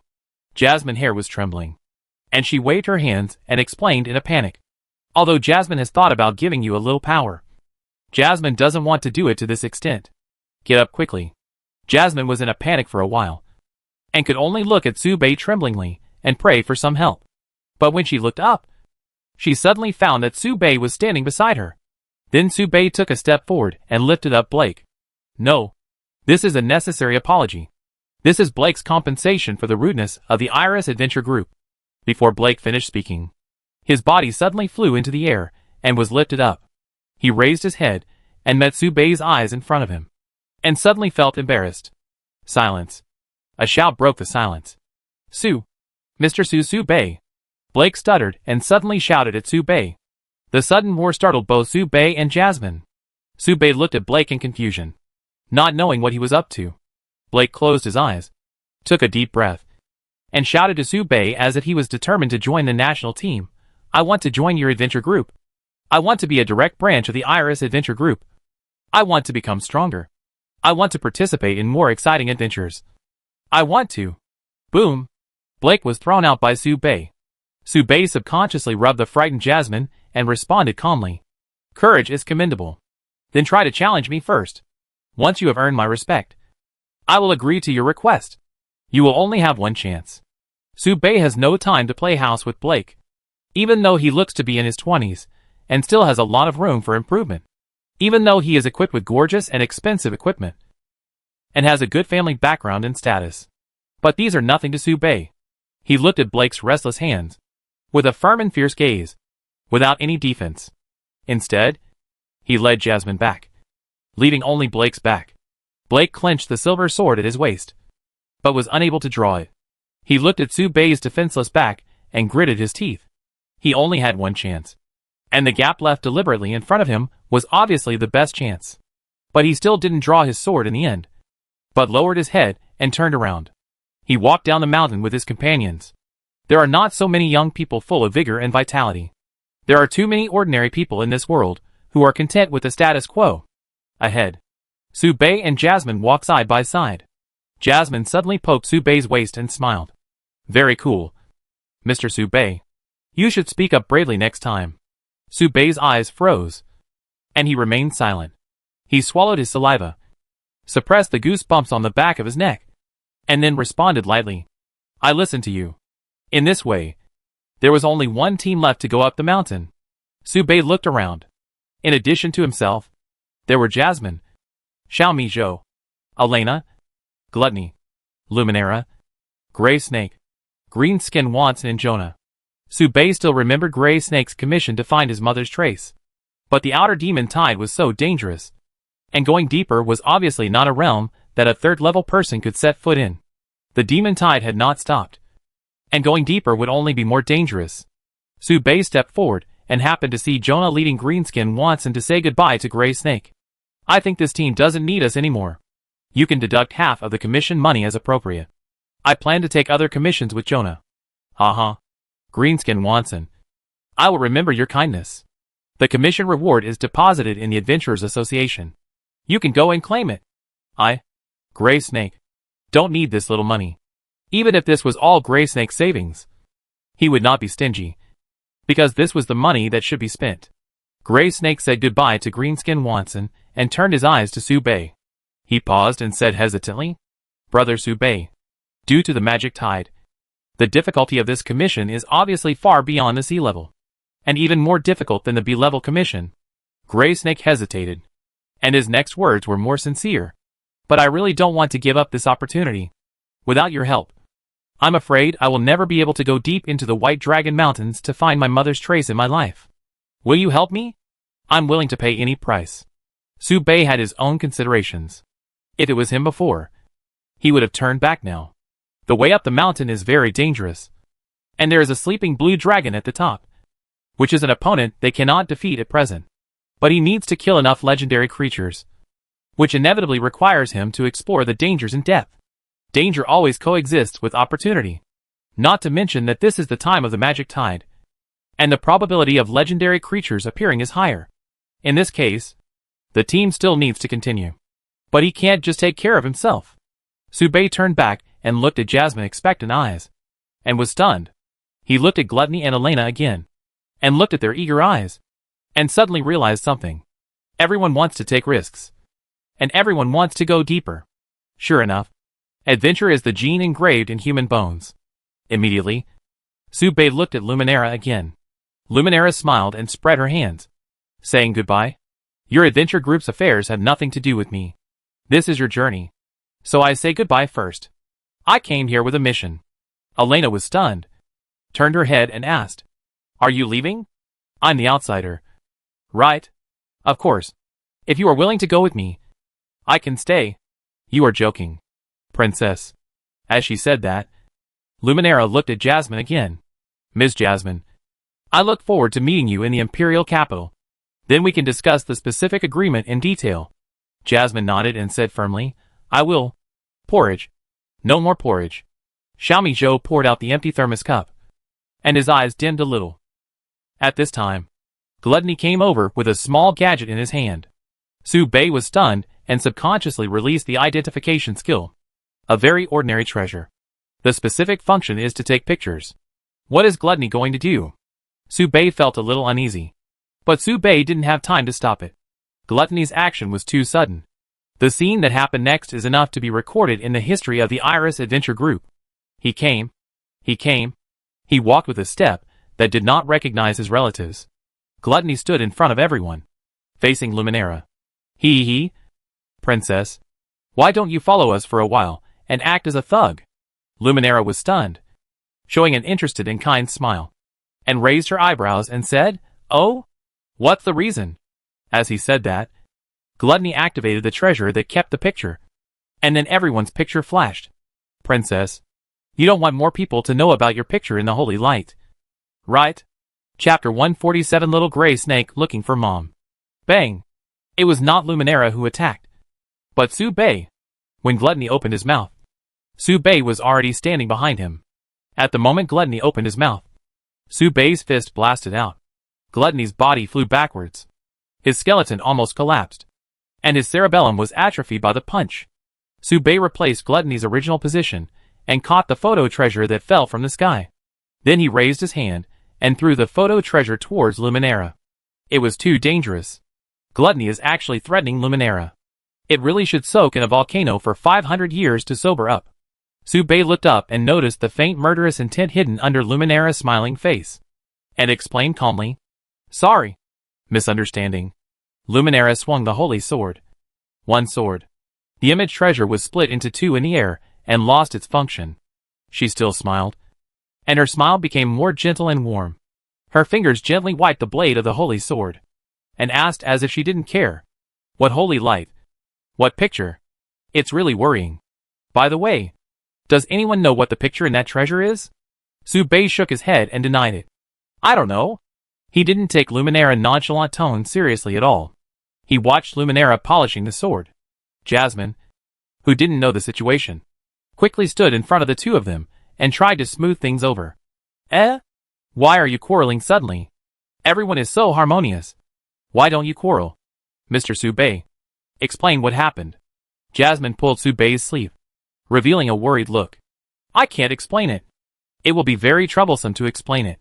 Looking at Luminara's appearance, once she reveals that she knows the scene, the sword in her hand will definitely cut over. Su Bei was silent for a moment and decided to lie. I don't know, but I can probably guess Gargamel's character.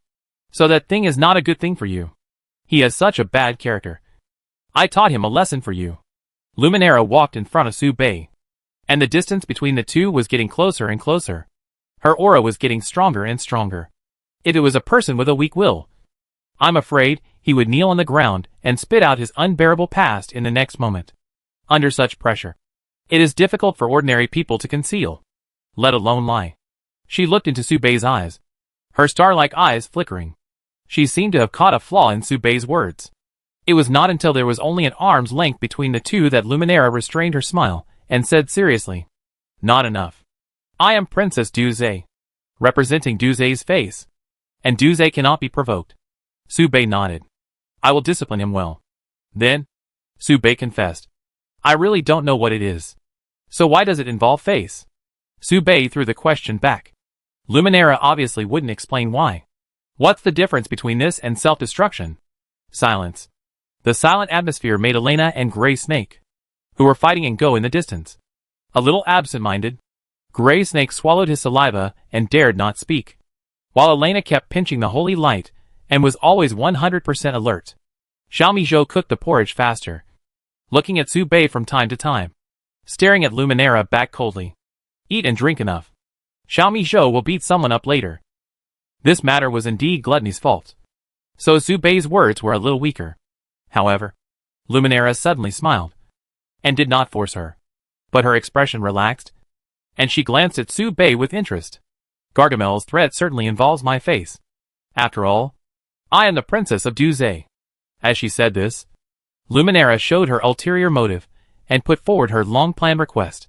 However, although the Princess's majesty cannot be challenged, I have always been generous to my partners. You disband the adventure group and form a group with me, and this matter will be over. How about it?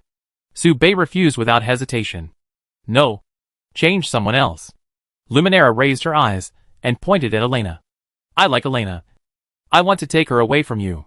Su Bei frowned and said in a deep voice, if you want to fight, you can just say it. I can't give my partner to you. No sincerity. Luminara also stopped talking.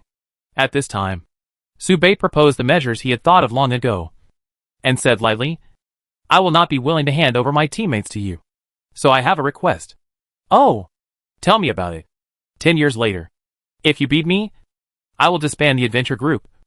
And then you can get Elena consent yourself. 10 years later, the end has come. Everything has been settled, and it is uncertain whether you will live or die. So Su Bei can make the request with confidence. Besides, he never thought he would lose. He would not give up his teammates. In that case, why don't you just agree to my request? Why wait 10 years? Luminara was puzzled. No wonder. For her, victory is inevitable. She has only lost once in her life, and that time was not a serious battle at all. So Luminara thought that Su Bei could just give up. I need teammates. Elena is a trustworthy partner. I said 10 years, but I don't plan to give Elena to you. Su Bei lowered his eyes, and his gaze did not stay on Luminara. But his tone was very calm, as if he was telling a fact. Interesting. Luminara chuckled and shook her head. 10 years? 10 years is too long. Well, I accompany you on this short journey. When you fully realize how powerful I am, you may recognize the gap between us. You will also be willing to hand over your teammates to me. What do you think? 10 years is not long, but not short either.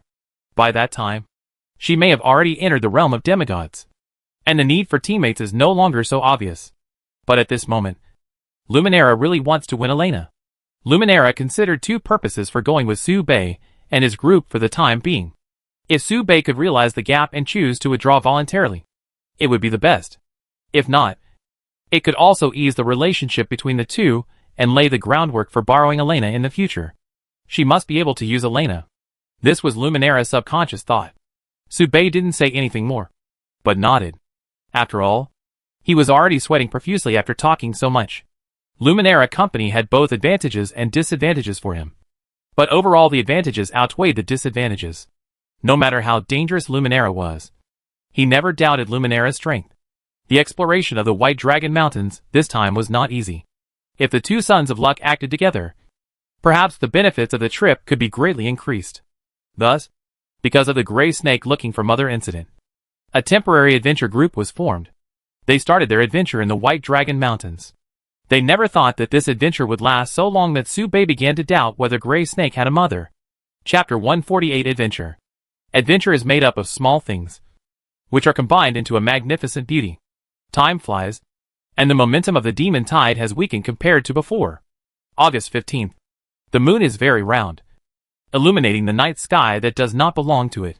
Xiaomi Zhou lay on the snow and looked up at the sky, holding up the thermos cup to cover the small moon. Such a big moon, at a distance, was buried between the bottom of the cup. Xiaomi Zhou's eyes were sparkling.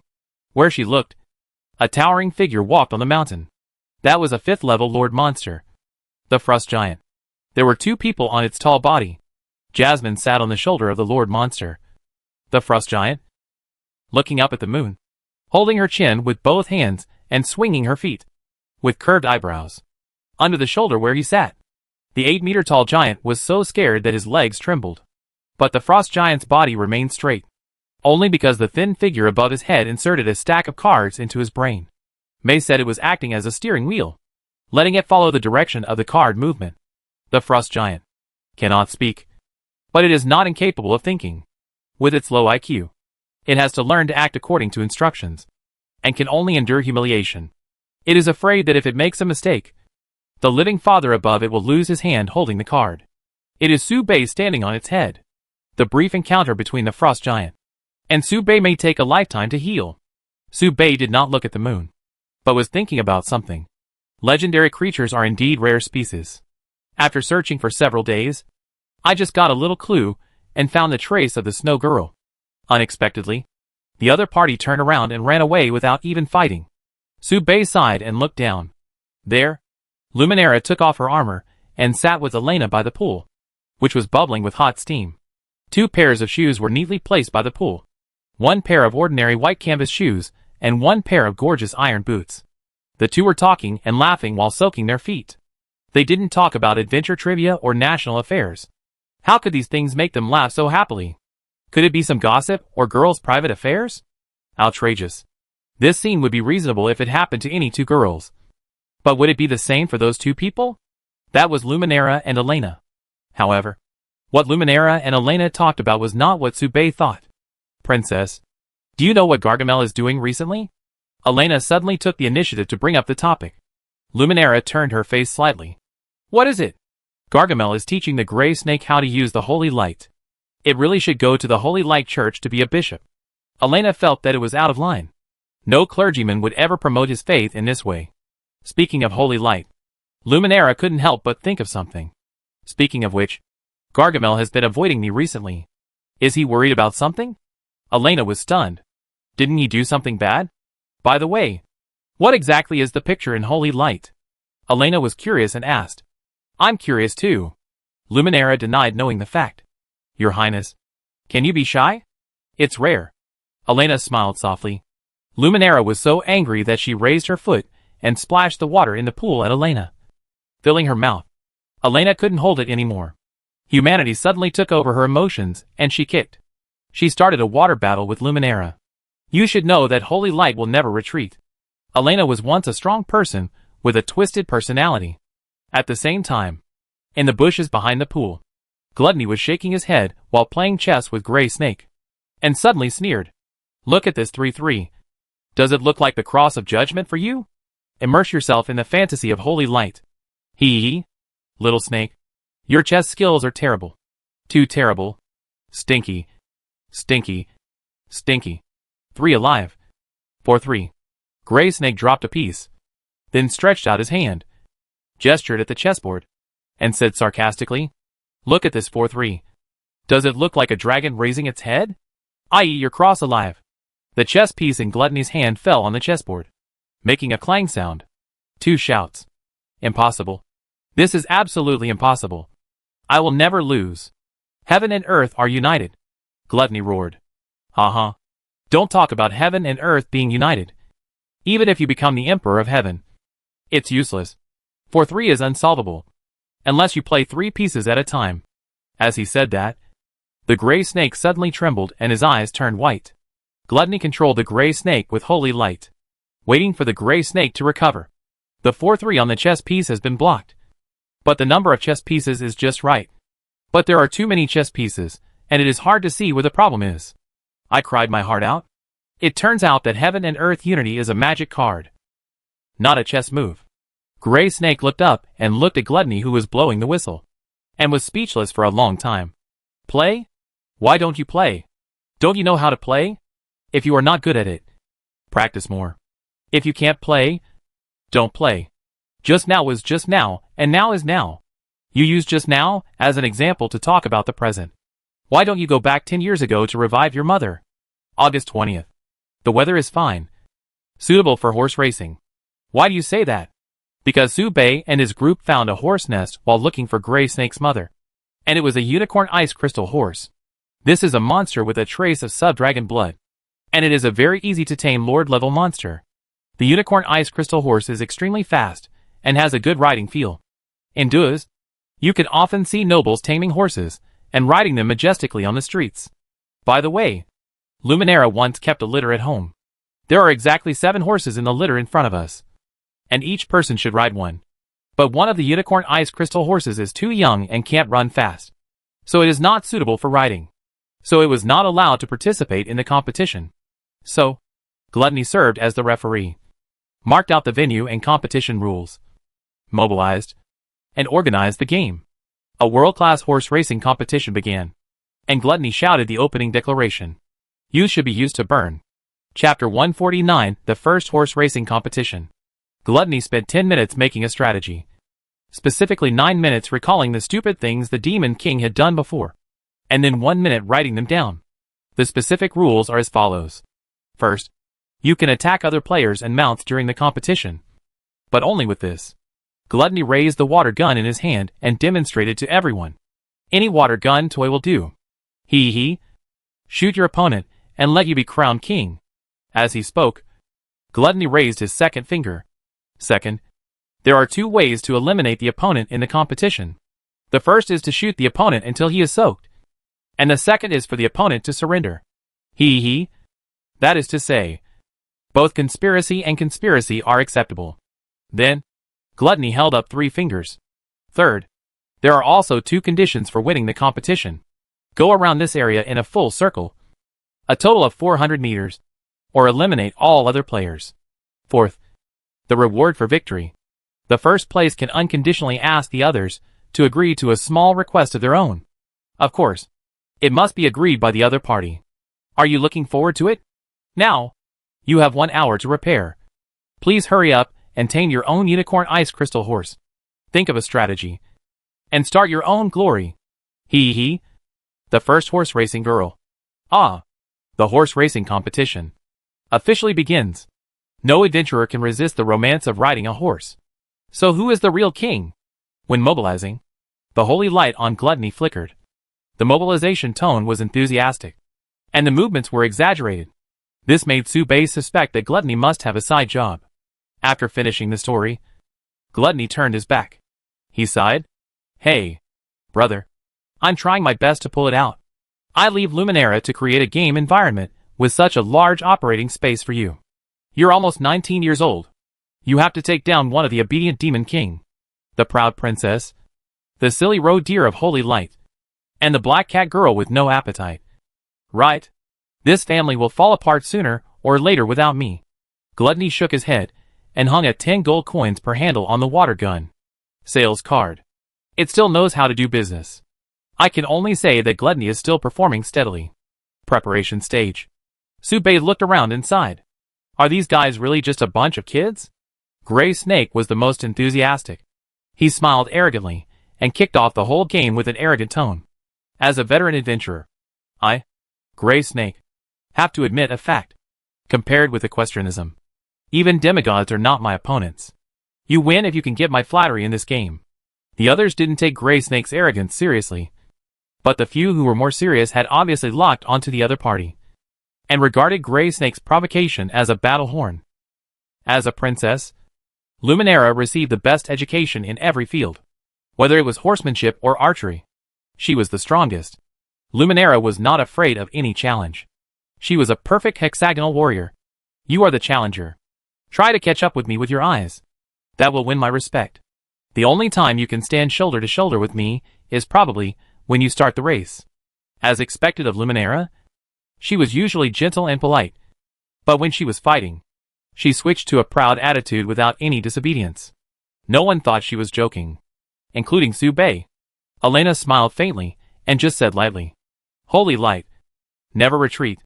It seemed that the thunder was loud, but the rain was small, and it didn't cause any waves. But Su-Bei would not underestimate Elena. Su-Bei still remembered the battle in the playground. Who knows what tricks she had hidden? After reading this, Su-Bei turned his eyes to the other side. The change in style can be clearly felt. Xiaomi Zhou sipped porridge with a grin on her face. When others had already tamed the unicorn ice crystal horse with charm or force, she was still communicating ineffectively with her mount. Carry me! Whisk. Squat down. Whisk. Don't move. Whisk. Drink porridge. Be obedient. Xiaomi Zhou swiped her fingers through the thermos cup, took out a handful of porridge and handed it to the unicorn ice crystal beast, trying to use her favorite Xiaomi Zhou to capture the mount. However, the unicorn ice crystal beast spit out a breath of disdain, blowing the handful of porridge away. Xiaomi Zhou looked at the porridge on the ground. His eyes dimmed instantly, and he let out a deafening roar. Heal you! That's right. Xiaomi Zhou and the unicorn ice crystal horse fought. The main reason was that they didn't win. They were beaten and fled in panic. But they didn't cry out loud. But their eyes were red. and they opened their mouths, and their newly grown canine teeth bit the unicorn ice crystal horse's thigh. Jasmine was dumbfounded and tried to stop the fight. Stop it. Stop fighting. Stop fighting. At this time, Jasmine was comforting Xiaomi Zhou. She thought about it and pushed her horse over. Why don't you ride mine? I'm a very good and obedient horse. The process of Jasmine taming the unicorn ice crystal horse was very simple, and it can be said that it was faster than everyone else. She just walked over, and the tallest and most majestic unicorn ice crystal horse in the herd lowered its head to her and asked her to ride it. So this horse seemed very gentle to Jasmine. Xiaomi Zhou looked up and calmly looked at the largest unicorn ice crystal horse next to him. The horse noticed Xiaomi Zhou's gaze and whined in disdain again, then turned his back. Xiaomi Zhou collapsed, with visible grievance on his calm face. Sometimes children collapse in an instant. For example, Zhou fell to the ground. Or others could ride a horse. But she couldn't. I must have what others have. This was Xiaomi Zhou's second goal after achieving Xiaomi Zhou freedom. Seeing everyone so excited and motivated, Su Bei couldn't say anything discouraging. So he got a little more serious. Su Bei first spent a minute to casually lead a unicorn ice crystal horse, and rode it to feel it for a while. The unicorn ice crystal horse was cold all over, but the temperature on the back was very high, and it was warm to sit on. It was indeed a very good means of transportation. After completing these things, Su Bei didn't look at the pile of water gun toys of gluttony. Instead, he took out the materials that exploded on the road and started to refine equipment and alchemy. Everyone used water guns, and I used a modified water gun. Isn't it too much? Chapter 150. I am the champion. The battle begins. Our number 1 player Gray Snake is the first to appear. His weathered face is full of traces of time. So what kind of wonderful performance will such an old man bring us? Let us wait and see, Gluttony explained enthusiastically. And when his eyes fell on Luminera, he suddenly paused and laughed. Today's wind is very noisy, and the brave man is so handsome. Then he quickly shifted his sight horizontally and regained his high spirits. Contestant number 3. Holy light, silly dear. I think she will definitely give us a top-notch visual feast today. Let's see how embarrassing she can be. Bang! Elena couldn't help it anymore. She used the large water gun in her hand as a staff and hit Gluttony on the back of his head. After doing all this, Elena turned around expressionlessly and showed everyone her signature smile. Everyone felt a chill behind their backs, watching Elena return to the horse's back, as if she hadn't done all that just now. The familiar yet strange pain made Gluttony faint instantly. Strange? Why is it so familiar? In a trance? Gluttony always felt that this scene was familiar. Without Gluttony's referee voice, the game could only be controlled by the players themselves. Gray Snake took the initiative to take this position and raised his right hand in front of his mouth. Beep. With a whistle, the game officially began. It was at this time that Gluttony woke up with a shake of his head. It shook its head, floated to the sky, and began to speak again. Let's look at the arena. Oh my god! The one leading the race is actually our little Princess Jasmine. How can she be so fast? Is it because of her amazing horsemanship?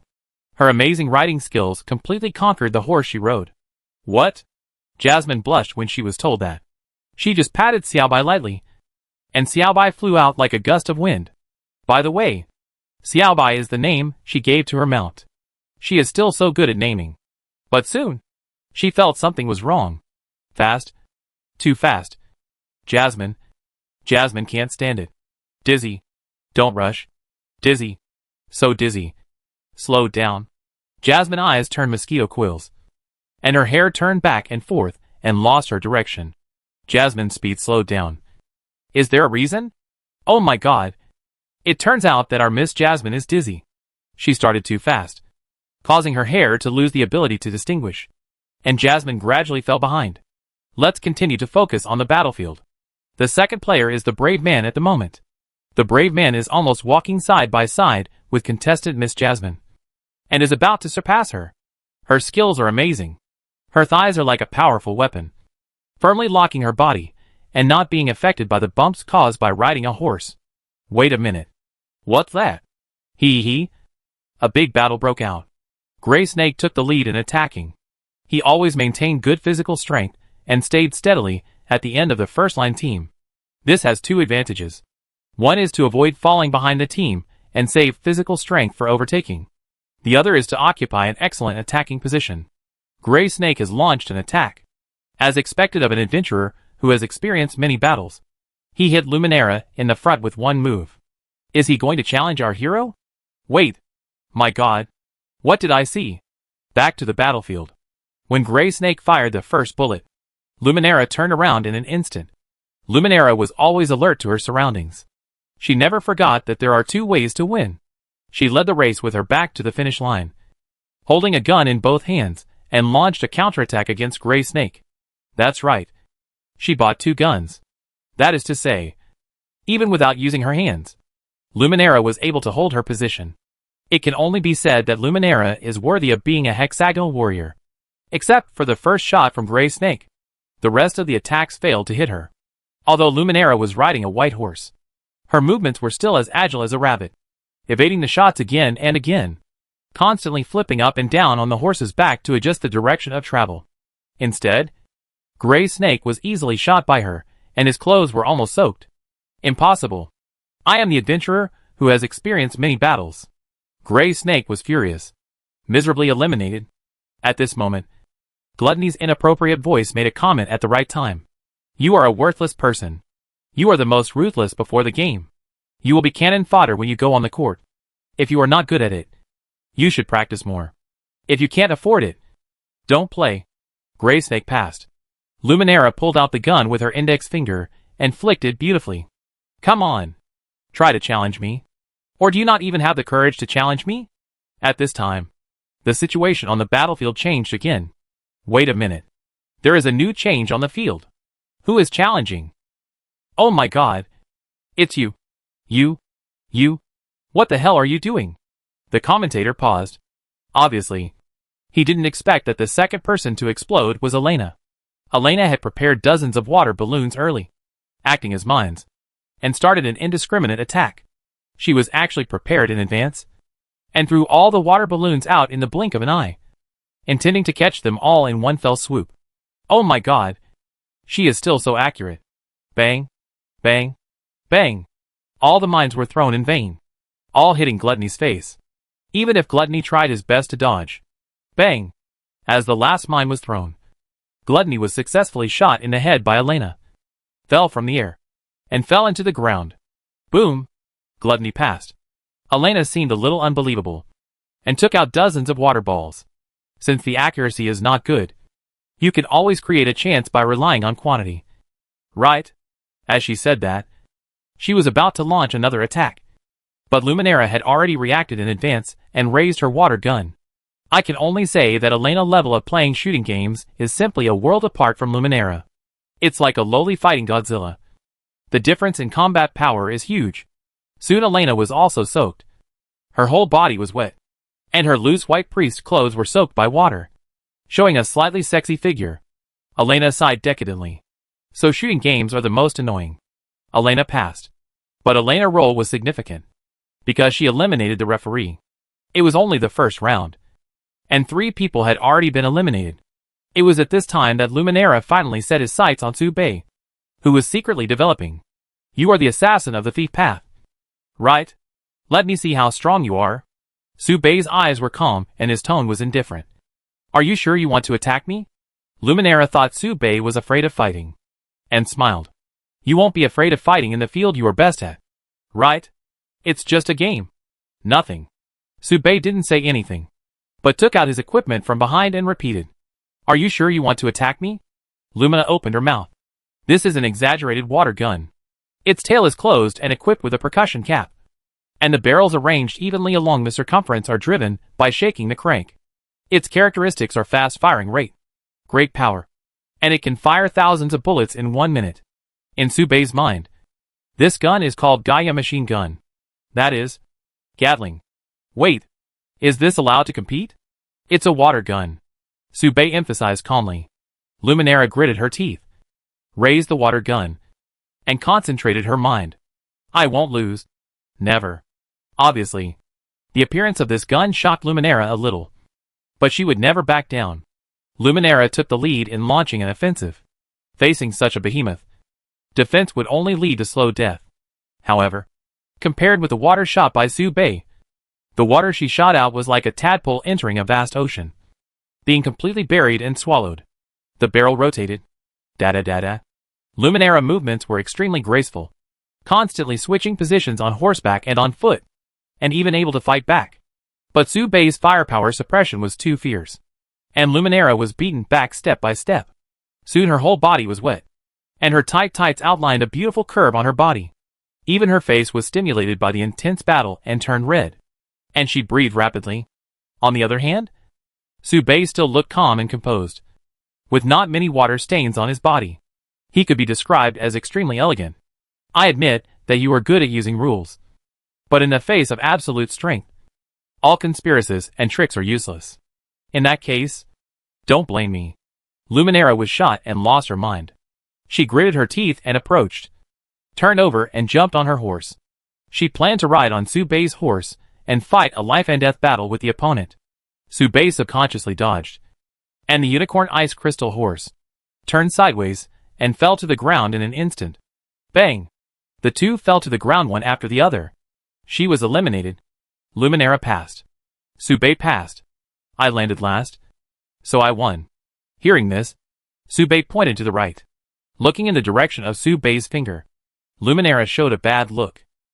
After a while, Jasmine, who was dizzy and couldn't tell the direction, finally crossed the finish line.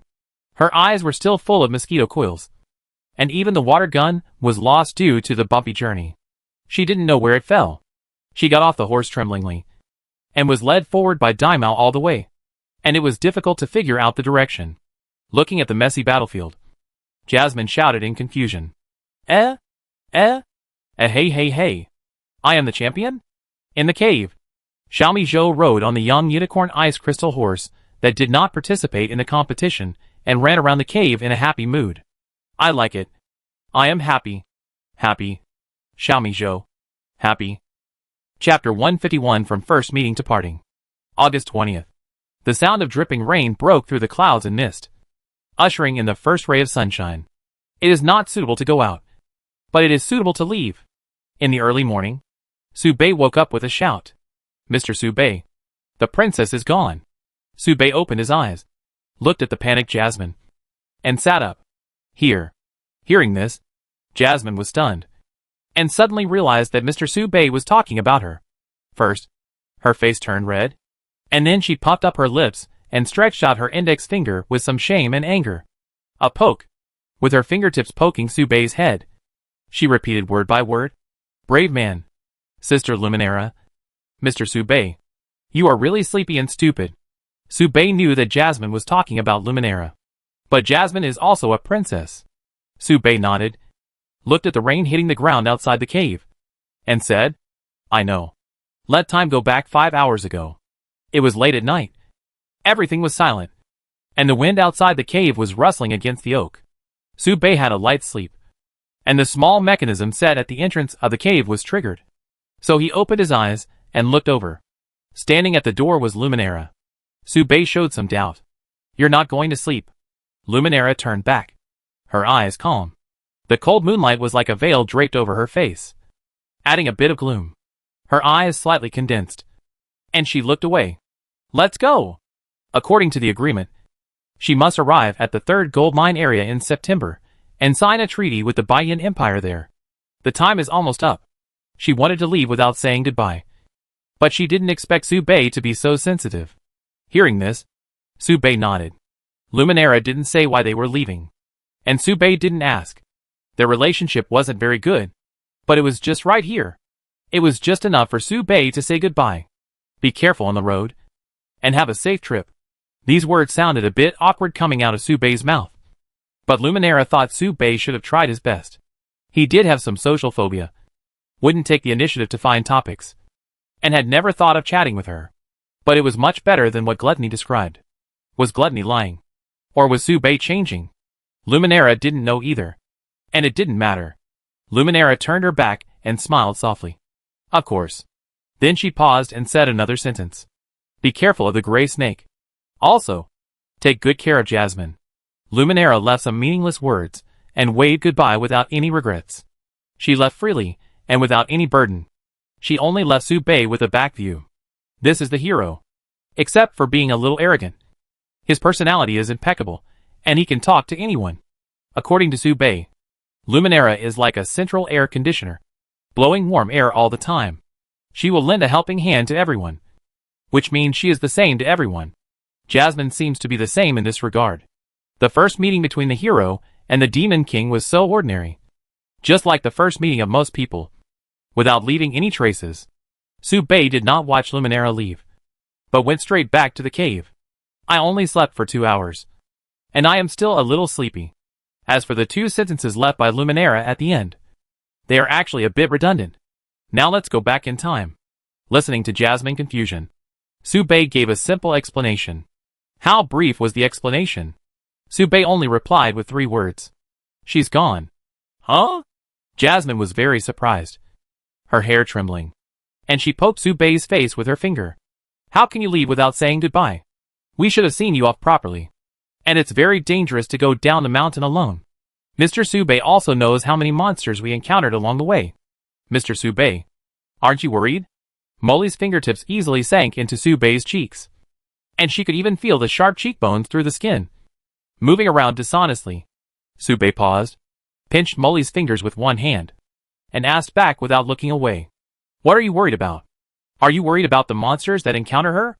What are you talking about? You make it sound like Sister Luminara is a violent person. She is obviously a lady with impeccable personality and appearance. Su Bei looked at Jasmine's slightly admiring eyes, and his heart skipped a beat. He asked casually, Do you envy her? This? Jasmine blushed and retracted her fingertips, poking her chin, thinking, It's okay to say envy, but there is also some admiration. How should I put it? Jasmine also wants to be someone like Luminara in the future. I always feel that the other person is a completely different type from me, which makes people curious. People like that will be liked by more people. Right? Maybe. But Su Bei felt that it was not good. I always felt that Luminara would be very tired to live. She was a hero in everyone's mind, and the most noble princess of Duz. But she must be Luminara first. So how much of Luminara's own will did Luminara still retain? Su Bei listened to Jasmine's words, shook his head, and said softly, Not good. Eh? Did Mr. Su Bei say anything? Jasmine was stunned. Su Bei paused and said another sentence. Just be yourself. Perhaps. Jasmine is also envied by others. At the end of August, on the top of a small mountain in the Bailong Mountains. This is the second highest mountain besides the top of the Bailong Mountains. Su Bei and his companions climbed to the top of this mountain and overlooked the higher peaks. White clouds surrounded everyone, and they could reach through the clouds with a hand, as if they could touch the pure blue sky at any time. It's already tiring to climb this mountain, but there will be higher peaks. Jasmine sighed. On the side, Xiaomi Zhou's eyes widened, and even the thermos cup was inserted into the school bag. He waved his hands randomly and jumped up to catch Bai Yun. Porridge. So much porridge. Bai Yun and porridge are too different. Elena stood next to Jasmine, holding a slime king in one hand and kneading it back and forth. The slime king was no longer as arrogant as before, but obedient. The small body kept shaking, and dared not act rashly. Tears of humiliation fell from their eyes. The slime kings had thought about resisting, and they had tried to resist a few days ago, but they never thought that they were no match for Elena, and were severely ravaged and reduced to toys for pleasure. I can't stand it. I can't stand it at all. The 2 slime kings looked at each other, as if they were thinking about something. It can be seen that their auras are becoming more and more unstable, and it seems that there is a possibility of promotion to the 4th level. 30 years in the east, 30 years in the west. Don't bully the poor slimes. On the other side, Su Bei and Gray Snake were playing Go Bang, which was proposed by Su Bei. Su Bei's attention was never on the chessboard, but on his mind, thinking about what angle to start the conversation. That is, he was organizing his words. Gray Snake's attention was not on the chessboard either, mainly because it was meaningless to play chess with Su Bei, and he could not win no matter how he played. Moreover, Gray Snake felt that he had become much more taciturn recently, and he felt a little uneasy. He always felt that something was wrong. It was at this time that Su Bei finally thought of the question and asked it. Are you familiar with your mother? Gray Snake was silent. Chapter 152, Do you have a mother? This sentence made the Gray Snake pause for a long time.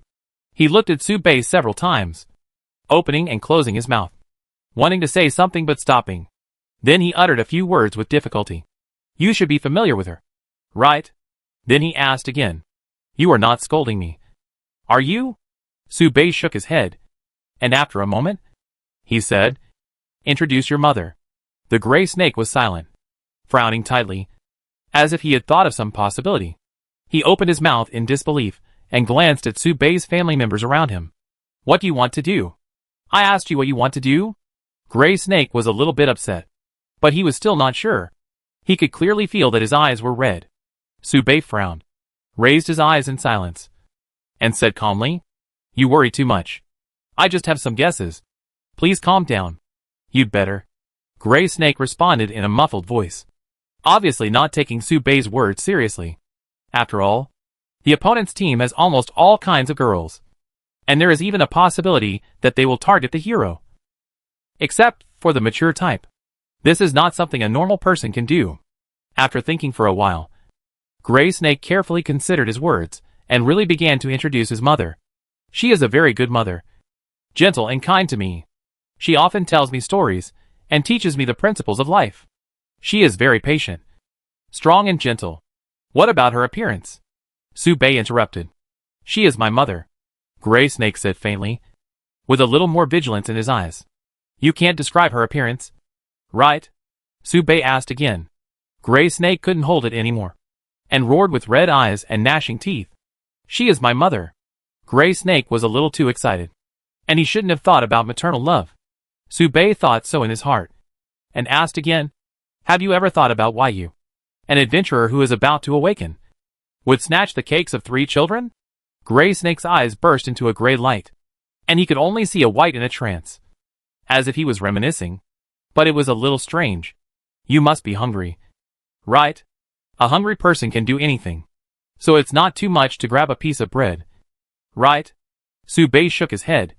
You're not that kind of person. He took off his windbreaker for the time being and closed his eyes in thought. When he started to think and connect the clues, Subei always managed to keep himself in an extremely calm posture. He could clearly feel that his thoughts were becoming more and more agile. His brain was becoming more and more clever, and the words that followed were becoming more and more, as if it was a natural thing. And he said everything he thought in his heart. From what I've seen, you don't look like someone who would do this. You give all the money to the green-skinned Wanson who didn't complete the commission. You protect and help adventurers who can't stand the magic tide. You have a pure filial heart, always tracking your mother's trail. You're proud, willing to help the weak, and not cowardly in the face of powerful enemies. Do you think you grab a piece of cake because you're hungry? Do you think you'd be willing to be beaten by 3 children and run away in order to grab a piece of cake? Do you think you can't describe what your mother looks like? You don't want to describe it. Or you can't describe it. You forgot her appearance, right? Subei's words made the gray snake fall into silence, and then burst into a huge roar. How is it possible? But looking at Subei's calm eyes, the gray snake collapsed on the ground powerlessly. The cold floor stimulated his brain and his nerves, making him unable to suppress the memory of his mother's love for him and her gradually blurred appearance. I really did. Did I really forget?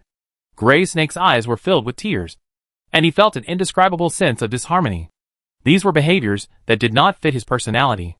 After being pointed out by Subei, he began to reflect on his logic and his behavior. After a long time, he finally found that many of his behavior logics were disordered, and suddenly stopped. Suddenly, he lost all his strength, made a puzzled and confused voice, and choked. But I didn't feel anything was wrong. I can't think of why I would go to grab the cakes of those 3 children. But I suddenly did it. I can't think of what my mother looks like. So I try to avoid the topic. But I love my mother so much, and I have been looking for the answer. Why would I forget what my mother looks like? What is this? She is the mother I respect the most? Why? What am I doing all this for? What am I thinking? Gray Snake looked at his open hands. Such familiar palms, but so strange to him. He began to feel strange about himself and began to doubt everything. Suddenly, a certain string in his mind suddenly broke, and a rolling mess of memories surged in his mind. It was at this time that Subei's last words completely pierced his reason. Have you noticed that the location we are exploring is gradually approaching the highest mountain? Although I don't want to admit it, you took us around to find my mother, and it seems that the ultimate goal is just to go in the same direction. Is your mother a dragon? Boom, Gray Snake's mind roared, making a huge echo. His mother's appearance was returning, and his memory was being sorted out. The word dragon seemed like a key that unlocked his memory. His eyes turned gray. His body began to twitch. And suddenly it turned mechanically, like a puppet being pulled by puppet strings. He finally realized that everything he did was not aimless, but had a very clear purpose. This was a script that was designed from the beginning. He widened his eyes in panic, tears rolling down his eyes, and waved his fists at Sube. I can't move. I can't move. Run. Get away from me. I seem to have turned into a monster. I remember everything. I did all this for only one purpose. To take you to the top of the mountain. Leave me.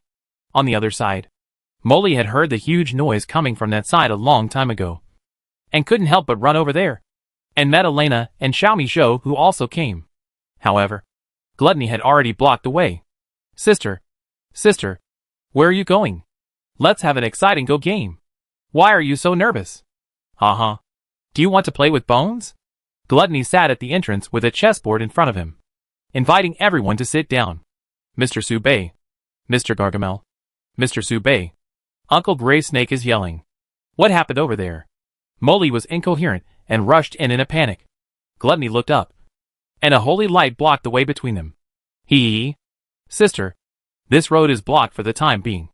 Jasmine's panicked eyes gradually dimmed, and her tone was uneasy, with a hint of pleading. Mr. Gargamel, are you going to stop me from going over? Gluttony's heart clicked, and when he thought of the bad experience in the past, he quickly smiled awkwardly. Ahem. It's like this. It's very dangerous over there. My brother is dealing with things, and he asked me to stop people from passing by the door. Sister, please be kind. It's not that I don't want you to go over. Elena didn't bother to care about Gluttony. She was a priest when she held up the staff, but she could also be a battle mage when she held the staff horizontally. Her eyes condensed. Get out of my way. Chapter 153 Angel. Stay away from me. Stay away from me. On this day, Gray Snake finally remembered everything he had done, piecing together the fragmented memories. He put everything in order. From the moment he met Sube and his group, his entire life had been set up with a script. But what exactly was that? Gray Snake recalled a conversation he had with himself. Go get the attention of those 3 people. A voice suddenly sounded in his head. Why am I doing this? Gray Snake asked. They will help you find your mother. The voice in his head continued. But a long time ago, it was my mother who told me to go down the mountain and not to go back. Gray Snake was puzzled. It's because she was dying and tricked you to leave, because she didn't want you to be sad. The voice in his head suddenly changed its tone. Like the devil's temptation. Why did she do this? Gray Snake's mind gradually emptied. You should go and see it with your own eyes. The voice in his head suddenly became firm. I can't go back. She's struggling. She's at a critical moment. She's doing something very important. I can't disturb her. The Gray Snake began to struggle, began to twitch, and began to lose control of himself. She's lying to you. She's dying. You need to save her. The voice in the head became more and more ethereal, as if the gods had sent down a divine decree. Damn it. You lied to me. Why did you lie to me? The Gray Snake roared. I am you. Why would I lie to you? Would you lie to yourself? Have you forgotten? She is always like this. The voice in my head continued to bewitch me. Yes, I won't lie to myself. Why should I lie to myself? Yes, she is always like this, giving me the best and leaving the bad mood to herself. I should go back and see. I want to go back and save her. What should I do? The Gray Snake stopped struggling, and his eyes gradually turned gray. They will help you. You need to attract their attention. The voice in my head gave guidance and direction in my mind. Attract their attention? Gray Snake looked over there. Those were 3 very special people, wearing camouflage windbreakers at the foot of the White Dragon Mountains, and an adult with 2 little girls, which looked suspicious no matter how you looked at them. Maybe they were wanted criminals, bad guys who stole children, or maybe they were a couple who eloped, or maybe they were disfigured and couldn't be seen in public, so they wore windbreakers. In short, they were sneaky and didn't look like locals in the White Dragon Mountains. But these were just guesses. What if they were good people? How can such a child enter the White Dragon Mountains? This is not a place for children. I can't do this. They are just children. I can't take them to die. Let them realize the cruelty of society, and go home obediently. That's what I should do. Gray Snake's reason suddenly prevailed. And he felt that some memories were quietly changing. But in the next moment, he suddenly took away the oil cake from the child next to him. And he didn't even know why he did it. Then, he rolled on the ground with his hands on his head. Even though the children's fists did not fall on him, he pretended to be very embarrassed, and cried heartbreakingly. As his tears fell, he seemed to have lost something. It was like he got another gift in return. However, when he went back with Su-Bei and his group, Gray Snake still hesitated. He still thought that he should not coax these children to take him to the White Dragon Mountains. It was too dangerous. Gray Snake quarreled with himself in his mind, using exaggerated acting skills to cover up the temptation in his mind, and even burst out his battle-hardened murderous aura towards a group of children in order to make the children retreat. He even deceived himself, thinking that he just wanted to scare them and make them retreat. In fact, he was fighting. But soon, Gray Snake felt what real terror was. What was that thing? Is that a person? He was almost scared to death by Su-Bei. It turns out that this kid is so powerful. Maybe he can really help me find my mother. Gray Snake thought so, and finally merged with his own thoughts in his mind. Wait, why should I go to find my mother? How is my mother? I almost forgot. I only remember that I would take them into the mountains to find my mother. I would protect them. But I shouldn't have done that. It was his mother who told him to go down the mountain and not come back. But I don't remember. Now I remember. Gray Snake looked at Su-Bei and couldn't help but shed tears. Run quickly. I can't control myself. There is a devil in my body. He is modifying my common sense and cognition. Su-Bei was silent and sighed softly. Is there a possibility that no matter what you become, you are not my opponent? Gray Snake was stunned. And then a fist as big as a sandbag kept enlarging in front of his eyes. What did it feel like? It was pain. The heavy blow made Gray Snake's entire face dislocated. After the severe pain spread from the face to the limbs, Gray Snake could see the enlarged figure clearly, and his vision became blurred. Unable to react, this punch directly stunned Gray Snake. Dizzy, and directly hit a panda eye.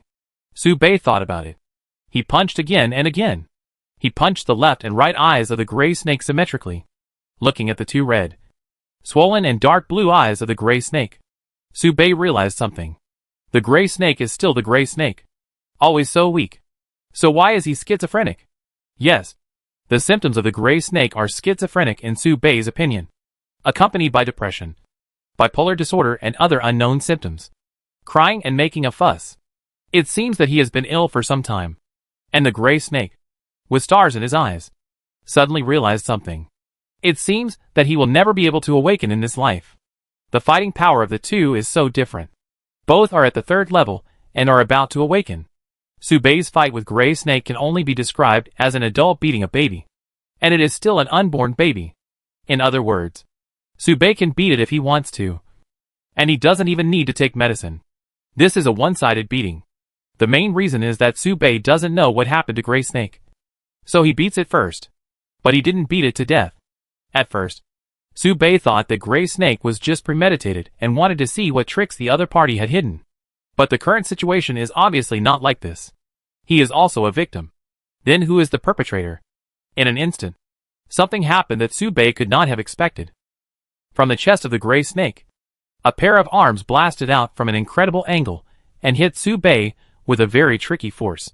Silently, it was difficult to defend against. There had never been a pair of arms there. But it was there. As if it had always been there. What was that? A glimmer of enlightenment flashed in Su-Bei's eyes. But it was too late. The two punches knocked Su-Bei out, and he fell towards the cliff. Demon King.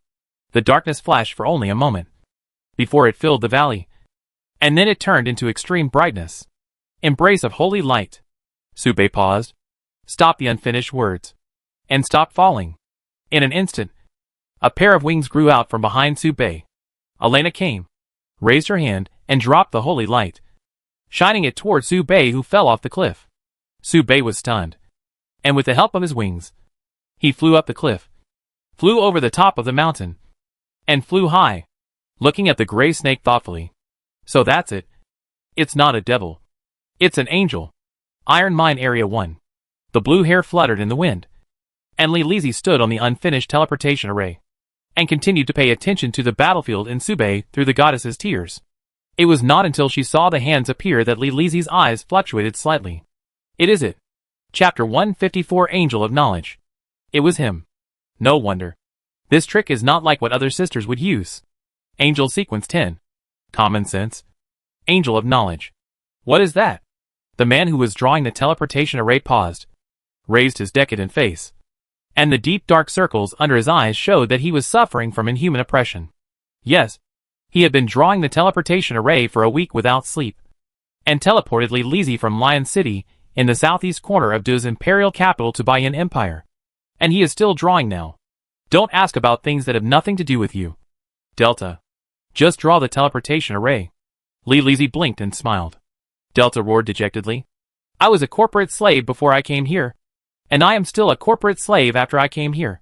It's fine if I go to dig out the treasure chests belonging to the heroes every day.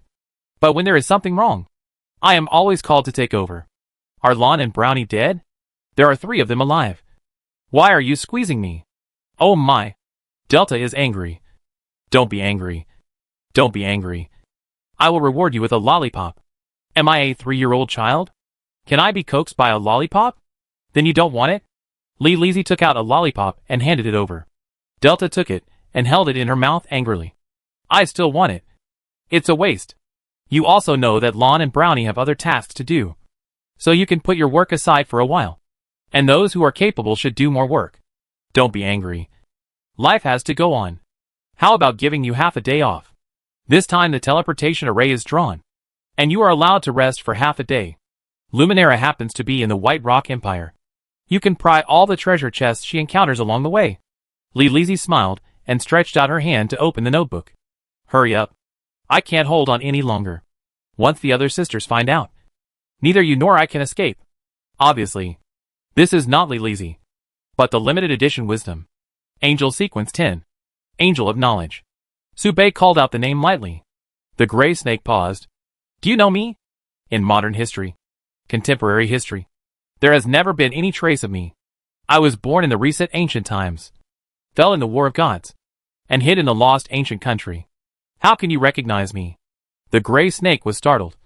And then a pair of arms hidden in the belly of the gray snake appeared, waving as if they had vitality, and perfectly merged with the gray snake's body, the Angel of Knowledge, whose body is a pair of hands, possessing the ability to forge common sense. It can change a person's inherent thinking, habits, and memory silently through verbal hypnosis or establishing subconscious information, and can even shape a completely different personality. A long time ago, the Angel of Knowledge once designed a terrible experiment, making the life forms of a city think that they are idiots. As a result, no one in that city could become a professional for hundreds of years, and even never passed the exam. Subei calmly looked at the waving hands, connecting everything together. So that's it. It was the Angel of Knowledge who changed Gray Snake's common sense and wanted to guide Subei to the Blue Dragon. So what was the purpose of doing this? Gray Snake's expression was still horrified. His consciousness belonged to him. But there were many other actions, as if there were 2 brains sharing one body. Am I a monster? Gray Snake resisted hard and lowered his head, looking at the extra hands. His eyes widened. In fact, things were much more complicated than Gray Snake thought. Soon, Gray Snake no longer owned anything except his brain. At this moment, Jasmine and her group stood beside Subei, watching Gray Snake's amazing changes and falling into obsession. Behind, Gluttony touched his dislocated ribs and stood at the back with a guilty conscience, looking at Elena from time to time, still a little unbelievable. Before the battle, Gluttony always thought that he could beat anyone except Subei, and he was still in a crushing posture, even if Elena had awakened. But he didn't expect to lose so completely, and he didn't even have the ability to resist. Before this, he didn't believe that the Lich would be defeated by the priest. What is that state? It seems to be a holy light path that is completely opposite to holiness. This means that Elena has at least mastered an awakening skill with great killing power, which is a completely different type from the embrace of holy light. Gluttony muttered, not daring to speak loudly. Damn it. Damn holy light idiot. Is my holy light fake? It actually charges her. She is the daughter of the holy light. It seems that I need to change to a stronger body. Even the king is no match for that guy. Next time, I will try to practice the breath of death in the kingdom of the dead. At this time, the transformation of the gray snake was finally completed, and it was witnessed by Su Bei and his group. Su Bei could only watch the gray snake change, unable to stop it. The main reason was that Su Bei had no way to stop it. He couldn't really kill the gray snake. After all, the gray snake was a good person. The gray snake began to spread an inexplicable magnetic field, which would inadvertently change people's common sense and make people crazy. Mixed with basic common sense such as jump off the cliff. It will free you and surrender to me. You will be saved. And I am a sissy. I like men. I should be greedy for beauty and desire. Not fighting. Insignificant common sense. One after another. Chaotic and common sense violating information rushed into everyone's brain. The information was so huge that it was impossible to digest it. And it was also mixed with subtle common sense modifications. This is the price of seeing the angel of consciousness directly, even if you just take a look. The complex information is enough to overwhelm any ordinary person's brain. But this effect is not big for Su Bei. It just makes his mind confused. Since Su Bei was already confused enough after wearing the windbreaker, the impact can only be said to be negligible. This can be regarded as fighting poison with poison. However, despite this, Su Bei will also be filled with a lot of messy information. So that he put on the gender change ring for some reason, thinking that it was correct, and then took it off immediately. I really couldn't help it, and punched myself in the head again. The rest of the people were also affected to some extent, and soon began to go crazy. For example, Gluttony thought he was a puppy and started digging the soil, and even wanted to pee in public.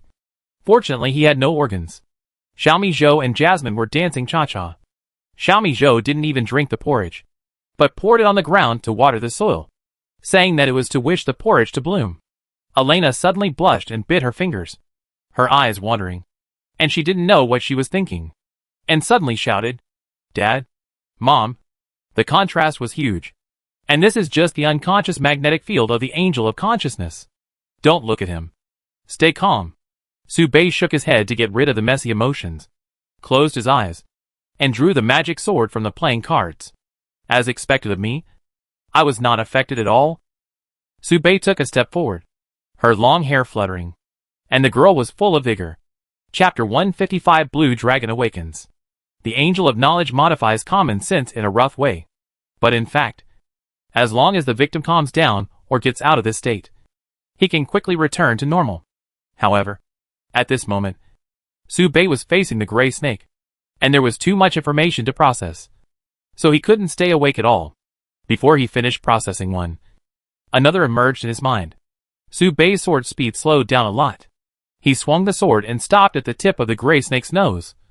And suddenly stopped. "You won't attack me. Because we are friends. Right?"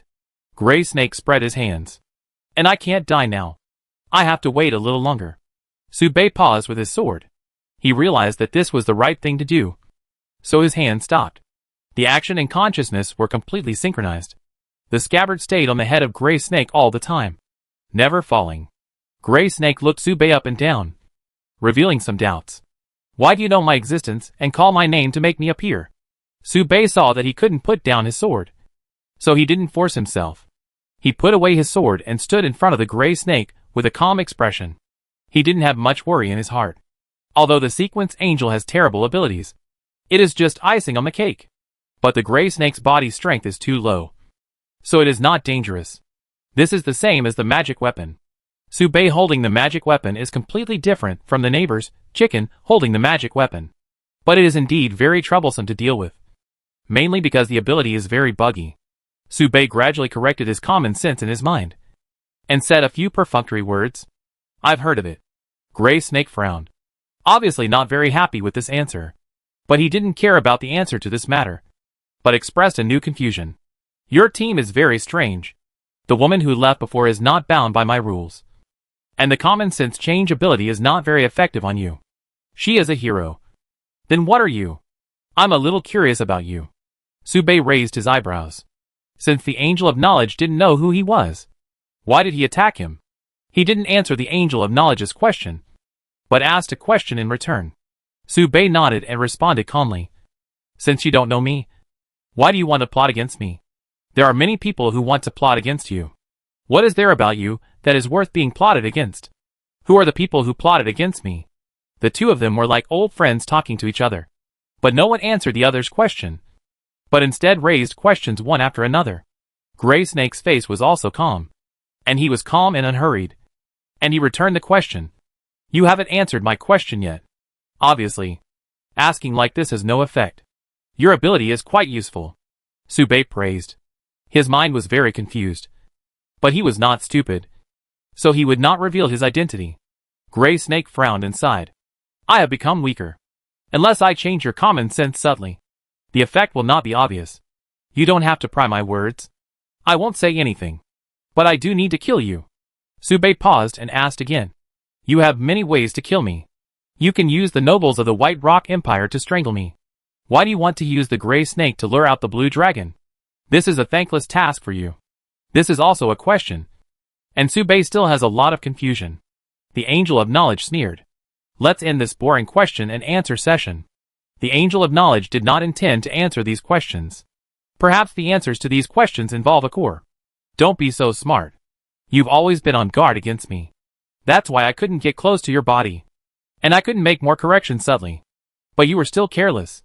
The Gray Snake had a blank expression. And suddenly smiled a little. I've done what I wanted to do. And now I can die. Su Bei was stunned. What did the Gray Snake do? Or what did the Angel of Consciousness do? Soon, Su Bei felt it. Roar. Su Bei's eyes condensed. Very strangely, the sky suddenly seemed to become brighter and bluer. As if a snowy mountain pole was hanging upside down. The air could be felt to be a little stagnant. As if the air was densely covered with countless ice particles. Su Bei's eyes had changed. The calmness and indifference had completely disappeared. Replaced by an incredible solemnity. The pressure was spreading. A different kind of pressure. Not just the pressure of the monster. Nor just the characteristics of the intelligent body. It was hard to describe. It was hard to say. Somehow a kind of fear was being released. Making people completely not want to be enemies with it. The terrifying pressure instantly spread across the entire mountain range. The monsters crawled. And the demonic tide erupted. It was one of the most terrifying monsters. Even one that could jump out of the ranks of monsters. It was a legendary dragon. The Blue Dragon. Awakened. The Gray Snake smiled humorously. As if he was pleased that he had carelessly planned a shocking conspiracy. You underestimate me too much. And underestimate the value of the word angel. Even if I am a sequence angel. Even if my power is only 1/100th of what it is. I am still an angel. The Angel of Consciousness awakened the Blue Dragon. But then what? What else should he do? The Gray Snake suddenly opened his arms. And a pair of hands tightly grasped his neck. Instantly. The Gray Snake had difficulty breathing. And the pain of dying made the Gray Snake's consciousness occupy the brain again. The Gray Snake widened his eyes. Looked at the strange girl in front of him. And knelt on the ground in pain. Girl. Who are you? Die. I will die. Save me. Su Bei's outstretched hand was trembling. And he could not get close to the Gray Snake no matter what. The information that poured into his brain instantly multiplied several times. And common sense, that was so obvious that it shouldn't exist at all, was growing wildly. Stopping Su Bei's actions. Why did the Gray Snake commit suicide? What did the Angel of Knowledge want to do? My brain was spinning fast. Su Bei held up his windbreaker with force. Filling his brain with the scent of jasmine to filter out simple logical relationships. The Angel of Knowledge awakened the Blue Dragon, and then killed the Gray Snake. He wanted to anger the Blue Dragon? But even if the Blue Dragon woke up, this was not the Blue Dragon's territory. So what was the point of doing this? He clearly remembered that the Blue Dragon was chained to the highest peak, and could not break free. What was the point of doing this? Su Bei frowned and thought. At this time, the Gray Snake's life characteristics gradually disappeared, and his words became softer and softer. So, I forgot 3 things. The Gray Snake pinched his neck painfully until his face turned blue, and he began to roll his eyes. Su Bei was stunned and his pupils shrank instantly. 3 things? How could it be 3 things? He forgot the reason for grabbing the cake. He forgot what his mother looked like. But there are only 2 things. What is the other one? Why didn't I notice it? I forgot why I grabbed the cake. I forgot my mother.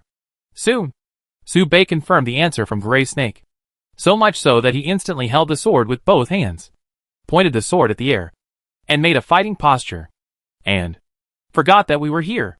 Yes. Gray Snake forgot the most important thing. It turned out that here, we have arrived at the mother's territory. Su Bei's eyes seemed to clear the clouds, and the highest mountain in front of him gradually became shorter in his eyes. The mountain was so short that one even had to lower his head to look down. Yes, he was standing on the mountain under his feet, and he could already touch the white clouds with his hands. So how could they see the peaks of higher mountains through the white clouds? I should have known it earlier. It turned out that there was no second highest mountain from the beginning to the end. He had already stepped on the top of the highest peak. Chapter 156 Elena Amazing Milk Volume. Su Bei realized that he was not unaffected. The Angel of Knowledge did not do nothing. After so many days of going around in circles, the Angel of Knowledge only wanted to instill a setting in everyone. He changed the setting of common sense about the highest peak in everyone's mind. In other words, at this moment, under their feet, it was the highest mountain. No wonder. Su Bei realized that his body had already reacted. When he fell off the cliff, he subconsciously wanted to activate the Devil's Coming, because under the cliff, there was the sleeping blue dragon. Su Bei's eyes gradually darkened, and suddenly, he saw a huge invisible and intangible outline. That was the characteristic of a demigod, the realm of a god, and the authority of a demigod. Blue Dragon Ediacra Meliakina Ikamonless opened her eyes. She felt the gray snake's life slipping away, and suddenly lost all her sanity. Roaring to the sky. Roar, the wings flapped, as if the sky was about to explode. The mountains instantly froze. The ground thickened, and the layers rose. The demigod realm unfolded, reversing the ice. In the blink of an eye, there was only whiteness in the sky and on the ground. Like a mirror. Except for living organisms, there was no other matter. The upper and lower parts were all mirrors made of ice crystals. All creatures were only on this layer of mirrors. Like three-dimensional creatures spread in two-dimensional space. They couldn't escape. This is the realm of God. I'm waiting for the blue dragon to wake up. What are you waiting for? Waiting to die? The Angel of Knowledge chuckled. The smile he showed while calmly going to his death was obviously showing his pride. He would not die. The only one who would die was the host he parasitized, the gray snake. As long as he immediately transferred himself through the means prepared in advance after committing suicide, he would be completely safe. Everything was proceeding in an orderly manner according to the plan. The Angel of Consciousness was content. At this time, Su Bei had been constantly stimulating Elena with the gluttony mist, and finally got feedback at this moment. Su Bei also had a plan, and his plan was to take one step at a time and do it first. However, Su Bei did not expect that he was still tricked by the Angel of Knowledge. This is also because the enemy is in the dark and he is in the light. But the situation is about to reverse. Both sides are in the open, and the Angel of Knowledge has played all the pieces. And Su Bei has a killer move that the Angel of Knowledge absolutely does not know. At this moment, Elena is awake and the situation is determined. Su Bei glanced sideways and noticed Elena's actions. But Elena was stunned at first, looking at the strange and familiar girl in front of her. Frowning. Seeing the other party's expression, Elena showed some doubts. It was not until the other party's familiar cold eyes stared at her that Elena came back to her senses. Damn. Is this Su Bei? The two communicated ineffectively for a long time, and Elena patted her chest and pointed at the gray snake. It seemed to be saying that she had enough milk. Indeed, Elena did have enough milk. Su Bei always remembered Elena's special settings, and the settings after the Angel of Knowledge committed suicide. Only then did he calmly watch all this happen. Now, he could finally rest assured. But in just over 10 seconds, the gray snake's body lost its life characteristics. The body of the Angel of Knowledge also appeared in everyone's sight. It was a pair of arms in the air, with countless bloodstains on the arms. And it was impossible to see its specific shape directly. It was like an aggregate made up of countless data and disordered common sense. According to the game setting of Fantasy World, the Angel of Knowledge needs to change common sense through constant hints in order to parasitize. Once it leaves the parasitic state, it will take at least 1 day for the next parasitism. In other words, the Angel of Knowledge has lost its parasitic ability at this moment. It's time to take action. The Angel of Knowledge threw away the corpse of the gray snake, and gently knocked forward with both hands, constructing a door in front of him. The door was opened, and the arms were drilling into the door. When the angel of knowledge entered the door, he laughed softly again. Are you ready to accept the wrath of a mother? Young Iris Adventure Group. This will be a painful lesson for you. The price of trial and error is life. It was like an old senior instructing the younger generation. Hearing this, Subei's eyes moved. His solemn expression paused as he looked at the angel of knowledge. Under the incredible gaze of the angel of knowledge, Subei's solemn expression slowly dissipated. Instead, he was calm and composed. Because Subei was waiting for this moment. Subei finally breathed a sigh of relief and said calmly, Finally. I've waited for it. The angel of knowledge's arm trembled and asked in confusion, What did you say? Subei raised his right hand and waved it forward. Elena! The angel of knowledge was stunned. Watching Elena's actions, the angel of knowledge was puzzled. He's dead? I strangled him and cut off his breathing. She can't revive a dead person. Suddenly, the angel of knowledge realized something and hurriedly increased the common sense indoctrination of the others. But it was too late. Elena had already woken up. Her eyes were golden. When she raised her hand, holy light condensed and her whole body was shining with golden light. The angel of knowledge completely underestimated Elena Milk Volume. This is the exclusive priest of the Brave Adventure Group. Do you know what a protagonist group is? What kind of protagonist is it if a protagonist cannot complete an impossible event? Elena raised her hands and said calmly, If a priest determines that a person dies by stopping breathing, then he is definitely not qualified and can only be barely considered a priest. This is very ordinary in my opinion. The angel of knowledge was stunned and sneered. The famous theory of priests? The famous work compiled by the near-god priest Redemption Hand. But so what? The heart of the gray snake also stopped beating. But then, the light on Elena's body became brighter and brighter. She continued to speak. And the next sentence instantly slapped the face of the angel of knowledge. If a priest is judged dead by the heart stopping, then he can be regarded as a formal priest, which is considered to be in the hall. It is not a disgrace to the name of priest, but it is only considered okay. The angel of knowledge laughed out loud and clapped his hands. You don't need to read the third paragraph. While you were wasting, the body of the gray snake had already fallen into brain death. Now it's good. You can't pretend anymore. Let me see if you are okay now. The angel of knowledge knew very well that the beginning of the theory of priests only described 3 stages of death. But all 3 stages had passed. This meant that even the demigod priest, the hand of redemption, could not save the gray snake at this moment. The gray snake's body had begun to cool, and his face gradually turned pale. This scene made the angel of knowledge feel more at ease. But Elena still looked calm and continued slowly. If a person's death is judged by brain death, this priest can indeed be considered a very qualified priest. Even if his strength is very low, he will be respected in any adventure group, and no one will refuse him to join. But in my opinion, this is still not the best priest. Why? You still want to ask the goddess of death for someone? Aye. Before the angel of knowledge finished speaking, Elena herself added the last sentence. Her eyes burst into brilliant light, and her black hair turned golden and flew. But in my opinion, a person's true death should be the complete separation of the soul and the body. If his soul is not under the control of the goddess of death, then he is not dead. How can it be considered dead if the soul has not gone to hell? This is my rule. With a roar, light gathered towards Elena's body. Character affinity. All liberation. The next scene became a moment that will be remembered forever in the history of this continent, and will be forever engraved in the mind of the angel of knowledge. In short, it can be summed up in 6 words. Gray snake is back to life. Specifically, Elena's body suddenly burst out with brilliant holy light, and the holy light factor in the air gathered into her body, and all the life around her involuntarily moved closer to her. Whether alive or dead, they all showed kindness to Elena. This is the characteristic Elena developed after awakening. Everything is friendly to me. I found you. Elena's eyes flashed, and she felt the illusory soul that was looming and about to leave. That was the wandering soul of the gray snake. Elena pressed hard with both hands. Angel's embrace. Elena's blushing face proved that she had not yet completely escaped from the chaos. But she still forcibly twisted her common sense and released the awakening skill. The light is shining. The holy light didn't say you're dead. So who dares to acknowledge your death? Wake up! Boom! The body of the gray snake bounced on the spot hit by the holy light. That was the soul returning to the body.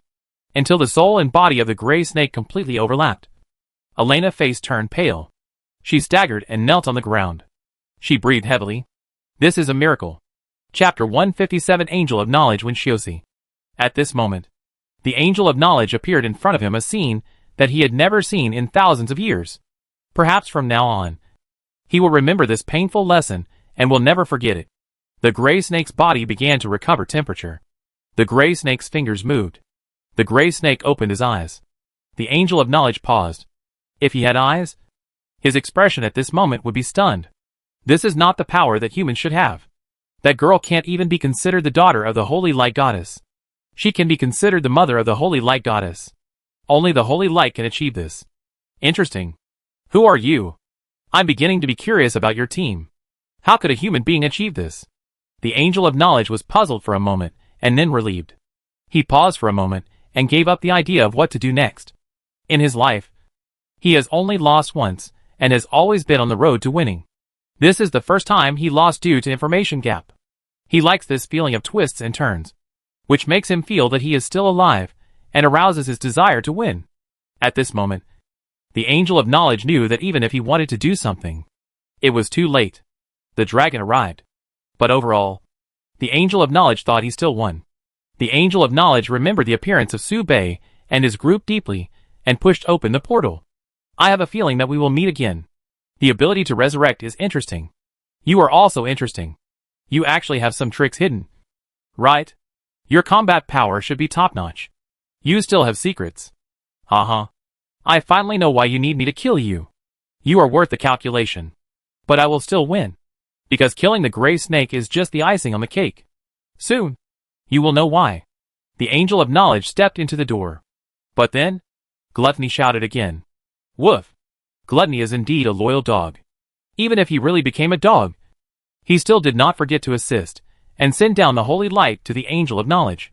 However, in the eyes of the Angel of Knowledge, the holy light of Gluttony was no different from a child playing house. It's okay to deal with awakened people or ordinary people below that level, and it won't be affected at all above demigods. Besides, it's just a pair of arms. How can it be confused by milk? The plan is wrong, but it's still controllable. Until he left, the Angel of Knowledge still thought so. He planned and completed this series of plans. Even if there was a mistake and a certain link in the middle, the general direction was still right. Just like a river. Even if a part of it is cut off in the middle, as long as the starting point and the end point are correct, it is not considered a mistake. Although the Angel of Knowledge felt a little sorry that the gray snake didn't die. That was all. It would only allow the blue dragon to remain sane for a while. But what else could it do? The blue dragon was insane. It was polluted, and its sanity had long been gone. The death of the gray snake only accelerated this process. But the Angel of Knowledge still had a strange premonition. He always felt that Su Bei would survive. But that was a living demigod. That was the complete demigod authority, not his incomplete power. Can Su Bei really survive? Curious. The Angel of Knowledge was looking forward to it. If this is true, he will design a bigger stage and a more interesting game in the future. This time, he will not leave a loophole at the beginning. When the Angel of Knowledge disappeared, Su Bei always felt that the other party's eyes were still on him. Until the feeling of being watched disappeared, Su Bei breathed a sigh of relief. Through a simple review, Su Bei believed that each step of the Angel of Knowledge's design was not rigorous. It was also because those designs did not matter even if they were seen through. It can even be said that all the designs were deliberately seen through, just to hide the deepest setting. Although he didn't want to admit this fact, Su Bei thought that he lost because he was not careful enough. He would not blame himself for entering this mountain, because that was the commission that Jasmine took. He would only blame himself for not handling things better. Even if Su Bei tried his best to avoid the duel with the Angel of Knowledge, he still stepped into this highest peak. Su Bei always knew it. The blue dragon is crazy. The moment the Angel of Consciousness disappeared from Su Bei's sight, the sky and the earth turned white. Meliakina flew from the valley to the cliff and appeared in the mirror of the two-dimensional plane. The huge body rolled up the airwaves, blowing Su Bei's windbreaker. At this moment, Su Bei launched the gluttonous mist, blocking the sight of everyone behind him. Su Bei looked at the dragon calmly. This was the first time Su Bei saw a real pure-blooded dragon. She was so majestic, with a body of more than 10 meters long. which could block Su Bei's entire sight. The scales on her body were like blue gems, with wonderful patterns. She had a beautiful body, and could be considered the most perfect biological race in nature, with the richest gifts in the world. However, 12 chains suddenly bound her body, piercing through the exquisite scales, piercing the flesh, locking the flesh, and extending from the other end to the valley. Each chain was wrapped with unparalleled power, emitting colorful light. That was the power of the gods. Not only that, in Su Bei's sight, the blue dragon's body exuded a foul smell, decay, chaos, and death. Just a glance, Su Bei's body instantly formed ice crystals. At the same time, he heard whispers in his mind, and flesh and blood in his arms pierced through the skin and grew out, as if each tissue in the body had its own consciousness. Chaos, reason, madness, calmness. These words that should not appear at the same time appeared on the blue dragon at the same time. You cannot look directly at the gods. This is the rule of this continent, even for demigods. This is also why demigods are forbidden to take action by the mainland, and are rarely seen in the public eye. It is not just because of the rules, but the deeper reason is that as long as mortals look at the power after the gods are released, they will be completely swallowed up by the pheromones of the majestic existence. Humans and gods can no longer be considered the same species. Su Bei moved his eyes away and took a few steps back. Meliakina was full of power that could destroy the entire White Dragon mountain range. But at this moment, she was cautious like a mother protecting a kitten. Her movements were extremely gentle, and she dared not make any sound. In front of her, the gray snake trembled and suddenly called out softly, "Mother!" Meliuzina shook her head. Her eyes suddenly turned cold, kind, biting cold and chaotic madness. All appeared in the same eyes at the same time. How shameless. You are not my child, but you call me mother. Angel of knowledge Wangxiusi. You still love to play so much. Su Bei was stunned and raised his eyebrows. The angel of knowledge hasn't left yet? Playing? Is he crazy too? Chapter 158 The Angel of Knowledge's Calculation. The angel of knowledge never left completely from beginning to end. What is this? Is it funny? Who is he showing off to before? Su Bei realized that his view of existence above demigods was still too superficial. Even if a pig lives for thousands of years, it can be as shrewd as a ghost, let alone a demigod. It's like in the eyes of any billionaire. The actions of ordinary people are so ridiculous in their eyes. In the eyes of a gaming genius, every move of those low-ranked players can be easily seen through. How can mortals cross the class and fight against the gods' calculations? This scene of walking but not walking made Su Bei unable to figure out the motive. Maybe his brain is a little crazy. Quite like a human. I have to observe it again to confirm it. Su Bei stopped and didn't think about it anymore. Now they have fallen into the realm of demigods. The worst outcome is fighting. There is no worse result than this. As for peace talks, this is unrealistic. How could a giant dragon make peace with humans? Su Bei could feel the blue dragon's cold and indifferent temperament, as if it was telling Su Bei a fact. I'm busy. Don't bother me. As for how to reminisce, don't worry about it. At this moment, the gray snake's expression paused, and became more and more playful. What did you say? My mother? I am the child condensed from your blood. Have you forgotten? Meliuzina's expression gradually became terrifying, but her tone was still calm, even dead silent. And she said coldly, I recognize your smell. It's disgusting. You still love to play so much. It was because of this love that you died at the hands of the Angel of Wisdom, and lost on the road to godhood. It seems that you haven't learned enough lessons. Even the lesson of death is not deep enough for you. Hearing this, Su Bei cast a curious look. As expected of a blue dragon, the lethality is high. At this moment, it is easy to feel that the Angel of Wisdom has broken its defense, and the expression management has completely collapsed. But Su Bei, relying on his inherent impression of the Angel of Wisdom, feels that the other party is a bit pretentious. Don't be so self-righteous. The Angel of Knowledge roared. His face flushed. Do you think you are so great just because you are alive? You are a discarded child. You have fought for those high-ranking guys for so many years. How can your ending be any better? But I am still alive, Meliuzina said lightly. You can see that the veins on the gray snake's neck are bulging, and his eyes are wide open as he roars in rebuttal. Those tall guys are dead. If the sky collapses, you will be the first to die. I'm still alive. How about you? Melusina's tone was still calm. You live like a ghost. You're not even 1/10 of the time awake. And you spend your whole life in chaos. What do you have to be proud of? Then don't you want to live? Melusina asked. Gray Snake stopped talking. His tightly clenched fists were loosened powerlessly. His eyes were full of reluctance and anger.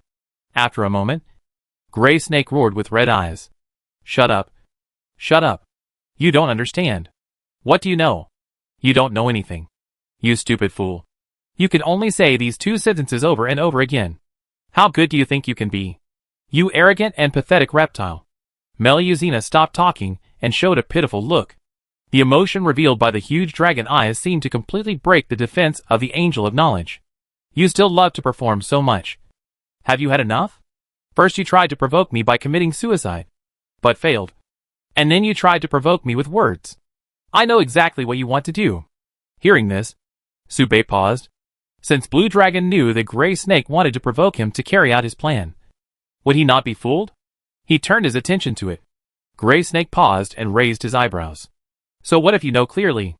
Even if you know what I want to do, and you know that killing me will make you degenerate, you still can't help it, right? Melusina shook her head and said coldly. Indeed. I know what you want to do. But I still can't help but crush you. You shouldn't touch my child. You shouldn't use him to plot. I don't care which god promised you good things. But you have offended me. You will suffer a punishment more painful than death. You should commit suicide. Maybe you will feel better later. The Gray Snake sneered, showing a proud attitude, sniffing his nose like he deserved a beating. But this is not enough. Reptile, Melusina said coldly. Oh, in that case, this will stay. I think this consciousness is the last authority you can use. Right? Vincius. Don't waste your words. The Angel of Consciousness sneered. The sky and the earth turned white. The Gray Snake's body suddenly flew into the air. The Blue Dragon pierced the Gray Snake with one finger and locked the will of the Angel of Consciousness. She didn't care whether the other party was provoking her or what the other party's purpose was. She just wanted to get revenge. Yes, she knew that killing the Gray Snake would make her remaining sanity collapse. She also knew that the Gray Snake's purpose was exactly this. But what does it matter? Nothing to worry about. Even if she will fall into chaos for 100 years. It doesn't matter. The majesty of the dragon cannot be challenged. And the dragon will not be threatened. Haha. Isn't he the offspring of your blood? How can you bear to kill him? The Gray Snake laughed playfully. The Blue Dragon snorted coldly. You are the one who killed the Gray Snake. I promise that the pain you suffer will be more intense than the joy you gain. The Gray Snake's body fell in the white mirror and fell to the bottom of the mirror. But it still laughed wildly. No. You don't understand. Only in this way can you go completely crazy. You probably haven't discovered it yet. Have you? You are just one step away from falling. Ha ha ha. Hearing this, Melusina said nothing, but tortured Gray Snake's body with her hands, piercing blood holes one after another on him. The wounds were engraved with traces of frost. And even the will of the Angel of Consciousness could not be spared. It hurts. It hurts so much. The tears of pain and the joyful smile appeared on Gray Snake's face at the same time. And he seemed like a completely contradictory body. The pain of being torn apart made him cry. But he was delighted that his plan had been completed. Kill me. And then become me. You dragons are so calculating. You can't tolerate provocation. You are arrogant. And you are self-righteous. So what? Melusina smiled happily. She could no longer hear any response. The next moment, the Gray Snake could not speak, and his Adam's apple was completely torn apart. His body appeared from the mirror above, falling repeatedly, always in a state of weightlessness.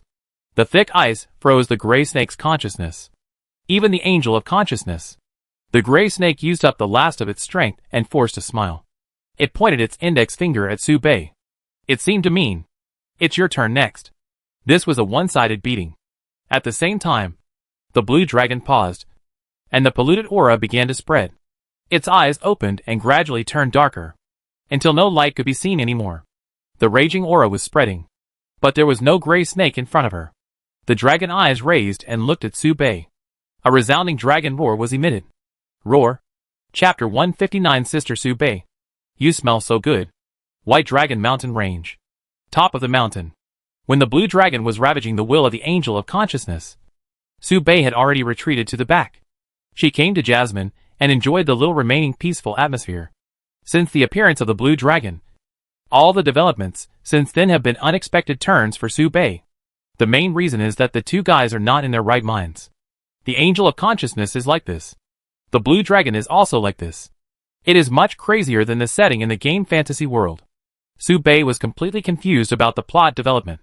For example, in order to complete the plan, the Angel of Knowledge would rather parasitize the gray snake with consciousness and taste the pain of death to drive the blue dragon crazy.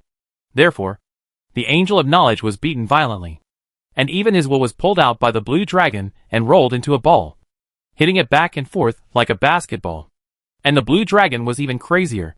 The gray snake was the offspring of the blue dragon's blood, a child of the same origin, but was pierced by the blue dragon with one finger, even though she knew that this was the Angel of Knowledge's provocation, even though the person in front of her was her child. It's quite abstract, mainly because Su Bei is a human being, so he can't understand the dragon's thoughts. He could see that Elena wanted to help, but he shook his head helplessly. You can't force it. Everyone tried very hard. Witnessing the death of Gray Snake, this scene was like a machete, cutting off the last string in Su Bei's mind. For the first time, Su Bei felt that death was so close to him. It turns out that life is so fragile, just between the insignificant gaps of fingertips. Do Su Bei and Gray Snake have feelings? Maybe, but definitely not many. At least Su Bei thought that the relationship between them could not compare to the bond between Gray Snake and Blue Dragon bloodline. Heh. Su Bei laughed meaninglessly. The child who loved his mother the most died at the hands of his beloved mother, and they didn't even say a word to each other. What a hell joke. Gray Snake's words were full of unwavering feelings for his mother, and he even sold all his property to pay for the commission. The result was only such an ending. Su Bei glanced at the gray snake whose blood was gradually draining away, and slowly retracted his gaze. Then he looked at Jasmine, who was still in chaos, and put on her the windbreaker he had just taken off. It was not warm, but it was better than nothing. Witnessing the way other races deal with feelings, Su Bei cherished the feelings between him and Jasmine even more. Is this what a human being is? Elena stood beside Su Bei at this moment, with a solemn expression. That is a living demigod. We are in its domain. Su Bei nodded. He raised his head and released the gluttony mist, constantly neutralizing the chaos in Jasmine's mind. Is there no way to communicate? I can only approach the demigod at most. I'm afraid I'm not a demigod opponent. Elena's tone was heavy, looking at Su Bei's current state. She was a little worried about his mental state. So she continued, I can try to break through the domain. When the time comes, you run first, and I will catch up with you. How about it? Su Bei paused, looked at Elena, blinked, and said calmly, You're always like this. This sentence instantly killed Elena's divinity, making her cross her arms unnaturally to hide her helplessness. Elena's thoughts were pulled back to the time when she was in the silent village. The only thing that can kill divinity is memory. Elena's face was slightly red, remembering that she had said such words before. Although the result was good, the process was really a dark history. In short, she was knocked unconscious by Su Bei, which caused a series of embarrassing things. Just talk about the facts. And I am different from before, Elena said unhappily. I'm not the only one who will sacrifice myself. I will survive. Looking at the other party pretending to be relaxed, Su Bei smiled lightly. He didn't know if Elena could do this, but whether she could do it or not, she would definitely pay a heavy price. After all, the blue dragon is a demigod. Even if she loses her mind, even if she is polluted, even if her body is pierced by the chain of order, she is still a demigod, and a legendary dragon. What? Speak up. Elena frowned. You win, Su Bei said calmly, rejecting Elena's proposal. At this time, Jasmine gradually woke up. Su Bei moved the millet porridge to Jasmine's side and continued to buffer it with gluttony mist. Jasmine slightly opened her eyes, and her chaotic thoughts gradually became clear. She looked at Mr. Su Bei, who seemed a little strange in front of her, and suddenly blinked. Hey! The winding tail sounded, and a pair of tired eyes suddenly widened, and the blue eyes seemed to have forgotten to blink, staring at Su Bei and fell into a daze. Sister, who are you? Su Bei was stunned. Sister? Jasmine was looking at him, and Su Bei was very sure of this fact. But Su Bei thought that his appearance had nothing to do with his sister, and could even be considered gloomy. Thinking that Jasmine was still in a state of confusion, Su Bei increased the output of gluttony mist and asked, "Are you not feeling well?" Jasmine was stunned, looking at this strange yet familiar sister, and nodded in confusion. Even though every move was so familiar, why was she a little afraid to recognize him? Jasmine would definitely not fail to recognize Mr. Su Bei. But this is clearly not Mr. Right? Jasmine reached out her hand in a daze and poked at Sister Su Bei's Adam's apple. A pause. It's gone. It's really gone. Adam's apple gone? Jasmine's hair trembled, and she looked at Elena behind Mr. Su Bei, watching Elena put her right fist to her mouth, cough lightly, and then pretend to be stupid and look away. Not looking at her, Jasmine was completely stunned, head tilted to one side. Su Bei frowned, held the hand that was poking at his Adam's apple, and asked in confusion, "What's wrong?" Su Bei felt a little uneasy and increased the input of gluttony's mist. Jasmine hesitated and breathed more quickly. No. Su Bei. Su Bei. It's Mr. Su Bei who is a little strange. Strange? Is there something wrong? How could this happen? Isn't everyone confused? Jasmine looked at Gluttony. Gluttony was still digging holes, and Gluttony didn't distinguish between genders at all. Jasmine looked at Xiaomi Zhou, who was kneeling on the lawn, looking at the porridge she had poured out and repenting, with 2 tears in her eyes. Porridge. My porridge. Porridge. Dead. Dying. Porridge. Dead. It seemed that she would not be able to get out of the shadow for a certain period of time. Everyone. Jasmine Ahoman slapped her head randomly, making her head messy, and she had no idea what she was thinking. This scene really burned her CPU. Soon, Jasmine was knocked unconscious by the gluttony mist. Hungry. Su Bei was stunned. It should be so. Even if he is a demon king, eating gluttony mist like this will arouse some desire. This also shows that Jasmine's common sense confusion is about to be dispersed by the desire for gluttony. Hearing this, Su Bei breathed a sigh of relief and nodded. It means you are almost well. Jasmine licked the corner of her lips with her tongue, smacked her lips, and said hesitantly, Jasmine means, Sister Su Bei, you smell so good. Just at this time, the roar of the demon dragon came, deafening. The wind and waves swept in, and Su Bei grabbed Jasmine, who was blown away. On the side, Elena grabbed Xiaomi Zhou at the same time. The two entered the fighting posture at the same time. Here it comes, Elena said softly. Chapter 160 Iris Adventure Group. Fighting side by side, Su Bei drew his sword, opened his eye of insight, and while counteracting the pollution of the demigod, he observed the attributes of the blue dragon. The first thing that came into view was a series of complex prefixes. The last dragon, the ancient dragon, the source of pollution, the wisdom follower, the mirror master, legendary demigod creature, legendary envoy. As a pure-blooded dragon from an extremely ancient time, she has experienced several wars between gods, entered the abyss, fought the beast king, and dismantled the undead emperor. She is the only remaining dragon species active in modern times, and her legendary stories are spread everywhere on the continent. Only one step away, she can create her own myth. Note, her state is not right. A certain god has just taken back her authority, and her strength has dropped to the 5th level. Note, she is deeply polluted and cannot use dragon language. There is a certain probability that calling her real name will awaken her sanity. Note, she has been crazy for a long time. Note, even if she falls into a lower realm, she still has some real power. Strange. Very strange. But now is not the time to be strange. Su Bei brushed the poker cards, took out the magic sword, and instantly released all buff gains. The brilliant white light dispersed the roaring waves that came from the impact, and then a sky-high light burst out from the spot, dazzling and dazzling, dispersing the clouds above the head. It can be said that the clouds have been cleared and the sun has appeared. The gluttonous fog spreads. It hides the figures of Su Bei and Elena, and improves perception. The eye of insight is opened, and the ability to capture motion is improved. Elena held her life staff horizontally and began to chant, and a path that was completely opposite to gentleness and holiness was opened. Unlike Su Bei's flamboyant appearance, Elena's momentum is restrained, and the dark golden magic flows upward with her feet. The staff in his hand turned into stars. And then a lightsaber composed of light and darkness was condensed again. 2 wings spread out behind him. And his long golden hair, flowing like holy light, fluttered in the wind. It exuded a terrible power of burning heat. It was said that the clouds had been cleared, and the sun was actually next to Su Bei. Go on. Go on. The two said in unison. The blue dragon in the mist was like a lighthouse.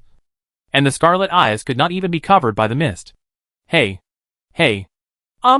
Jasmine was so excited by what she saw that she also wanted to join the fight. But now she knew that she would only be a burden if she went up. So she could only shout out, come on. Sister Su Bei and Sister Elena. Come on. Hearing this, the fully armed Su Bei staggered, and suddenly found that Elena had moved 2 steps towards him, and turned his eyes away with a frown. What? Su Bei was hit by Elena flapping wings, and felt that the distance between the two was a little close. Add buff, Elena said calmly, and couldn't help but pat Su Bei on the back. Holy light embrace. Such a soft back. So magical. Even with a powerful enemy at hand. Elena couldn't resist the urge to check Su Bei. Then she raised her eyebrows and turned her face to the side. The change on her face was not sure whether it was a blush or the reflection of the golden light in the mist. Su Bei was a little confused. In his impression, this buff didn't need to be touched. But now was obviously not the time to think about this. The blue dragon moved. Mr. Su Bei, look at the front. Look at the front. Jasmine cheered and inadvertently saw the body of the blue dragon. Suddenly, she was in a trance, and her body formed layers of ice crystals. An inexplicable energy was drawn out of her body. Her mind was in a mess. As if she was about to fall asleep. But also, as if she was about to become more awake. Just a glance at the blue dragon. The distorted rule power almost made Jasmine first form come out. The same thing happened to Xiaomi Zhou. And it was even more serious. Her tail was completely frozen. And her breathing became several points weaker. The fire she had started cooking porridge was instantly extinguished by the dragon's roar. And even the pot was overturned. And the rice water inside was scattered all over the floor. Ugh. Spread. All scattered. She experienced the porridge in the thermos cup being released. And the pot that was on fire was overturned. This series of heavy blows directly took away Xiaomi Zhou's sanity. A flash of lightning flashed through Xiaomi Zhou's mind. No less than a bolt from the blue. And she felt that the whole world was gray. Ah! With a sharp explosion, Xiaomi Zhou's eyes turned red, looking at the rice water that was scattered all over the floor, muttering to himself, I can't protect anything. Who is enjoying life in this world? With his eyes gray, Xiaomi Zhou fell to the ground with his head raised. Before his head touched the ground, it suddenly lifted up. Then, bloody red ground surrounded his body. Xiaomi Zhou's nails grew wildly, and he completely turned into a cat. Shark. Shark. One by one. All shark. Under the dual attack of pollution and blow, Xiaomi Zhou's burning life form broke out. At this moment, the battle has already started. The first to act was a holy light. Gluttony can always adapt to Su Bei's attack rhythm and play a defensive role. This is the unparalleled tacit understanding between the embodiment of the magic sword and the magic sword host. However, Gluttony's strength is too bad. After all, it is only a 3rd-level monarch species, and can't participate in this level of battle. The holy light fell and barely controlled the blue dragon for half a moment. The huge amount of milk even suppressed its scarlet eyes. But it couldn't suppress the blue dragon's movements. Fuck. It almost ended.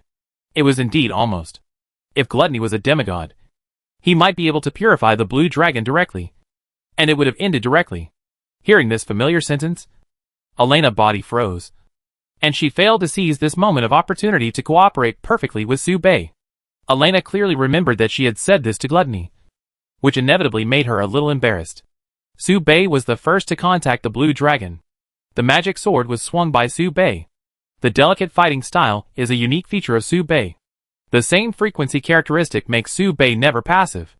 When the strength gap is not at the cliff level, the same frequency combined with the Eye of Insight can allow Su Bei to easily see through the blue dragon's starting action and prepare to dodge before the opponent makes a move.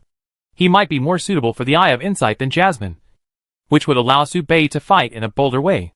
Su Bei wandered between the claws of the blue dragon, brushing against the terrible power that could tear him apart, dodging the blue dragon's unsystematic attack, like a dancer on a sword.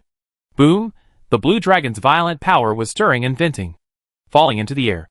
And the invisible air waves progressed layer by layer, bouncing back and forth between the upper and lower ice crystal mirrors.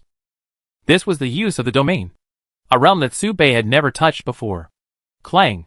The scabbard hit the blue dragon, hitting the gorgeous scales, creating fierce sparks. Ah! The blue dragon screamed in pain, holding back the pain and swinging its claws again. It was the body of a genuine legendary demigod dragon. Even if its strength was not at its peak, its physical strength would not lie. It wanted to trade injuries with Su-Bei. The refracted waves and the oncoming waves came one after the other, cutting off all of Su-Bei's retreat routes. Su-Bei had to change his tactics. But then Su-Bei was stunned. Ice crystals were spreading from the tip of the sword, seriously slowing down his movements. Extreme Frost Armor. The blue dragon's own terrible passive characteristics. Each of her scales was endowed with a slowing skill. Bang! Su-Bei was hit, and his body flew backwards. The force of this blow was so strong that Su-Bei kept falling from the mirror, and the speed of falling was getting faster and faster. Hey! Mr. Su-Bei! Jasmine shouted and hurriedly ran towards Su-Bei. As early as the next moment, when Su-Bei was fighting the blue dragon, Elena had already started. The burning purifying sword cut towards the blue dragon's wings, and each sword was endowed with special effects of burning and purifying. Seizing the opportunity when Su-Bei was fighting the blue dragon, Elena slashed with both swords. While the blue dragon was exchanging injuries, the two swords had already fallen. Whoosh! The blue dragon let out a crazy roar, and ice crystals grew wildly on its body, but were quickly suppressed by the burning purifying sword. And its huge body was cut into two scales by the two swords. It was not over yet. And while cutting the not-so-serious injuries, Elena opened her lips slightly. Explode! Boom! The dragon scales left by the purifying flames exploded instantly, spurting out blood. She successfully seized the gap created by Su-Bei and delivered a defense-breaking blow. The blue dragon felt pain. While screaming in pain, the dragon's tail swept out with great force. Elena was unable to dodge, and was hit hard. She was shot into the mirror, and at the same time sank from the lower mirror, and fell from the upper mirror again. It went on and on. Gluttony, who was watching from the side, was very uneasy. It felt that since Su-Bei and Elena dared to fight, they must have a chance of winning. But the situation did not look clear at the moment. At this moment, a flash of red flashed before the blue dragon's eyes. At the moment when the blue dragon completely released its strength, Xiaomi Zhou claws poked at the blue dragon's pupils. That crazy posture seemed to be more polluted than the blue dragon. Shark. All shark. Okay. Okay. It turns out that you are my brother's sweetheart. Gluttony couldn't help but applaud. Chapter 161 Transformation of the Demonic Dragon. How strong is Xiaomi Zhou? Gluttony cannot make an evaluation. But Gluttony thinks that being pulled into the team by Su-Bei to become a partner must have extremely important strategic significance. In Gluttony's sight, Xiaomi Zhou is extremely fast, and her killing power cannot be observed for the time being. But if she can pierce the blue dragon's eyes, even if her killing power is not high, it is enough to cause fatal damage. Could it be she is really a genius? Gluttony was a little surprised.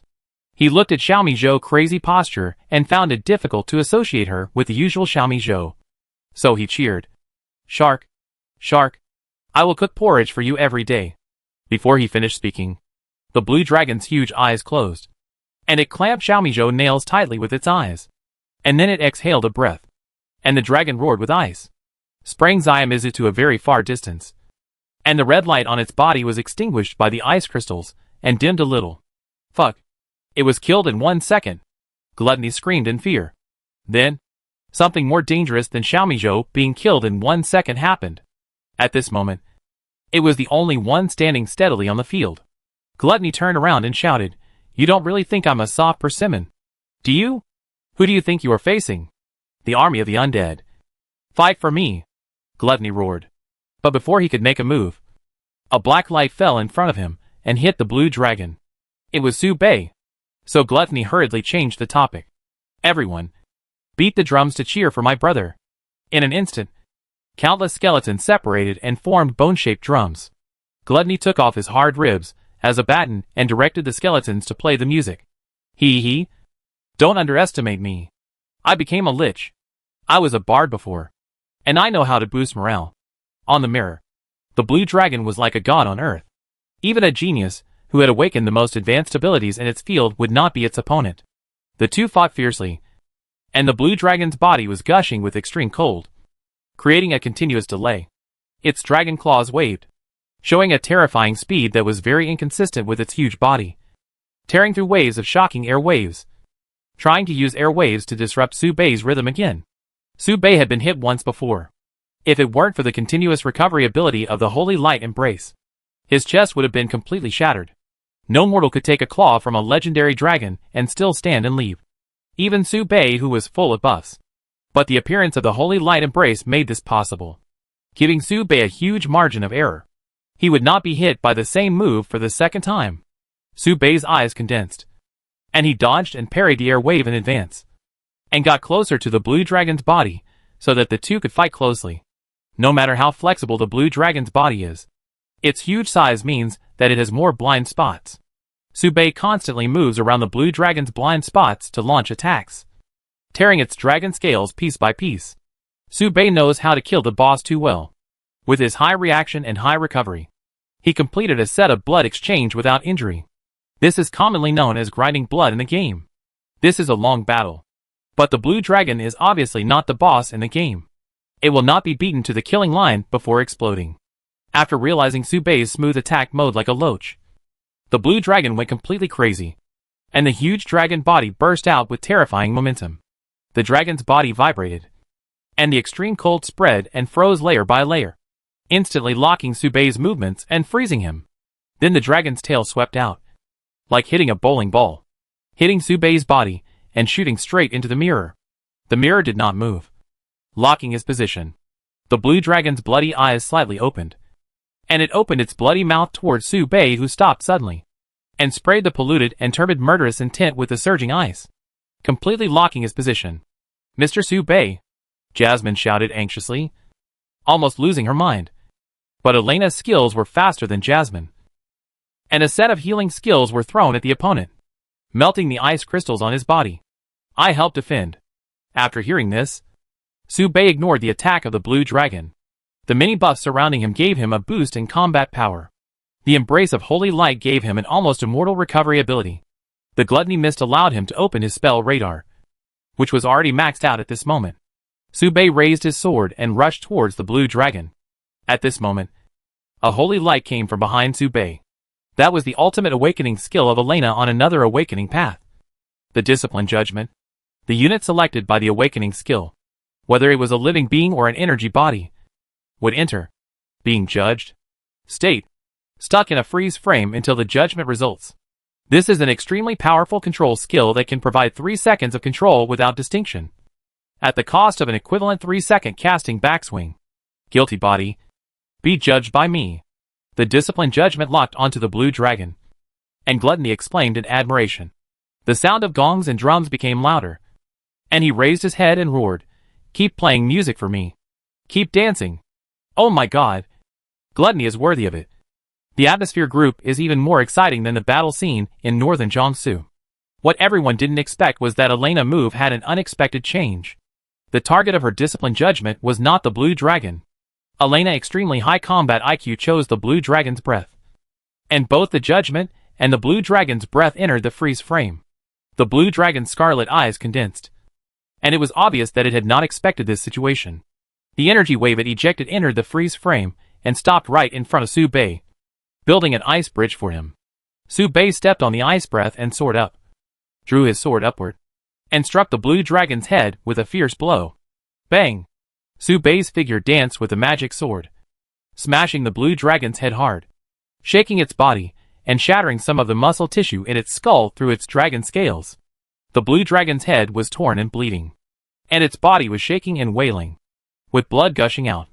At this moment, the judgment was over, and the sinful red on the blue dragon meant that the judgment had passed.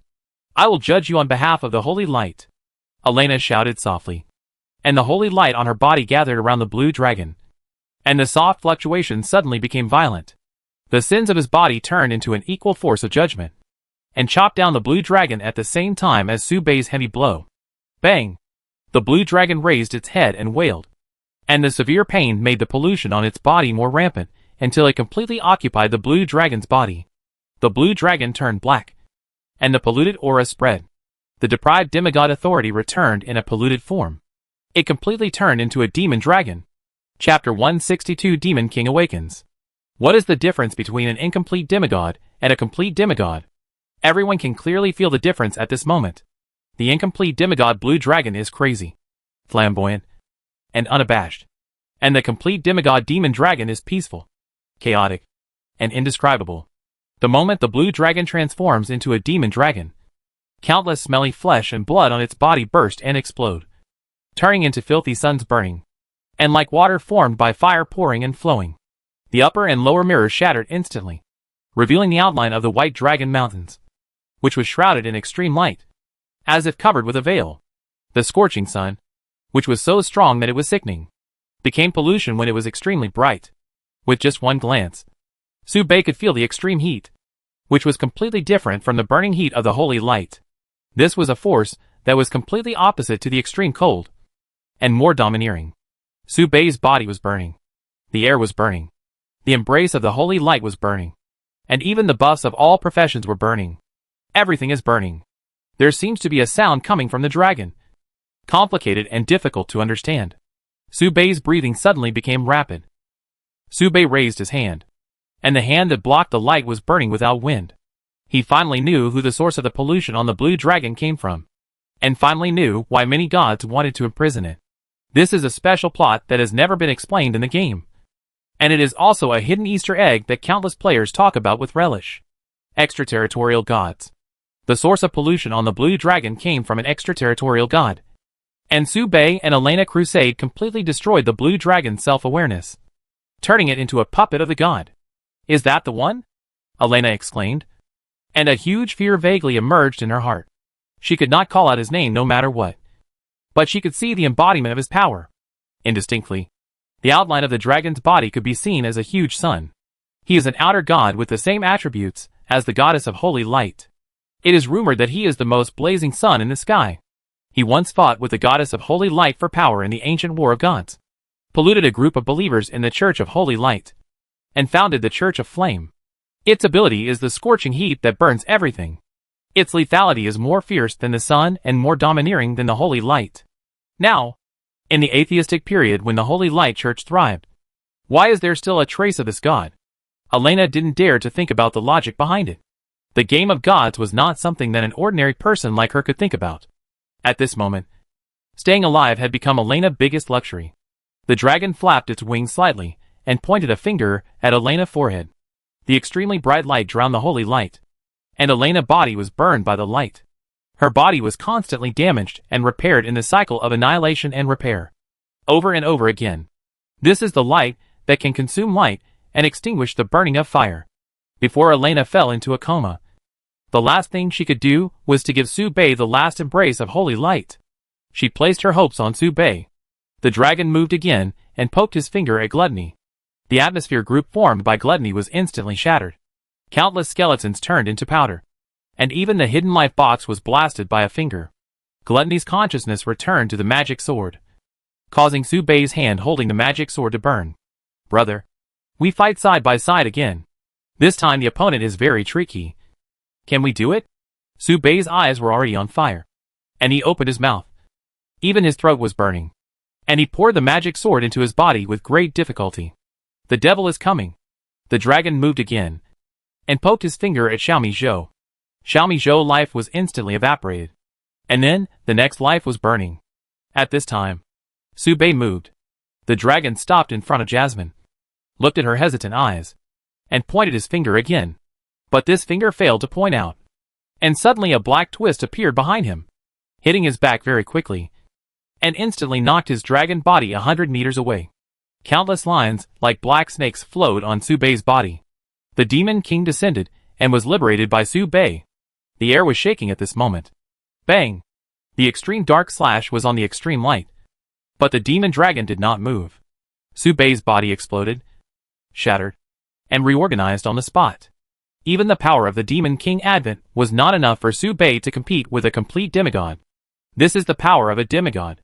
No matter what authority it is, as long as his realm is at this level, any power is like a big knife in front of a lowly, which seems out of place. The demon dragon raised its head. A white light suddenly appeared above the clouds, shining in the blink of an eye, and came in an instant, with extremely fierce killing power, violently piercing Subei's body, holding him in place, bleeding. Raising the head is a sure kill. This scene is no longer visible in the field. All residents of the White Dragon Mountain Range can see the white light falling, followed by a piercing dragon roar. Roar, anyone who hears the demon dragon's roar, if not a professional, will be turned into powder and ashes in an instant, and completely burned by the sunlight. Fuck. What the hell? Many adventurers with good strength tried to look at the figure, but with just one glance, the onlookers' bodies were ignited with strong flames, and they could not extinguish them no matter how hard they tried, and they could only be roasted to death. All members of the White Dragon Mountain Range were silent, and they could only pin their hopes on the Adventurer Association, the demigod who was rushing over. Molly looked at the scene in disbelief. At this moment, Xiaomi Zhou roared helplessly. Gluttony was crushed by the dragon, and Elena's body was constantly repairing and reorganizing. Mr. Subei, who was the best to her, Mr. Subei who could handle anything, was actually injured like this by that demon dragon. Jasmine opened her mouth slightly. Her hands were so panicked that she didn't know where to put them, and tears flowed down her face unconsciously. No! Mr. Subei. Watching Mr. Subei standing in front of him being hit by the sunlight. A huge hole was pierced in his chest. His heart turned into powder, and it seemed that his breathing was gradually weakening to the extreme. Jasmine was completely stunned, and her body couldn't stop shaking. Fake. This must be fake. Why is this happening? Why am I so useless? It would be even better if I could be of some use. In an instant, Jasmine's eyes showed the same dark color as Subei's. Her body rose up piece by piece. Her white hair fluttered, and the black snake danced on her body. Despite this, it still couldn't hide the loneliness on her face. Jasmine's face seemed to have enlightenment. So that's it. Mr. Subei. You are incomplete. You lack a heart. And Jasmine also has a heart. You will be stronger after getting Jasmine's heart. Right? Mr. Subei. Jasmine is willing to give you everything. Jasmine was in a trance and didn't know what she was doing. But she always felt that what she did should be right. So she stood up with the same height as Subei and straightened Subei's body. She immediately stretched out her right hand, lifted Subei's chin, and slightly lifted his dead face. Hugged him tightly. The monstrous demonic energy suddenly burst out, and everyone knew that it must be the devil coming to the world. Jasmine's chest burst open, and a hot hardwood blood was stuffed into Subei's pierced chest. Beating vigorously, the chest healed. On this day, Jasmine replaced Subei's heart with hers, and shaped the true form of the devil for Subei. Subei did not kill the monsters to obtain the devil's heart, but stepped into the devil's awakening and officially became the devil. Chapter 163. Am I not a human?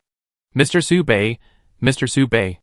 Jasmine's tall body gradually shrank back to just over 1.4 meters tall.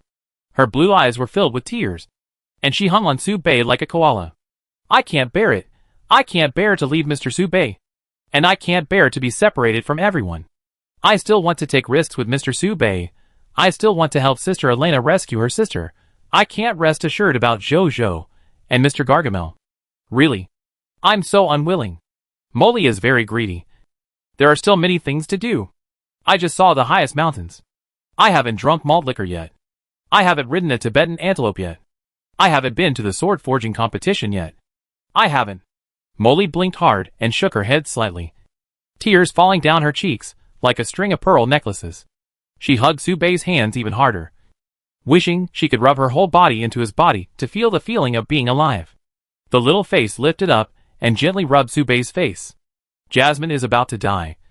Mr. Subei, open your eyes and look at Jasmine. Okay. I can't breathe. Are you crazy? A familiar voice came from her ear. Jasmine thought she was hallucinating. She wiped the tears from the corners of her eyes with the ends of Subei's hair and repeated, Jasmine should be dying soon. It's difficult to breathe. Mr. Subei, you will always remember Jasmine. Right? You will have a good sleep. Mr. Subei, smells good. Jasmine smiled slightly, and her little head shrank back slightly, revealing a delicate face. The four looked at each other. Jasmine was stunned, blinked her eyes, and was even more reluctant. Mr. Subei is already alive. It seems that Jasmine can't hold on any longer. Subei frowned slightly. moved his body sideways, and jumped to the right to avoid the claws of the dragon. Then, Subei asked in confusion. Difficulty breathing. Could it be because you hugged me too tightly? Something strange. Just now, she was in a trance. And when she came to her senses, why was Jasmine so sad? Did something happen? Huh? Yes. Jasmine looked up, stunned, and then reached out to cover her chest and blinked. Strange. Is it just because you hugged me too tightly? But Jasmine touched her chest and could not hear the sound of her heart beating inside. However, even though she was not touching Mr. Subei's chest, she could still hear his strong heartbeat from a distance. His heartbeat was so fast. Was it Mr. Subei's heartbeat? Or Jasmine's heartbeat? How strange. Looking at Mr. Subei's eyes staring at her as she covered her chest, Jasmine blushed and protested with her lips puffed. Don't look at me. Even if it's Sister Subei, you are not allowed to look. It's so rude. How could this be? In a sense, Jasmine and Mr. Subei have become one. Jasmine felt dizzy when she thought of this situation. What happened? Subei frowned in confusion. And while speaking, his figure flashed on the spot, avoiding the sunlight beam falling in front of him. Bang! The sunlight cut off the top of the White Dragon Mountain range. Slowed down. Skill. Did something unexpected change happen? Jasmine was confused, and she sorted out what she had just done from the beginning. Mr. Subei's heart was burned. Jasmine didn't know how she gave her heart to Mr. Subei. Subei lived first, but Jasmine didn't die? Wait, then a bigger problem has arisen. Right? Jasmine blinked her big eyes in confusion. Suddenly, she realized something more frightening than death. As we all know, people will die if they lose their hearts. But Jasmine didn't die. So Jasmine is not a human. Jasmine exclaimed 3 times in a row, completely lost in confusion, blinking her eyes again and again. What on earth is Jasmine? Jasmine began to doubt her life.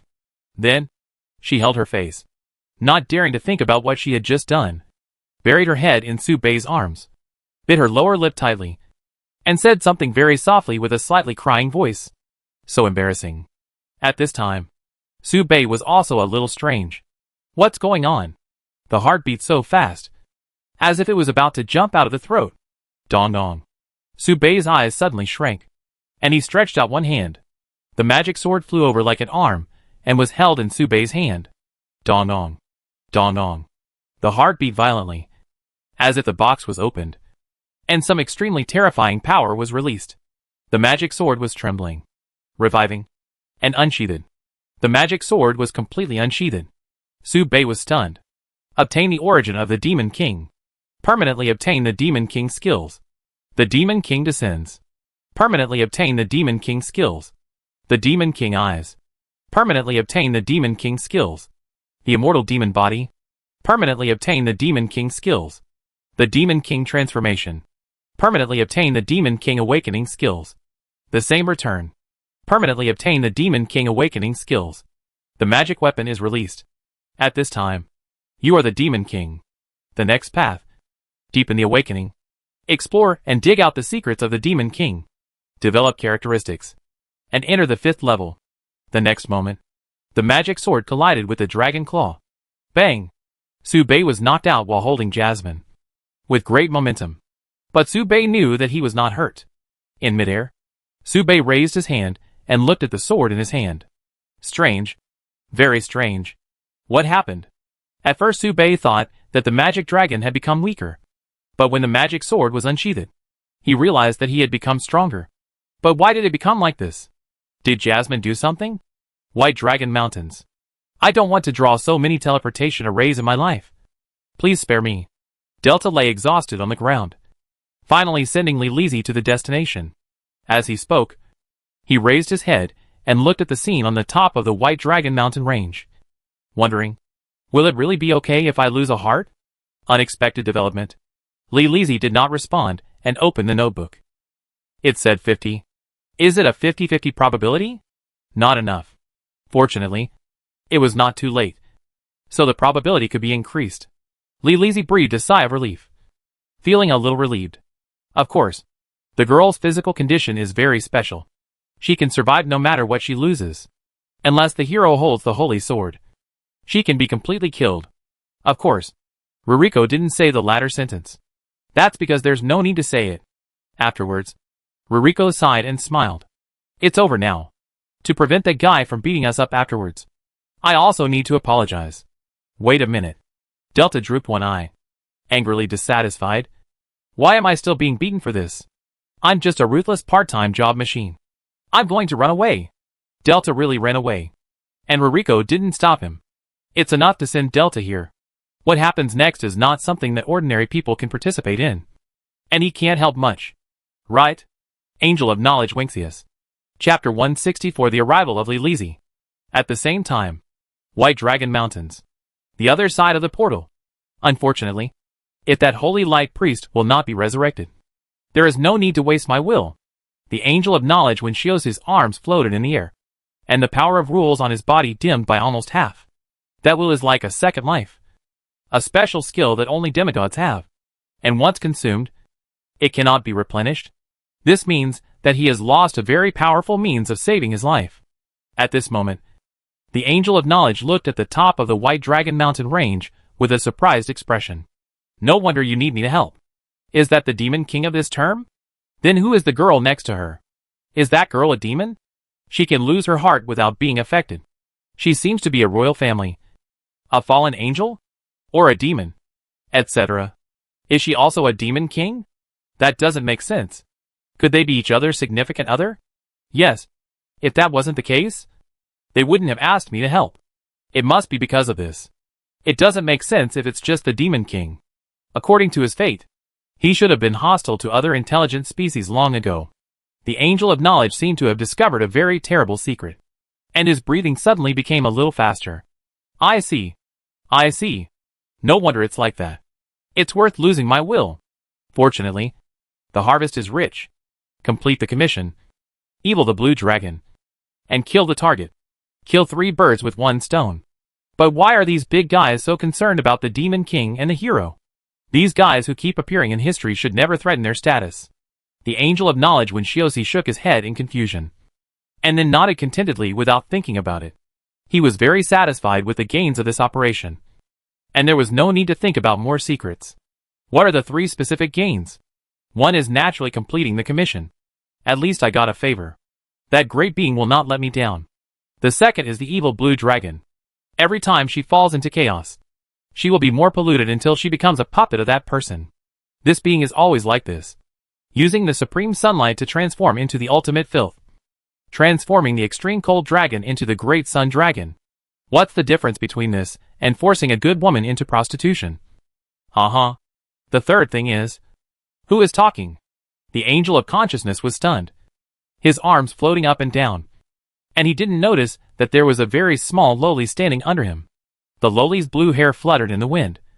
Her hands folded across her chest. Her expression indifferent. At this moment, she raised her head slightly, revealing a pair of blue eyes. Her eyes calm. The third thing is to take revenge on me. Right? The Angel of Knowledge stiffened. And for the first time, he felt sweat pouring down his back. Even though he didn't have a back. You want to take revenge on me for breaking your path to godhood. Right? Miliuzina was once my dependent.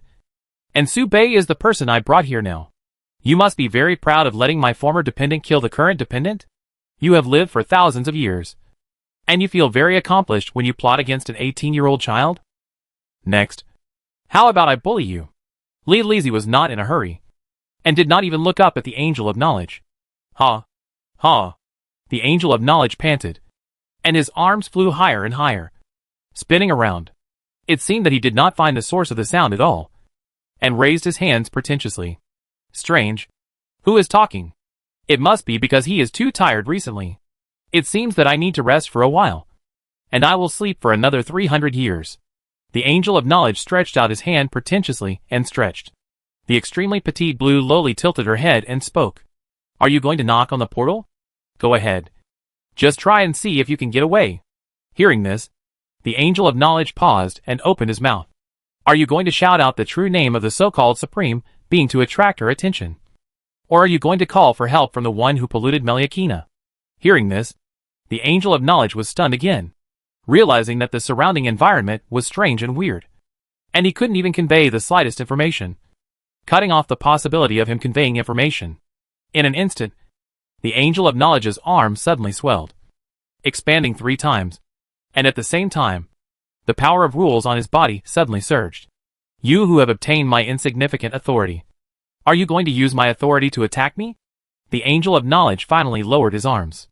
Every move he made was seen through before he made it, which also meant that the other party could completely stop his actions before he made any moves.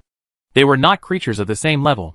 In front of the other party, the Angel of Knowledge was like a newborn baby, with an extremely superficial understanding of power. This was even more exaggerated than when it faced Su Bei. At this moment, Li Lizzie raised her head again and said softly, "What new tricks can you have against me?" The Angel of Knowledge went crazy and couldn't help cursing. "You're already dead? How dare you attack me so blatantly?" The Angel of Knowledge shouted angrily. "Once you attack, you will leave traces, and they will definitely come to me. Let me go. I won't expose your tracks. I'm just a part-time worker. You can't attack. Forcing yourself to attack will only lead to your own destruction." Li Lizzie raised her hand and pulled out her hair. Pull out a small tuft of curly hair. She nodded and replied, "So what?" As soon as she said this, Li Lizzie was stunned for a moment. Melusina has been with her for nearly 1,000 years, and even learned her catchphrase from her. Li Lizzie shook her thoughts away and scattered the hair casually. "No, you can't do this." The Angel of Knowledge shouted loudly. The tuft of hair grew in the wind, growing bigger and bigger, and turned into an expressionless 4-winged angel. This is his nightmare. An enemy he doesn't want to meet in his life. He will always remember this guy. Cherubim. Sequence 9. Michael. His true form after death is a tuft of hair. The Angel of Consciousness felt like he was falling into an ice cellar. His whole body was cold. After doing all this, Li Lizzie looked toward Su Bei and thought quietly. There is a difficult choice that makes wisdom hesitate. Once this is done, Melusina will probably die. And she will die in Su Bei's hands with a trace of rationality, which is a relatively tragic ending. But if he doesn't do this, Su Bei's chances of winning are not high, and he may even die in Melusina's hands. But such Melusina is irrational. I think I shouldn't think about it. Li Lizzie clenched her right hand, sighed, and chanted softly, "Ediacra, Melusina, I Commandelis, my followers, the last dragons who uphold wisdom, wake up quickly." The wind blew Li Lizzie's words. It drifted towards the top of the White Dragon Mountain range. It blew away the faint sadness in Li Lizzie's heart. If she lived without reason, Melusina would probably want to die. Right? Lizzie could only think like this, and her expression became more and more lonely. Chapter 165 Brother. Let's kill people. Su Bei's current feeling can only be described in one word. Great. If it must be expressed in 3 words. That is, very great. This feeling is great. Of course, if there is no koala hanging on his body, Su Bei will feel even better. Seeing the jasmine eyes are still red and there are still traces, Su Bei is a little confused. But he is also more open-minded. Since he is confused, he will not try for the time being. After all, Su Bei still wants to slay the dragon. The devil slays the dragon. What a bloody plot. Su Bei sighed, feeling the surge of power, and thought about the skill bar that suddenly appeared. The Devil King Advent, the Eye of the Devil King, and the Undead Demon Body are all understandable. But what are the Devil King transformation? The same return? And the magic weapon release? How did he awaken to the 4th level without knowing it? Demon King transformation? Su Bei frowned in confusion, thinking about when this skill appeared and what effect it had. The same return and the magic weapon release are both understandable, and they are the skills of the devil obtained by awakening. The same return is the attack skill of the Demon King. The release of magic weapon is a one-time buff type gain. But what is this Demon King transformation? How can I become a Demon King if I am already a Demon King? Su Bei tried to say it. Demon King transformation. Boom. Boom. Su Bei's heart contracted, shrank tightly into a ball, and then suddenly exploded. Black blood flowed into his limbs and bones, and the blood in Su Bei's body was constantly burning. What is this? The Demon King descended to give the Demon King external enhancement. Demon King transformation gives the Demon King a strengthening in the body? But isn't this a transformation of Jasmine? What did I do? Why did I get this ability? Su Bei soon lost the ability to think and could not think about more questions. The place where Su Bei stood suddenly exploded, and the black air flow rushed upwards, destroying the ground into powder. The pressure generated out of thin air alone dispersed the pressure of the demon dragon, making countless onlookers afraid and unable to look directly at the battlefield. Su Bei's sight was erratic. His whole body was getting hotter, and his heart was getting quieter. Even his brain was degenerating. Indistinctly, only the most instinctive killing impulse remained. After the black snake airflow faded, Su Bei showed the superposition of the Demon King and the Demon King. The muscles under his armor became deeper and deeper, and a pair of black fallen angel wings burst out behind him, just like a real demon who became a Demon King. And it seemed that he was a pure-blooded demon. So that's it. He transformed a heart of the Demon King. The most primitive impulse and desire made Su Bei sink and completely turned into a killing machine. Su Bei's body was under great pressure, and he could clearly feel that his condition was very unstable. This state could not last more than 5 minutes. And once it exceeded 5 minutes, it would have an irreversible impact on the heart. Somehow, Su Bei always felt that his heart was damaged and something would happen that he would regret very much. Everything had to be resolved within 5 minutes. Su Bei only wanted to do one thing now. That was to slay the dragon. He put Jasmine aside. His extremely violent scarlet eyes flashed, and he reached out his hand very gently to touch Jasmine's head. Just a little force almost made Jasmine faint. The next second, bang! Su Bei stepped on the ground, stomping on the ground with an extremely violent posture, and the spiderweb-like cracks where the toes landed, crack, spread hundreds of miles, and turned around to crash into the huge dragon body of the magic dragon, and started the most intense life and death struggle with the magic dragon. Dong, the sword and the dragon claw collided, without considering dodging or fighting. Su Bei responded to the magic dragon with a more violent attack and directly chose to fight head-on. At this moment, Su Bei completely abandoned his usual fighting posture and transformed into the most violent warrior. With a swing of the sword, a group of black snakes danced, and the dragon claw was cut off. Blood gushed out from the palm of the dragon claw, and the dirty blood spilled on the ground, condensing into one after another shining little suns, melting the surface and giving birth to strange life. In the blink of an eye, the dragon claw recovered rapidly. The dragon roared angrily, and the light on its body exploded layer by layer. They collided with each other, leaving only the most tragic fight. Su Bei's transformation into a Demon King gave Su Bei a very strong recovery ability, and with the buff of the embrace of holy light, he is now an indestructible cockroach. The dragon lineage is the favorite of God, and its physical strength and recovery ability are also outstanding. This is a collision of blood and blood, a fight between flesh and flesh. This is a long tug-of-war. But Su Bei can't fight a tug-of-war. Su Bei showed a more desperate fighting style, using his body to exchange damage, and began to exchange blood with the magic dragon. While taking a hard blow to the dragon's tail, Su Bei grabbed the dragon's tail with one hand, and his fingertips were deeply embedded in the dragon's tail. He immediately swallowed the blood that sprayed to his throat, and stabbed down with the magic sword in his right hand. Ayo, the dragon wailed, and its tail was lifted by Su Bei, smashing into the ground with an irresistible violent posture. Smoke rose. In the smoke, it seemed that the flowing sun condensed on the dragon's claws, and instantly turned into a huge sun that was pregnant with the breath of destroying everything. Su Bei retreated, and the Demon King armor on his body continued to melt, and even the magic power and magic energy were boiling. Su Bei's manic heart suddenly became a little uneasy, and his scarlet eyes flashed quickly. The dragon was about to use a big move. He could survive this move. But what about the others? Being able to fight against a demigod dragon at the level of a newly awakened person is an incredible and impressive record even for a Demon King. Even a brave man cannot say that he is 100% victorious. The price required is also heavy. If the lives of other partners are sacrificed for this, Su Bei cannot accept it anyway. Looking at Elena and Xiaomi Zhou who are about to collapse, Su Bei turned his hand holding the magic sword. 5 minutes is not needed. Just one move. The next move will end the battle. Su Bei will decide the outcome within the next move. It will decide not only victory, but also life and death. Damn it. Fight it. Magic weapon release. Su Bei currently has only one magic weapon besides the magic sword, which is Gluttony. Gluttony has stored the Gluttony Mist for hundreds of years, which was originally used to help the Demon King awaken. At this moment, Su Bei is the real Demon King. At this moment, he can use this energy. The energy accumulated by gluttony poured into Su Bei's chest, bursting and stretching Su Bei like a waterfall.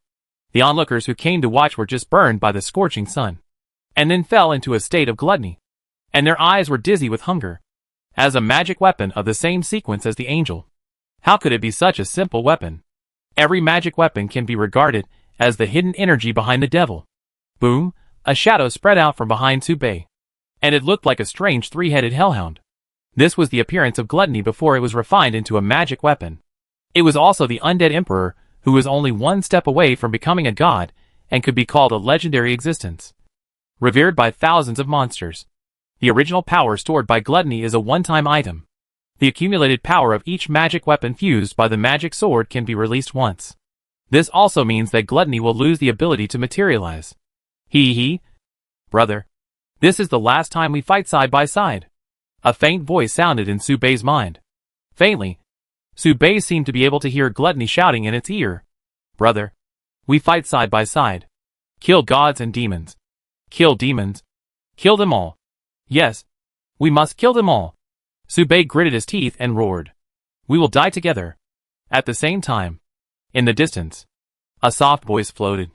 The blue dragon's eyes lit up, and the scarlet faded a little. It looked at Su Bei, and a strange emotion suddenly appeared in its eyes. And after a moment, it smiled with relief. The sun in its right hand became brighter, and its left hand was raised, pointing to its lower abdomen. The dragon's mouth with a chaotic sun opened and closed, slightly opened, and uttered a silent sentence. Hit here. Su Bei was speechless, as if he had received the message. He looked up and used the final blow. We will die together. Everything was silent. At this moment, only the sound of heartbeats remained. Chapter 166 Meeting with Lilizi. September 6th. In Duas, September is the most beautiful season. The fruits in September are delicious and fresh, and they are ripe and fall to the ground. The autumn breeze in September is warm, and can blow away the summer heat. But it is different in Baiyan Empire. It snows all year round here, and there is no difference between December and March.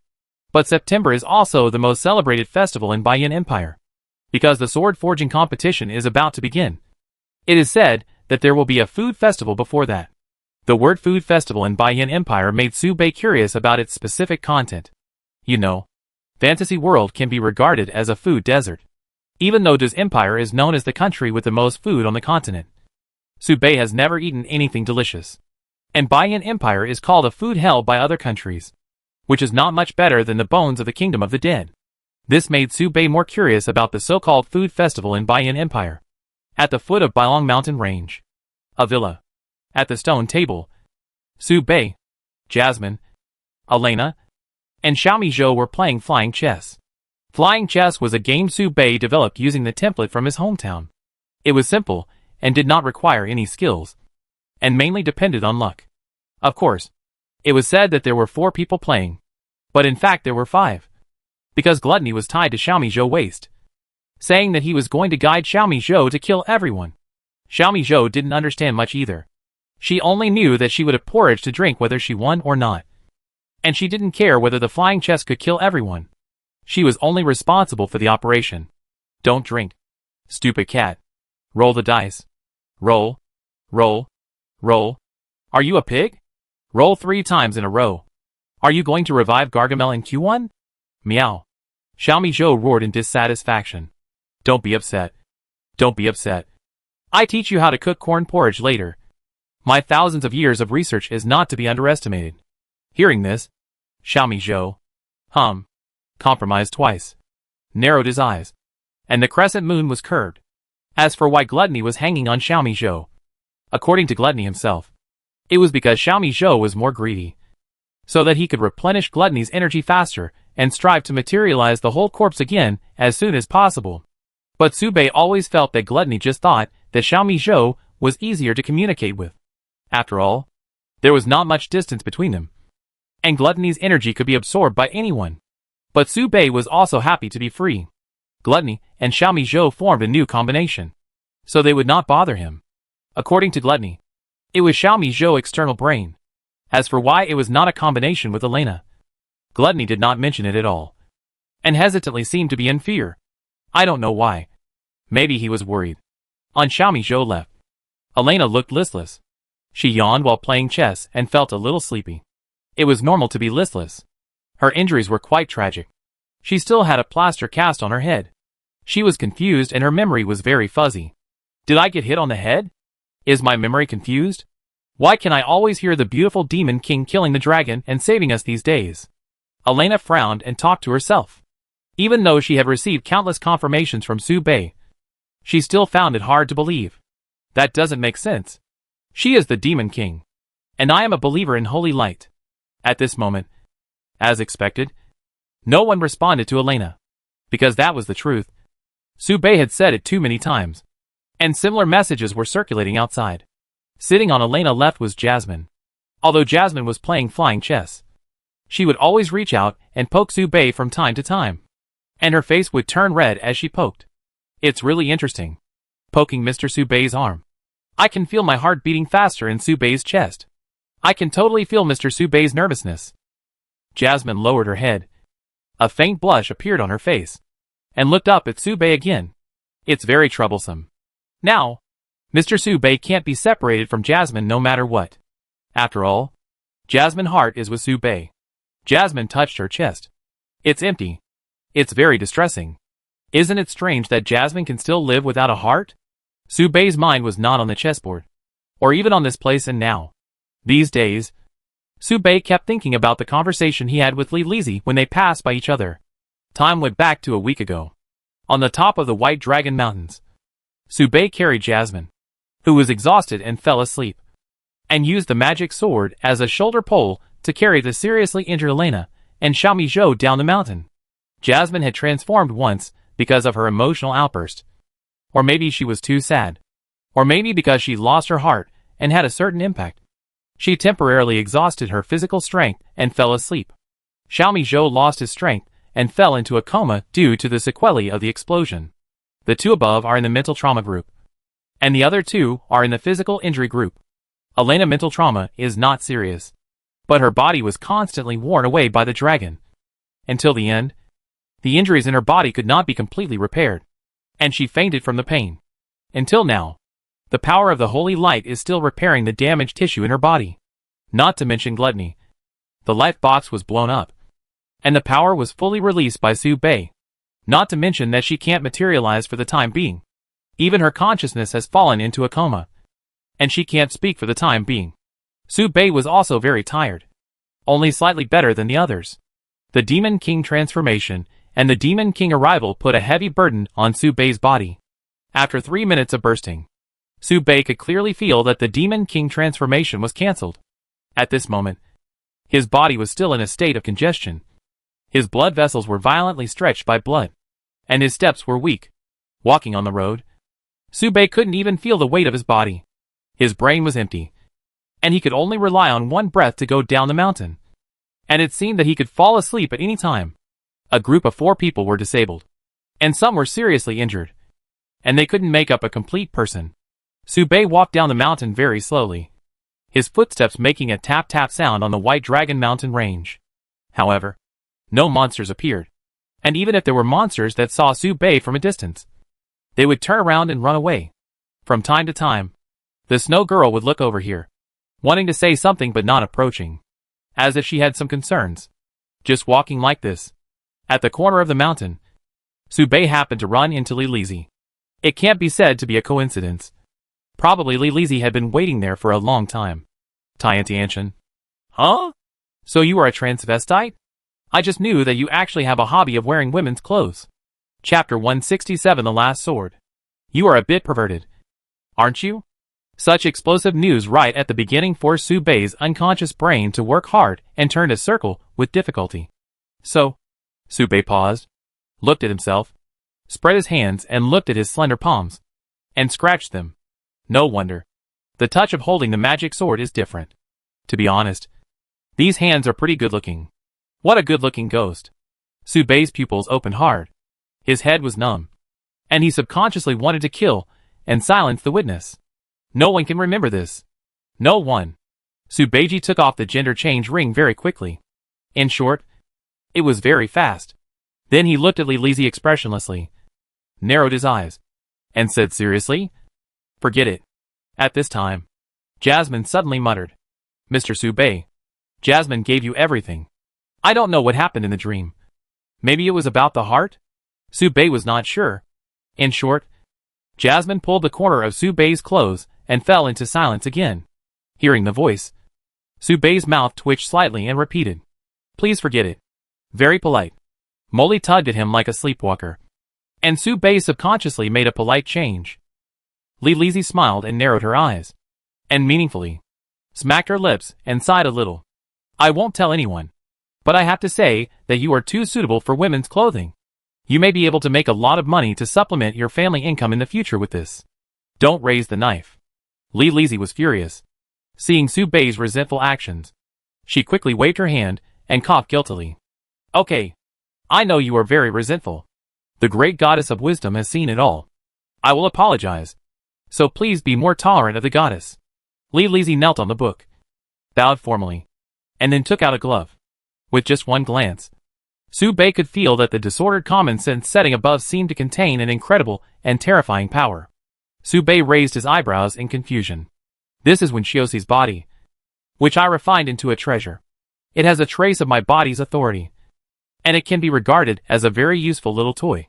But due to its special nature, it still has the characteristics of being alive. So you need to use it with caution. I don't think this gift is enough to offset your resentment, but it is also a token of my heart. Please accept it." Subei was stunned, and the eye of insight turned around. Hand of common sense tampering, semi-artifact, cannot be enchanted, cannot be strengthened, features, due to its living characteristics. The specific capabilities need to be explored by the user himself. Subei was stunned. He knew Li Lizzie didn't need to treat him like this. Even though she was incomplete, she still had considerable power, and was not threatened by him. The dead angel of knowledge and the magic weapon gluttony could have such authority. Not to mention wisdom. And wisdom never owed him anything. The angel of knowledge's plan this time had nothing to do with wisdom. It was simply aimed at him or Jasmine. Or should it be Jasmine? Li Lizzie understood Subei's emotions. Her eyes curved, and she smiled slightly, revealing a bit of sympathy and apology. "The road is bumpy, and the future is bleak. From the moment you took over this child, your future will be extremely difficult. Her fate is very strong. Maybe she can survive for various reasons. But you can't. The price for this is to lose friends, and even your own life. Your choice will make your life much more difficult than you think. But please believe that we will always be in the same camp. There are many things I won't tell you. And I can't tell you. The secrets are in the hands of various forces. Once you know the secrets, they will hold the handle on you. This gift is the only thing I can do for you. A little help. You must accept it." Subei was stunned and hesitated for a moment. He immediately reached out and took the gloves, saying lightly, "Don't feel guilty about this. From the beginning to the end, the whole thing has nothing to do with you. I accept the gift." "Thank you." At this time, Zhihui paused, hesitating, suddenly asked, "I actually have a question." Li Lizzie looked up, showing some confusion. "You can also choose not to answer me. Even wisdom can have doubts." But Subei was not surprised, because even he was a little surprised by his final decision. Why didn't you stab Melyukina's heart with that last sword? The encounter with Li Lizzie ended after that brief conversation. Thoughts were withdrawn. Subei threw the dice and manipulated the chess pieces forward. As for why he didn't kill, Subei's answer was, "I didn't want to let those people." Or it could be said that God was satisfied. The answer is naturally not that simple. Although Subei is not good at thinking, he is not stupid. There was no conflict between his and Blue Dragon's positions from the beginning. The conflict broke out because the Angel of Knowledge caused Blue Dragon to fall. Those so-called conspirators probably just wanted to see Subei and Blue Dragon fight. Right? No matter which side died, it would be good for them. Killing Subei could cause Jasmine to transform into a demon king, and make Blue Dragon completely fall into evil and become his subordinate. Killing Blue Dragon could also cut off the arm of the goddess of wisdom, so that this side would have one less demigod. It can be said that no matter what the result is, it is a sure win for them. And the only one who is upset is Li Lizzie. Perhaps it is because of Subei's deviated sword that Li Lizzie wants to thank herself no matter what. So she gave such a precious gift. Maybe Melyusina has a special meaning for wisdom? That's why she was not abandoned even though she fell into pollution. For anyone, exchanging a sequence angel for the life of a demigod dragon should be a sure win. Moreover, the bond between wisdom and blue dragon cannot be measured by value. Subei can still recall the light in Lilizi's eyes when she left. In fact, it doesn't matter to Subei whether the blue dragon is dead or not. Subei doesn't care whether he kills it or not. But if those guys who plan to hurt him and Jasmine are so proud and do a business that is sure to make money, Subei can't accept it anyway. They can make a little money, but Subei doesn't want to suffer any loss. That's why Subei asked Lilizi about something, and used the power of the Angel of Knowledge to seal that thing in the disordered common sense and buried it in the corner of chaotic memory. Subei couldn't remember this thing for the time being, but he knew it was very important. By the way, Subei used the Angel of Knowledge to clear the other people's memories of his female clothes and the memory of killing the dragon. At this moment, Subei looked up and smiled slightly at the flying chess that had been decided in front of him. No one died, which can be regarded as a blessing. On the side, Elena looked at Subei's expression and was stunned. She couldn't help asking, "What's wrong with you?" The corners of Subei's mouth froze. Chapter 168 Millet Porridge. Bailong Mountains. Bulk Graveyard. Night. The stars are dim, and it is foggy and misty. People are hurrying to and fro, but few people speak. After all, it is a cemetery. Adhering to the idea that the dead are the greatest, the pedestrians will have an unspoken understanding and keep the same silence. Subei stood in front of one of the small mounds and poured the newly bought liquor into a bowl on the small mound beside him. The mound was the tomb of the gray snake. After spending some time studying systematically, Subei has learned most of the vocabulary that can be used in junior high school in Fantasy World. So it is not a big problem to erect a monument for Gray Snake. Gray Snake's death was not painful. He died when his consciousness collapsed, and he died in his mother's arms. Subei could only comfort him in this way and bowed to Gray Snake's grave. It can be regarded as where you came from and where you died. I hope you can rest in peace. After Subei bowed, he turned around and left the cemetery without any lingering feelings. As for whether Gray Snake rests in peace, we can only hope that he can rest in peace. Subei returned home with the unfinished soju, even though he doesn't drink. By the way, there is a pile of Gargamel's tombstones next door, which were made by Jasmine.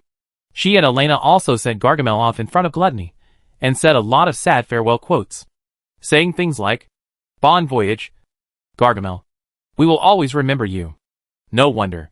After all, Elena and Jasmine still don't know that Gargamel is Gluttony's substitute, so they were sad for a long time for its departure. For this reason, Gluttony always couldn't help laughing secretly, without any intention of explaining clearly. And this matter lasted for a whole week. After watching Elena and Jasmine still seeing him off devoutly, Gluttony could no longer hold back. Before, he didn't want to say it. He wanted to have fun. Now, he probably doesn't dare to say it. As a result, Gluttony has been much more low-key these days. But after all, it is Gluttony. The momentary silence is to pave the way for greater fun. The next day, it was a while after dawn, and Subei slowly got up. I slept in for the first time in a long time. Originally, Subei wanted to sleep a little longer. Last night, Subei talked with the landlord's wife, Anna, about the cancellation of the lease, so he came back a little late, which made him want to sleep a little longer today. But it was the crackling noise in the living room that kept waking him up. In a trance, Subei seemed to hear Gluttony fooling Xiaomi Zhou about making porridge, and said it was a new version that she had never tasted. It should be an illusion. Right?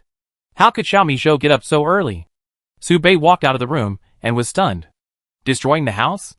The chairs were tilted here and there, and the pots and pans were also scattered all over the floor, making it difficult to step. Subei didn't think much about it and walked towards the living room. He saw a bowl of porridge on the table, and 3 empty bowls beside it. It's so early. Subei was puzzled.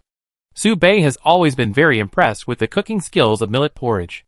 No one can cook porridge better than millet porridge. Subei picked up the bowl of untouched porridge, drank it slowly, and suddenly frowned. This wine. Why is it so strong? No. It's a little spicy. Subei shook his head, a little confused, took 2 steps with unsteady steps, and sat on the stone chair without stepping firmly. Dong. He didn't sit firmly. and sat on the ground with his buttocks. Weird. Very strange. Thinking that it might be because he didn't rest well, Subei walked towards his room. No. This choking smell. Is it wine? In a trance? Subei's steps were unsteady, and he picked up a jar of soju he had just bought yesterday and raised it. A moment of shock. Empty. Empty. Bang. The wine jar fell to the ground, breaking into pieces without any splashes. Trouble. He remembered that no one in his family could drink? Subei's heart gradually began to feel uneasy. Eh? Eh? Eh? Eh? Eh? Eh? Molly was dizzy, and she put a finger into her mouth and fiddled with it randomly. In the blink of an eye, all the scenes in front of her eyes could be split into 3. Eh? What happened? It's amazing. After drinking the porridge, Molly was dizzy and didn't realize that she had walked into the wrong door. But just sitting on the bed was already a great effort, and Jasmine couldn't find the door at all. Dong, Jasmine looked up at the ceiling. In a trance, she saw 3 doors. So the door is in the sky? Faintly, it seemed that the bed moved, and then the quilt was lifted. The quilt wrapped the soft body and turned over on the bed, pressed Jasmine tightly under him. Huh? It was as if she was surrounded by a sea of roses. Jasmine exclaimed in a daze, and she woke up a little. Elena. Sister. Sister Elena. Did you get on the wrong bed? Silence. Really? It feels like someone drugged me. I have a severe headache. Elena opened her eyes with difficulty. Did she eat something wrong? I don't remember eating anything special recently. Elena rubbed her head, lifted the quilt, and sat up from the bed. She was only wearing a thin nightgown, revealing her beautiful body. She knocked her head hard with the bottom of her palm. Her eyebrows turned, and she opened her eyes with difficulty and exhaled. The pungent smell of alcohol spread on Jasmine's face, making her slightly flushed face even redder. Drugs? How could it be? It shouldn't be drugs. Right? Jasmine was stunned for a moment and suggested. Maybe. I can't walk. Otherwise, can we just sleep for a while? Elena suggested. Thought about it, reached out and touched Jasmine's hot face, and nodded. Thank you for your help. Bang! Elena fell directly on the bed and lost consciousness. Jasmine struggled to crawl out from under Elena. Jasmine was very sleepy. But there was something very important today. I have to hand over the windbreaker that I have kept for a week to Mr. Subei, Jasmine thought, not knowing whether it was a blush or a drunken blush. She took the windbreaker off the wall and walked out the door. She stumbled and suddenly felt a little strange. Why is the windbreaker hanging so high? You have to stand on tiptoe to get it. Jasmine put the windbreaker to her nose and sniffed it. But she could not smell anything except the choking smell of alcohol. So she had to give up for the time being. It was just a little strange. Vaguely, it seemed that there was still the smell of Sister Elena around my nose. Maybe it was an illusion. After all, I just got close to Sister Elena, so it was inevitable that I would be stained with some smell. Molly walked out of the room step by step. Dazed, walked towards the room. Opened the door. Molly walked forward dizzily, and fell headfirst. Lie on the bed. Wait a minute. Molly's brain moved with difficulty. Is this my room? No. That was my room just now. But that's not right either. Never mind. I'm too sleepy. Now that things have come to this, let's go to sleep first. Molly covered herself with a quilt with her hand and fell into a deep sleep. Chapter 169. Let's sleep together. Subei was very anxious and stumbled into Jasmine's room. He frowned, stared, and looked around. Not in the room? Where else could it be if not in his own room? Subei didn't think much about it. Shook his head that was in so much pain. Went into the room first, and then sat on the bed. He planned to take a break. Subei's eyes swirled around, even looking at the ceiling, searching for Jasmine's trace. But Subei wasn't too rude. At least, he didn't turn over the cabinets or anything. There were all Jasmine underwear and private items in there, which were mysterious places that boys were not allowed to explore. Finally, Subei's eyes stopped at the bed, looking at the windbreaker on the bed that was crumpled into a ball and no longer in human shape. He fell into deep thought. Is this my clothes? Subei was dizzy and picked it up and smelled it. That's right. It's his. But Jasmine said she took it to wash. So why did it become more wrinkled? Subei didn't think much about it and put the clothes on. The size was just right. But the smell seemed to be a little stronger. And the smell was so strong that Su Bei was a little confused in an instant. After drinking, Su Bei was already dizzy enough. Now wearing a windbreaker, Su Bei didn't even remember what he wanted to do. And even his memory of the last second became blurred.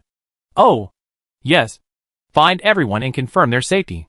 Su Bei was very worried about everyone's health, because the alcohol content of this wine was too high.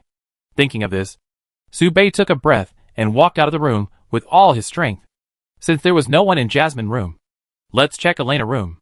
Knock. Knock. Su Bei knocked politely. After a while, there was a rustling sound in the room. And then the door was opened. Elena didn't even open her eyes. She grabbed Su Bei's hand and took advantage of Su Bei's confusion to suddenly exert force with her right hand. I'm too sleepy. Jasmine, take a nap first. Don't be busy. There's nothing to do today. Su Bei quickly pulled his hand away, dizzy, and pointed a finger at Elena's forehead, trying to stop Elena's movements. I'm Su Bei. Are you okay? The finger didn't hit her forehead. It went into the plaster on Elena's head. Silence. Tranquility. The world was silent at this moment, listening to the sound of blood gushing out. Squeak. The blood kept flowing. Elena's confused eyes slowly opened, looking at the red plaster, and paused. It was fine before, but now it's a problem. Su Bei blinked, and poked his finger hard inside to stop the bleeding wound, saying that it would be a physical hemostasis, and would have a miraculous effect. It really worked. This finger almost took Elena away, or let her go. Woo! With a slight force. Elena frowned instantly. The pain of tearing her brain made her whole body tremble slightly. She panted and said angrily, Are you going to kill me, friend? Elena bit her body, and her thin underwear was stretched to an extremely exaggerated arc. Her eyes condensed, and she sobered up a lot, looking at the wound that was broken again. She clenched her fist. I killed you. Sorry. Dom, Elena said the first sentence, and then Su Bei apologized before Elena finished speaking, and then closed the door with force, not giving Elena a chance to react. Su Bei knew he was in the wrong, so he closed the door with force and said a caring word. I will cook to make up for it. You take a rest first. There have been a lot of deaths recently. You should be careful. Get lost. Su Bei breathed a sigh of relief with an expressionless face, turned around, and walked toward Xiaomi Zhou's room in a daze. Opened the door. The room was a mess. There were large posters of iron pots on the walls, various iron pots on the table, and various ingredients in the corners. As soon as Su Bei entered the room, he could hear Gluttony urging him to drink. Don't drink. Don't drink. You've already finished the whole pot. You only know how to drink. You stupid cat. Shut up. Xiaomi Zhou didn't care. How could she let go of the porridge that was in her mouth? The cooked porridge couldn't be let go. Overeating. Serious? More. Porridge. 30 portions. Xiaomi Zhou was dizzy, and she could see that she had almost finished the pot of porridge next to her. She was dizzy, and had already started to gnaw on the iron pot. I can't finish it. I can't finish it at all. The more I drink, the more I eat. My stomach is so full. Now Xiaomi Zhou looked like porridge to everything, and she felt dizzy and about to fly. And her stomach was open, revealing a bulging belly. Su Bei was stunned when he saw this. He walked forward, picked up the soft millet porridge, and touched her forehead. The contact surface was scalding hot. No wonder. The alcohol content of shochu is extremely high. And Zayamizu, who had never drunk alcohol before, drank a whole pot in one morning. No matter how you think about it, she would become a fool. It was lucky that she didn't die from drinking. Brother, it's all my fault. Really. I only knew that she loved to drink porridge, but I didn't expect that she loved it so much that she drank the whole pot of porridge. She also knew that the porridge was mixed with alcohol. Su Bei sighed, took the big black pot from Xiaomi Zhou's mouth, looked at her fangs and claws, and slapped her on the back of the neck. Let's sleep for a while. Xiaomi Zhou tilted his head. The next second, he suddenly raised his head again, his eyes bright. Porridge, such a big porridge. He opened his mouth and bit Su Bei. Su Bei poked again, pressed against Xiaomi Zhou's forehead, with a puzzled look on his face. Why are you so excited after drinking? Are you taking drugs? He didn't think much about it, mainly because his brain was really confused. So Su Bei grabbed Xiaomi Zhou's neck and went out first, in order to prevent Xiaomi Zhou from taking the blame. No matter how hard he was to think, Su Bei knew that the pot could not be eaten. Another 10 minutes passed. Su Bei really couldn't find Jasmine. Even if he turned the house upside down, he couldn't find any trace of Jasmine. It was strange. Where could she go? But Su Bei was too sleepy. He thought that Jasmine would not run around after drinking. And maybe he was not careful enough. So he planned to sleep and look for her again. After all, Jasmine would not leave him. At least not without saying goodbye. So Su Bei returned to the room, threw the millet porridge into the corner, and locked the door. I didn't plan to care about the millet porridge for the time being, since there was no porridge or iron pot in the room anyway. Then, Su Bei stumbled onto the bed, wrapped himself tightly in the quilt, and said good night to himself. Being young is good. You can fall asleep as soon as you lie down. In a daze, I seemed to hear someone shouting good night next to me. Maybe it was an illusion? Good night. Chapter 170 Effective Communication between Su Bei and Xiaomi Zhou. Noon. The sun was scorching, which was rare in the Baiyan Empire. The sunlight was cut into pieces by the shaking dead leaves, and it passed through the window slits, scattered on the bed, and scattered into silhouettes. A small hillock bulged on the bed, which looked a little too bloated. If he hadn't drunk alcohol, this might be a good noon, suitable for going out for a walk, or playing chess at the stone table. Su Bei thought that he should be in a good mood today. But the moment he opened his eyes, he fell into confusion. It was difficult to pull the hand out. There was a strange gasp in the quilt, which could be understood as a lowly talking in her sleep. Su Bei was frightened and stopped his hand immediately. He could clearly feel that his hand stopped at a strange softness, which might be just the embrace of a girl. But no words in the world could describe Su Bei's mood at this moment. It was like a flash of lightning in the sky. It was the first sip of Coke in summer, the warm sunshine in winter, the boundless wilderness and the unrestrained riding of horses, the vast sky and the free flying, the lightning, the firecrackers, the moment, and the long-lasting and unsettled feeling. The wonderful tingling sensation could make Su Bei's brain stop working instantly. So what happened? Su Bei took a deep breath and resisted the urge to touch randomly with his right hand. He closed his eyes and thought, what did I do when I was sleeping? Su Bei first questioned. I think I was not awake yet. Maybe I drank too much? So I had hallucinations. So Su Bei quietly closed his eyes and pretended to be asleep. It was indeed a pretense, because people who woke up would not think about continuing to sleep. And Su Bei clearly felt that he was awake. If it was not a hallucination, the matter would be a bit serious. At this moment, the quilt suddenly moved. Perhaps Jasmine was not sleeping comfortably in the quilt. So she turned over, revealing a delicate face, her mouth slightly opening and closing. Breathing gently, Su Bei's pupils shrank instantly. This time, not only the palm, but also the front half of the arm was pressed by the soft body, giving Su Bei an indescribable experience. If Jasmine is not raised as a daughter, then Jasmine is quite like a girl, or it completely meets all the beautiful imaginations of girls in Su Bei's mind. This was the first thought in Su Bei's mind. Then Su Bei narrowed his eyes and felt that he was probably sick. How could I have feelings for a girl in real life? Impossible. I used to be a devout fan of the second dimension, but now I am a puppet who is suffocated by pressure. In short, I can never be a pervert who has feelings for a little lowly. Even if I have feelings, it shouldn't be for Jasmine. I think Elena or Luminera are more realistic than Jasmine. She's 14. She's 14. She's 14. Su Bei calmly looked away, chanting a strange spell, and stopped his gaze on the quilt. Then, there was silence. Su Bei reached out his hand, tremblingly pulled open the quilt, revealing the familiar little head in the quilt, and although it was messy, it could still be seen that it was a complete set of pajamas, and he breathed a sigh of relief. Not bad.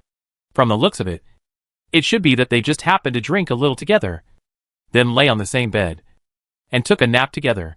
Jasmine accidentally leaned closer to me and rested her head on my arm. If I explain it well, there should be no problem. No problem. What the hell? No matter how hard I think about it, Jasmine will not believe this explanation, and she will even treat me as a pervert. Right? Maybe she will report me to the security team and arrest and torture me. Lolita control is against the law. Su Bei shook his head slightly.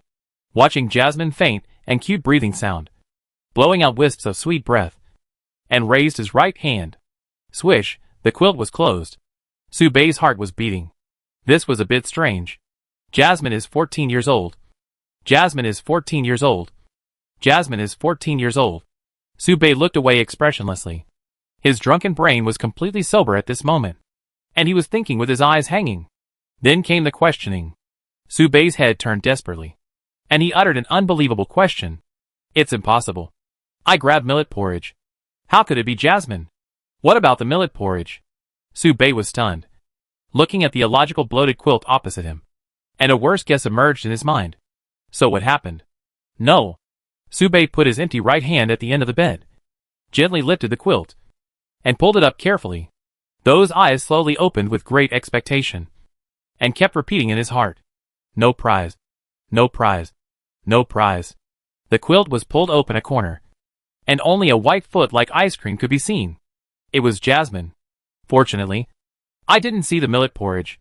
Subei swallowed his saliva and continued to pull the quilt upwards. No, no, no, no. The quilt was pulled open. Then Subei was stunned, as if petrified. This feeling was no less than being surrounded by 10 Lolita and dancing on a pole. The strong sense of disobedience made Subei squint his eyes painfully. No, this must not be true. A pair of conspicuous brown cat ears were attached to a white foot. It can be vaguely seen that a cat was sleeping there holding the foot of a dangerous Lolita. Shit! Subei shuddered. Finally, it was time to review. Subei frowned, recalling his actions.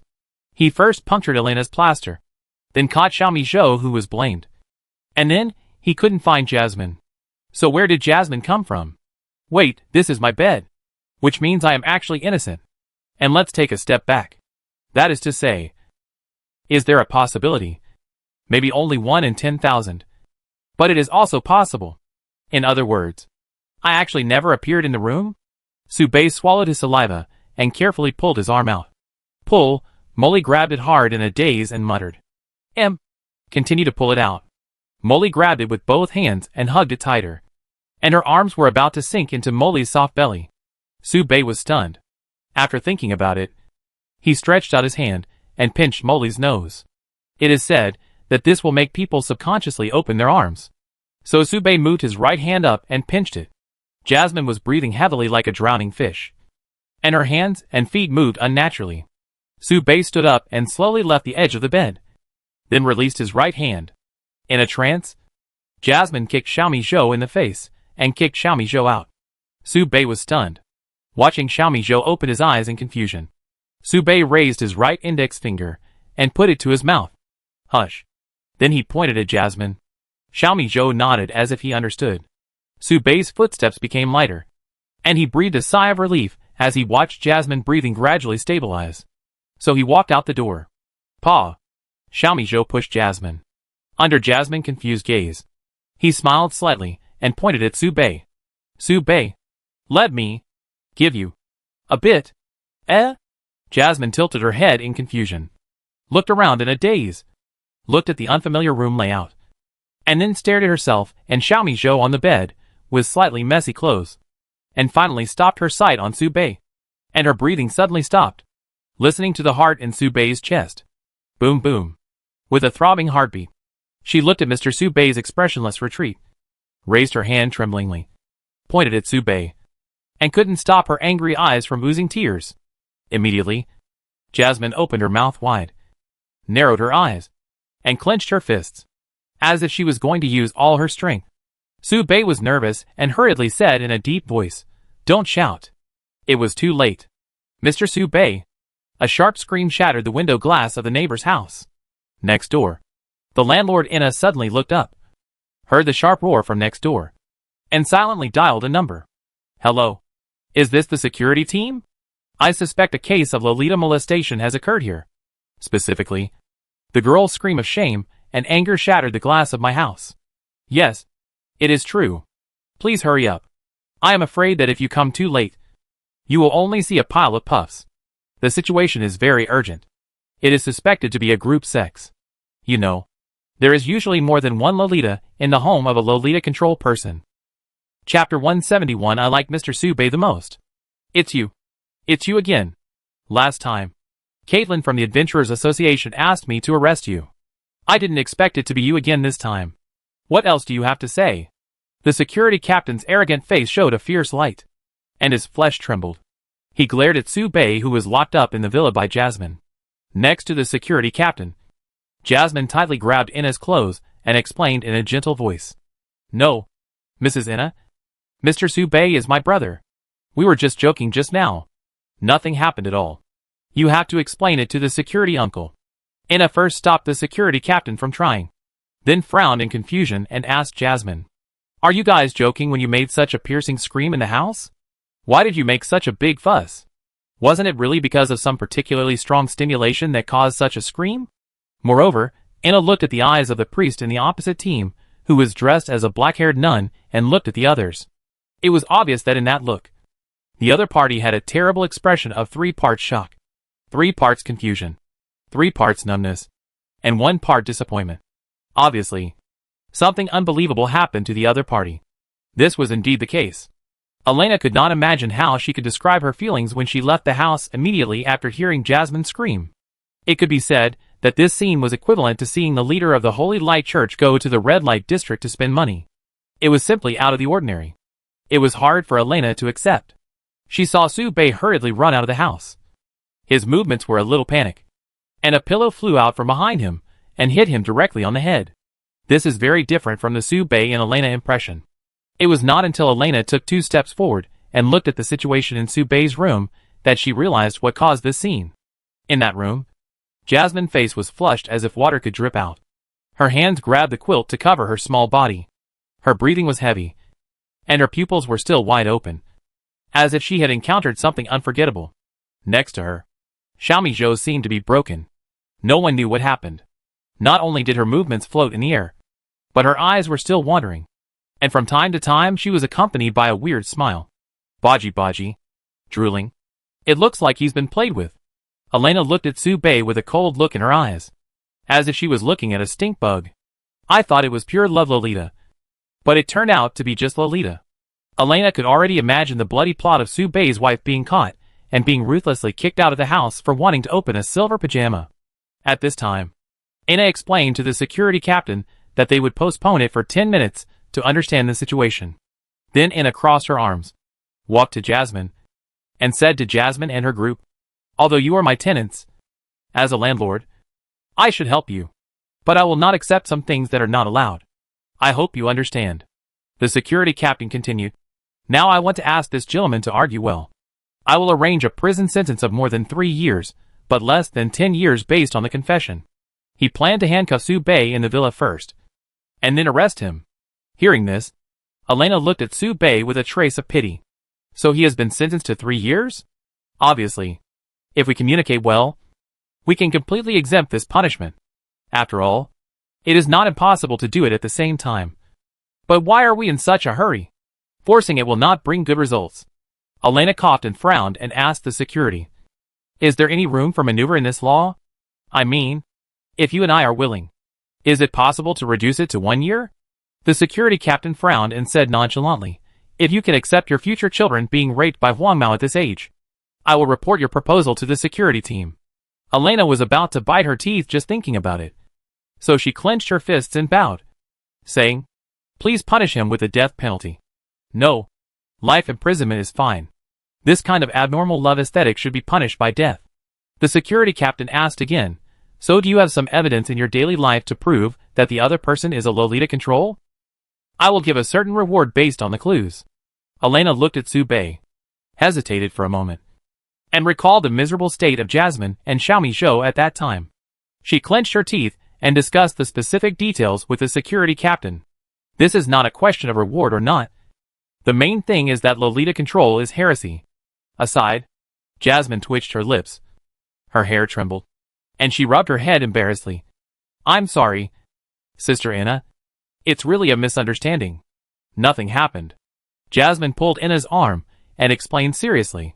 But such remarks could not convince Ina at all. "Is it a joke that you 2 women and 1 man came out in the same room?" Ina asked again, frowning more tightly, obviously having more doubts. Is it possible? Molly organized her words, but was questioned by Inna again. Were you awake when you entered his room? Molly's body trembled. And before she could think of an answer, Inna asked again, do you think this trend is correct? Molly blushed, and really didn't know how to explain. So she yelled desperately, I just like Mr. Subei the most. I am willing to sleep with Mr. Subei. We are not forced at all. I took the initiative to climb into Mr. Subei's bed. He is the one who was forced without knowing it. Don't make a mistake. All was silent. At this moment, a hand suddenly rose. Then Xiaomi Zhou's voice was heard. I was caught in the house. Jasmine's hair trembled. And then she cast several stern glances. And she was so scared that she quickly lowered her head and looked away. The security captain smelled the breath of a huge conspiracy, which was a walking achievement. This is important evidence of the victim. Please continue. We will take this matter seriously. But what Xiaomi Zhou said next made the security captain completely silent. But I am also happy to sleep with Subei. Xiaomi Zhou narrowed his eyes and drank a mouthful of porridge. It seemed that he was talking about something insignificant. At this time, Jasmine looked up inadvertently. Suddenly, he was stunned. Eh? Where are the people? I don't know when. The people around have already left. From a distance, he could still hear the conversation coming from the other side. Is it puppy love? It seems to be Shura Field. You should have said it was a family matter earlier. You are making a fuss. Mrs. Inna. Sorry. Chief of Security. I am also worried. After a long while, Jasmine realized what she had just said, and her cheeks were suddenly covered with red. White smoke came out of her head. Chapter 172. Next stop. Silver District 2. After the security captain and Inna left, Subei finished his schedule. He closed his diary and closed his eyes to meditate. The next goal was to go to the fairy forest of the Green Empire and capture the third teammate, where there is a wonderful race of fairies that can create miracles. Different from the setting of fairies in other games. The setting of fairies in Fantasy World is outrageous and nonsensical, as if they were deliberately trying to make the originally serious plot cheerful. The gods and nature have endowed their race with unparalleled imagination and creativity, as well as the ability to realize this creativity. According to Subei's understanding, this is also true in reality. This ability is collectively called the power of miracles by all races. An ancient sage once said that fairies are not suitable to team up with any adventurer. A well-designed plan will be a mess if fairies participate, but if fairies encounter a dead end with no hope, they can always find a ray of hope. However, although fairies are the favorites of God, the mortality rate of fairies is still extremely high, ranking second only to goblins. The disappearance rate is at the top of the list, far behind other races, because they can always kill themselves or disappear through various games. For example, they hide in instant noodle boxes and get scalded to death, or suffocate underwater and die. They look like stupid things with low IQ and love to play. It is roughly equivalent to a crispy college student. The teammate that Subei is going to capture this time is the fairy genius Feather Pen, who has won the hide-and-seek competition for 3 consecutive times. According to the plot, she will win the championship for 5 consecutive times. She thinks hide-and-seek is too boring, so she joins the team of heroes and starts a new adventure. According to the timeline, the hide-and-seek competition that takes place every 3 months has already begun. Even if Subei rushes there now, he won't be able to make it in time. Then, just wait for the hide-and-seek competition in December. As long as he arrives at the Green Empire earlier than Luminera did in the previous session, there will be no problem. After Subei decided on the itinerary, he looked sideways. He looked at the door of the villa where he had already dealt with the matter. He happened to hear Jasmine's speech that was almost a confession. Subei didn't think much about it. Jasmine was probably just defending herself. Right? He looked up at the 3 people who entered the room, put away his diary, and said calmly, "The time is set. We will leave the day after tomorrow. These 2 days. Pack your luggage, relax, and prepare to leave." In such a hurry? Elena was puzzled. Subei cast a contemptuous look, as if saying, "People who betrayed the organization have no right to speak." Elena gritted her teeth, clenched her fists, and trembled in a cold voice. "I just want you to go to the detention center to repent. It's not like I won't get you out. I save you. Okay? Shouldn't you reflect on your abnormal behavior? So what did I do that was so evil? Things are not what you think." Subei couldn't complain and temporarily lost the desire to explain. He just sighed. At this time, Xiaomi Zhou frowned and suddenly said, Elena? Are you broken? Huh? What are you talking about? Little cat? Elena frowned and her voice suddenly rose octaves. Xiaomi Zhou stuck out her tongue, licked the thermos cup, circled around it, and then slowly said, because she is tall and has big breasts, which doesn't fit her sexual fetish, and breaks her defense. Boom, Elena hooked her finger and hit Xiaomi Zhou's forehead hard. It hurts.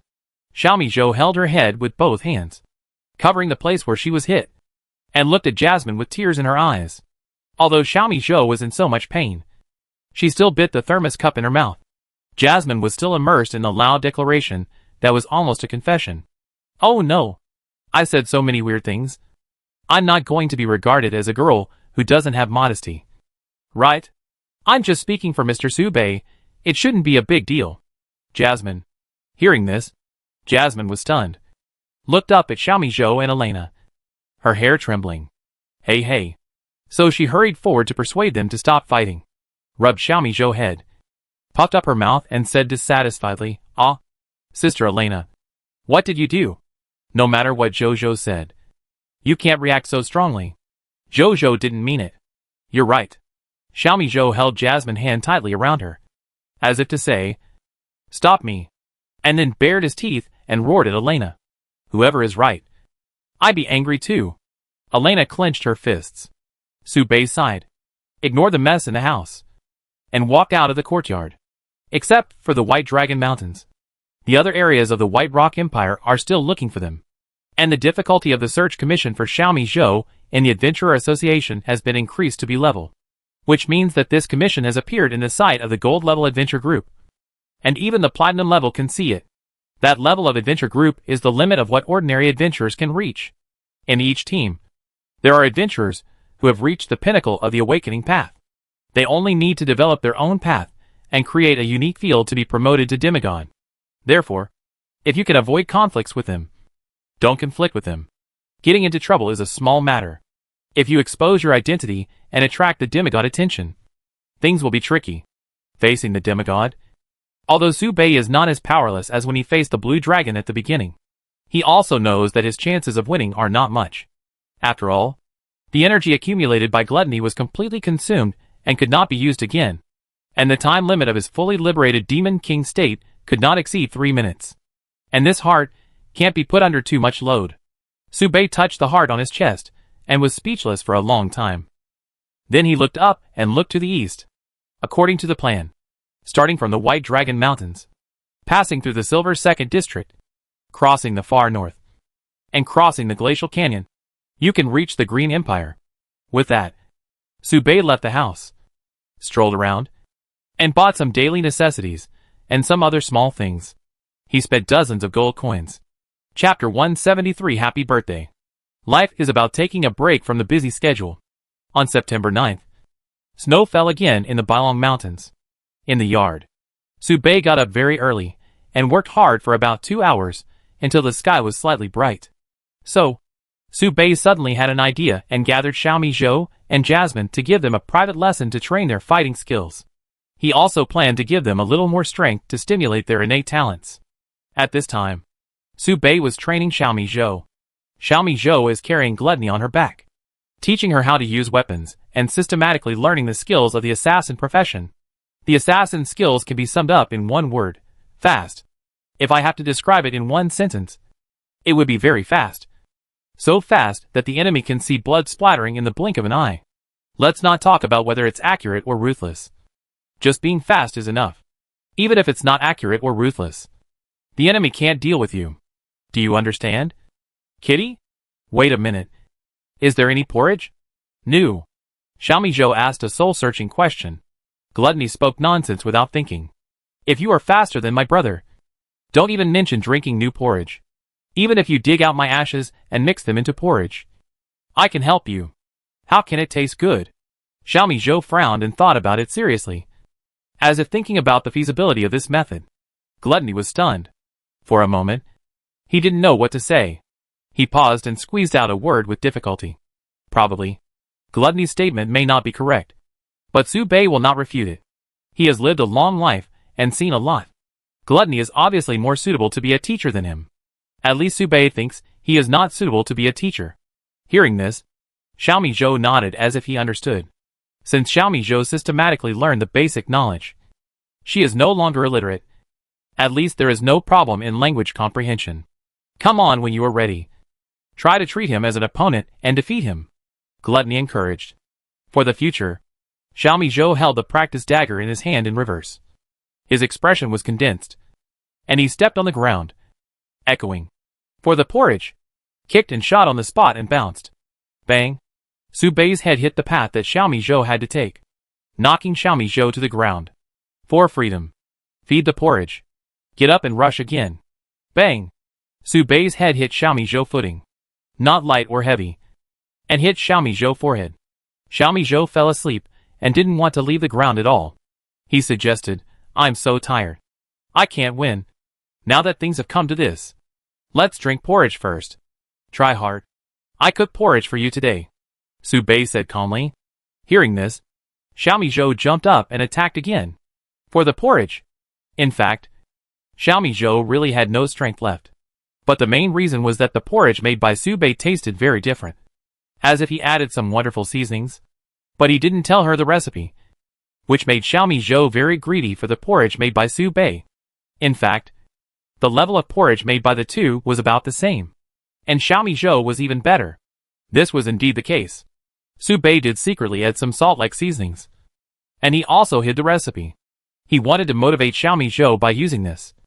And he acted as bait many times to arouse Xiaomi Zhou's interest in training. This trick worked every time. Subei's strength was not great, and his strength was suppressed to just over the first level. But despite this, he was still able to suppress Xiaomi Zhou with hard power. The two practiced for an hour, and the effect was quite significant. Specifically, Xiaomi Zhou's ability to resist blows and dodge became stronger, and Subei's technique of knocking his head became more sophisticated. Xiaomi Zhou finally fell down. And then it was Jasmine's turn.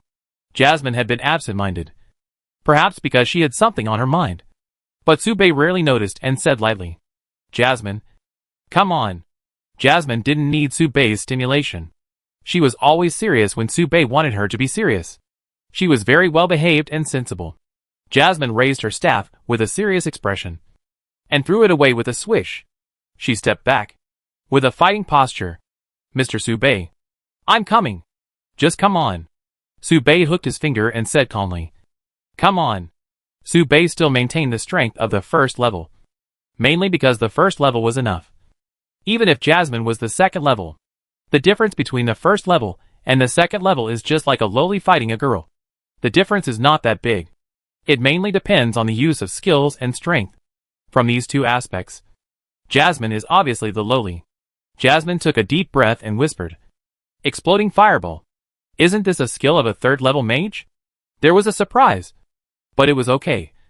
Within the acceptable range, Subei shook his body, brushed the edge of the fireball to avoid the bursting fireball, and immediately added some first-level small buffs to his body, such as the Blessing of the Wind Elves, fire resistance improvement, etc. The mage was waiting to die when the night got close to him, and Subei was not merciful to Jasmine, avoiding the bursting fireball and facing it head-on. Wait, this is not a bursting fireball. This is a lot of bursting fireballs. Originally, Subei thought that Jasmine was using a third-level skill at the second level, but now it seems that this is not the case. Judging from the skill scale and strength, Jasmine has obviously reached the third level. Surprising. Unknowingly, Jasmine has quietly reached the third level, and relying on her vast source of magic power, she cast a spell and chanted more than 10 explosive fireballs in one breath. You should know that one explosive fireball is about the same as the bomb thrown by Subei's third-level poker cards. If Subei only relied on the first-level strength to eat more than a dozen in a row, he might not be able to resist. Subei used a little strength and raised his hand to punch. A punch pierced through all the exploding fireballs like a gourd and stopped in front of Jasmine's forehead. Before the punch got close, Jasmine's hair was blown back by the wind pressure. The punch arrived. The wind stopped. The fist stopped an inch in front of Jasmine's forehead and did not fall. "Hey!" Jasmine raised her head, with a bit of joy in her eyes, and her warm breath blew on Subei's face. "Mr. Subei is so powerful." Jasmine used all her skills, and Mr. Su-bei only needed one punch to destroy them all. Su-bei did not speak, but flicked his finger. Bang! He gave Jasmine a blow on the head. Jasmine looked up with a red face, puffed up her lips, and seemed to inadvertently reveal a bit of coquettishness. Mr. Su-bei, you bad guy. If you bully Jasmine, I will not be friends with you today. Su-bei slightly shifted his gaze, looked up at the sky, coughed, then lowered his head, looked at Jasmine's slightly pale forehead, and said seriously, don't use too much magic at once. Be a little restrained. Mainly practice skills, on-the-spot reactions, and combat changes. Molly could clearly feel the concern in Su-bei's words, and she squinted her eyes happily in response. Got it. Then continue.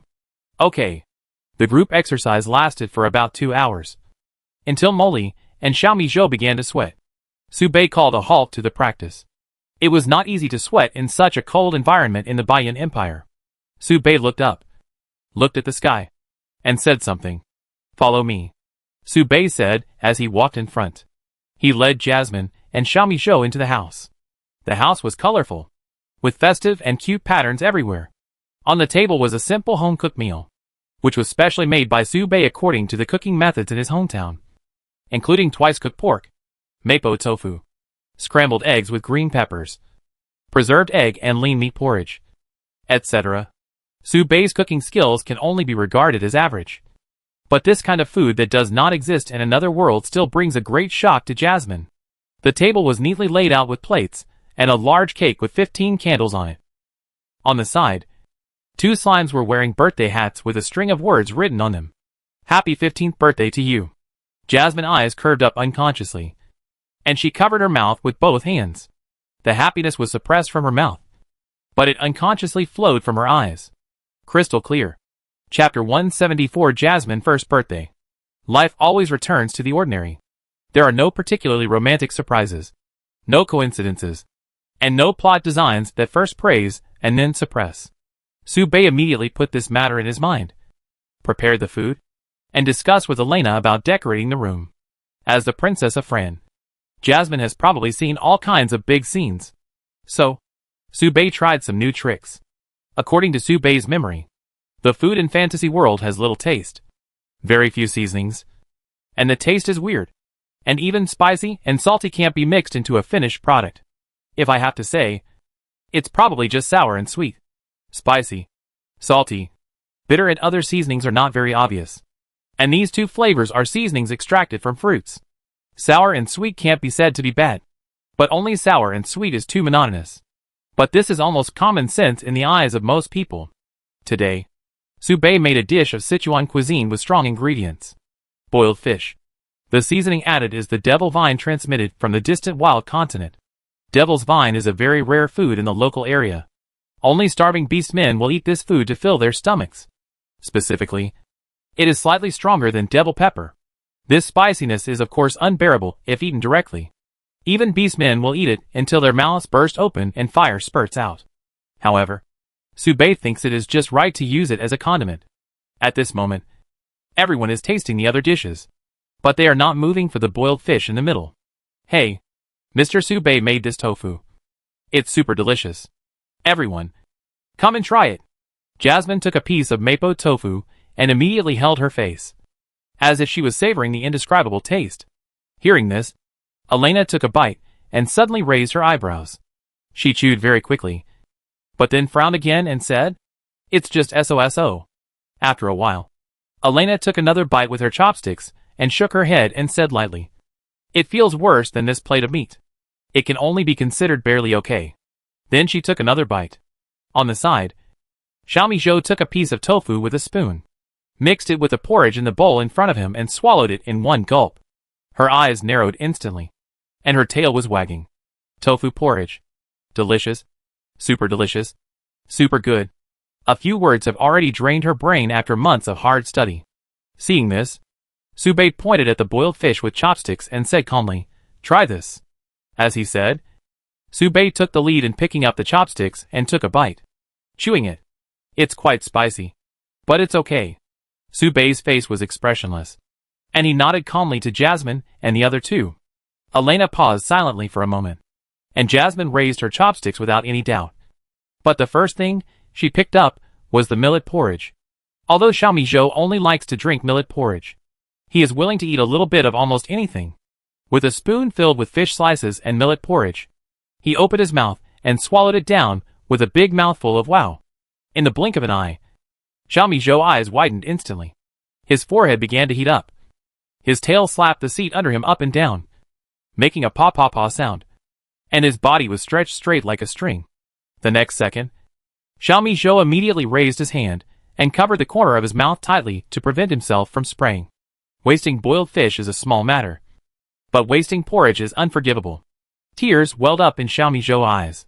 Her exaggerated expression and movements, coupled with the constant noises coming out of her mouth, made people wonder if it was really that delicious. It actually made Xiaomi Zhou feel so delicious that she wanted to cry. However, Xiaomi Zhou was so spicy that she wanted to kneel down. She resisted the urge to twist and roll on the ground, and at the same time suppressed the urge to cry, and nodded to Elena beside her, forcing a smile. From Elena's point of view, it seemed to be delicious, so she should try it quickly. Seeing Xiaomi Zhou's exaggerated expression, Sister Irene was also somewhat moved. It looks really delicious. Although the boiled fish didn't look good, Irene still stretched out her chopsticks. She grabbed a piece of fish, opened her mouth, and swallowed it. Smooth but not greasy. Very tender. Before the evaluation was finished, Irene hooked her toes, repeatedly tightened her toes, closed her mouth tightly, and scraped the Xiaomi Zhou next door. You fuck. The deliciousness of the fish was overwhelmed by an indescribable feeling in the next moment. And then, this wonderful feeling that was enough to make Irene's whole body hot instantly rushed to her brain. Spicy. It's so damn spicy. Elena clenched her left fist tightly, opened and clenched and opened, bit her teeth hard and dared not speak. Her facial features were distorted. At this moment, Elena was exerting all her strength, fearing that she would spit out and ruin her image. And even her angel form was almost exposed. Elena's eyes turned red involuntarily, and she didn't know whether it was stimulated by the spicy taste or because of grief and anger. She raised her head and glared at Sayamizu with shameful eyes. After half a minute, she finally came to her senses. Then, Elena shook her head and said to Jasmine calmly, "It's normal." "It's not normal at all. Sister Elena." "I can see it." Jasmine puffed up her lips, put her hands on her hips, and protested to Elena. Then looked at the millet porridge, only to see that the other party continued to drink the porridge as if nothing had happened. Finally, Jasmine looked at Su Bei, watching the other party continue to eat the boiled fish calmly, and couldn't help wondering, what is it? Looking at everyone's reactions, I'm so curious. Mr. Su Bei had no reaction to the boiled fish, but Sister Elena almost cried after taking a bite. Who would cry? Elena immediately retorted. Molly knew that this pot of boiled fish was not ordinary, but curiosity still drove her body and guided her arms forward. Choose a piece. Hold it. Hey. Not bad. Puff. Before she finished speaking, Molly spurted a mouthful of fish into Su Bei's bowl. Su Bei was stunned. Look up, watching Molly open her mouth and stick out her tongue like a husky. Tears kept rolling in her eyes, and her right hand kept fanning the wind, and snot bubbles came out. Seeing this, Su Bei couldn't help laughing. Ha. The hair on Jasmine's head jumped up and down because of the spiciness. She quickly got up from her chair, went to the kitchen to get a bottle of water, and drank it down. Spicy. So spicy. Woo. Spicy. So spicy. Mr. Su Bei. A bad guy. Shameless. Perverted. I hate Mr. Su Bei for a minute. Not only did Su Bei couldn't help laughing, but Elena also lowered her head and twitched her shoulders. Xiaomi Zhou took advantage of this time and quickly poured a spoonful of boiled fish soup into Elena's bowl. The hard work of the morning was not in vain. Xiaomi Zhou's hand speed was extremely fast, just to eat the big cake that had just been drawn for her. In the kitchen, Jasmine was tearful and screamed loudly. I'm going to die. I'm going to die. It's spicy. It's spicy. Help. Sister Elena. You're not allowed to laugh. Jasmine is almost going to be stupid because of the spiciness. Mr. Su Bei is not allowed to laugh either. Chapter 175. Bailong Mountains. Outside the house, Su Bei and his group packed their bags and prepared to leave Baiyang Mountains and head to Baiying District 2. Just after leaving the door, Su Bei stopped for a step, suddenly turned back, and asked in confusion, "Don't you all eat spicy food?" Hearing this, Jasmine raised her hand in dissatisfaction and poked Su Bei's waist. "I have eaten it before. But Mr. Su Bei, this is too spicy. I have never eaten it since I was a child. What kind of ingredients are used to make it? Besides, who would like to eat such spicy food? It can't be considered an ingredient. Right? Yes. Yes." Xiaomi Zhou nodded. And while speaking, he would occasionally glance at the side. And his tail was wagging happily. Aside, Elena wore a mask and made a very quiet shashasha sound. No matter how hard she tried, she couldn't figure out why the white rice became spicier and spicier, until her mouth swelled into a pair of sausages. Strange. Really strange. At this time, Su Bei took out a rocket from his chest, or a firework, and said lightly, "Happy birthday. Happy birthday." Elena also said subconsciously, and then Xiaomi Zhou also shouted, "Happy birthday." Jasmine was stunned, raised her palm and waved forward, and said embarrassedly, "Hey, thank you. Haven't I already blessed you? Jasmine is very happy today. Jasmine is very happy every day with you." Xiaomi Zhou suddenly paused and interrupted. "No, Jasmine. Happy. It's too early. Hey." Jasmine was stunned and made a very puzzled ending sound. As she spoke, Xiaomi Zhou and Elena also took out a rocket from their chests. "What is this?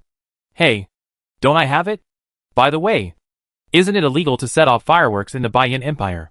Jasmine blinked, but the only response she got was a string of numbers. Su Bei and the other two stood in position, looked at each other, and suddenly counted down to 3. 3, 2, 1. The fireworks were released into the sky. With a whoosh, 3 fireworks exploded in the sky. The fireworks were colorful, exploding into a colorful bullet screen. The bullet screen was like a blooming flower, condensing into a few big words. "Happy birthday, Jasmine." However, the position of the people standing was not very good, resulting in some overlap of the characters, and the characters Li and Sheng almost completely overlapped, making it difficult to recognize. It seems that the result is not so perfect, but it is no longer important. Jasmine looked up at the fireworks, unable to calm down for a long time. She raised her head to 45 degrees, put her hands behind her back, and gently stood on tiptoe. It is said that this will prevent tears from falling. It turns out that it really works. I held it back. Jasmine stared at the fireworks until the fireworks completely dissipated. Then she came back to her senses and looked in front of her. Everyone. Jasmine puffed up her mouth and bit her lower lip tightly, as if she didn't know how to start. After a moment, she slowly squeezed out a few words. "What are you doing behind Jasmine's back?" "Too much." Only Jasmine was buried in the drum. Jasmine turned her back and yelled to everyone shyly, stamping her feet to show her dissatisfaction. But she couldn't help but smile, because Jasmine just couldn't hide her happiness. But it wasn't over yet. Then, fireworks exploded behind Jasmine one after another, and red and white light suddenly burst out, shining on the scene in front of Jasmine, drawing a line after another, not only from the back, but also from the front. Fireworks were blooming everywhere in all directions. Jasmine was suddenly stunned. The colorful lights bloomed on her face, and even her thoughts became colorful and full of colors. "Look! Fireworks!" On the roadside, a child pointed at the fireworks exploding in the sky and said to his mother, "Is it a festival today? Why are there fireworks?" "Don't look up, dear. Fireworks are not allowed in the Baiyang Empire. This is a blasphemy to the gods in the sky." Then, the continuous explosion of fireworks completely attracted the mother's attention. This is a mess. This will attract the security team." The fireworks lasted for a short minute. According to Su Bei's estimate, it should be 3 minutes. I think those adventurers were arrested by the security team. The act of setting off fireworks was also stopped for this reason. Is it a coincidence? Emily looked at Xiaomi Zhou and Elena's surprised expressions, and turned to look at Su Bei. It seemed that she wanted to confirm the answer to this question on Su Bei's face. Su Bei smiled slightly and repeated, "Happy birthday." The fireworks were certainly not a coincidence.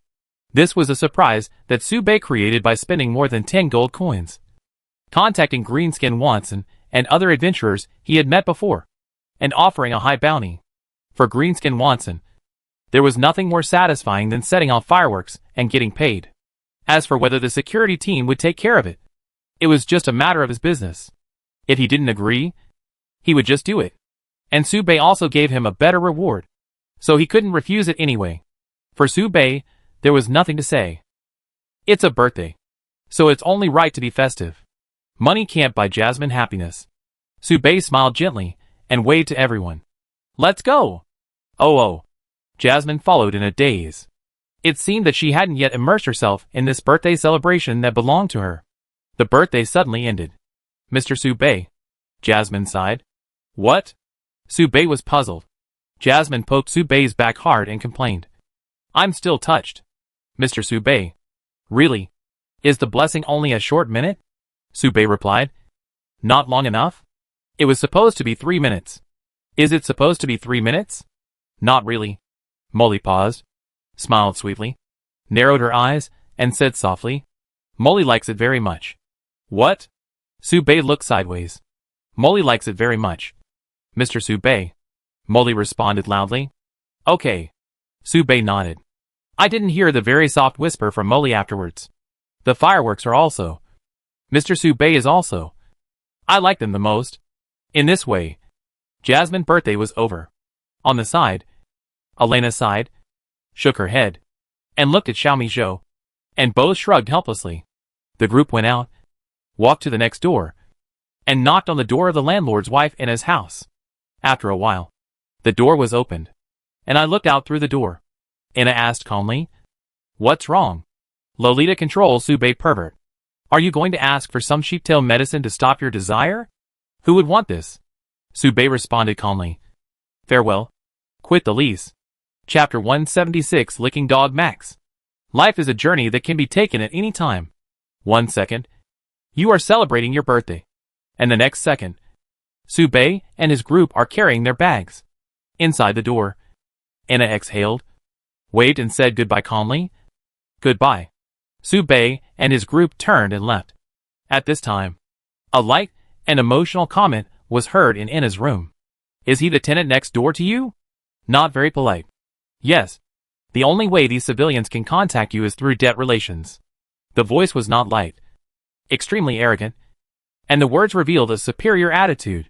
Hearing this, Anna sighed to Sube and said lightly, It's okay. Don't worry. You can go. The person who is talking is a friend of mine. As she spoke, Anna pointed to the brain, which seemed to mean that the other person had a problem with his brain. It did sound like that. Sube nodded and looked at Anna. Looking at Anna's calm face, Sube did not see any signal of help from the other party. So, Sube led the team back and left. At this moment, the door of Anna's house was suddenly opened. The scene in the house was revealed.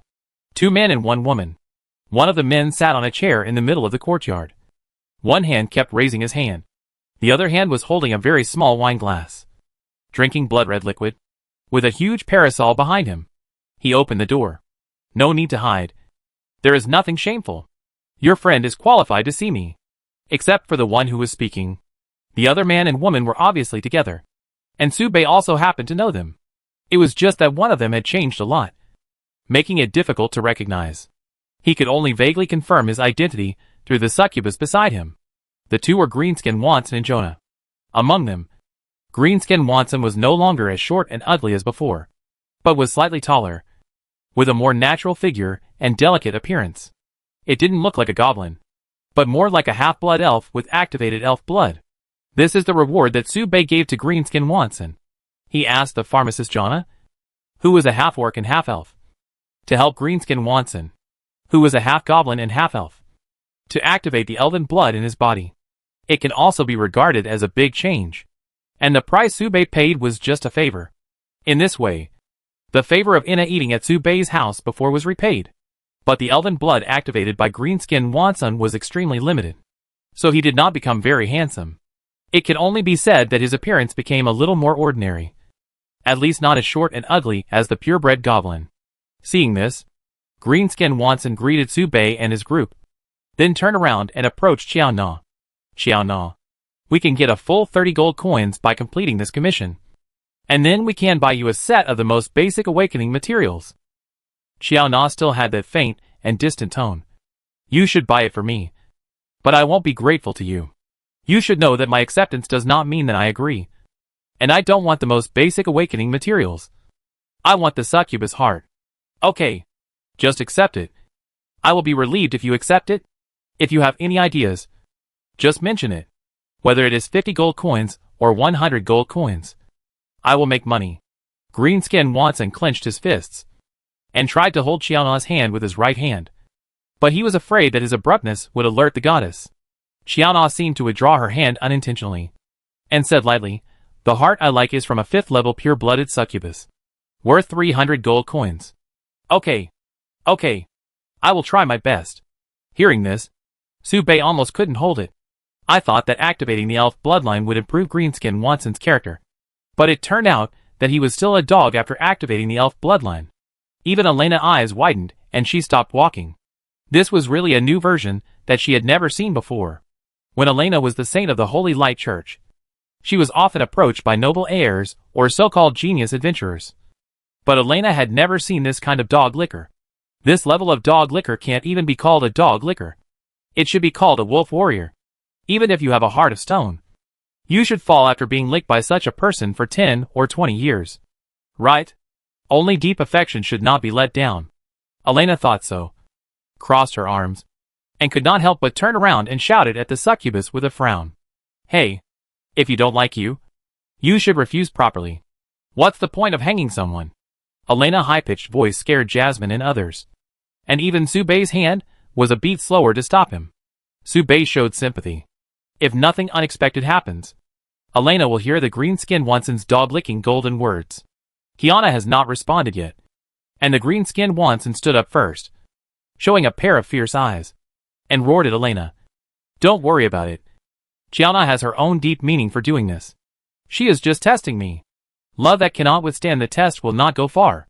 Have you ever been in love before? Why do you interfere with other people's feelings? Ina is not a woman as casual as you. Elena's mouth twitched, and she fell into petrification. She blinked her eyes, and seemed to be a little confused. She turned her head and asked Jasmine. I am casual? Not casual. Not casual.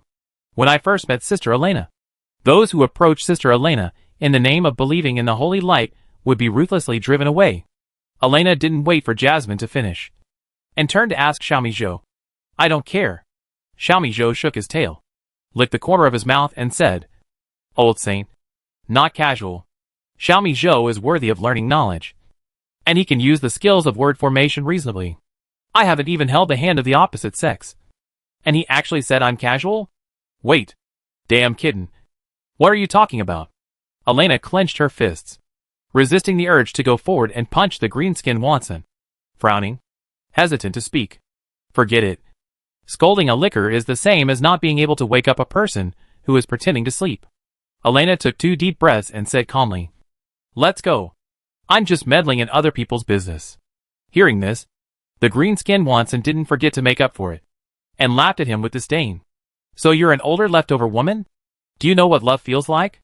You're making comments, making the goblins laugh to death. She was so angry that she trembled. Elena trembled and gritted her teeth. If it weren't for Jasmine behind her to comfort her, I'm afraid Elena would have rushed up to suppress the Greenskin Watson. On the side, Su Bei was also thoughtful.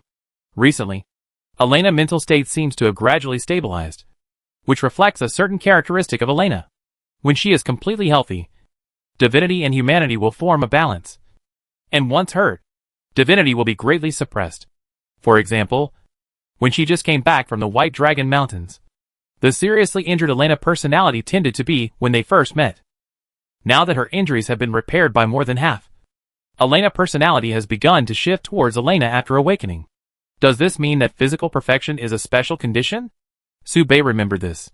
That was when, on the other side, the man who was chatting awkwardly with Ina on the chair stood up. His eyes seemed too dead and a little cold. His face was thin. His nose was slightly pointed. And he had a special temperament that was obviously different from that of humans. He cast his proud and lazy eyes inadvertently, And when he looked at Elena, his gloomy eyes gradually turned bright, as if he saw an extremely precious treasure. He licked the corner of his lips, showing a bit of surprise. To put it simply, they were in love. Rich. Top quality. This is the breath of the Holy Light Church. Or the perfect body. This may be the reason why I came here in the dark. This should be my treasure. Chapter 177 Wilgard. Ina watched Su Bei and his group gradually go away, and suddenly heard the man next to her talking. And her heart thumped. Ina said in a serious tone, "You were ordered to come here to investigate the White Dragon Mountains. Please pay attention to your words and deeds. Marquis Wilgard. Please don't forget the mission of the Adventurers Association." Wilgard slowly stood up, disdainfully looked away, and uttered cold words. "Ina. Ina. Ina!" The tone of the voice became heavier and heavier, and Ina's face turned pale. "Pay attention to your status, and stop telling me what to do. Perhaps you should read the etiquette between nobles, and think carefully about what attitude you should take when talking to me." Hearing this, Ina looked calm, but her brows were still tightly furrowed, revealing a bit of worry. "They are my tenants and my friends. I don't want you to have conflicts." Wilgard looked unhappy. "Who do you think I am? I will not have unnecessary conflicts with anyone. First, I don't have time to waste on these meaningless things. Second, they don't have the qualifications." Wilgard walked out of the parasol, frowned, and walked towards Su Bei and his group, or rather towards Elena. He raised his voice slightly, and called out politely, "Miss, please wait a moment." Su Bei and his group stopped when they heard the voice, and Elena turned around in confusion, looking at the guy coming over. "Coming for me? I don't know him." Elena looked at him carefully. Wilgard put his hands in his pockets, raised his face slightly, showing a slightly pale face, showing a slightly proud attitude. His eyes stopped just right on the top of Elena's head, and the glance down seemed to have some scrutiny. He stood in front of Elena and stopped steadily. Wilgard's tall figure of more than 2 meters leaned back slightly, lowered his head to reveal a clear look, and stretched out his right hand. "Wilgard. Florent. My beautiful lady. I'm glad to meet you." Unlike his outward attitude, Wilgard's words were impeccably polite, and there was nothing wrong with them. It was completely different from the arrogance he had when communicating with Ina before. "Well, hello." Elena nodded in greeting, but did not extend her hand. Wilgard was not annoyed, but was a little confused and asked politely, "My lady, don't you know me?" Elena frowned. "Why do I have to know you?" Wilgard's surprised expression disappeared in an instant. He smiled faintly, narrowed his eyes with interest. "Yes, I am nothing special. I am very interested in you. Miss, I think we can get to know each other." Hearing this, Elena became more and more strange, turned her head, and asked Su Bei, "Who is he? Should I know him?" When Su Bei heard the name Wilgard, his brows suddenly frowned. "Wilgard Florent. This is one of the important characters in a future side quest, and it is a copy in the very future, involving an extremely ancient blood prince, who is a demigod. That's right. Wilgard is a vampire." No wonder Su Bei felt that Wilgard was a little strange when he saw him for the first time. It turned out that he had a faint smell of blood. But at this time, Su Bei obviously didn't know Wilgard, so he shook his head. "I haven't seen him."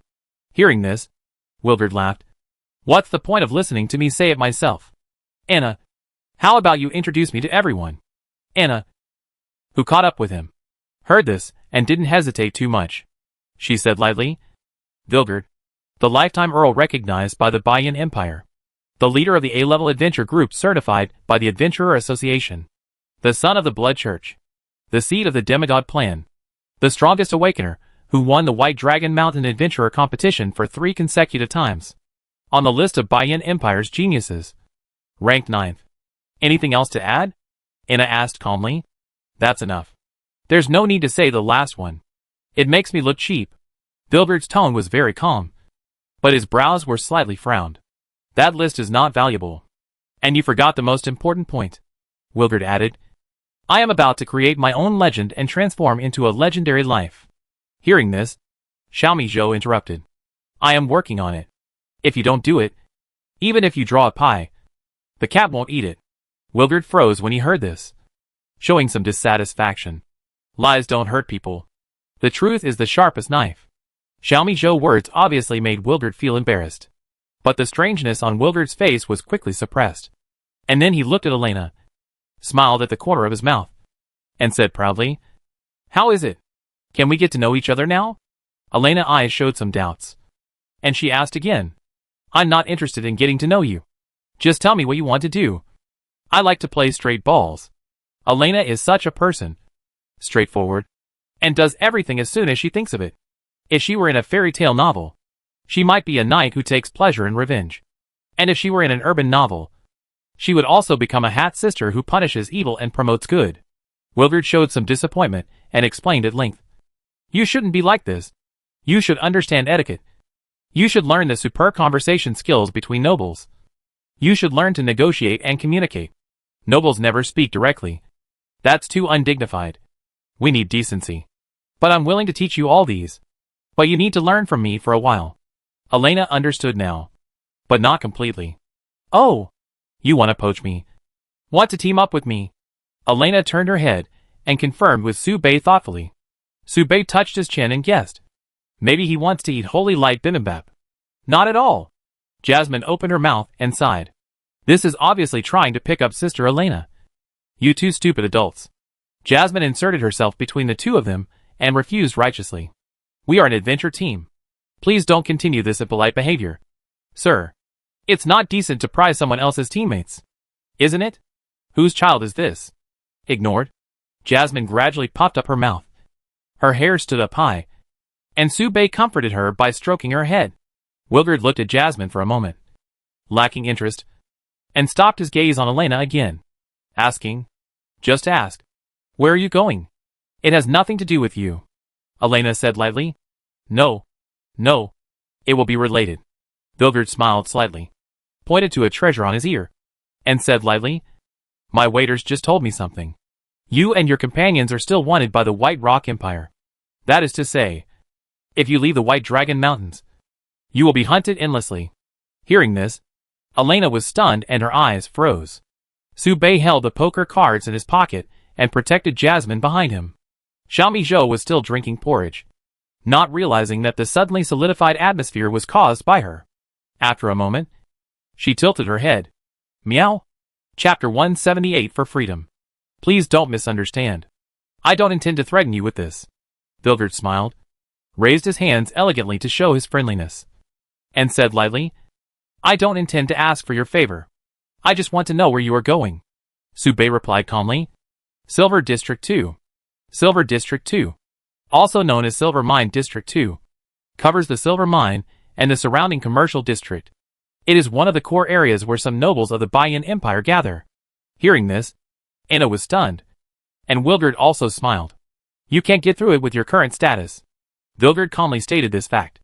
Then, he took out the silk scarf from his sleeve and wiped the back of his hand.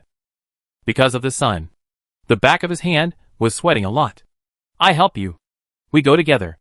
Our destination is the same, which is why I came here. Right? What do you think? Anna. Wilgard turned his head and spoke in a very calm tone. It looked like a discussion, although it was a question. It clearly contained no doubt. His narrow eyes narrowed slightly, and he turned his head to look at Su-Bei, thinking, I think this trip will be very interesting. Wilgard commented lightly, with a smile on his lips. It's not a big problem. After all, I'm invincible. Anna cast her eyes on Su-Bei and his group, showing a little embarrassment, and turned her head again. She said to Wilgard, I owe you a favor. I can't make the decision on this matter. If this matter can offset that favor, I will try it with reluctance. After saying that, Anna sighed again, looked at Wilgard and nodded slightly, looked at Su-Bei and others, and briefly explained, We are indeed on the way. And Wilgard is the Marquis of the Baiyan Empire. If we go together, it can reduce the difficulty of your travel. At least, he will not be arrested and wanted. He is rich, knows a lot about food, and knows how to enjoy it. If you are willing, we can set off together temporarily, and he can add a little fun to your journey. What do you think? Su-Bei turned his head and looked at Elena, showing some confusion. You are the leader. Why are you looking at me? Elena glared back. Obviously, she didn't want to use her brain to make this decision. So Su-Bei turned his head without warning, and suddenly pulled the clothes of Elena and Xiaomi Zhou beside him. Then he gently pushed Jasmine, who was still facing him, in front of him, and raised his head. Hey, what's going on? Let's go! Immediately, he leapt in the direction of departure without looking back. Oh, here I come. Here I come. As for traveling together, is there any need to think about this? Who would agree to team up with a stranger? And that guy obviously has ulterior motives. No matter how generous the conditions offered by the other party are, Subei has no interest in considering it. Teammate. Subei only chooses people he can trust. The back that Subei has never seen. Wilgard leaned back further and further. He looked at the sun and covered his face with one hand, revealing a blood-red eye. His shoulders couldn't help but twitch, and he laughed softly. Interesting. Really interesting. Has he been discovered? My purpose. That guy must have something good. What is it? Interesting. Interesting. Ah. And what about Inna? Inna had already returned to the house. And only one I was exposed to look over there. She looked at Wilgard. Her body almost twisted in embarrassment. Her fingers scratching on the wooden door. Her nails almost sinking into it. Please. It's really lame to know a vampire who laughs at the sun. Inna sighed and quietly closed the door. For a long time, after coming to his senses, Wilgard looked at the closed door and slowly typed a question mark. The Kingdom of the Statue of Liberty. A girl dressed in white, without a single strand of clothing, lay in the hot spring. Closing her eyes and feeling the daily prayers of the believers on earth, she opened her eyes, revealing colorful pupils like colorful gemstones. Fate, luck, have both failed? It's really interesting. I think all sisters should know that the Demon King must be complete. That is to say, they won't let you win. So, did they lose to wisdom or to the substitute of the devil? The Statue of Liberty gently stirred the water in the pool and sprinkled it on the earth. Fate, luck, I don't think you want this game to continue. Right? That kid bought a lot of time for the devil. If this continues, we won't have enough time. How about joining hands for now? The Statue of Liberty smiled and slowly got up from the pool. Her white body, like ice cream, was covered with blue scars, forming regular vortices one after another. A casual glance would make you feel that you were being watched by a god and fell into an information world that could not be separated. What flowed out of it was not blood, but countless information data. God knowledge is endless. But because of the trauma of these laws, she has lost too much memory and authority. And even she herself cannot predict what she will do next. But she doesn't care, because she is free. And freedom is unrestrained and not subject to any restrictions. In other words, she is a life that cannot be predicted even by omniscience. She took a step forward and issued a declaration for the next round. I'm ready. Then, I'm next.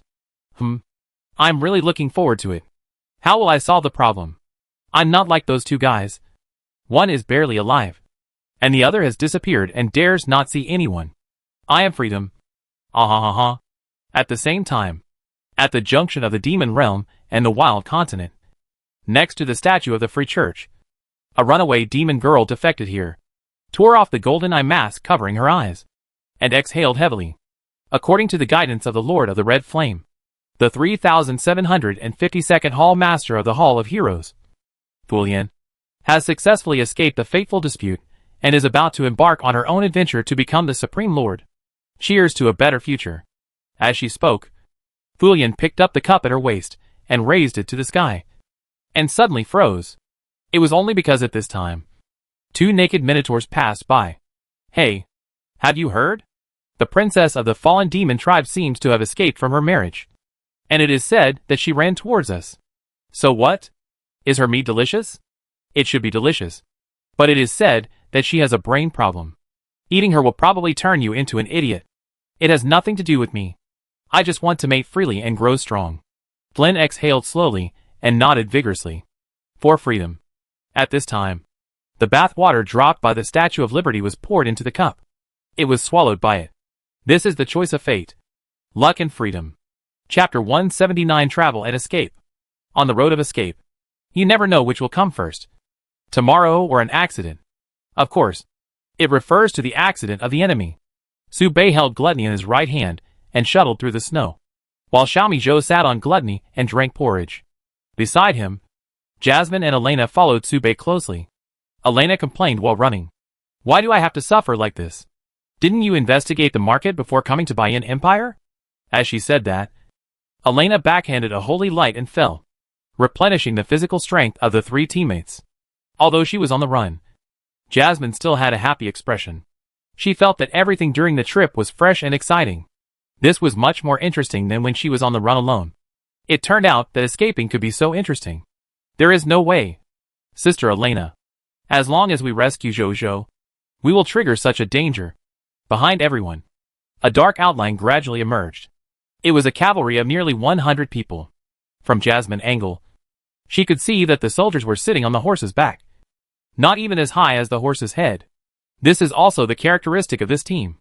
Every time they charge, the enemy always thinks that these horses are unmanned and takes it lightly, resulting in them being harvested in one round, causing heavy losses to the team.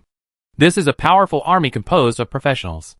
The leader is a 4th level and successfully awakened dwarf war rider, and every soldier behind him is a dwarf warrior he carefully selected as one of the most elite troops under the 3 princes of the White Rock Empire. It is named the White Pine Legion, and has an impressive record of hunting subdragon species without casualties. Their mission this time was just to stop the wanted criminals. This puzzled the leader of the Bison Corps when he first received the mission. But after the operation, he realized how difficult the mission was. He knew they had encountered a tough nut to crack. The Bison Corps had been chasing Su Bei and his group for 2.5 days, but they didn't even see the specific appearance of the other party. This was the closest they had ever been to their prey. Full speed ahead. For the Empire. For the Empire. The cavalry began to charge, with great momentum, and the horses' hooves fell into the snow, making a thunderous sound like an earthquake. Rolling in. Mr. Su Bei. Catch me. Molly jumped into Su Bei's arms, and was dragged by Su Bei's waist with one hand. In midair, Molly looked at the soldiers riding unicorn white horses, who were chasing after her, chanted a spell, and raised her hands.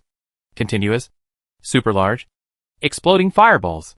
The rich and fluctuating fire element condensed in the air, and in an instant, one after another small sun-like fireballs were released in Molly's palm. This is a combination skill that makes her and Mr. Su Bei excited. Specifically, Mr. Su Bei acts as a mount, while she becomes a humanoid self-propelled artillery. Fire! The fireball was blasted out by Jasmine, and the blazing temperature swept across the surface, even melting the snow on the ground. This scene, even Elena had to sigh. It's worthy of being the source. Jasmine is only at the 3rd level, but she can squander her magic power so wantonly. Jasmine magic reserve and conversion rate are really amazing. With just one move, the enemy leader was completely confused. Enemy attack. Enemy attack. Everyone on alert. Mages use water attribute skills to counteract at the same time. Rangers prepare to ride and shoot. Shoot arrows. A series of huge fireballs were released, and Jasmine's face still looked energetic and relaxed. But the slightly drooping hair betrayed her mental state. This also means that she is not as energetic as at the beginning. At this time, Elena's doubts reached Jasmine's ears. By the way, if you deal with those idiot nobles, it shouldn't turn out like this, right? At least you don't have to be hunted down, right? You know it all. You're an idiot, and you're still asking? Silly roe deer, Xiaomi Zhou complained, saying a set of 3 character combination punches, which almost made Elena mad. If you learn something useless from that magic weapon again, I will throw all your porridge bottles. I kill you, Xiaomi Zhou roared. Little cat, let me hug you. Elena gritted her teeth, stretched out her hand, and tried to pull Xiaomi Zhou away from Su Bei's arms. However, Xiaomi Zhou climbed from Su Bei's right waist to his left waist, and then jumped onto Jasmine, who had just escaped from Su Bei's arms. Jasmine stared at Xiaomi Zhou, who flew over to her blankly, showing a bit of panic. Hey, don't. Jojo. I just got exhausted. I can't carry you. I'm only level 3. I can't run fast. My strength can't satisfy you. Hearing this, Xiaomi Zhou's calm expression froze, blinked, and whispered in confusion. If that's the case, why did Gluttony let her escape to Jasmine? Xiaomi Zhou obviously couldn't wait for the answer, and she had no way to change her movements in the air. So she opened her arms, and took the initiative to throw herself into Jasmine's arms. Hey. Seeing this, Jasmine also opened her arms, swallowed her saliva, and her body trembled. Hey, you can't bear it, right? No matter how you think about it, Jasmine can't bear it. Instead of doubting herself, it's better to encourage herself. Jasmine kept her posture and closed her eyes. Shouted, I'm ready. Jojo. Remember to hold me tight. Su Bei subconsciously hooked his hand and tried to grab Xiaomi Zhou's neck. But it was too late. Bang, Emily, who was holding Xiaomi Zhou, couldn't hold on for even a moment, and her hair collapsed instantly. They both fell to the ground. Her eyes were spinning from the fall. Almost got hit to death. It hurts. It hurts. Emily cried out in pain. Crack it open. Xiaomi Zhou roared like a cat, raised the glutton behind him, and started to chew. It made a ping-pong-pong sound. Seeing this, Su Bei and Elena looked at each other. I just wanted to tease Jojo. You know, I won't play seriously with a child. I'm just joking. Su Bei's calm eyes drooped and he sighed. I don't know. Su Bei vaguely remembered that Elena almost knocked Jasmine unconscious when she played bumper cars last time. Elena's mouth twitched, and she turned her back and said calmly, Who would be so childish? We are on the run. People who are familiar with Elena know that she is angry and is making excuses. But Su Bei didn't expose her. The main reason is that exposing the arrogant will make the arrogant angry, which will not be good for Su Bei. After that, Su Bei and Elena carried one on their backs and continued to flee towards Silver District 2. The sun sets and the night deepens. It renders a dim silhouette for everyone. Chapter 180, the fourth teammate of the hero. September 12th. It was raining. Not suitable for traveling. Su Bei planned to rest for a day.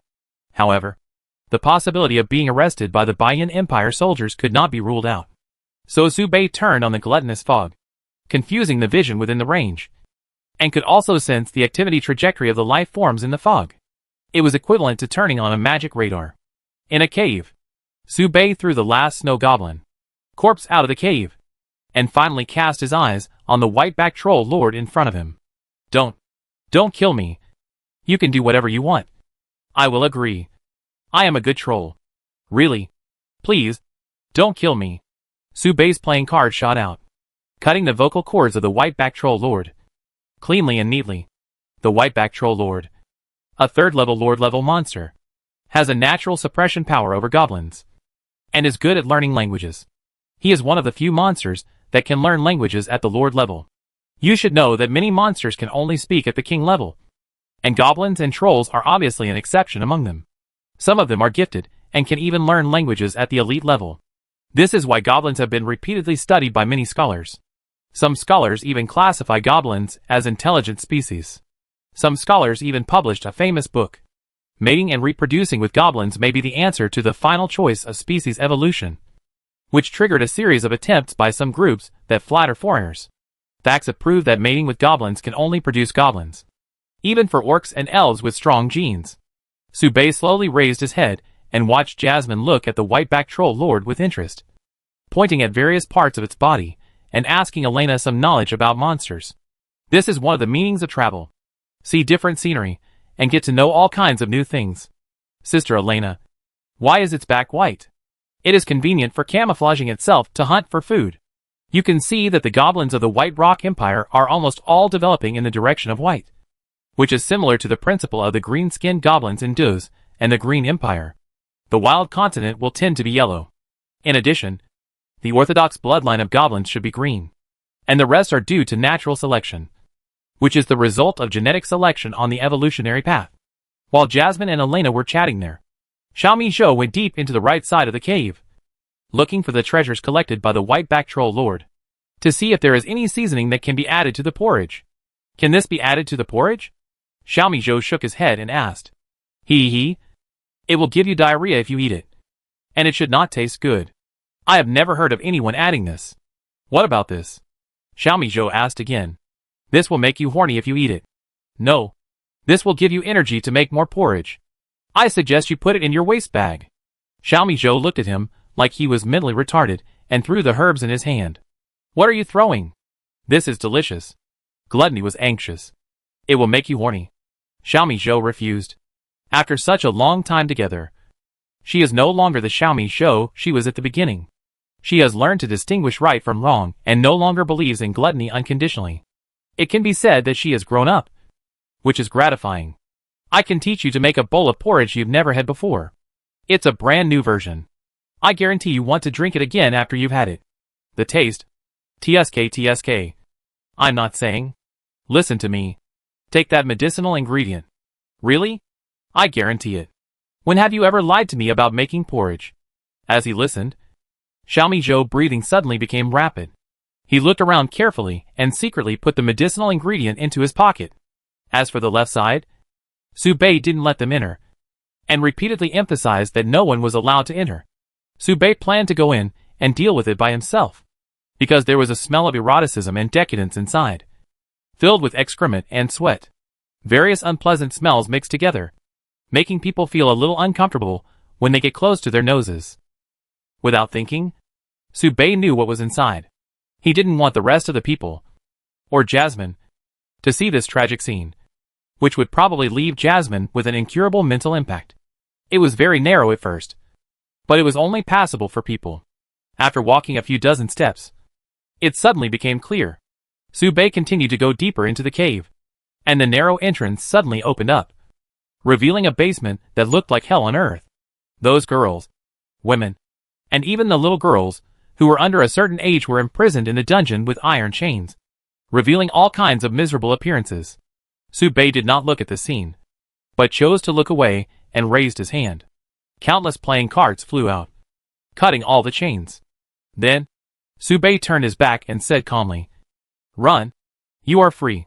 The sad thing is that these women did not recover at first, and they did not even have the desire and courage to get up. All the eyes were dead silent, empty and indifferent, as if they had turned into walking corpses. If you don't want to leave, then die. Su Bei raised his hand and chopped a corpse next to him into pieces. Everyone was panicked.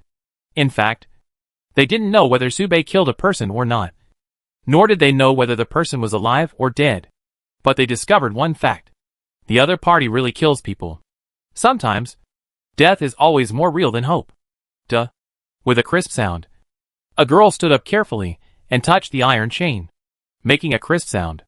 Seeing that no goblin came to humiliate her, and Su Bei on the opposite side did not take action, the girl showed some disbelief, and her expression began to become lively. "Thank you. Thank you." With the first person to eat crabs, others soon followed suit. Then, the girls walked out of the cave one after another. Among them, there were some abstract guys who pulled Su Bei's sleeve and questioned him. "Why didn't you come earlier? Doesn't your conscience hurt?" And other outrageous remarks. Some even said something like, "You have read me. You have to take responsibility for me." In response, Su Bei gave a slap in the face. He is socially anxious. But that is only for people who need to get along with each other on an equal footing. If you are rude to him, then Su Bei really knows how to be rude. Do you know what a king and pianist is? Until people left one after another, there was only one person left in the huge cave. It was a red-haired girl wearing a big red robe, who looked a little childish, sleeping on the table in the deepest part of the cave. Her limbs were locked by 4 chains, but she slept peacefully, and her clothes were neatly arranged. This made Su Bei a little confused. Su Bei walked forward and was suddenly stunned, showing great confusion, frowning tightly without loosening. His heart was in turmoil, and he did not calm down for a long time. Flynn Aldesia, the 4th teammate of the hero. Why is she here?